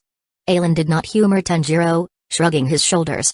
Once you become a Zero Squad member, you can't leave the Soul King's palace, right? If your activity is restricted only to the Soul King's palace, what else are you but a prisoner? You brat. Tanjiro wanted to refute Aelin but realized that their situation didn't differ much from what Aelin described. It was just that before being promoted to Zero Squad members, the members were devoted researchers. Otherwise, they couldn't have created things non-existent in Soul Society, becoming Soul Society's history itself and gaining recognition from the Soul King's will. In that case, for them, becoming Zero Squad guards of the Soul King was merely a change to a better research environment. But for someone like Aelin who loved freedom, joining the Soul King's palace as a Zero Squad member unable to leave would be a shackle in itself. After realizing this, Tanjiro understood. No wonder the Zero Squad's invitations to Genri Uzai Shigekuni Yamamoto, Kenpachi Kuruyashiki, and Aelin were all rejected. Perhaps for such people, freedom was more important than honor. Well, one couldn't say that. After all, Genri Uzai Shigekuni Yamamoto established the 13th Division of Imperial Guards to properly protect the Sairiite AI as the first line of defense for the Soul King's palace. Guarding the Soul King was their honor too. 900 years ago in the war against the Quincy Empire of Light, it was Genri Uzai who defeated Huak forces. TCH. Unable to refute Aelin, the disgruntled Tanjiro spat, his arms crossed. Then he turned to Garyo Hikaifune. Captain Hikaifune, you heard what Captain Alan said. Do you still want to join the Zero Squad now? Before the creation of the King's Key, you can still change your mind. But once the King's Key is created, you can never leave the Soul King's palace again. Hahaha, unlike Captain Alan, as long as I have a lab, I'm satisfied. Besides, I can feel that I've reached my limit now. If I don't ascend to the Soul King's palace, this will be my lifetime's achievement. It seems we have a new colleague then. Just called a prisoner by Alan, hearing Garyo's words made Tanjiro feel he had found a kindred spirit. How could these martial artists understand the allure of exploring the unknown? Yo, Head Captain Yamamoto, haven't seen you in so many years and you're still going strong. Although promoted to the Zero Squad with spiritual pressure surpassing a Shinigami's limits, Tanjiro still acted like a subordinate before Yamamoto. No helping it, the old man's strength was too exaggerated. His Benkai's spiritual pressure exceeded Shinigami limits, on the same level as them. That temperature rivaling the sun's core, one slash would instantly kill anyone it hit. In the Zero Squad, the strongest melee-type Sunpakto Saifushi forged by Etsunomiya could perhaps cut through Yamamoto's scorching flames and battle him. But Tanjiro's healing hot springs formed from condensed spiritual pressure would be useless against that heat, completely countered. Well, since we've taken in Captain Hikaifune, let's return to the Soul King's palace quickly. After all, your duty is to guard the Soul King's palace. In your current state, you're not suited to stay down here long. Alright, guess this may be the last time we meet for a while. After saying that, Tanjiro brought Garyo into the Tenshinhan, closing the door and operating it to soar into the sky towards the Soul King's palace. After seeing Garyo off, the captains returned to the 1st Division barracks. Now, thanks to Tanjiro's words, everyone had a deeper understanding of Alan's strength. He had reached the level of being invited by the Zero Squad. Though they didn't know how strong one had to be for a Zero Squad invitation, if they never received one, they knew they still fell short of Alan. Currently, in their perception, besides the head Captain Yamamoto, Captain Alan was the strongest in the Siriite AI. Alright, now that Captain Hikaifune of the 12th Division has joined the Zero Squad, the 12th Division captain position is vacant. Does anyone have a recommendation for the new captain? Hearing the head captain's question, the group of captains fell silent. In the 13th Division of Imperial Guards, several divisions were quite special. The 1st Division commanded the other 12, so its captain not only needed outstanding strength but a broad perspective and the recognition of the other captains. After Yamamoto's death, the only one everyone could accept as head captain was Shun Sakuraku of the 8th Division. The 2nd Division was the Stealth Force, its captaincy controlled by the Shioin clan. After Yoruichi Shioin defection, with the next clan heir Yashiro Shioin not grown up yet, the interim 2nd Division captain was Soifan, the head of a lesser Fan noble branch family. The 6th Division was the noble division commanded by the Kuachiki clan, one of the 5 noble houses. Even Alan only became its captain after marrying into the Kuachiki family. The 12th Division originated as Siriite's Research Institute before being incorporated into the 13th Division of Imperial Guards by Yamamoto. Its captaincy required not just strength but research abilities to awe the division's scholars. Other than these few divisions, the other captaincies had no special requirements beyond strength. For other divisions, they might recommend the 11th Division's Zaraki or Kaiganjo who had achieved Bankai. But the 12th Division? Don't expect a bunch of illiterates to know any research experts. No, there was someone who knew. Alan glanced at Yoruichi Shioin, who seemed to sense his gaze, nodded at Alan, and then stepped forward to address everyone. If no one has a suitable candidate, I can recommend someone. Who is it? Our 2nd Division's 3rd Seat officer, Kizuku Rahara. 3rd Seat? The captains present were puzzled. The 12th Division might be the research division, but the basic strength requirement for captaincy still applied. Did that mean the 2nd Division's lieutenant and 3rd Seat, like the 11 THs, had also achieved Bankai? Haha, don't look down on Urahara just because he's a 3rd Seat, Yoruichi Shioin said with crossed arms. Besides being our 3rd Seat, Urahara is also the captain of the detention unit.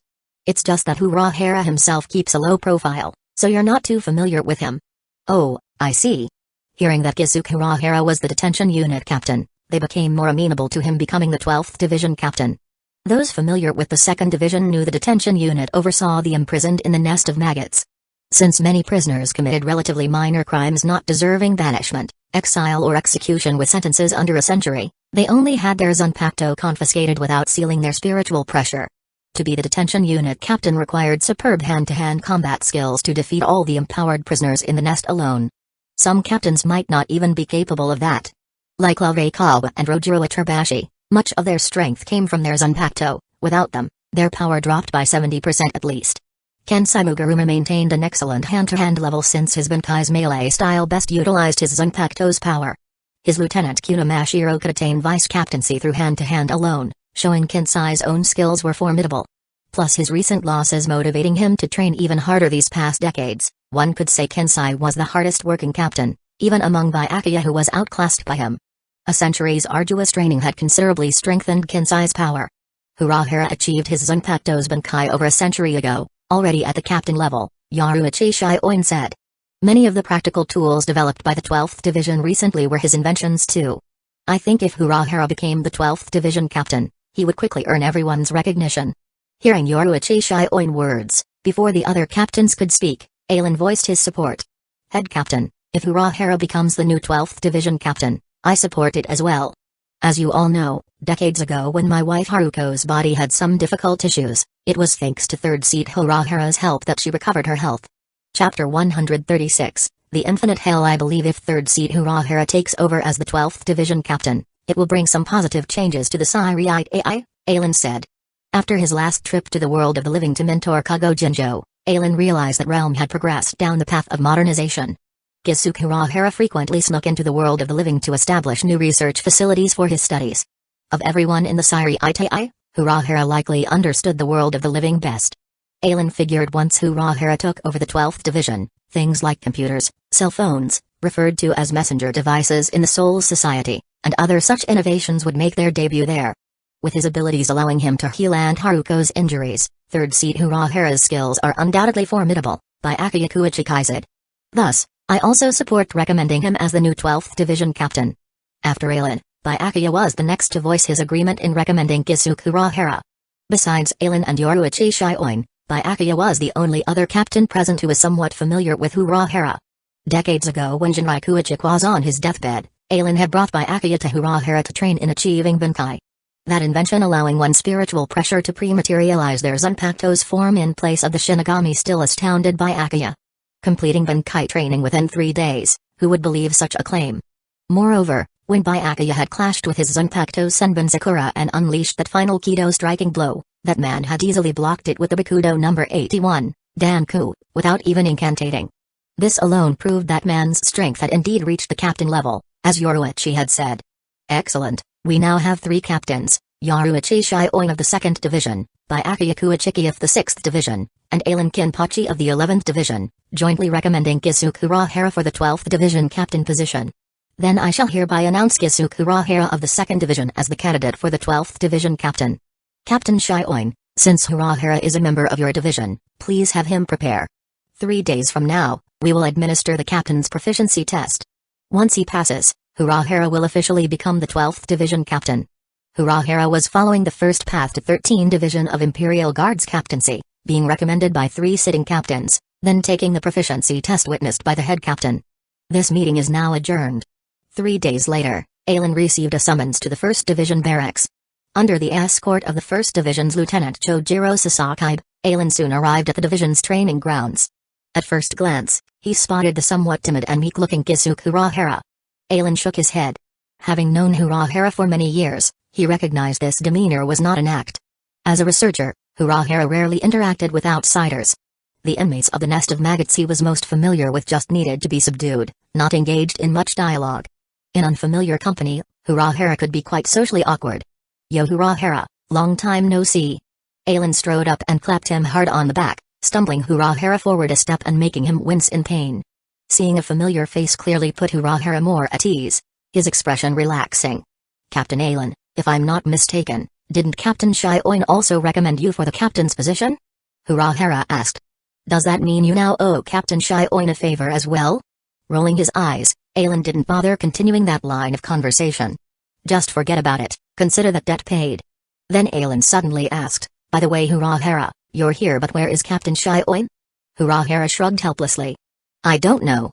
3 days ago she just notified me to come here for the captain's proficiency test. I have no idea how I even became a candidate. I looked everywhere for her last night but couldn't find her location.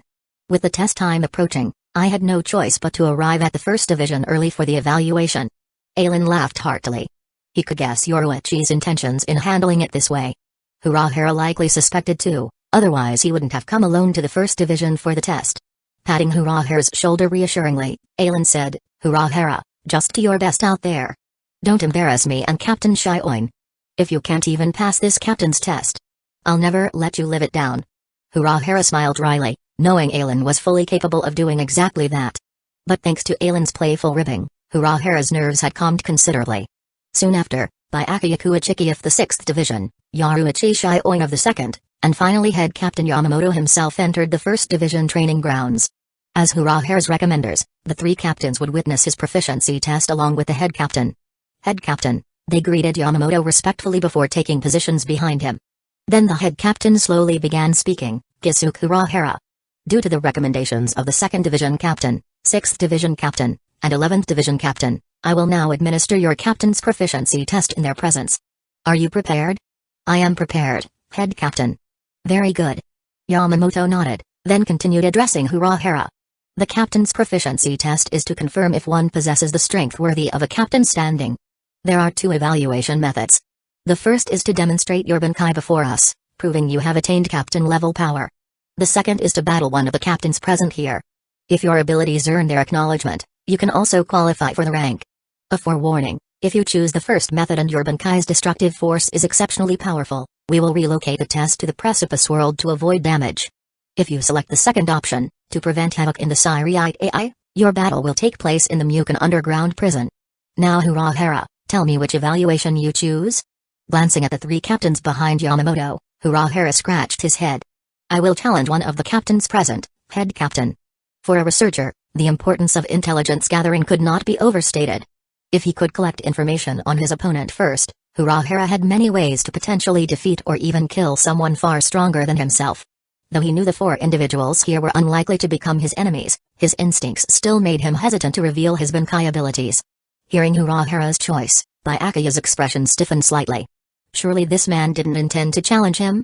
Scanning the other 3, Byakuya had to admit he did seem the most appealing target of opportunity. The 2nd Division Captain Yoruichi was Urahara's childhood friend and had over 2 centuries of experience in the role.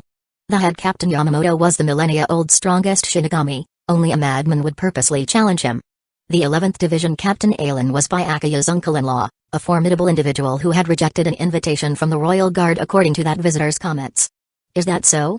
Genryu's Ishigakuni Yamamoto's eyes opened a bit wider. Willing to challenge a captain instead of demonstrating Bankai implied the 2nd Division's recommendation for this 12th Division candidate was no ordinary soul. This was someone confident his Shikai alone could defeat the other captains present. After all, if your original intent was to conceal your Bankai abilities but you were forced to reveal it during battle, wouldn't that just invite mockery? Among the 4 captains witnessing the test, even the weakest Byakuya Kuachiki ranked in the middle tier of the 13th Division of Imperial Guard's captain's strength. He was stronger than the likes of Rojiro Aturbashi of the 3rd Division, Love Kawa of the 7th, and Kensai Muguruma of the 9th. However, Byakuya was weaker than Yoruichi Shioin of the 2nd Division, Shinji Hirako of the 5th, and Ishin Shiba of the 10th. If Urahara could truly defeat Byakuya with just his Shikai, then his strength may well exceed the likes of Shun Sekiraku of the 8th Division and Joshiro Yukitake of the 13th. Scrutinizing Urahara deeply, Yamamoto said, "Very well. Of we 4 captains witnessing this test, which one do you wish to challenge?" "I choose Captain Kuachiki." No one present seemed particularly surprised by Urahara's selection. Challenging his childhood friend Yoruichi could impair Urahara's performance due to their familiarity, causing the head captain to deem him unqualified. Challenging Yamamoto or Aelin would likely force Urahara to use Bankai regardless, negating the purpose. "Very well, let us proceed to the Mukan then." With Yamamoto's authority, only a word to the Central 46 Chambers was needed to gain access to the underground prison Mukan for Urahara's evaluation. To swiftly administer the captain's test, the 5 made their way under the head captain's lead to the lowest level of Mukan. A heavy clang echoed as the sturdy doors opened, dim light slicing through like a blade and casting an eerie glow into the dark, gloomy depths of the infinite underground prison Mukan. "Oh? We have visitors?" As the doors parted, a refined voice called out from the deepest recesses of Mukan. Then, the sound of footsteps approaching.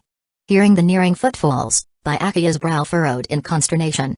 "Head captain, if my memory serves, there are no guards stationed within Mukan itself to watch over the prisoners, correct?" he asked. "Then why would there be someone mobile down here?" Chapter 137, 2 Kinpachis clash. The approaching footsteps made Aelin's heart stir. This infinite hell could imprison almost any soul reaper, but there was one man it could never contain, the eighth Kenpachi, Soya Ashiro. Over a century ago, Ashiro had sought to transform all residents of the Rakongai into living weapons using his Zanpakuto's abilities. He intended to invade Hukomundo and purify all the hollows there. In the process, he vowed to strictly control casualties in both realms, arranging for their forces to be mutually destroyed to ease the Soul King's burden. However, the Soul King ultimately rejected this plan.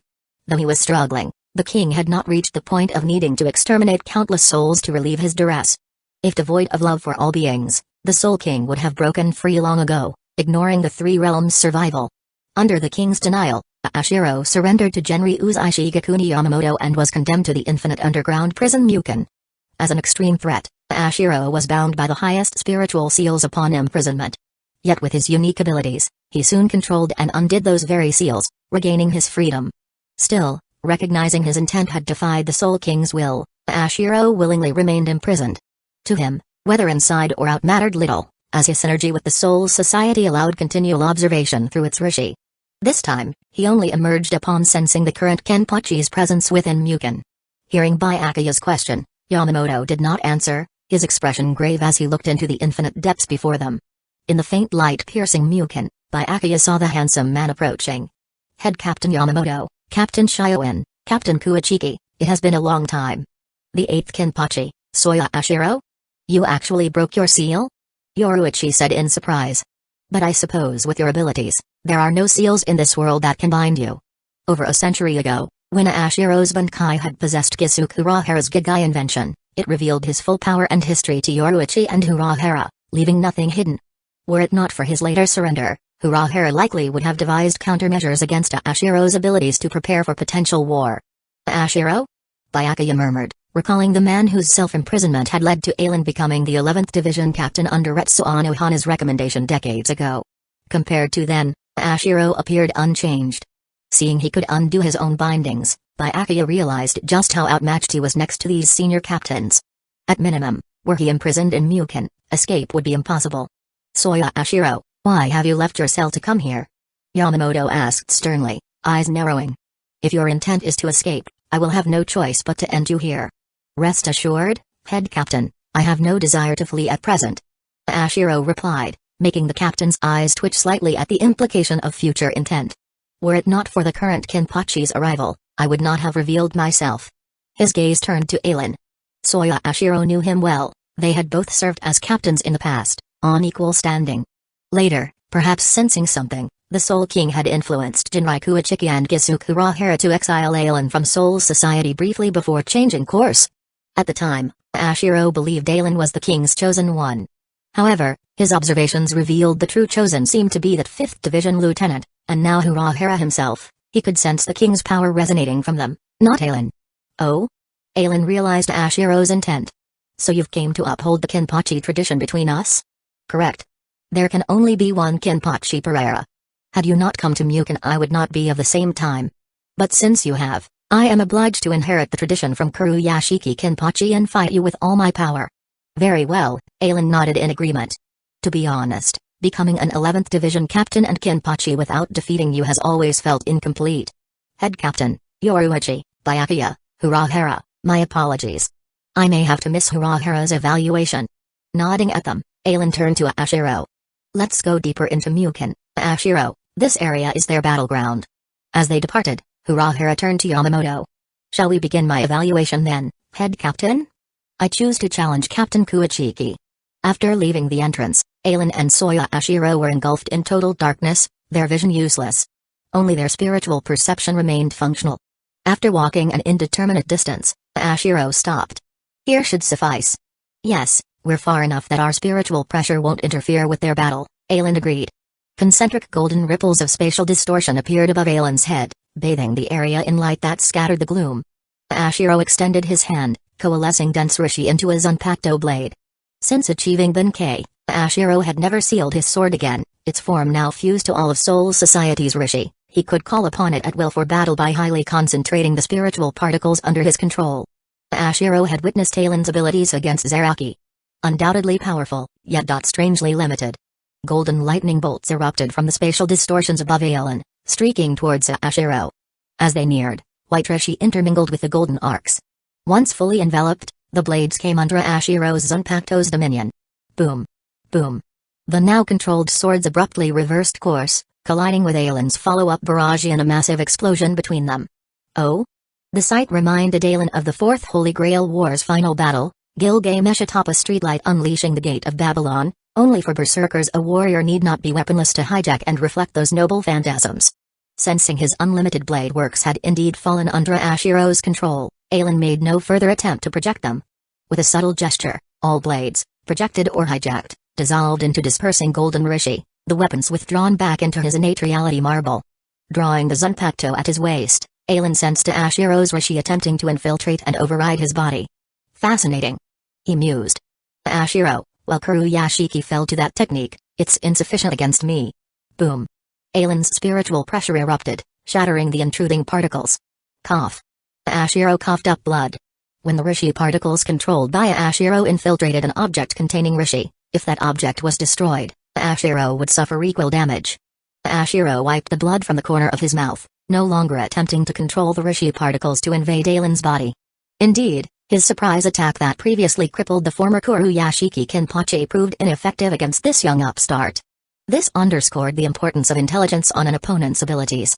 Of course, it was also because Aelin's immense spiritual pressure allowed him to so easily crush Ashiro's rishi. Against someone weaker, the outcome may have differed. Whoosh! With a burst of speed, Aelin's form blurred into an afterimage charging at Ashiro. Raising his rishi blade high, Ashiro met Aelin's incoming strike with a sweeping slash. Boom! A massive shockwave erupted from the clashing Zanpakuto, their intermingled white and golden spiritual pressure bathing the infinite hell in contrasting hues. Hado number 96, Flaming Sword of Cremation. The earth ruptured with an eruption of searing flames in the form of a colossal fire blade piercing the sky. Aelin's figure dissipated within the inferno, only to reappear behind Ashiro an instant later with his captain's hori gone. Shio no san, Utsuzumi. At the most perilous moment, Aelin had utilized the cicada technique, using his spiritual pressure to create an afterimage of his Shiakusho while his true self flash stepped to safety. I nearly forgot, beside your fearsome Zanpakuto abilities, you're also a Kido master, Ashiro. Unleashing the 96th Kido without incantation demonstrated skill few among the Kido Corps could match. Hado number 4, Byakuri. Lightning erupted from Aelin's fingertips towards Ashiro. Bakudo number 8, Repulsion. With a wave of his hand, Ashiro manifested a transparent barrier that batted aside the lightning blast with a backhand. But following immediately after was Aelin's sword strike. Bakudo number 81, Danku. A golden energy barrier formed before Ashiro, giving him a sense of security. Yet in the next instant, that very Danku was shattered by Aelin's sword slash. What transpired in the depths of Mugen remained unspoken by the captains.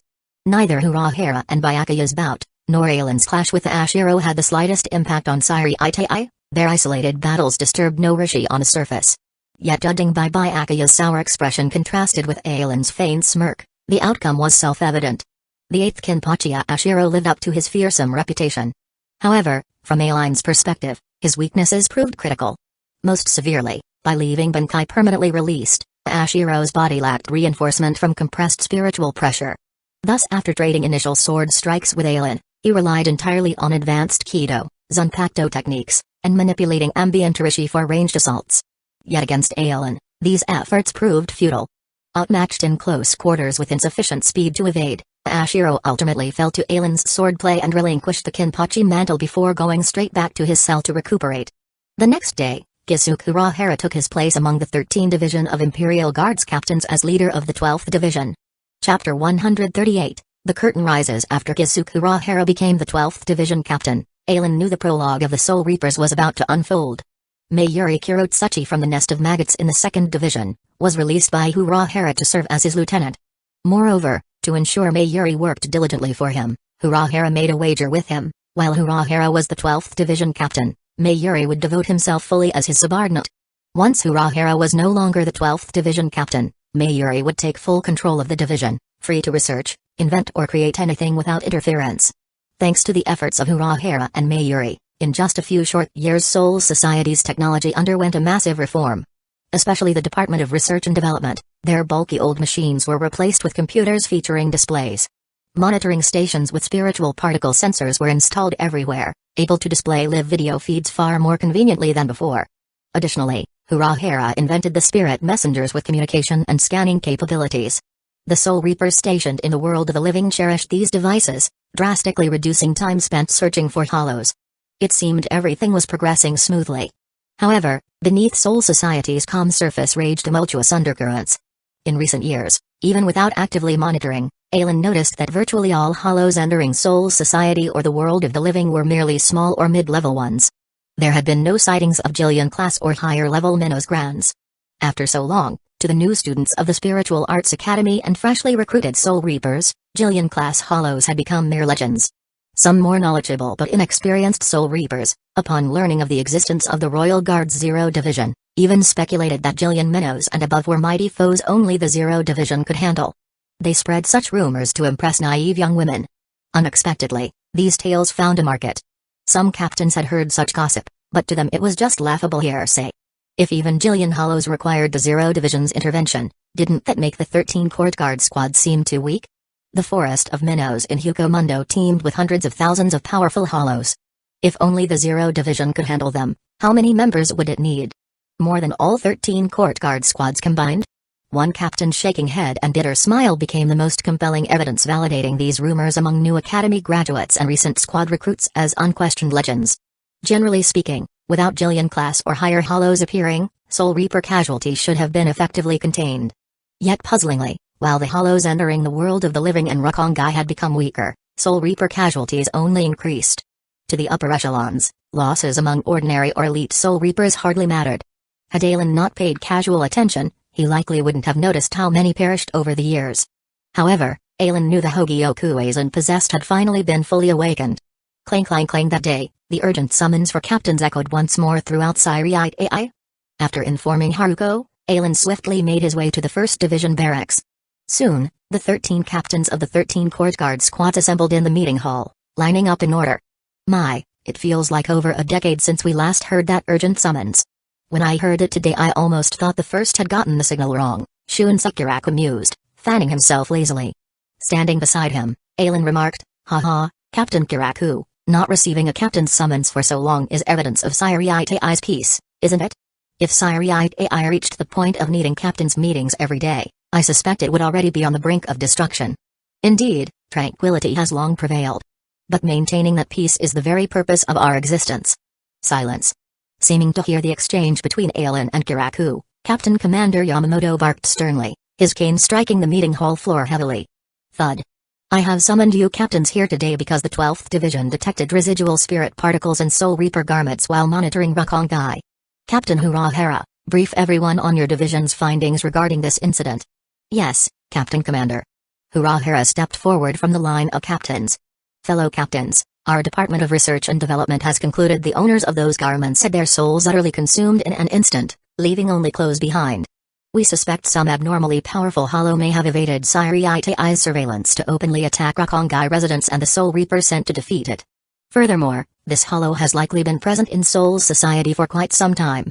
Our in-depth investigation revealed Soul Reaper casualties have been rising steadily for the past 30 years. Yet according to our monitoring data, neither Soul Society nor the world of the living has detected any Jillian-class or higher hollows during that same period. Such losses are highly abnormal without more dangerous hollows appearing. Indeed, Soul Reaper casualties should have decreased without stronger hollow threats. Based on the number of deceased Soul Reapers and Rakongai residents, this hollow's power may have surpassed Jillian level, reaching Ajusha's rank. Now that you've heard Captain Urahara's briefing, are there any captains willing to investigate and eliminate this supposedly hidden hollow? After the captain commander's query, the gathered captains fell silent. If the hollow's activities truly were confined to a certain area, those present would gladly hunt it down. Even an Ajusha's level hollow posed no real threat to this assembled force of captains. However, the very existence of such a hollow remained unconfirmed speculation. Accepting this mission meant personally searching for leads, who knew when they might finally locate the target. What a hassle. The captains either grinned wordlessly, closed their eyes feigning sleep, or outright pretended deafness. Their unified stance, you don't volunteer, I won't either. Humphrey. Seeing the captain's reluctance, Yamamoto let out a cold grunt of displeasure. Then he started calling names. Squad 3 Captain Rojiro Itrabashi, Squad 5 Captain Shinji Hiroko, Squad 7 Captain Lovekawa, Squad 9 Captain Kensai Mugaruma. Yes, Captain Commander. Summoned by name, The four captains stepped forward into the hall's center. I will task you four with this investigation. However, considering this search may not suit your strengths, I have procured two powerful assistants for you. As he spoke, Genryu's Ishigakuni Yamamoto raised his voice slightly. Enter. No sooner had the captain commander's words left his lips than the great doors opened, two figures striding into the meeting hall's bright light. Captain Commander Yamamoto. The man in front, sporting a neat goatee and stern expression, wore a purple koken robe signifying his exalted rank as a master of Kido sorcery. A gnarled staff in his right hand marked him as the Grand Kido Chief. Behind him followed an immensely obese man in crimson garb, outweighing even the greatest master in the neighboring 5th Division's Kido Corps. Like the other captains, Alan studied the imposing Grand Kido Chief Tessai Tsukubishi intently. Although this was the first time most had seen the leaders of the Kido Corps, Alan was quite familiar with Tessai's current dignified demeanor destined to give way to bumbling servitude after these events. These two are the current Grand Kido Chief Tessai Tsukubishi and his assistant, Hokage Nashida. Yamamoto introduced them. For this mission investigating the vanishing souls in Soul Society, they will assist you in locating and eliminating the hollow responsible for devouring them. Yes, Captain Commander Yamamoto. Hold a moment.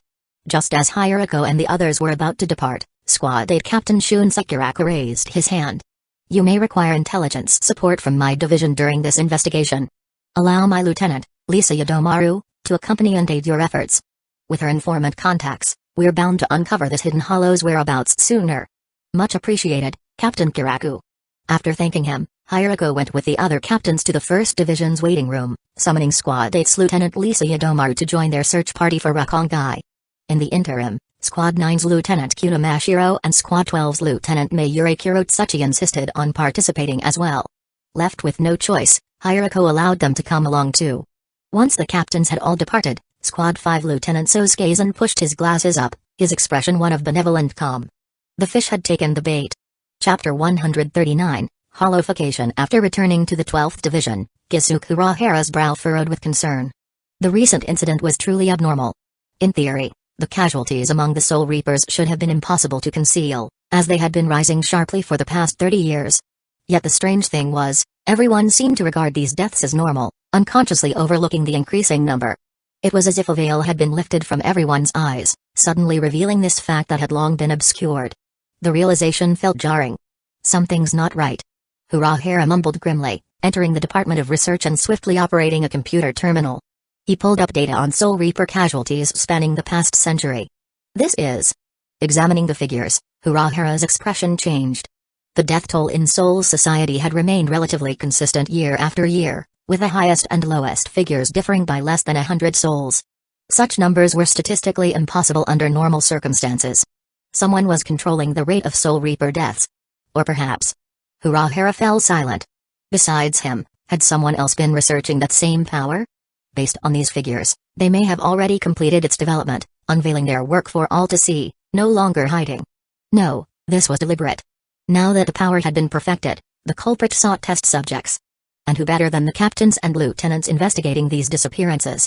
Realization struck Urahara. Oh no, Hirako and the others are in danger. Moving quickly, Urahara left the 12th Division barracks, contacting Grand Kido Chief Tessai Tsukubishi. From Tessai, he learned that the investigation team seemed to have uncovered a lead, now heading towards Rakongai's neighborhoods with Hokage Nashida in tow. Captain Hirako, there's a clue here. Hirako's group hurried over at Hokage's call, finding civilian clothes and shredded Shiakusho scattered on the open ground ahead. Damn it, more victims. Who could have done this? Hirako scanned the area, as if seeking the enemy lurking in the shadows. After previous failures, Kensai Mugaruma drew his Zanpakuto, shielding Mashiro Kuna behind him. Be careful, Hirako, I sense something foul here, a sickening presence. Before Kensai could finish, a flash of steel arced from the darkness, opening a gash across Love Kawa's body. Who's there? Kensai roared, instantly releasing his Zanpakuto. Blast away, Tokuke's. His blade transformed into a small dagger wreathed in swirling gales. Using his released form's increased speed, Kensai charged Love's position, swinging at the shadowy figure. Boom. A massive blast of wind erupted, carving a wide clearing in that direction. But the assailant was no longer there. Watch out, Kensai. As Kensai prepared another attack, Hirako's shout made him freeze. Shick. A Zanpakuto blade pierced through Kensai's chest from behind. Kensai's eyes widened in shock. Impossible. The one attacking was Love Kawa, the captain he'd just saved? Had love been involved in this conspiracy all along? Turning slowly, Kensai moved to question love, only to see a white bone mask covering his face. A mass of white substance was oozing from love's wound, rapidly engulfing his body in an eerie shell. A hollow? Love is a hollow? Sensing the ominous spiritual pressure now radiating from the captain, Kensai gritted his teeth. Bunkei, Tekkentakukes. Boom. Explosive spirit energy erupted from Kensai, his hollow winds unpacked transforming into armored gauntlets. The focused detonation force roared in his fists. Boom. With one thunderous punch, the devastating blast shattered Love's hollow shell, the shockwave sending him flying with grievous wounds. As Kensai moved to finish Love off, his vision began fading to black. The last thing he saw was the hole in his own chest oozing that same white substance, threatening to consume him as well. Ah! Huh! Whoosh! Hirako evaded Mashiro's sudden attack with a flash step. The lieutenant now wore a chilling white mask, her eyes glowing crimson as she relentlessly pursued Hirako, Zanpakuto swinging. What the hell is going on? Hirako recoiled, stunned as his entire team was ambushed, nearly wiped out in moments. When the bone masks appeared, their spiritual pressure had become that of ravenous hollows. To survive, he would have to strike them down. Collapse, Sakanad.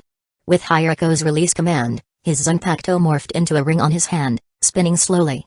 Under its power, his hollowified allies immediately lost control of their senses and motor functions. Staggering about drunkenly, they would lash out at random, tripping over themselves one moment, then leaping high the next. Sakanad's Shikai ability inverted all enemy perception and neuromuscular control. Raise your right hand, the left would move instead. Try to step back, your body lurched forward. Even vision was reversed, the world appeared inside out and upside down to its victims. Without specific countermeasures drilled over long periods, Sakanad's inversion of senses technique ensured instant victory. With their coordination scrambled by the release, Hirako's masked allies posed little threat. He strode past them casually, sword raised to strike the final blows. But to his surprise, their hollowified bodies proved tougher than even Gillian-class Mennos, attacks that could slay those behemoths barely scratched them. Gritting his teeth, Hirako struck with maximum force, inflicting grievous wounds that knocked the seven of them to the ground. Stepping into an empty space, Hirako's left hand tore through the air, distorting reality itself as brilliant colors erupted where he grasped. When dispersed, two concealed figures appeared. Aizen? You too, Jin? There stood the bespectacled 5th Division Lieutenant Sosuke Aizen, joined by his underling Jin Ikamaru, now elevated to the 3rd Division's lieutenant role. The Kido spell Aizen had used to hide them was Bakudo number 26, present hiding mask, bending light to render objects invisible. Hirako asked, "Is all this you're doing, Aizen?" "Who can say? Perhaps it is I. Or merely the pawn put forth by another," Aizen smiled placidly. "But you've remained impressively calm through all this, Captain. Your allies are reviving, by the way." Spinning around, Hirako saw the fallen seven rising once more, their terrible wounds already healing. Instant regeneration? They've become true hollows. Rage threatened to overwhelm Hirako's senses. Aizen. For now, his Shikai kept Kensai's group incapacitated. His priority was taking down Aizen and Jin. As Hirako attacked, a low voice reached his ears. "Bunkei, in Makoragi." In an instant, all of Hirako's senses, sight, sound, smell, spiritual perception, even taste, were engulfed by utter blackness. Only his sense of touch remained to feel the blade piercing his chest. Just as abruptly, the sensory deprivation lifted. Staggering back, Hirako collapsed in a growing pool of his own blood. A man stepped past, sheathing his sword behind Aizen. It was the blinded 3rd seat of the 9th Division, Kaname Tosen. Kaname Tosen? Hirako's eyes widened in shock. He never imagined the stealthy attacker would be Kensai's own subordinate. And Tosen's ability surpassed even a captain's level. Damn you. Tosen, after how Kensai looked after you in the 9th, why would you betray him like this? Do not blame him, Captain Hirako, Aizen replied calmly, his words carrying a sinister undertone. I assigned Tosen to the 9th Division. From the very beginning, his loyalty was to me alone. Your subordinate? Hirako glanced at the smirking Jin, realizing he must also have been one of Aizen's servants all along. Aizen. So this whole thing was your doing after all. Hearing you say that, it's as if you suspected me from the very start, Captain. Aizen feigned surprise. When did you become aware? When you were still knitting inside your mother's womb. Hirako spat out the sarcastic retort. For decades, Aizen had crafted a flawless public persona, unassuming yet brilliant, kind and ever patient in sharing his profound knowledge. To Seoul society at large, he seemed a deeply admirable soul. Yet Hirako had never trusted him, always detecting danger beneath that tranquil front, as if Aizen merely waited for a misstep to strike him down. I see. Aizen sighed, head tilted. And here I thought my facade had been impeccable around you, Captain. From the moment I first saw you, I knew you were a dangerous man who could never be trusted, Hirako growled. Making you my lieutenant was solely to keep you under watch. Hey, I'm grateful then, that you regarded me with such suspicion. It allowed me to avoid raising any further alarms. Didn't I tell you? I was on to you from the very start. Chapter 140, Sosuke Aizen. No, Captain Hirako, your suspicions and vigilance towards me were ideal for my plans. In other words, it wasn't you who chose me, it was I who made you think you chose me, Captain Hirako. Cough. Shinji Hirako coughed up a mouthful of fresh blood. Aizen, you bastard. Do you understand now, Captain Hirako? Looking down at the fallen Hirako, Sosuke Aizen reiterated, you did not choose me. I chose you. Aizen. Enraged by Aizen's insult, Hirako's anger peaked. In the next moment, a massive amount of white substance began gushing from his wounds. However, compared to the others, the white material pouring from Hirako's injuries emerged much more slowly. Observing Hirako's wounds, Aizen let out an admiring tut. Captain Hirako, this hollowification experiment proceeds faster when the subject's emotions run higher. The others were overwhelmed by the invading hollow spiritual pressure, instantly completing their transformations. Yet you, Captain, aware of the truth, can still suppress your hollowification's pace. Impressive. You scum. Hearing Aizen's words, Hirako took a deep breath, suppressing his turbulent emotions. Sure enough, the outpouring of white substance slowed considerably. But it still visibly enveloped Hirako's body at a steady rate. In that case, allow me to say a few more things to rile you up, Captain Hirako. How much of that time as your lieutenant do you think I actually spent following you? What? Hirako raised his head, not understanding Aizen's meaning. Due to his wariness, Hirako never wanted Aizen out of his sight. Normally, he brought Aizen along wherever he went. It was only after chatting with Captain Alan of Squad 11 that Hirako began to trust this man slightly. Captain Hirako, my Zanpakuto Kyoka Suigetsu's power is not to cast a mist upon release, confusing friend and foe. It is perfect hypnosis. What? Perfect hypnosis, you say? Correct. What an object looks like, the sounds it makes, how it feels to touch, its scent, even its taste. Smell, taste, sight, hearing, touch, these are the 5 senses humans use to perceive the world. Kyoka Suigetsu allows me to control and manipulate an opponent's 5 senses at will, crafting any existence I desire before their eyes. Making flies appear as soaring dragons, deafening roars like a mosquito's buzz, flesh wounds felt as pierced organs. This ability is what I call perfect hypnosis. Captain Hirako, because of your distrust, you refused all interaction with me, never letting me leave your sight. So I merely had to make you see someone else following you, disguising them as me. Later, when you began trusting me and opening up, that person nearly slipped. After all, while I could train them to mimic how I speak and behave around others, explaining my thoughts to you proved challenging. Thus for decades, I was forced to remain by your side, only able to act at night.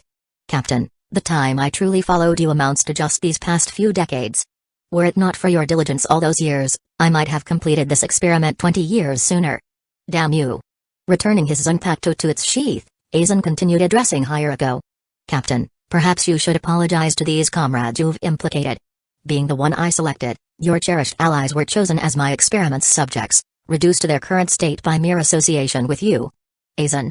If Aizen's earlier words allowed Hirako to remain composed, this final insult shattered his restraint.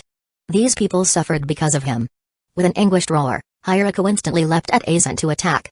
But. Shik. Torrents of white substance burst from Hirako's mouth, eyes and ears, rapidly solidifying over his face into a half-mask of bone. Such provocation was all I needed to complete your hollowification, Captain, one more fruitful result. My gratitude. Curse you. Hirako felt his vision warping, a savage bloodlust rising within.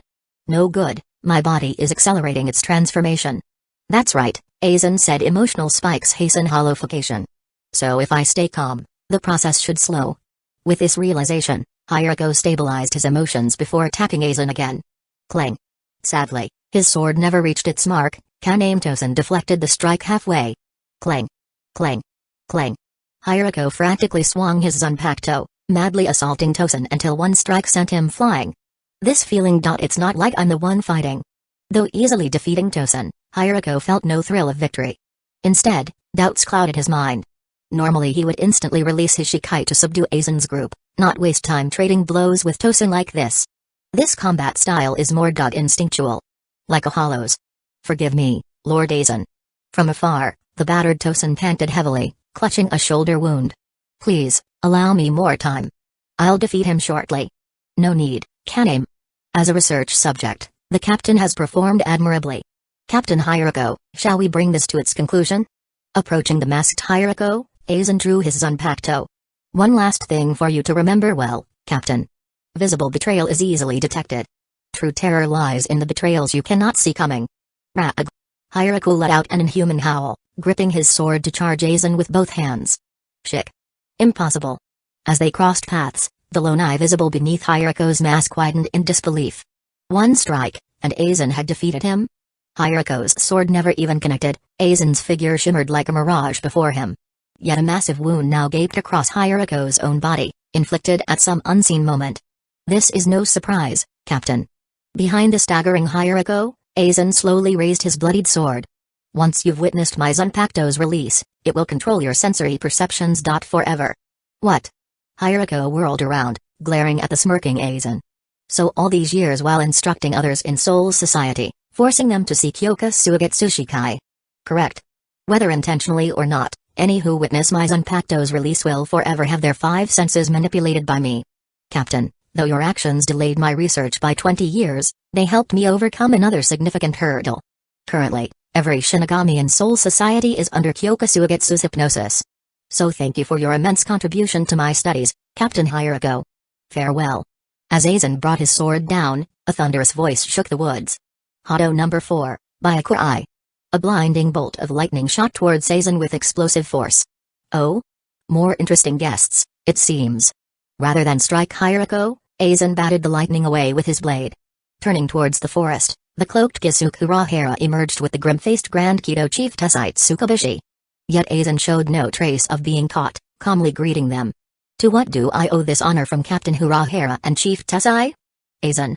Surveying the fallen captains and lieutenants, their white masks and substances, Hirahara's face turned grave.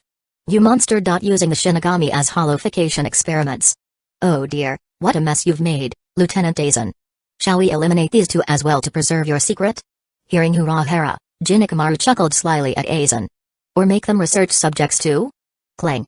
Beside them, the wounded Tosen drew his sword, ready to keep fighting for Aizen's sake.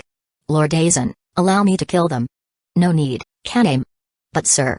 Chapter 141, For the Soul King, I can only trouble Hirahara for now. Yes, I've already told you, it's alright. This time, Sosuke Aizen's tone was slightly sterner. My apologies, Lord Aizen. Kaname Tosen immediately dropped to one knee before Aizen, bowing his head. Please forgive my insolent words and disrespectful behavior just now. After a long silence from Aizen, beads of cold sweat dripped from Tosen's brow. Ignoring Tosen, Aizen smiled at Hirahara. Captain Hirahara, I'm afraid I know nothing about these hollowification experiments you mentioned. I merely happened upon several injured captains and lieutenants here, victims from the investigation into the disappearing souls. I was attempting to assist them when you arrived. You bastard. Shinji Hiroko, half his face covered by a hollow mask, clutched his wound as he glared coldly at Aizen. I'm truly honored to be assisted by a lieutenant striking me with his Zanpakuto. Without Hirahara and Tessai's intervention, that last attack would have killed him. And if he died, the other captains and lieutenants' fates became even harder to predict. Listen to how Aizen referred to them, research subjects. Aizen, the truth is exposed, seen through by Tessai and myself. Why keep lying? Lying? Captain Hirahara, do you doubt a lieutenant's attempt to save his wounded captain? Aizen, you know full well what I speak of. The disappearing souls crisis has persisted for nearly a century. Shinigami investigating it have gone missing one after another. Surely this stems from your secret hollowification experiments on them. I see. Captain Hirahara, you are as perceptive as I expected. Rather than panic at being exposed, Aizen's response was an ominous smile. Your presence here today is truly fortuitous. Jin. Kaname. Our goals have been achieved beyond our wildest dreams. Let us depart. With those words, Aizen sheathed his Zanpakuto and turned to leave. Jinikamaru and Kaname Tosen followed behind. Wait, Aizen, you haven't. Captain Hirahara, stand aside. As Hirahara moved to stop Aizen, Tessai Tsukubishi's booming voice came from behind, his immense spiritual pressure flaring. Urahara turned to see the Grand Kido chief, right palm facing Aizen's group, left hand gripping his wrist. This was... Before he could process it, Urahara swiftly flash-stepped away from his previous position. Hado number 88, Dragon Strike Heaven-Shaking Lightning Cannon. Boom. The massive spiritual pressure coalesced into a meter-thick bolt of lightning, surging straight at Aizen's trio. The overwhelming attack carved an arc-shaped crater in the earth, its thunderous path extending forward. Yet Aizen's group did not even glance back, as if oblivious to the incoming strike. As the lightning closed in, Aizen murmured an incantation. Bakudo number 81, Danku.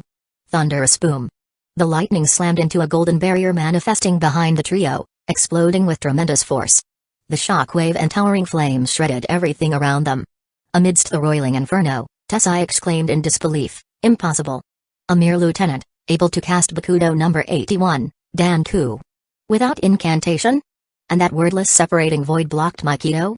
Foregoing the incantation required mastering Kido to an advanced degree. While casting Kido wordlessly was more practical than reciting the full chant, its power was far diminished initially, often less than a tenth at first. Only through grueling training could its might gradually approach the chanted versions. Being able to cast Bakudo number 81, Danku, at over 60% just by skipping the words proved Aizen's profound mastery. Tessai, head of the Kido Corps, could recite Hado number 88, Dragon Strike Heaven-Shaking Lightning Cannon. With over 80% power wordlessly. That Aizen's Bakudo number 81, Danku, completely neutralized it, demonstrated his prowess equal Tessai's own. By the time the explosion cleared, Aizen's group had vanished from Urahara and Tessai's sight. My apologies, Captain Urahara. I allowed them to escape. No, you are not to blame, Tessai. I simply do not understand what Aizen intends. At that moment, Shinji let out an anguished howl as more white substance poured from his wounds and orifices, threatening to engulf him completely. The hollow mask spread further across his face. Let us set Aizen aside for now. Captain Urahara, we must first aid Captain Hiroko and the others. Tessai, their condition cannot be healed by conventional means. Tessai studied Urahara intently. Captain, from your words, it seems you are aware of their affliction and the truth behind the disappearances. When you mentioned hollowification, an unfamiliar term, does this relate to your prior research? Yes, I conducted studies into hollows before, but abandoned the project when I deemed my creations too dangerous. Now it appears Aizen treads a similar path as I once did. No, his path has ventured far beyond mine, using the Shinigami themselves as experimental subjects. Since you understand this, you must know how to treat hollowification? Indeed. Urahara nodded somberly. However, the method is akin to a gamble. I cannot guarantee they will survive it. Having a chance is better than none at all. Tessai drew a Turbashi, now fully masked. But in their current advanced state, treating them here will be difficult. Very well. Tessai's voice hardened with resolve. I shall suspend their transformations, then transfer everyone to the 12th Division barracks. With their equipment to assist, the odds of success improve. How is that possible? Maintaining their current state to move them. Tessai, what do you intend? I will freeze them in temporal stasis, then use spatial transference to relocate us all to the 12th Division. But those abilities are forbidden techniques, banned by Soul Society. Then I ask you temporarily look the other way, Captain Urahara. At the Kuachiki Manor, Ailen sat atop the roof of the main hall. Since returning from today's captain's meeting, he had climbed up to survey the sky. The events to unfold, though potentially diverging, largely aligned with Ailen's expectations. After all, this grand performance was orchestrated by that man. Ailen's distant gaze pierced the 72 barrier layers separating the Soul Society from the royal realm, into the Soul King's inner sanctum. There, a mutilated man was imprisoned within a green crystal. His expression vacant, 4 irises in 2 eyes. Limbs severed, chest and abdomen hollowed of organs. Rather than the exalted ruler sovereigns proclaimed, he seemed a linchpin jailed between realms to stabilize existence. Perhaps the Soul King's compliance stemmed from visions his eyes beheld of the future. This explained why, upon betrayal by the 5 great nobles, he offered no resistance, having glimpsed what lay ahead. The progenitors likely understood this truth as well. Though the Tsunayashiro clan systematically weakened the Soul King over generations, fearing his power, they dared not blind him. For they knew the Soul King's grotesque, dehuman state resulted from visions of the future. Deprive him of that sight, and he would surely unleash unbridled devastation upon his traitorous captors. Suddenly, a shift in Ailen's focus turned his gaze outward, toward the Rakongai districts outside Siriite AI. That potent spatial disturbance, someone is using dimensional Kido. It seems Urahara and Aizen's first clash has concluded. Aelin shook his head, no longer observing the scene. My apologies, Urahara. Though I owe you some favors, just as you acted for Soul Society's sake, now my every action serves the Soul King. So I must trouble you for a time. After all, you've only borne a century's burden. The Soul King has shouldered this world's weight for over 1,000,000 years. If he wishes to rest, to pursue oblivion, I cannot bring myself to deny him. Chapter 142, The Arrest. Early the next morning, as usual, Aelin arrived at the Kuachiki Manor grounds and began his training regimen. Focusing his mind within his innate barrier, Aelin went to the unidentified side of the sword forest and continued on his path of drawing blades. In truth, to recognize these unidentified Zanpakuto, he only needed to encounter their owners, the Shinigami themselves. By analyzing a Shinigami's essence, the corresponding Zanpakuto within Aelin's innate realm would instantly become identified, granting him an increase in power. However, the Zanpakuto contained in this barrier encompassed all the blades of the Shinigami world, past, present and future, even including the Kasumi family's Bakuto blade. Many of these Zanpakuto belonged to Shinigami lost to Soul Society's history, while others had yet to be born in times still to come. Under such circumstances, for Aelin to identify them all required his own direct effort. Each time he grasped a Zanpakuto's hilt, Aelin felt like he was pulling randomized cards in a game. This blade, not even a Zanpakuto, trash, just an N rank card. This one, a vaguely sentient Asaki, not bad, an R rank. Nice, this blade is a Bakuto. A solid senior rank card. This Zanpakuto belongs to a seated officer, a decent senior as well. Wait, this one. Not bad, my luck today. A captain level Zanpakuto. A prime SSR card for sure. And this blade? Whoa, a jackpot, one of the most powerful Zanpakuto of all? No need to wash my hands today, a definite pull. Yet, much like a certain infamous Gacha game company, the odds of Aelin landing such a rare card were abysmally low. Of course, all the cards in this realm belonged solely to him. If he persisted in flipping them over diligently, the day would come when he obtained every last R. Relying on simple luck to pull a R? Well, it wasn't impossible. After all, apart from the Zanpakuto he had replicated or forged himself, Aelin had indeed drawn one captain leveler already. Suddenly, Aelin sensed something and withdrew his consciousness from the barrier. A Shinigami clad in black burial garb appeared before him and knelt down on one knee. Captain Aelin, Central 46 has issued a mandatory arrest warrant demanding you lead Squad 11 members to apprehend Squad 12 Captain Kisuke Urahara and Grand Kido Chief Tessite Tsukubishi. The elders of Central 46 stated that if the 12th Squad Captain or Kido Chief resist, you are permitted to kill them directly. Oh? Hearing this order, Aelin raised an eyebrow. He never expected that even from this distance, that bastard Sosuke Aizen would still try to draw him into his schemes. Didn't he fear crashing and burning? Understood, we'll depart immediately. After nodding to the messenger Shinigami, Aelin's form vanished from the manor grounds in an instant. Arriving at the 11th Division barracks, Aelin sensed that only around 30 Shinigami were currently present. It couldn't be helped, Squad 11 was a combat division. If not engaged in battle, they were always headed that way. Thus, ordinarily, very few would linger at the barracks itself. However, as the 11th's headquarters, it couldn't be completely unmanned. At regular intervals, new batches would rotate in to guard the compound. Aelin raised his right hand, extending his index finger as he murmured an incantation. Bakudo number 77, Heavenly Rickshaw Skynet. Instantly, a large volume of Kido script propagated from Aelin's fingertip, coalescing into a solid black rectangular frame hovering above his head. Channeling his spiritual pressure through this frame allowed Aelin to connect with the 34 Shinigami stationed at the barracks. All Squad 11 members present at headquarters, assemble at the training grounds immediately. We have an urgent mission. All Squad 11 members present at headquarters, assemble at the training grounds immediately. We have an urgent mission. After repeating the order twice, Aelin dissipated the Bakudo and awaited them at the 11th Division's training field. That was Captain Aelin's voice? An urgent mission? Hurry, hurry. Upon hearing Aelin's words through the Tentakura, every Shinigami in the 11th sprang into action at their utmost speed, racing toward the training grounds. According to the century-old veterans of Squad 11, their most lasting impression of Captain Aelin was this: whenever accompanying him on missions, speed was paramount. Otherwise, by the time they arrived, Aelin would have already slain most of the targets himself, leaving only scraps for the swifter members. For the sluggish stragglers, they could sweep up the battlefield remnants at best. The truly slow had no place even doing that. Back then, Squad 11's new recruitment criteria for flash steps were higher than even the stealth force's standards. Aelin didn't wait long. Within 3 minutes, All 34 Shinigami had assembled before him. Captain Alan. After they greeted him, Alan gave a slight nod in acknowledgement. Scanning the group, he recognized a few familiar faces among them. The strongest was likely Gossuk. Let's go. We're headed for Squad 12 now.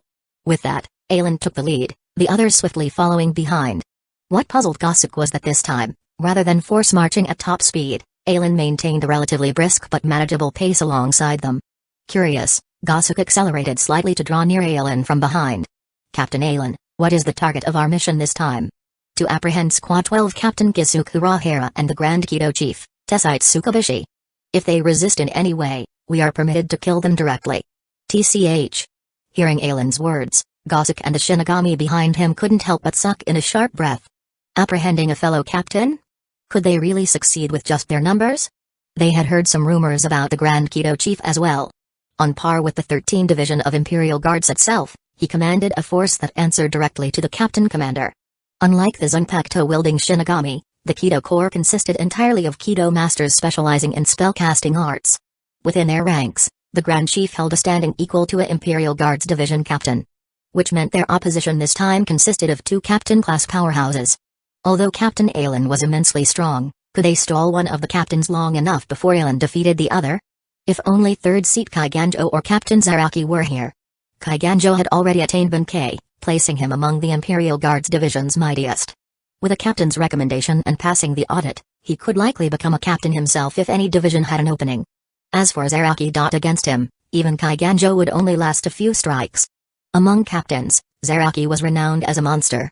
Though aware of the mission's danger, not one of Squad 11's members showed any signs of retreating. After joining the 11th, none were craven cowards. Upon reaching the Squad 12 compound, rather than be aligned toward Urahara's spiritual pressure, Alan strode directly through the front gates. Lacking any prior notification, the 12th Division Shinigami had no idea Alan had come to apprehend their captain. Seeing the intrusion, several moved to intercept them. Captain Alan, may I ask your business with our division? Third Seat Aken, this is a mandatory arrest warrant issued by Central 46 for your cooperation. Otherwise, I will consider you an accomplice of Captain Urahara and detain you as well. This is. Seeing the warrant for Urahara's arrest in Alan's hand, Aken was dumbstruck. In this situation, what should he do? Obey Central 46's orders or defend his own captain? What's all this commotion? Don't you know I require silence for my experiments? As Aken hesitated, an irate voice erupted from the labs, a voice that made him inwardly rejoice. Lieutenant Mayuri. Captain Alan has a warrant from Central 46 to arrest Captain Urahara. Ah. Central 46? Those fools actually did something amusing for once.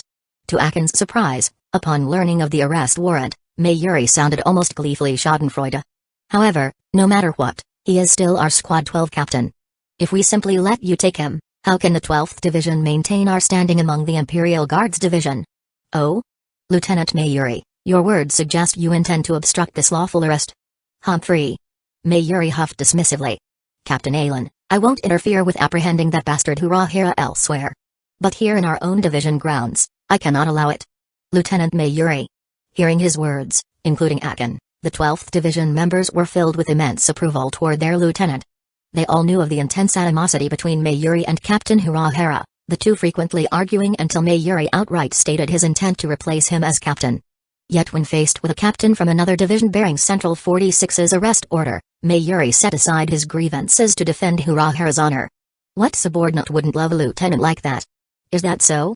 Rather than take offense at Mayuri's obstruction, Alan merely smiled. This was exactly what he had hoped for. Chapter 143, Mayuri seizes the MVP. Last night when Alan sensed the spatial disturbance emanating from the Rakongai, he knew Shinji Hiroko and the others had been relocated to Squad 12's barracks by Tessite Tsukubishi's forbidden spatial Kido. Today, after receiving the mandatory arrest warrant from Central 46, Alan could not detect Kusagakure spiritual pressure within the 12th Division grounds. Clearly, he was still inside the barrier, helping Kensai and the others master holofication.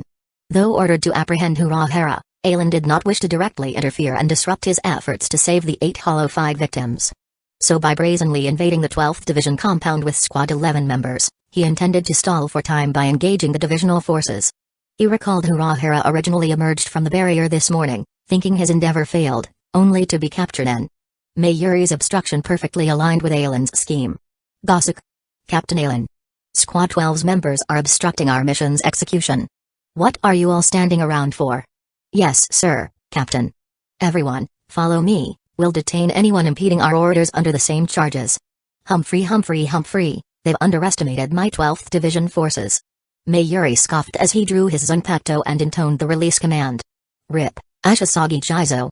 Instantly, his sword transformed into a golden trident weapon, seemingly with a golden infant's face between the hilt and blades. Attack. Kill them. With Gosuke and Mayuri releasing their Zanpakuto, the Shinigami of Squads 11 and 12 immediately clashed within the 12th Division grounds. Squad 11's members generally outmatched the 12th Division's forces in ability, each easily handling 3 or 4 opponents simultaneously. However, only 34 of Squad 11 accompanied Dalen to apprehend Urahara, while this was the 12th Division's home territory.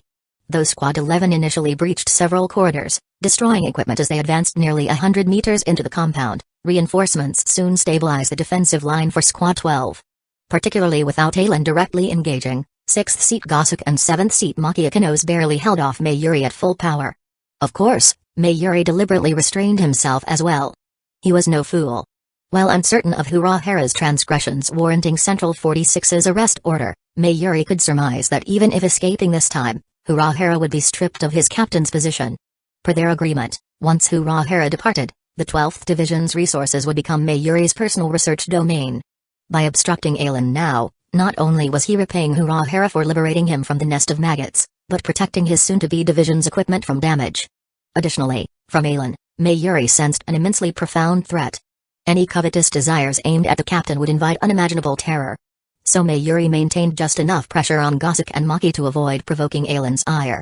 This skirmish swiftly drew the other 13 Division of Imperial Guard's captain's attention, yet with no word from the captain commander, they awaited updates at their respective divisions. Given yesterday's disappearance of the 4 captains and lieutenants investigating the Seoul incidents, followed by Squad 11's assault on the 12th Division today, no one doubted some connection existed. As more reinforcements arrived, Squad 12 gradually forced the Squad 11 members back. While Squad 11 relied primarily on sword art, the 12th Division employed various unconventional tactics and strange inventions that caught their foes off guard repeatedly. Some members were even captured after being defeated. Seeing his forces faltering, Alan finally entered the fray himself. A brilliant golden radiance erupted, drawing every Shinigami's gaze skyward toward Squad 12's airspace. There, over 500 shimmering golden rifts had manifested, blanketing the entire division compound. Then, from these rifts, countless Zanpakuto blades began emerging, their tips pointing downward. Boom! With a thunderous roar, one blade transformed into a golden lightning bolt, blasting the tallest building and utterly demolishing it in a massive fiery explosion. The shockwave and flames scoured the surrounding area, carving a crater dozens of meters wide in the earth. This. Gulp. Witnessing this display, every member of Squad 12 paled with dread, involuntarily swallowing hard. Just one falling blade obliterated that edifice, its overwhelming force blasting a vast pit into the ground. If all those rifts unleashed their volleys, the entire 12th Division compound would be instantly reduced to rubble. All Squad 12 members, immediately disarm and submit to Squad 11's supervision. If you continue resisting, then I shall become your opponent. Amplified by the lingering explosive force, Alan's declaration left the 12th Division forces no choice but to surrender their weapons at the Squad 11 members' direction, separating into guarded holding areas. Yet one man refused to capitulate so readily. Damn you! You dare! Mayuri lashed out with Ashisagi Jizo, swiftly impaling Gosuke and Maki. Afflicted by his Zanpakuto's abilities, the two immediately collapsed, their brains severed from controlling their bodies. Impossible. Neither could comprehend this abrupt defeat when moments ago they had fought evenly against Mayuri. After neutralizing them, Mayuri charged recklessly toward Alan. The building Alan obliterated housed Mayuri's most precious creations intended to surpass Urahara, but now destroyed before their completion. How could he possibly accept that? Of course, none of Squad 12's members knew those details.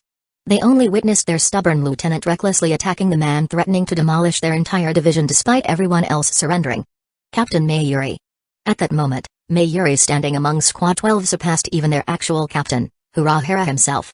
After all, Squad 11 came to apprehend their division leader, yet throughout this ordeal, Urahara never appeared, only Mayuri defiantly leading the resistance against the invaders. What use was a captain who couldn't protect his forces when crisis struck? Unforgivable. With an enraged roar, Mayuri hurled Ashisagi Jizo at Alan while shouting his Bankai release command. Bunchi, Kanjiki Ashisagi Jizo. Boom. An immense surge of spiritual pressure erupted from the throne's Zanpakuto. To everyone's shock, it rapidly began expanding into a massive, caterpillar-like creature with a golden baby's head, gray eyes, and a white halo. Its worm-like torso bristled with innumerable blades protruding forward, while two stubby golden hands gave it an almost cute appearance. A red cape billowed from its neck as well. As Kanjiki Ash's Agijizo breathed, noxious purple miasma spread outward, slowly corroding the nearby structures. Gee. Screeching under Mayuri's control, the creature writhed toward Aelin's position. Whoosh!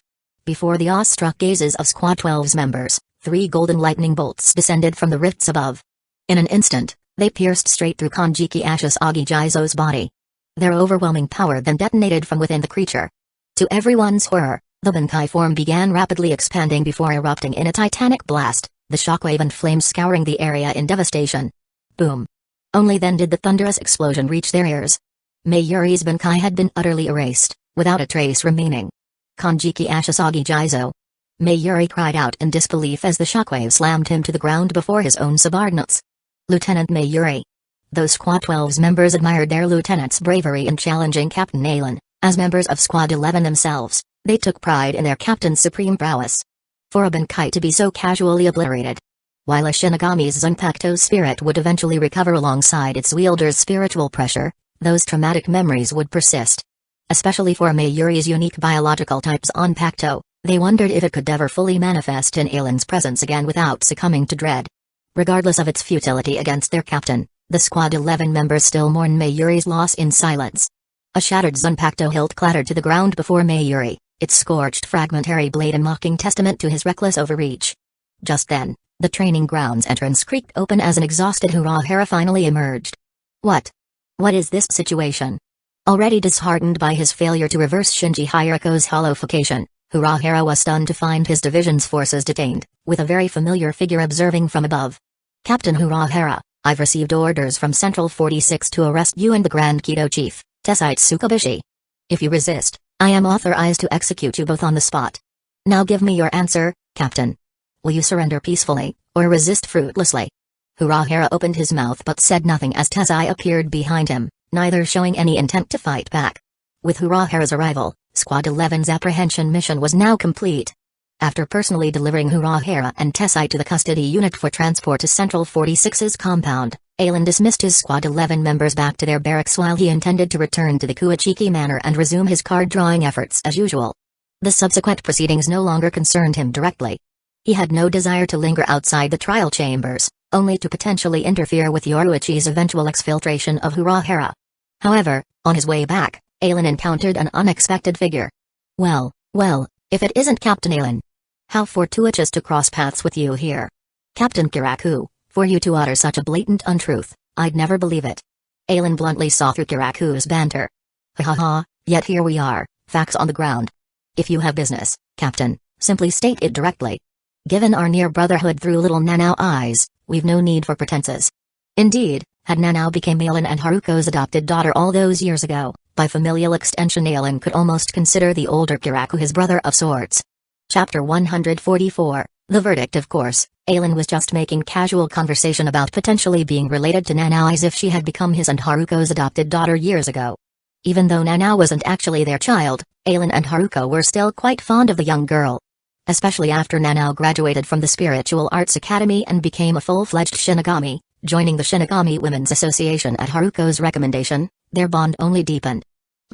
Shunsei Kiraku walked alongside Aelin with arms folded, heading towards the Kuachiki Manor. Captain Aelin, when you apprehended Captain Urahara, did you happen to find any trace of Captain Hirako and the others? Captain Kiraku, you really want to know if I saw any sign of your lieutenant, Lisa Yadomaru? Aelin replied with a smile, seeing through his attempt at nonchalance. Although all the 13 Division of Imperial Guards captains ultimately served under the Captain Commander, their relationships varied greatly depending on if they had any significant interactions or were peers from the Academy. As for Aelin, any Shinigami from his graduating class at the Academy were likely long dead over the past century. He couldn't recall encountering a single familiar peer. Of the 13 divisions, Aelin's earliest involvement was with Captain Yoruichi Shioin of the 2nd Division, followed by Captain Byakuya Kuachiki of the 6th, and later Captain Kisuke Urahara of the 12th. Those 3 captains were Aelin's closest acquaintances in the Imperial Guards Division. Next was Captain Kusagakure of the 9th Division, who Alan had rescued several times and jointly performed a royal family escort mission with, making Alan a savior in Kensai's eyes. Then there was Unserious himself, through their shared bond with Nanao eyes. Further down was Captain Lovekawa of the 7th Division, whom Alan helped after his defeat by Koga. Captain Joshiro Yukitake of the 13th Division had a couple brushes with Alan as well. Like today when Alan came to apprehend Captain Urahara of the 12th Division, apart from Captain Yoruichi Shioin intending to assist, none of the other captains made any major moves. Only Alan's manifestation of hundreds of golden spatial rifts above the 12th Division gave Yoruichi pause about directly confronting him. After Alan departed with Urahara and Tessai in custody, he sensed Yoruichi enter the 12th Division grounds, likely relocating Hirako and the others from the lab to Urahara's underground base. Though Kirako was born centuries before Alan, he didn't have deep connections with many captains either. Joshiro Yukitake, Lovekawa, Kusagakure, and Shinji Hirako were merely acquaintances to the senior captain. The person Kirako seemed most concerned about was his own lieutenant, Lisa Yadomaru. "Ah, as coy as ever, my friend Alan," Kirako replied, mimicking his tone. "So what did you find out then?" "My apologies, Captain Kirako. My orders were to forcibly apprehend Squad 12 Captain Urahara and Grand Kido Chief Tessai Tsukubishi. After taking them into custody, I returned and did not see any sign of Lieutenant Yadomaru." "I see." Kirako sighed deeply. He believed Alan's words. As the captain said, given their bond through Nanao, Alan had no reason to deceive him about this matter. "Very well, I shall check the 12th Division grounds myself. If you uncover anything further, please inform me, Captain Alan." "Of course." Thump thump thump thump. Upon returning to the Kuachiki Manor, Alan had barely any time to rest before the signal for an urgent captain's meeting rang in his ears not 10 minutes later.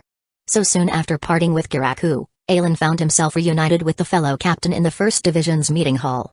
"Captain Kirako, did you make any discoveries on your end?" Alan asked quietly as he took a position beside the older man. "Ah, more than I expected," Kirako sighed. "When I reached the 12th Division, the stealth forces were already investigating Urahara's lab.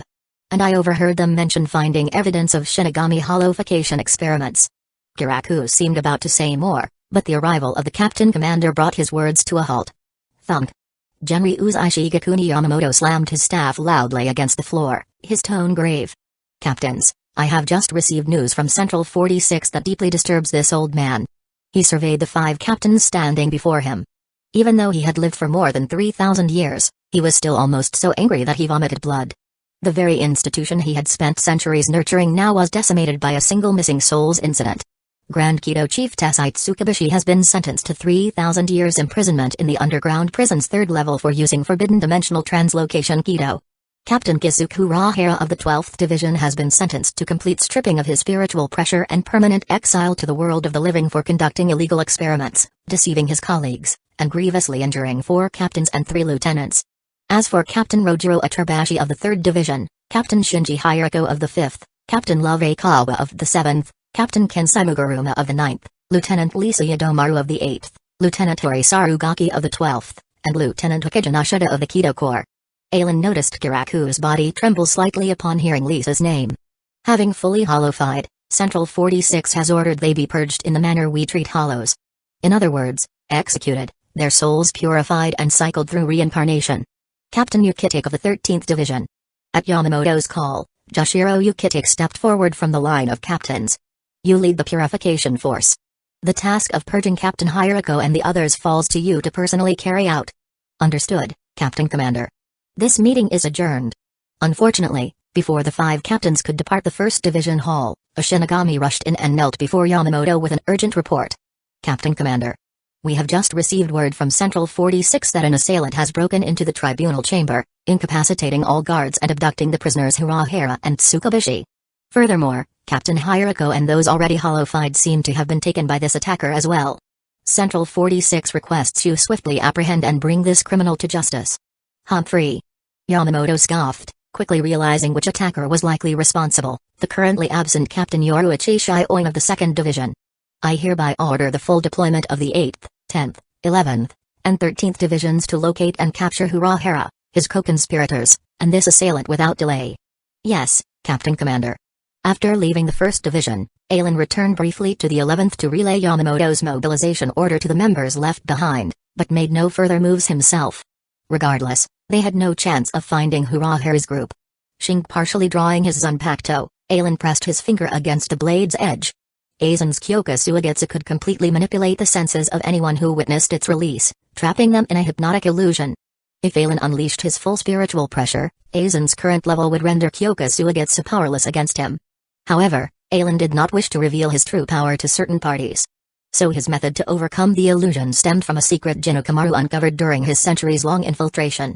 Merely touching Kyoka Suigetsu's blade surface could interface with its hypnosis, as confirmed by Jin's own experiences and Aizen examining the Zanpakuto's memories of everyone never attacked by Aizen. The outside world matches my perception so far. Still uncertain if I've been affected by Aizen's Kyoka Suigetsu, but at least not for the moment. Assured Aizen's attention was elsewhere, Aizen flickered and vanished. Boom. Boom. Boom. Deep within Urahara's underground base, Grand Keto Chief Tessai sat cross-legged, palms pressed together before a shimmering golden barrier containing Urahara, Yaruichi Shioin, and the hollow-fied captains and lieutenants. Last night, despite using Hogyoku, Kisuke Urahara had ultimately failed to reverse Aizen's hollowification on Shinji Hiriko's group. Chapter 145, Blades Cleaving the Black Coffin. The truth was, it wasn't that Kisuke Urahara couldn't undo Shinji Hiriko and the others' hollowification. Rather, Urahara had read Hiriko's inner heart and simply stabilized their condition instead of reversing the hollowification process. Although the Hogyoku was created by Kisuke Urahara himself, the current Urahara had no understanding of its true capabilities. He had always assumed the Hogyoku he created could only break the limit of a Shinigami's spiritual power, allowing hollowification and mastery over hollow powers. Additionally, as a researcher, Urahara likely conducted hollowification experiments on some Shinigami prisoners from the 2nd Division's jail when creating the Hogyoku. However, he certainly didn't use vice-captain or captain-level combatants as test subjects. In Aizen's eyes, the 4 captains and 4 lieutenants were extremely precious experimental materials. He even thanked Hiriko and the others for providing more research data. Urahara couldn't deceive himself by claiming disinterest in further studying their condition. Especially when removing the Hogyoku, he admitted having only a 20% chance of healing everyone. For 8 individuals, a 20% chance was surely an understatement from Urahara's cautious personality. He likely had at least a 30 to 40% chance of reversing their hollowification. Yet the final result was a complete 0% success rate, an utter failure that Aizen refused to believe occurred without the Hogyoku's interference. Now, Urahara and Yoruichi Shioin resorted to more extreme methods to help Hiriko's group overcome their inner hollows, allowing normal usage of both Shinigami and hollow abilities in combat. Arg! Yori Sarugaki, face obscured by a single horned hollow mask, let out a roar as immense spiritual pressure gathered into a red sphere in her mouth. This was the Sero, an ability only Jillian-class hollows and above could use as a long-range attack by highly condensing and firing their spiritual power. Unlike Shinigami who could learn Kido skills, hollows only gained ranged attacks upon reaching Jillian level and higher by intensely focusing their spiritual pressure into a blast. Yet this technique was essential for hollow survival, no weaker than a Shinigami's Kido. Moreover, as a hollow's spiritual pressure grew stronger, their Sero's speed and power would become truly terrifying. Boom! The Crimson Sero hurtled swiftly towards Urahara. Awaken, Benny-I'm! Urahara murmured, his Zanpakuto instantly transforming into a sleek crimson blade. Then he called out its full name, Sing, Benny-I'm! A torrent of crimson spiritual pressure erupted from Urahara's sword. With a sweep of his arm, a blood-red arc of energy slashed out, bifurcating Hori's Sero in 2. Rumble rumble. The divided Sero blasted past Urahara's sides, carving deep trenches into the ground before detonating against Tessai's defensive barrier with thunderous force. Subdue them, Benny-I'm! Crimson nets of spiritual pressure flew from Urahara's swinging blade, swiftly binding the rampaging Hori. Not pausing, the nets extended to ensnare the hollowified Love Akawan on the other side. Yoruichi flickered behind Love, shattering his mask with a single punch to the head. Boom! Losing the mask, the redness faded from Love's eyes as his reasoning returned. My apologies, Yoruichi, I couldn't hold out any longer. Meanwhile, Urahara stepped up and shattered Hori's white mask with the pommel of Benny-I'm! Crack, crack. Like Love, Hori's sanity was restored. Witnessing this, Shinji Hiriko leaned against a boulder, scoffing, well, who was just saying they'd definitely master their hollow powers this time. So that's how you mastered it, Hori. Shut up, Baldy. Hey, who are you calling Baldy? Don't you see how long my hair is now? Hiriko gripped his luxurious locks defiantly as he yelled back.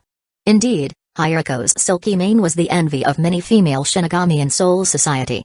Some had even put out a bounty to obtain strands of the 5th Division Captain's luscious hair.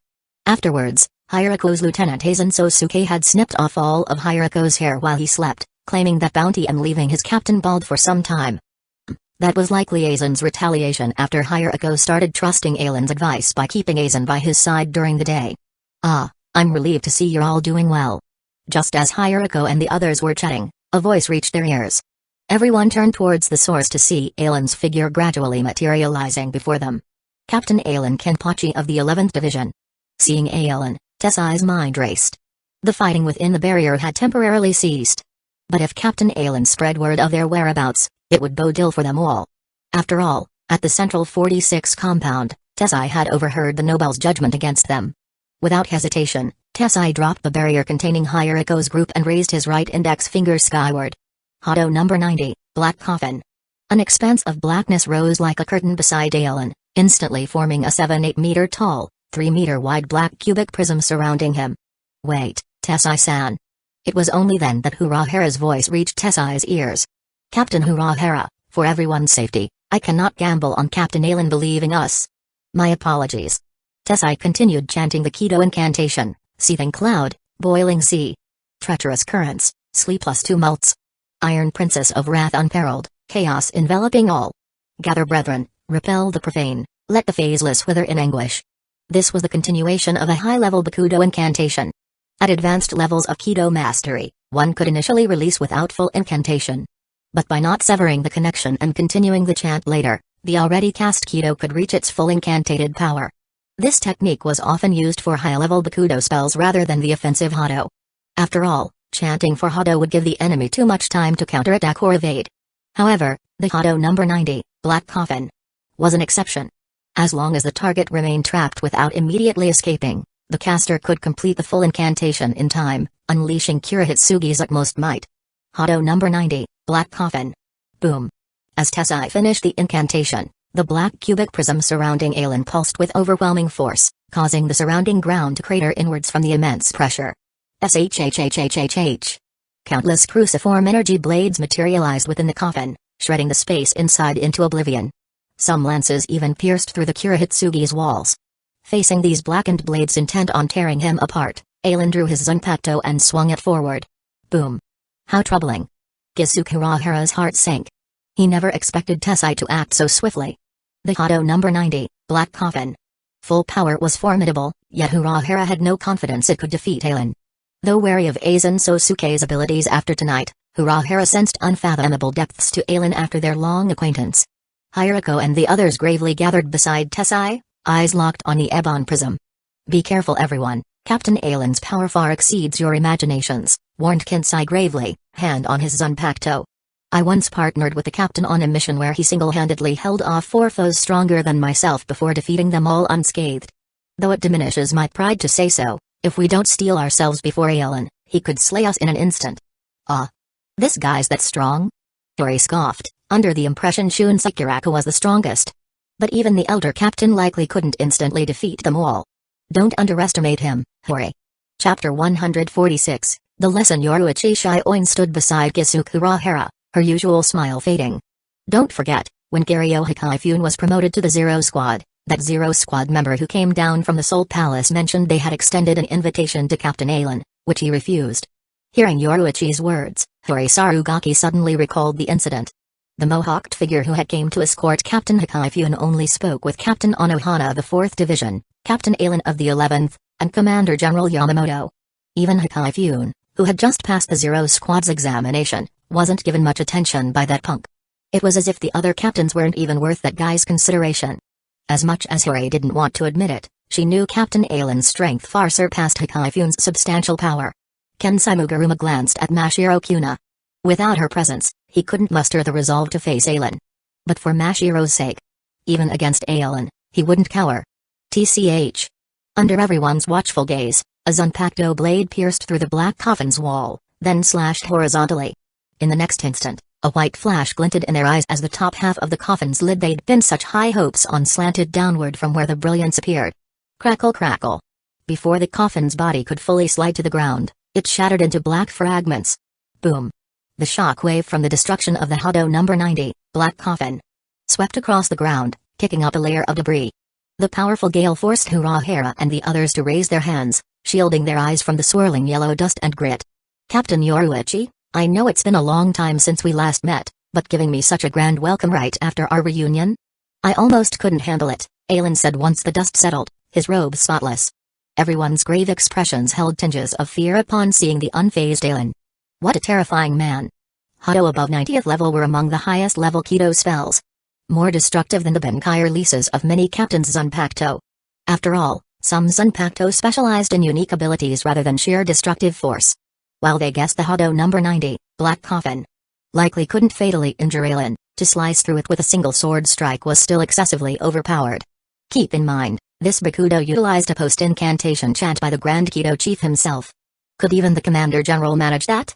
Unbidden, the Shinigami present found themselves comparing Aelin to the most powerful Shinigami in a millennium, Genri Uzai Shigekuni Yamamoto. In their hearts, they had already placed Aelin on par with the Commander General. Who are you kidding? Almost couldn't handle it after cleaving the Black Coffin in one strike? Yoruichi scoffed. Heh, that's why I said almost, Aelin replied, raising his left hand in a mini-universe gesture. Captain Aelin, did you come here for a specific purpose? Urahara stepped forward amid the tense atmosphere. Yoruichi inwardly regretted her actions. When relocating Mashiro and the others earlier, she instinctively brought them to Urahara's underground base, forgetting it was known to Aelin and by Akayakuichi besides just herself and Urahara. Well, I saw you folks were in a spot of trouble, so I came to ask if you wanted to call in the favor I owe you? Urahara's expression darkened slightly. This guy Aelin. Very well, I'll cash in one favor to have Aelin keep our presence here secret for a time. How's that? Urahara, you're really underestimating me. Aelin stroked his chin. But oh well, if you're willing to spend a favor, I'll oblige. Since we're all gathered, let me update you on the current situation. Aelin then recounted the events from today's captain's meeting to those present. Damn it. Kensai punched a nearby boulder, shattering it into shards. They never imagined that after centuries of guarding Soul Society, those nobles of Central 46 would sentence them to outright extermination just for being manipulated into their current state. What did they mean by dealing with them as they would hollows? Growing angrier by the second, Kensai let out a furious roar as swaths of white substance emerged across his body. The turmoil of emotion caused the inner hollow to overwhelm Kensai's psyche, instantly hollowifying him. SHHT, SHHT, SHHT. With blistering speed, Shinji Hirako, Urahara and Yoruichi flickered to Kensai's side, restraining the hollowified captain. Whump. Yoruichi shattered Kensai's mask with a single punch, the redness fading from his eyes as reason returned. Calm down, Kensai, Shinji Hirako said. In our current state, strong emotions risk our inner hollows taking over, transforming us into rampaging monsters that could bring disaster to Soul Society. As much as he wanted to deny it, he couldn't accept this either. Sensing the turmoil within, Shinji Hirako took several deep breaths to steady his emotions. Seeing their plight, Aelin spoke somberly, Urahara, in your condition, it's only a matter of time before you're captured as long as you remain in Soul Society. The 13th Division of Imperial Guards already has 4 squads searching. This place is hidden but not suited for you to linger. Your best refuge is the world of the living. Yes, we understand that, Urahara replied after the exchange with Aelin convinced the group of his trustworthiness, putting them more at ease. But Urahara looked at Hirako and the others. Their situation isn't very optimistic. On one hand, I need to help stabilize their condition, allowing them to overcome their inner hollows so the hollowification side effects no longer affect them. On the other, I still need to construct Giga Eyes capable of suppressing their spiritual pressure, so everyone can hide in the world of the living undetected from Soul Society. Urahara sighed. Juggling both means we need at least 20 days to complete everything before escaping to the living world. However, Aelin, I need your assistance. Will you help me? Haha. Aelin walked over and patted Urahara's shoulder. Urahara, what did you think I came here for? I've been waiting for you to ask. Otherwise, just keeping your hideout secret in exchange for one favor would leave me a bit embarrassed. In the time that followed, Urahara devoted himself fully to constructing the prototype Gigai. Fortunately, his previous experience creating Haruko's perfectly harmonized soul body helped immensely, allowing rapid progress on the spiritual pressure suppressing Gigais. Meanwhile, Yoruichi became more of a spectator as Aelin took charge. Once the barrier was established, even if all 8 of Shinji Hirako's group hollowified simultaneously, Aelin alone could subdue them. If any showed signs of completely losing control, Aelin would instantly shatter their mask, restoring rationality.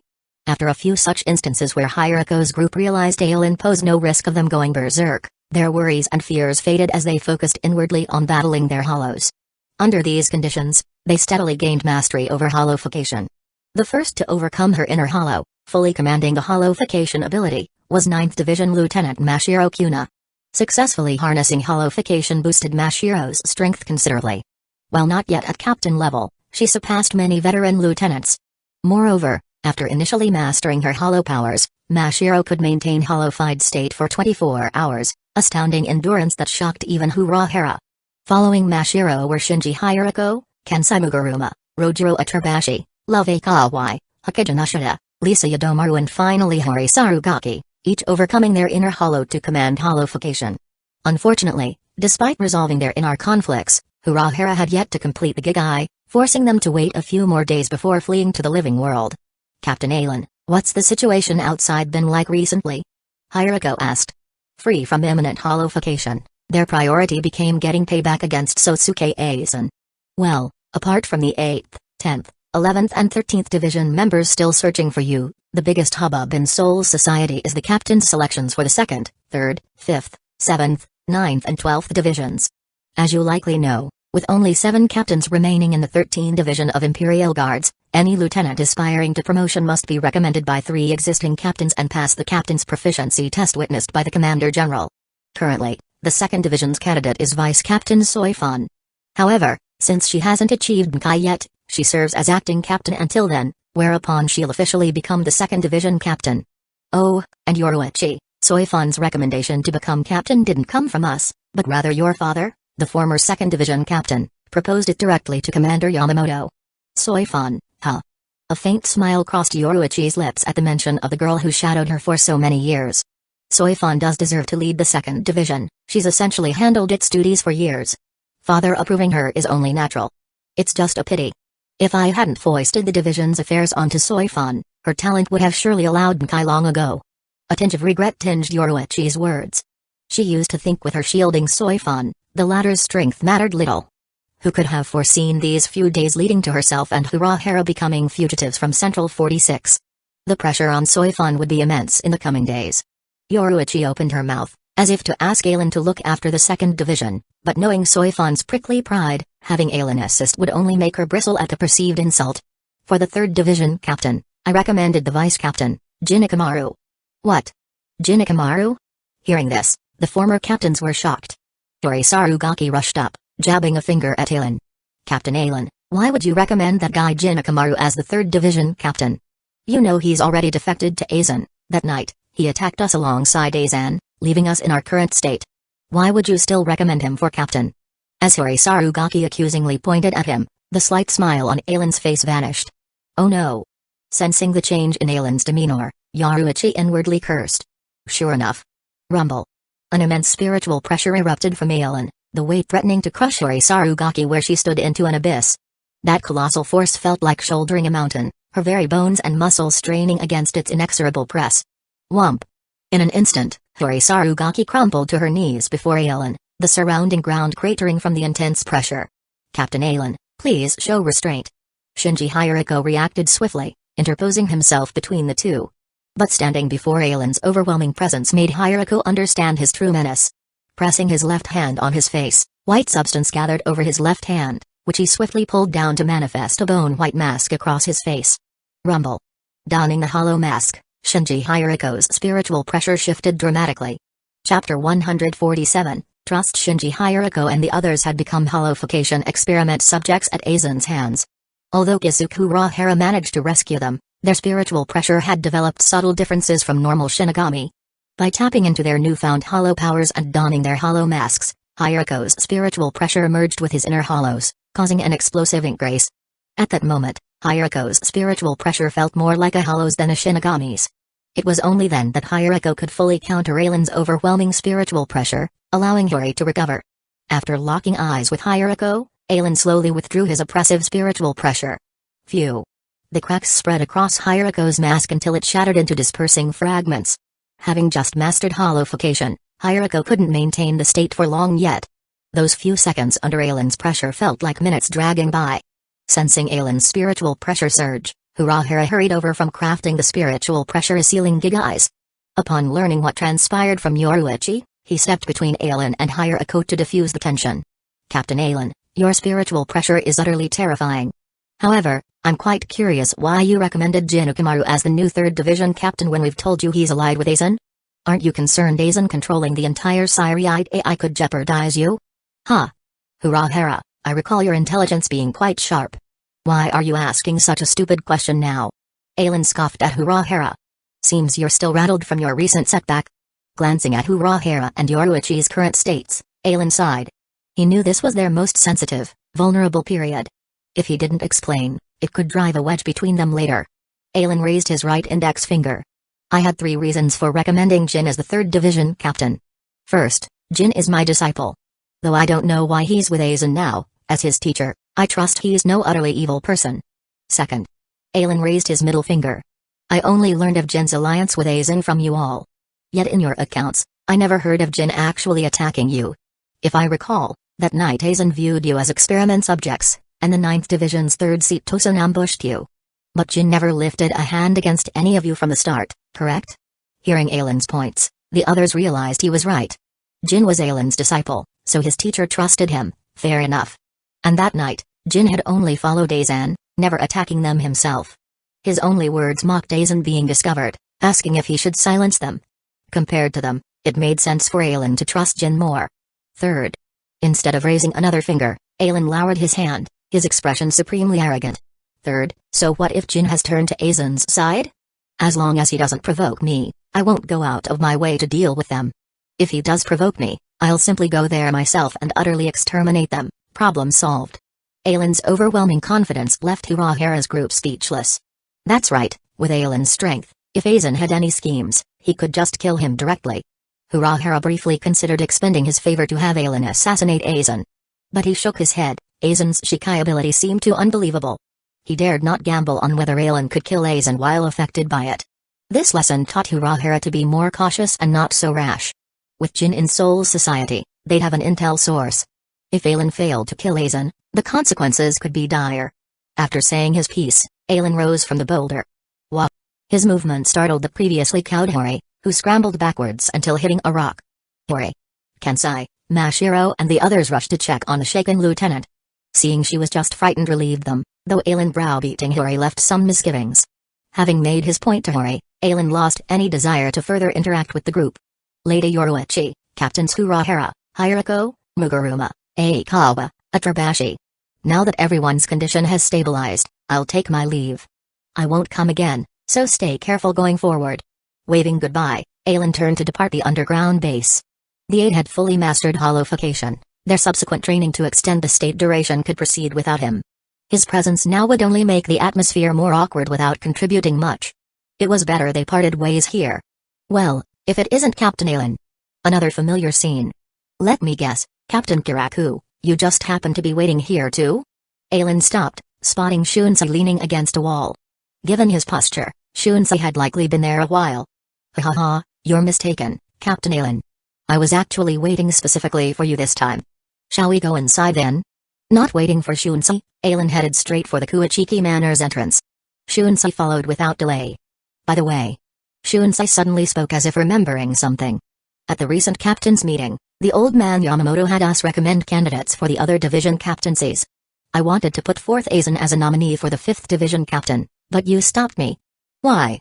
Ah, about that. With Shunsei, Aelin didn't bother hiding anything. After all, Shunsei's Lieutenant Lisa Yadomaru was among those Central 46 Order dealt with. I've made contact with Yoruichi and the others, learning some information from them. According to Lady Yoruichi, all the soul disappearances in the last century were Aizen's doing. Oh? Shunsei raised an eyebrow. But when I was in the 12th Division, I personally witnessed the stealth force finding evidence of Urahara's holofication research in his lab. Yes, Urahara said that was a side effect from a device he created. Once he understood its ability, he sealed it away, never using it again. This incident with Hirako's group being turned into experiment subjects was all Aizen's doing. The disturbance in the Rakongai that night was Urahara and Tessite Tsukabushi discovering Aizen's actions against them and battling to stop him from killing them. I see. Shunsei nodded thoughtfully. I recall Central 46 questioning me about seeing Aizen in the late hours that night. Ha ha ha, so I was the captain the Commander General referred to as having seen Aizen among over 100 Imperial Guards Division personnel? Indeed, no surprise there, I'm likely the one who provided Aizen's alibi. TSK, that sort of approach where he clears his own suspicion before anyone else can speak is truly a sign of genius. Or perhaps idiocy. How so? Shunsei questioned. I call it genius because he completely grasped Urahara's next moves.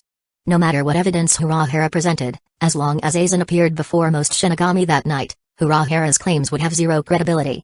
I call it idiotic because so blatantly singling himself out gives off a the lady doth protest too much vibe. According to Central 46's evidence, 125 Shinigami including yourself witnessed Aizen that night. As Ailen spoke, Shunsei reacted. Shunsei reached out and pulled down his hat, recalling in his mind the scene of seeing Vice Captain Aizen that night.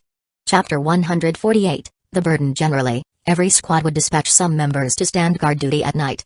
But the number of Shinigami on night watch was never very high. One night, including himself, 125 Shinigami witnessed Vice Captain Aizen. Just how many places did this man go that night? There were too many doubts. But even if they knew Aizen was up to no good, what could they do? They were well aware Aizen had deliberately appeared before them, manufacturing an alibi for his absence elsewhere. Yet with so many witnessing Aizen, it also meant he truly didn't appear where Kisuke Urahara claimed. It's impossible for one person to be in two places simultaneously. If Captain Urahara and the others weren't lying about what they saw, then neither the Aizen they encountered or the one we saw must have been an imposter. However, over these years, Aizen's deeds have earned respect from most Shinigami across the 13 Division of Imperial Guard squads. Without evidence, recklessly investigating the Vice Captain could cause strife, with some of my own 9th Division subordinates disbelieving the claims. What a predicament. Even the sagacious Shunsei Kiraku found this troubling. Haha, it certainly isn't easy, Ailen agreed with a nod. But Kiraku, I thought you'd doubt everything I told you. Logically, I should remain skeptical of the information you provided. Yet emotionally, I find myself trusting you. Indeed, Shunsei had personally witnessed members of the Stealth Force uncover evidence of holofication research from Urahara's lab. Seeing is believing, after all. Under such circumstances, Shunsei could hardly credit Urahara's words over the facts before his eyes. But on an emotional level, he hoped everything Ailen said was true. Because then, Lisa might still be alive. Oh right, Captain Ailen, you mentioned making contact with Captain Urahara's group. What of Lieutenant Hiroko and the others? Yeah, they've all been resolved. Including Lisa, 8 individuals have completely overcome holofication's influence and even gained greater power. It's just that, as you know, Central 46 has already ruled to treat them as hollows due to their transformations. Disillusioned with the 13 Division of Imperial Guards, they've decided to join Yoruichi and Urahara in the world of the living. I see. Seated beside Ailen in the courtyard, Shunsei rested his chin on interlocked hands, exhaling slowly. Regardless, as long as Lisa was safe, that was enough. Shunsei and Ailen discussed the disappearing souls case at length before the former stretched lazily. I believe I understand the situation now. Captain Ailen, although I've received much unverified information from you, I still must thank you. Oh right, tomorrow I'll continue recommending Aizen as the 5th Division Captain candidate to the old man. I see. Eh? You're not surprised? Seeing Ailen merely nod at his words, Shunsei queried, Captain Ailen, from our previous conversation, I sensed you leaned more towards Yoruichi and Urahara's side. So why aren't you trying to stop me this time? Haha, Kiraku, while I do lean towards Yoruichi and Urahara somewhat, that doesn't mean everyone else must agree with my stance. Ailen smiled at him. Yesterday, I only stopped you from recommending Aizen because I feared you were deceived by him. So I temporarily halted you and shared the information about Aizen from Urahara's group. Now that you understand the full story, whatever decision you make is your own choice. Though we've been friends for years, you aren't my subordinate. I respect every decision you make. Ha ha ha. Shunsei laughed. Captain Ailen, those words don't sound like something a man your age would say. But thank you for understanding. Gazing skyward, Shunsei Kiraku solemnly explained, based on the information I now have, there are 2 possibilities I see. The first is that someone borrowed Aizen's identity and impersonated him to initiate the holofication experiments on Shinigami. The second possibility is that Aizen alone orchestrated this entire affair, inflicting the greatest loss the 13 Division of Imperial Guards has ever suffered since its founding. But whichever scenario is true, one fact remains, a Zanpakuto capable of completely hypnotizing its victims has appeared in Soul Society. More dangerously, this person has taken control of all Shinigami across the Siriite AI. Regardless of who this individual is, using Aizen's identity implies some connection between them. Having Aizen become the 5th Division captain places him in plain sight for close observation. After all, the information from Hierarcho's group suggests this hypnosis ability can control one's 5 senses. But through frequent interaction, a fake will inevitably reveal tells, allowing us to discern the truth. Aelin glanced at Kiraku, surprised. So he intended to keep Aizen under constant scrutiny from here on? Haha, you've got quite the patience. Well, it's not like there are any better options right now. Shunsei Kiraku spoke in a low tone. If only a superior solution existed, who would waste time on this endeavor? But he couldn't abandon Lisa without securing justice. Oh right, Captain Aelin. Please don't spread information about Kyoka Suigetsu's true power. Firstly, revealing an ability like that could unsettle many Shinigami, just like when Lieutenant Koga's Zanpakuto ability was divulged. Secondly, I worry the opponent may grow more cautious if they learn their ability has been compromised. Got it, I understand. Watching Shunsei departing back, for the first time Aelin sensed something different about the usually carefree man. Aware of Kyoka Suigetsu's terrifying hypnotic power, this man plotted to confront that unknown enemy alone through sheer tenacity, all to protect Soul Society. The burden he shouldered was far too heavy. And scary ability meant little in itself. But when wielded by an awful person, the resulting devastation would be cataclysmic. The Hogyoku had been created. While using its power to increase his spiritual pressure, Aizen would likely travel to Hukomundo to recruit hollows and expand his forces, perhaps conducting more hollowification experiments. But with Shunsei monitoring him so intently, how much time would Aizen truly have for those activities in Hukomundo? How intriguing indeed. 3rd Division Vice Captain Jinakamaru, for your captaincy proficiency test, will you choose to challenge and defeat a captain to gain the approval of those present? Or will you opt to demonstrate your Bankai release? In the 1st Division's training grounds, Genryu's Ishigakuni Yamamoto addressed Jinakamaru in a solemn tone. Currently, due to the disappearing souls incident, the 13th Division of Imperial Guards had lost 6 captains, the greatest loss suffered in a millennium. With so many captains missing, most affairs in Siriite AI faced delays in processing speed and results, eroding the Shinigami's sense of security and causing some unrest. To promptly restore stability, filling the vacant captaincies became the top priority. Of course, no matter how dear the lack of captains, Yamamoto would never appoint anyone lacking sufficient strength to the position. Just like the case of 2nd Division Vice Captain Soifan, despite Yoruichi Shioing personally pleading with Yamamoto, he only acknowledged Soifan as the division's acting captain rather than the true captain. Only once Soifan achieved Bankai would Yamamoto officially install her as the 2nd Division captain with all its privileges and obligations. In Yamamoto's view, with the talent throughout the 13th Division of Imperial Guards, filling those 6 vacant captaincies would happen soon enough. Currently, 12th Division Vice Captain Mayuri Kurotsuchi had already demonstrated his Bankai when Captain Aelin was apprehending the former 12th Division Captain Kisuke Hara, proving himself worthy of leading the 12th Division. In the 11th Division, the Vice Captains Araki and Kaiganjo, both possessed captain-level strength. Even Yamamoto's own 1st Division Vice Captain Chojiro Sasaki could temporarily serve as acting captain if urgently required. With Jinakamaru potentially filling the 3rd Division role, only one vacancy would remain or perhaps none at all. Yamamoto suddenly recalled this morning when his disciple Shunsei Kiraku recommended 5th Division Vice Captain Sosuke Aizen as the next 5th Division captain candidate. Knowing his disciple would hardly propose someone lacking the requisite strength and wisdom. So did that mean all the vacant captain positions had been filled? Jinakamaru remained oblivious to Yamamoto's passing thoughts in that moment. He glanced at the line of captains before him. Besides the captain commander, there was 4th Division Captain Retsuo Nohana, 6th Division Captain Byakuya Kuichiki, 8th Division Captain Shunsei Kiraku, 10th Division Captain Isshin Shiba, and 11th Division Captain Aelin Kenpachi. Well, since you esteemed captains all have centuries of renown, this novice dares not sully the occasion by challenging any seniors. Jin smiled genially as he spoke. He then clapped his hands together and bowed. I shall demonstrate my Bankai release instead. Chapter 149, Soifan's request. Captain Commander, I choose to demonstrate my Bankai, Jinakamaru declared with a sly smile. He had been pondering how to reveal his Bankai's ability to Aizen and gain his trust. Announcing it here, during his captaincy test, would surely reach Aizen's ears, wouldn't it? Very well. Demonstrating your Bankai is indeed the quickest way to pass the captain's proficiency test, Genryu's Ishigakuni Yamamoto responded, his eyes opening slightly. However, before you do, you must describe your Bankai's ability. If your Bankai's power is deemed too potent, the test will have to be conducted in the Dangai. Now, Vice Captain Ikamaru, Please describe your ability and whether you need to apply for a Bankai release test in the Dangai. Oh no, Captain Commander, my Bankai's power isn't quite at the level of needing a Dangai test, Jin chuckled, slowly drawing his Zanpakuto. Captain Commander, esteemed captains, my Zanpakuto is called Shinso. God Spear, its Shikai ability allows me to rapidly and freely control its length. Like this. Jin stepped back with his right leg, assuming a lunge position, his upper body leaning forward. He pointed the tip of his Zanpakuto towards an empty area in the training field. Shoot to kill, Shinso. Boom. In an instant, Jin's spiritual pressure surged fivefold. His Zanpakuto extended at an incredible speed, piercing through the training field's wall before the astonished captain's eyes. Jin then retracted Shinso, leaving a 10-centimeter gap in the wall.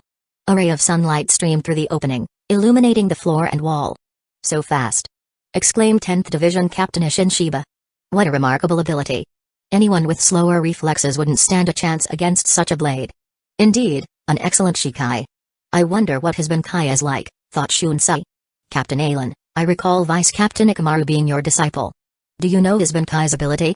Shunsei Kiraku tilted his straw hat, unable to contain his curiosity. Captain Kiraku, have you been so busy that your mind has become muddled? Alan retorted with an eye roll. This is a captaincy test, and Jin just said he'd demonstrate his Bankai. We'll all see it soon enough. Besides, Jin left my 11th division over 50 years ago. He hadn't even mastered Bankai back then. How could I possibly know? Alan wasn't bothered by Shunsei's teasing. Knowing Jin's personality, he was sure Jin had held back on Shinso's extension speed. Even so, the Zanpakuto's thrust was beyond the reaction time of many Shinigami. However, against captain-level opponents, it was still somewhat lacking. Ishin's praise was understandable, but Shunsei's? Was he simply amused by watching a child perform tricks? My Bankai is called Kamishini no Yari, God-killing spear, Jin announced, his Shinso now shrunk to the size of a dagger in his hand. It enhances my Shikai ability.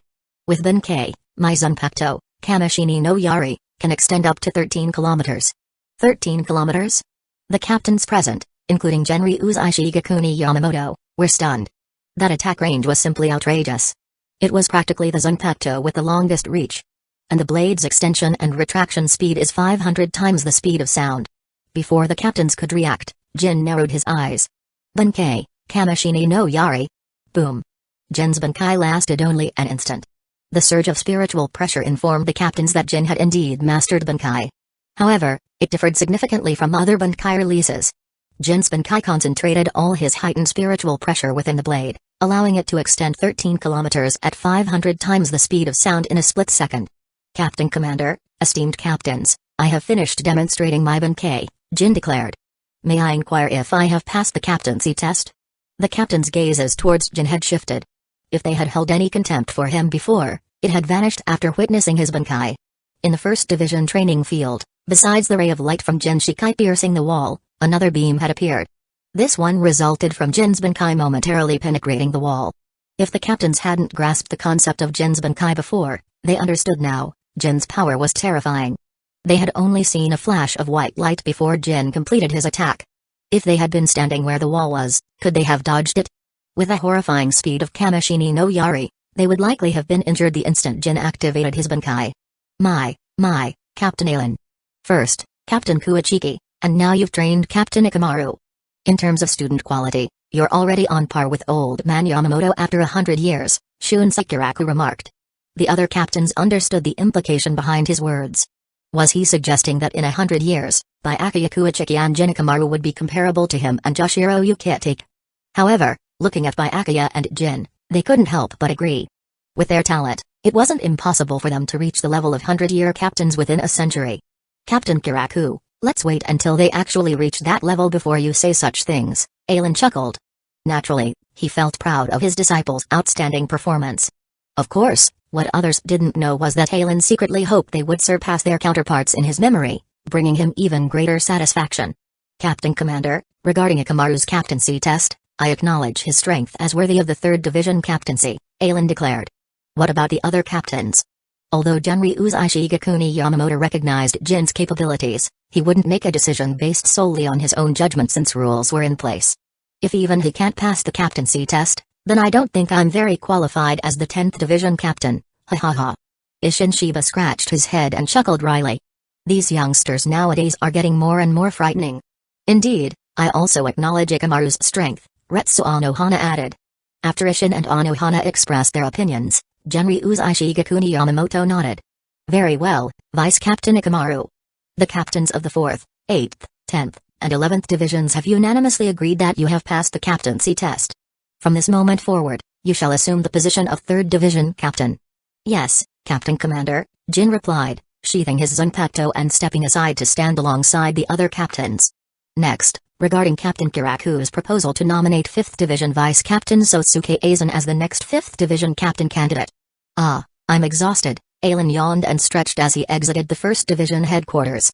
For him, attending these tedious captain meetings was more tiring than spending days drawing cards. At least when appraising weapons in Unlimited Blade Works, he might get lucky and identify a few zanpakuto of lieutenant level or higher, increasing his spiritual pressure and slightly enhancing the Gate of Babylon King's treasury.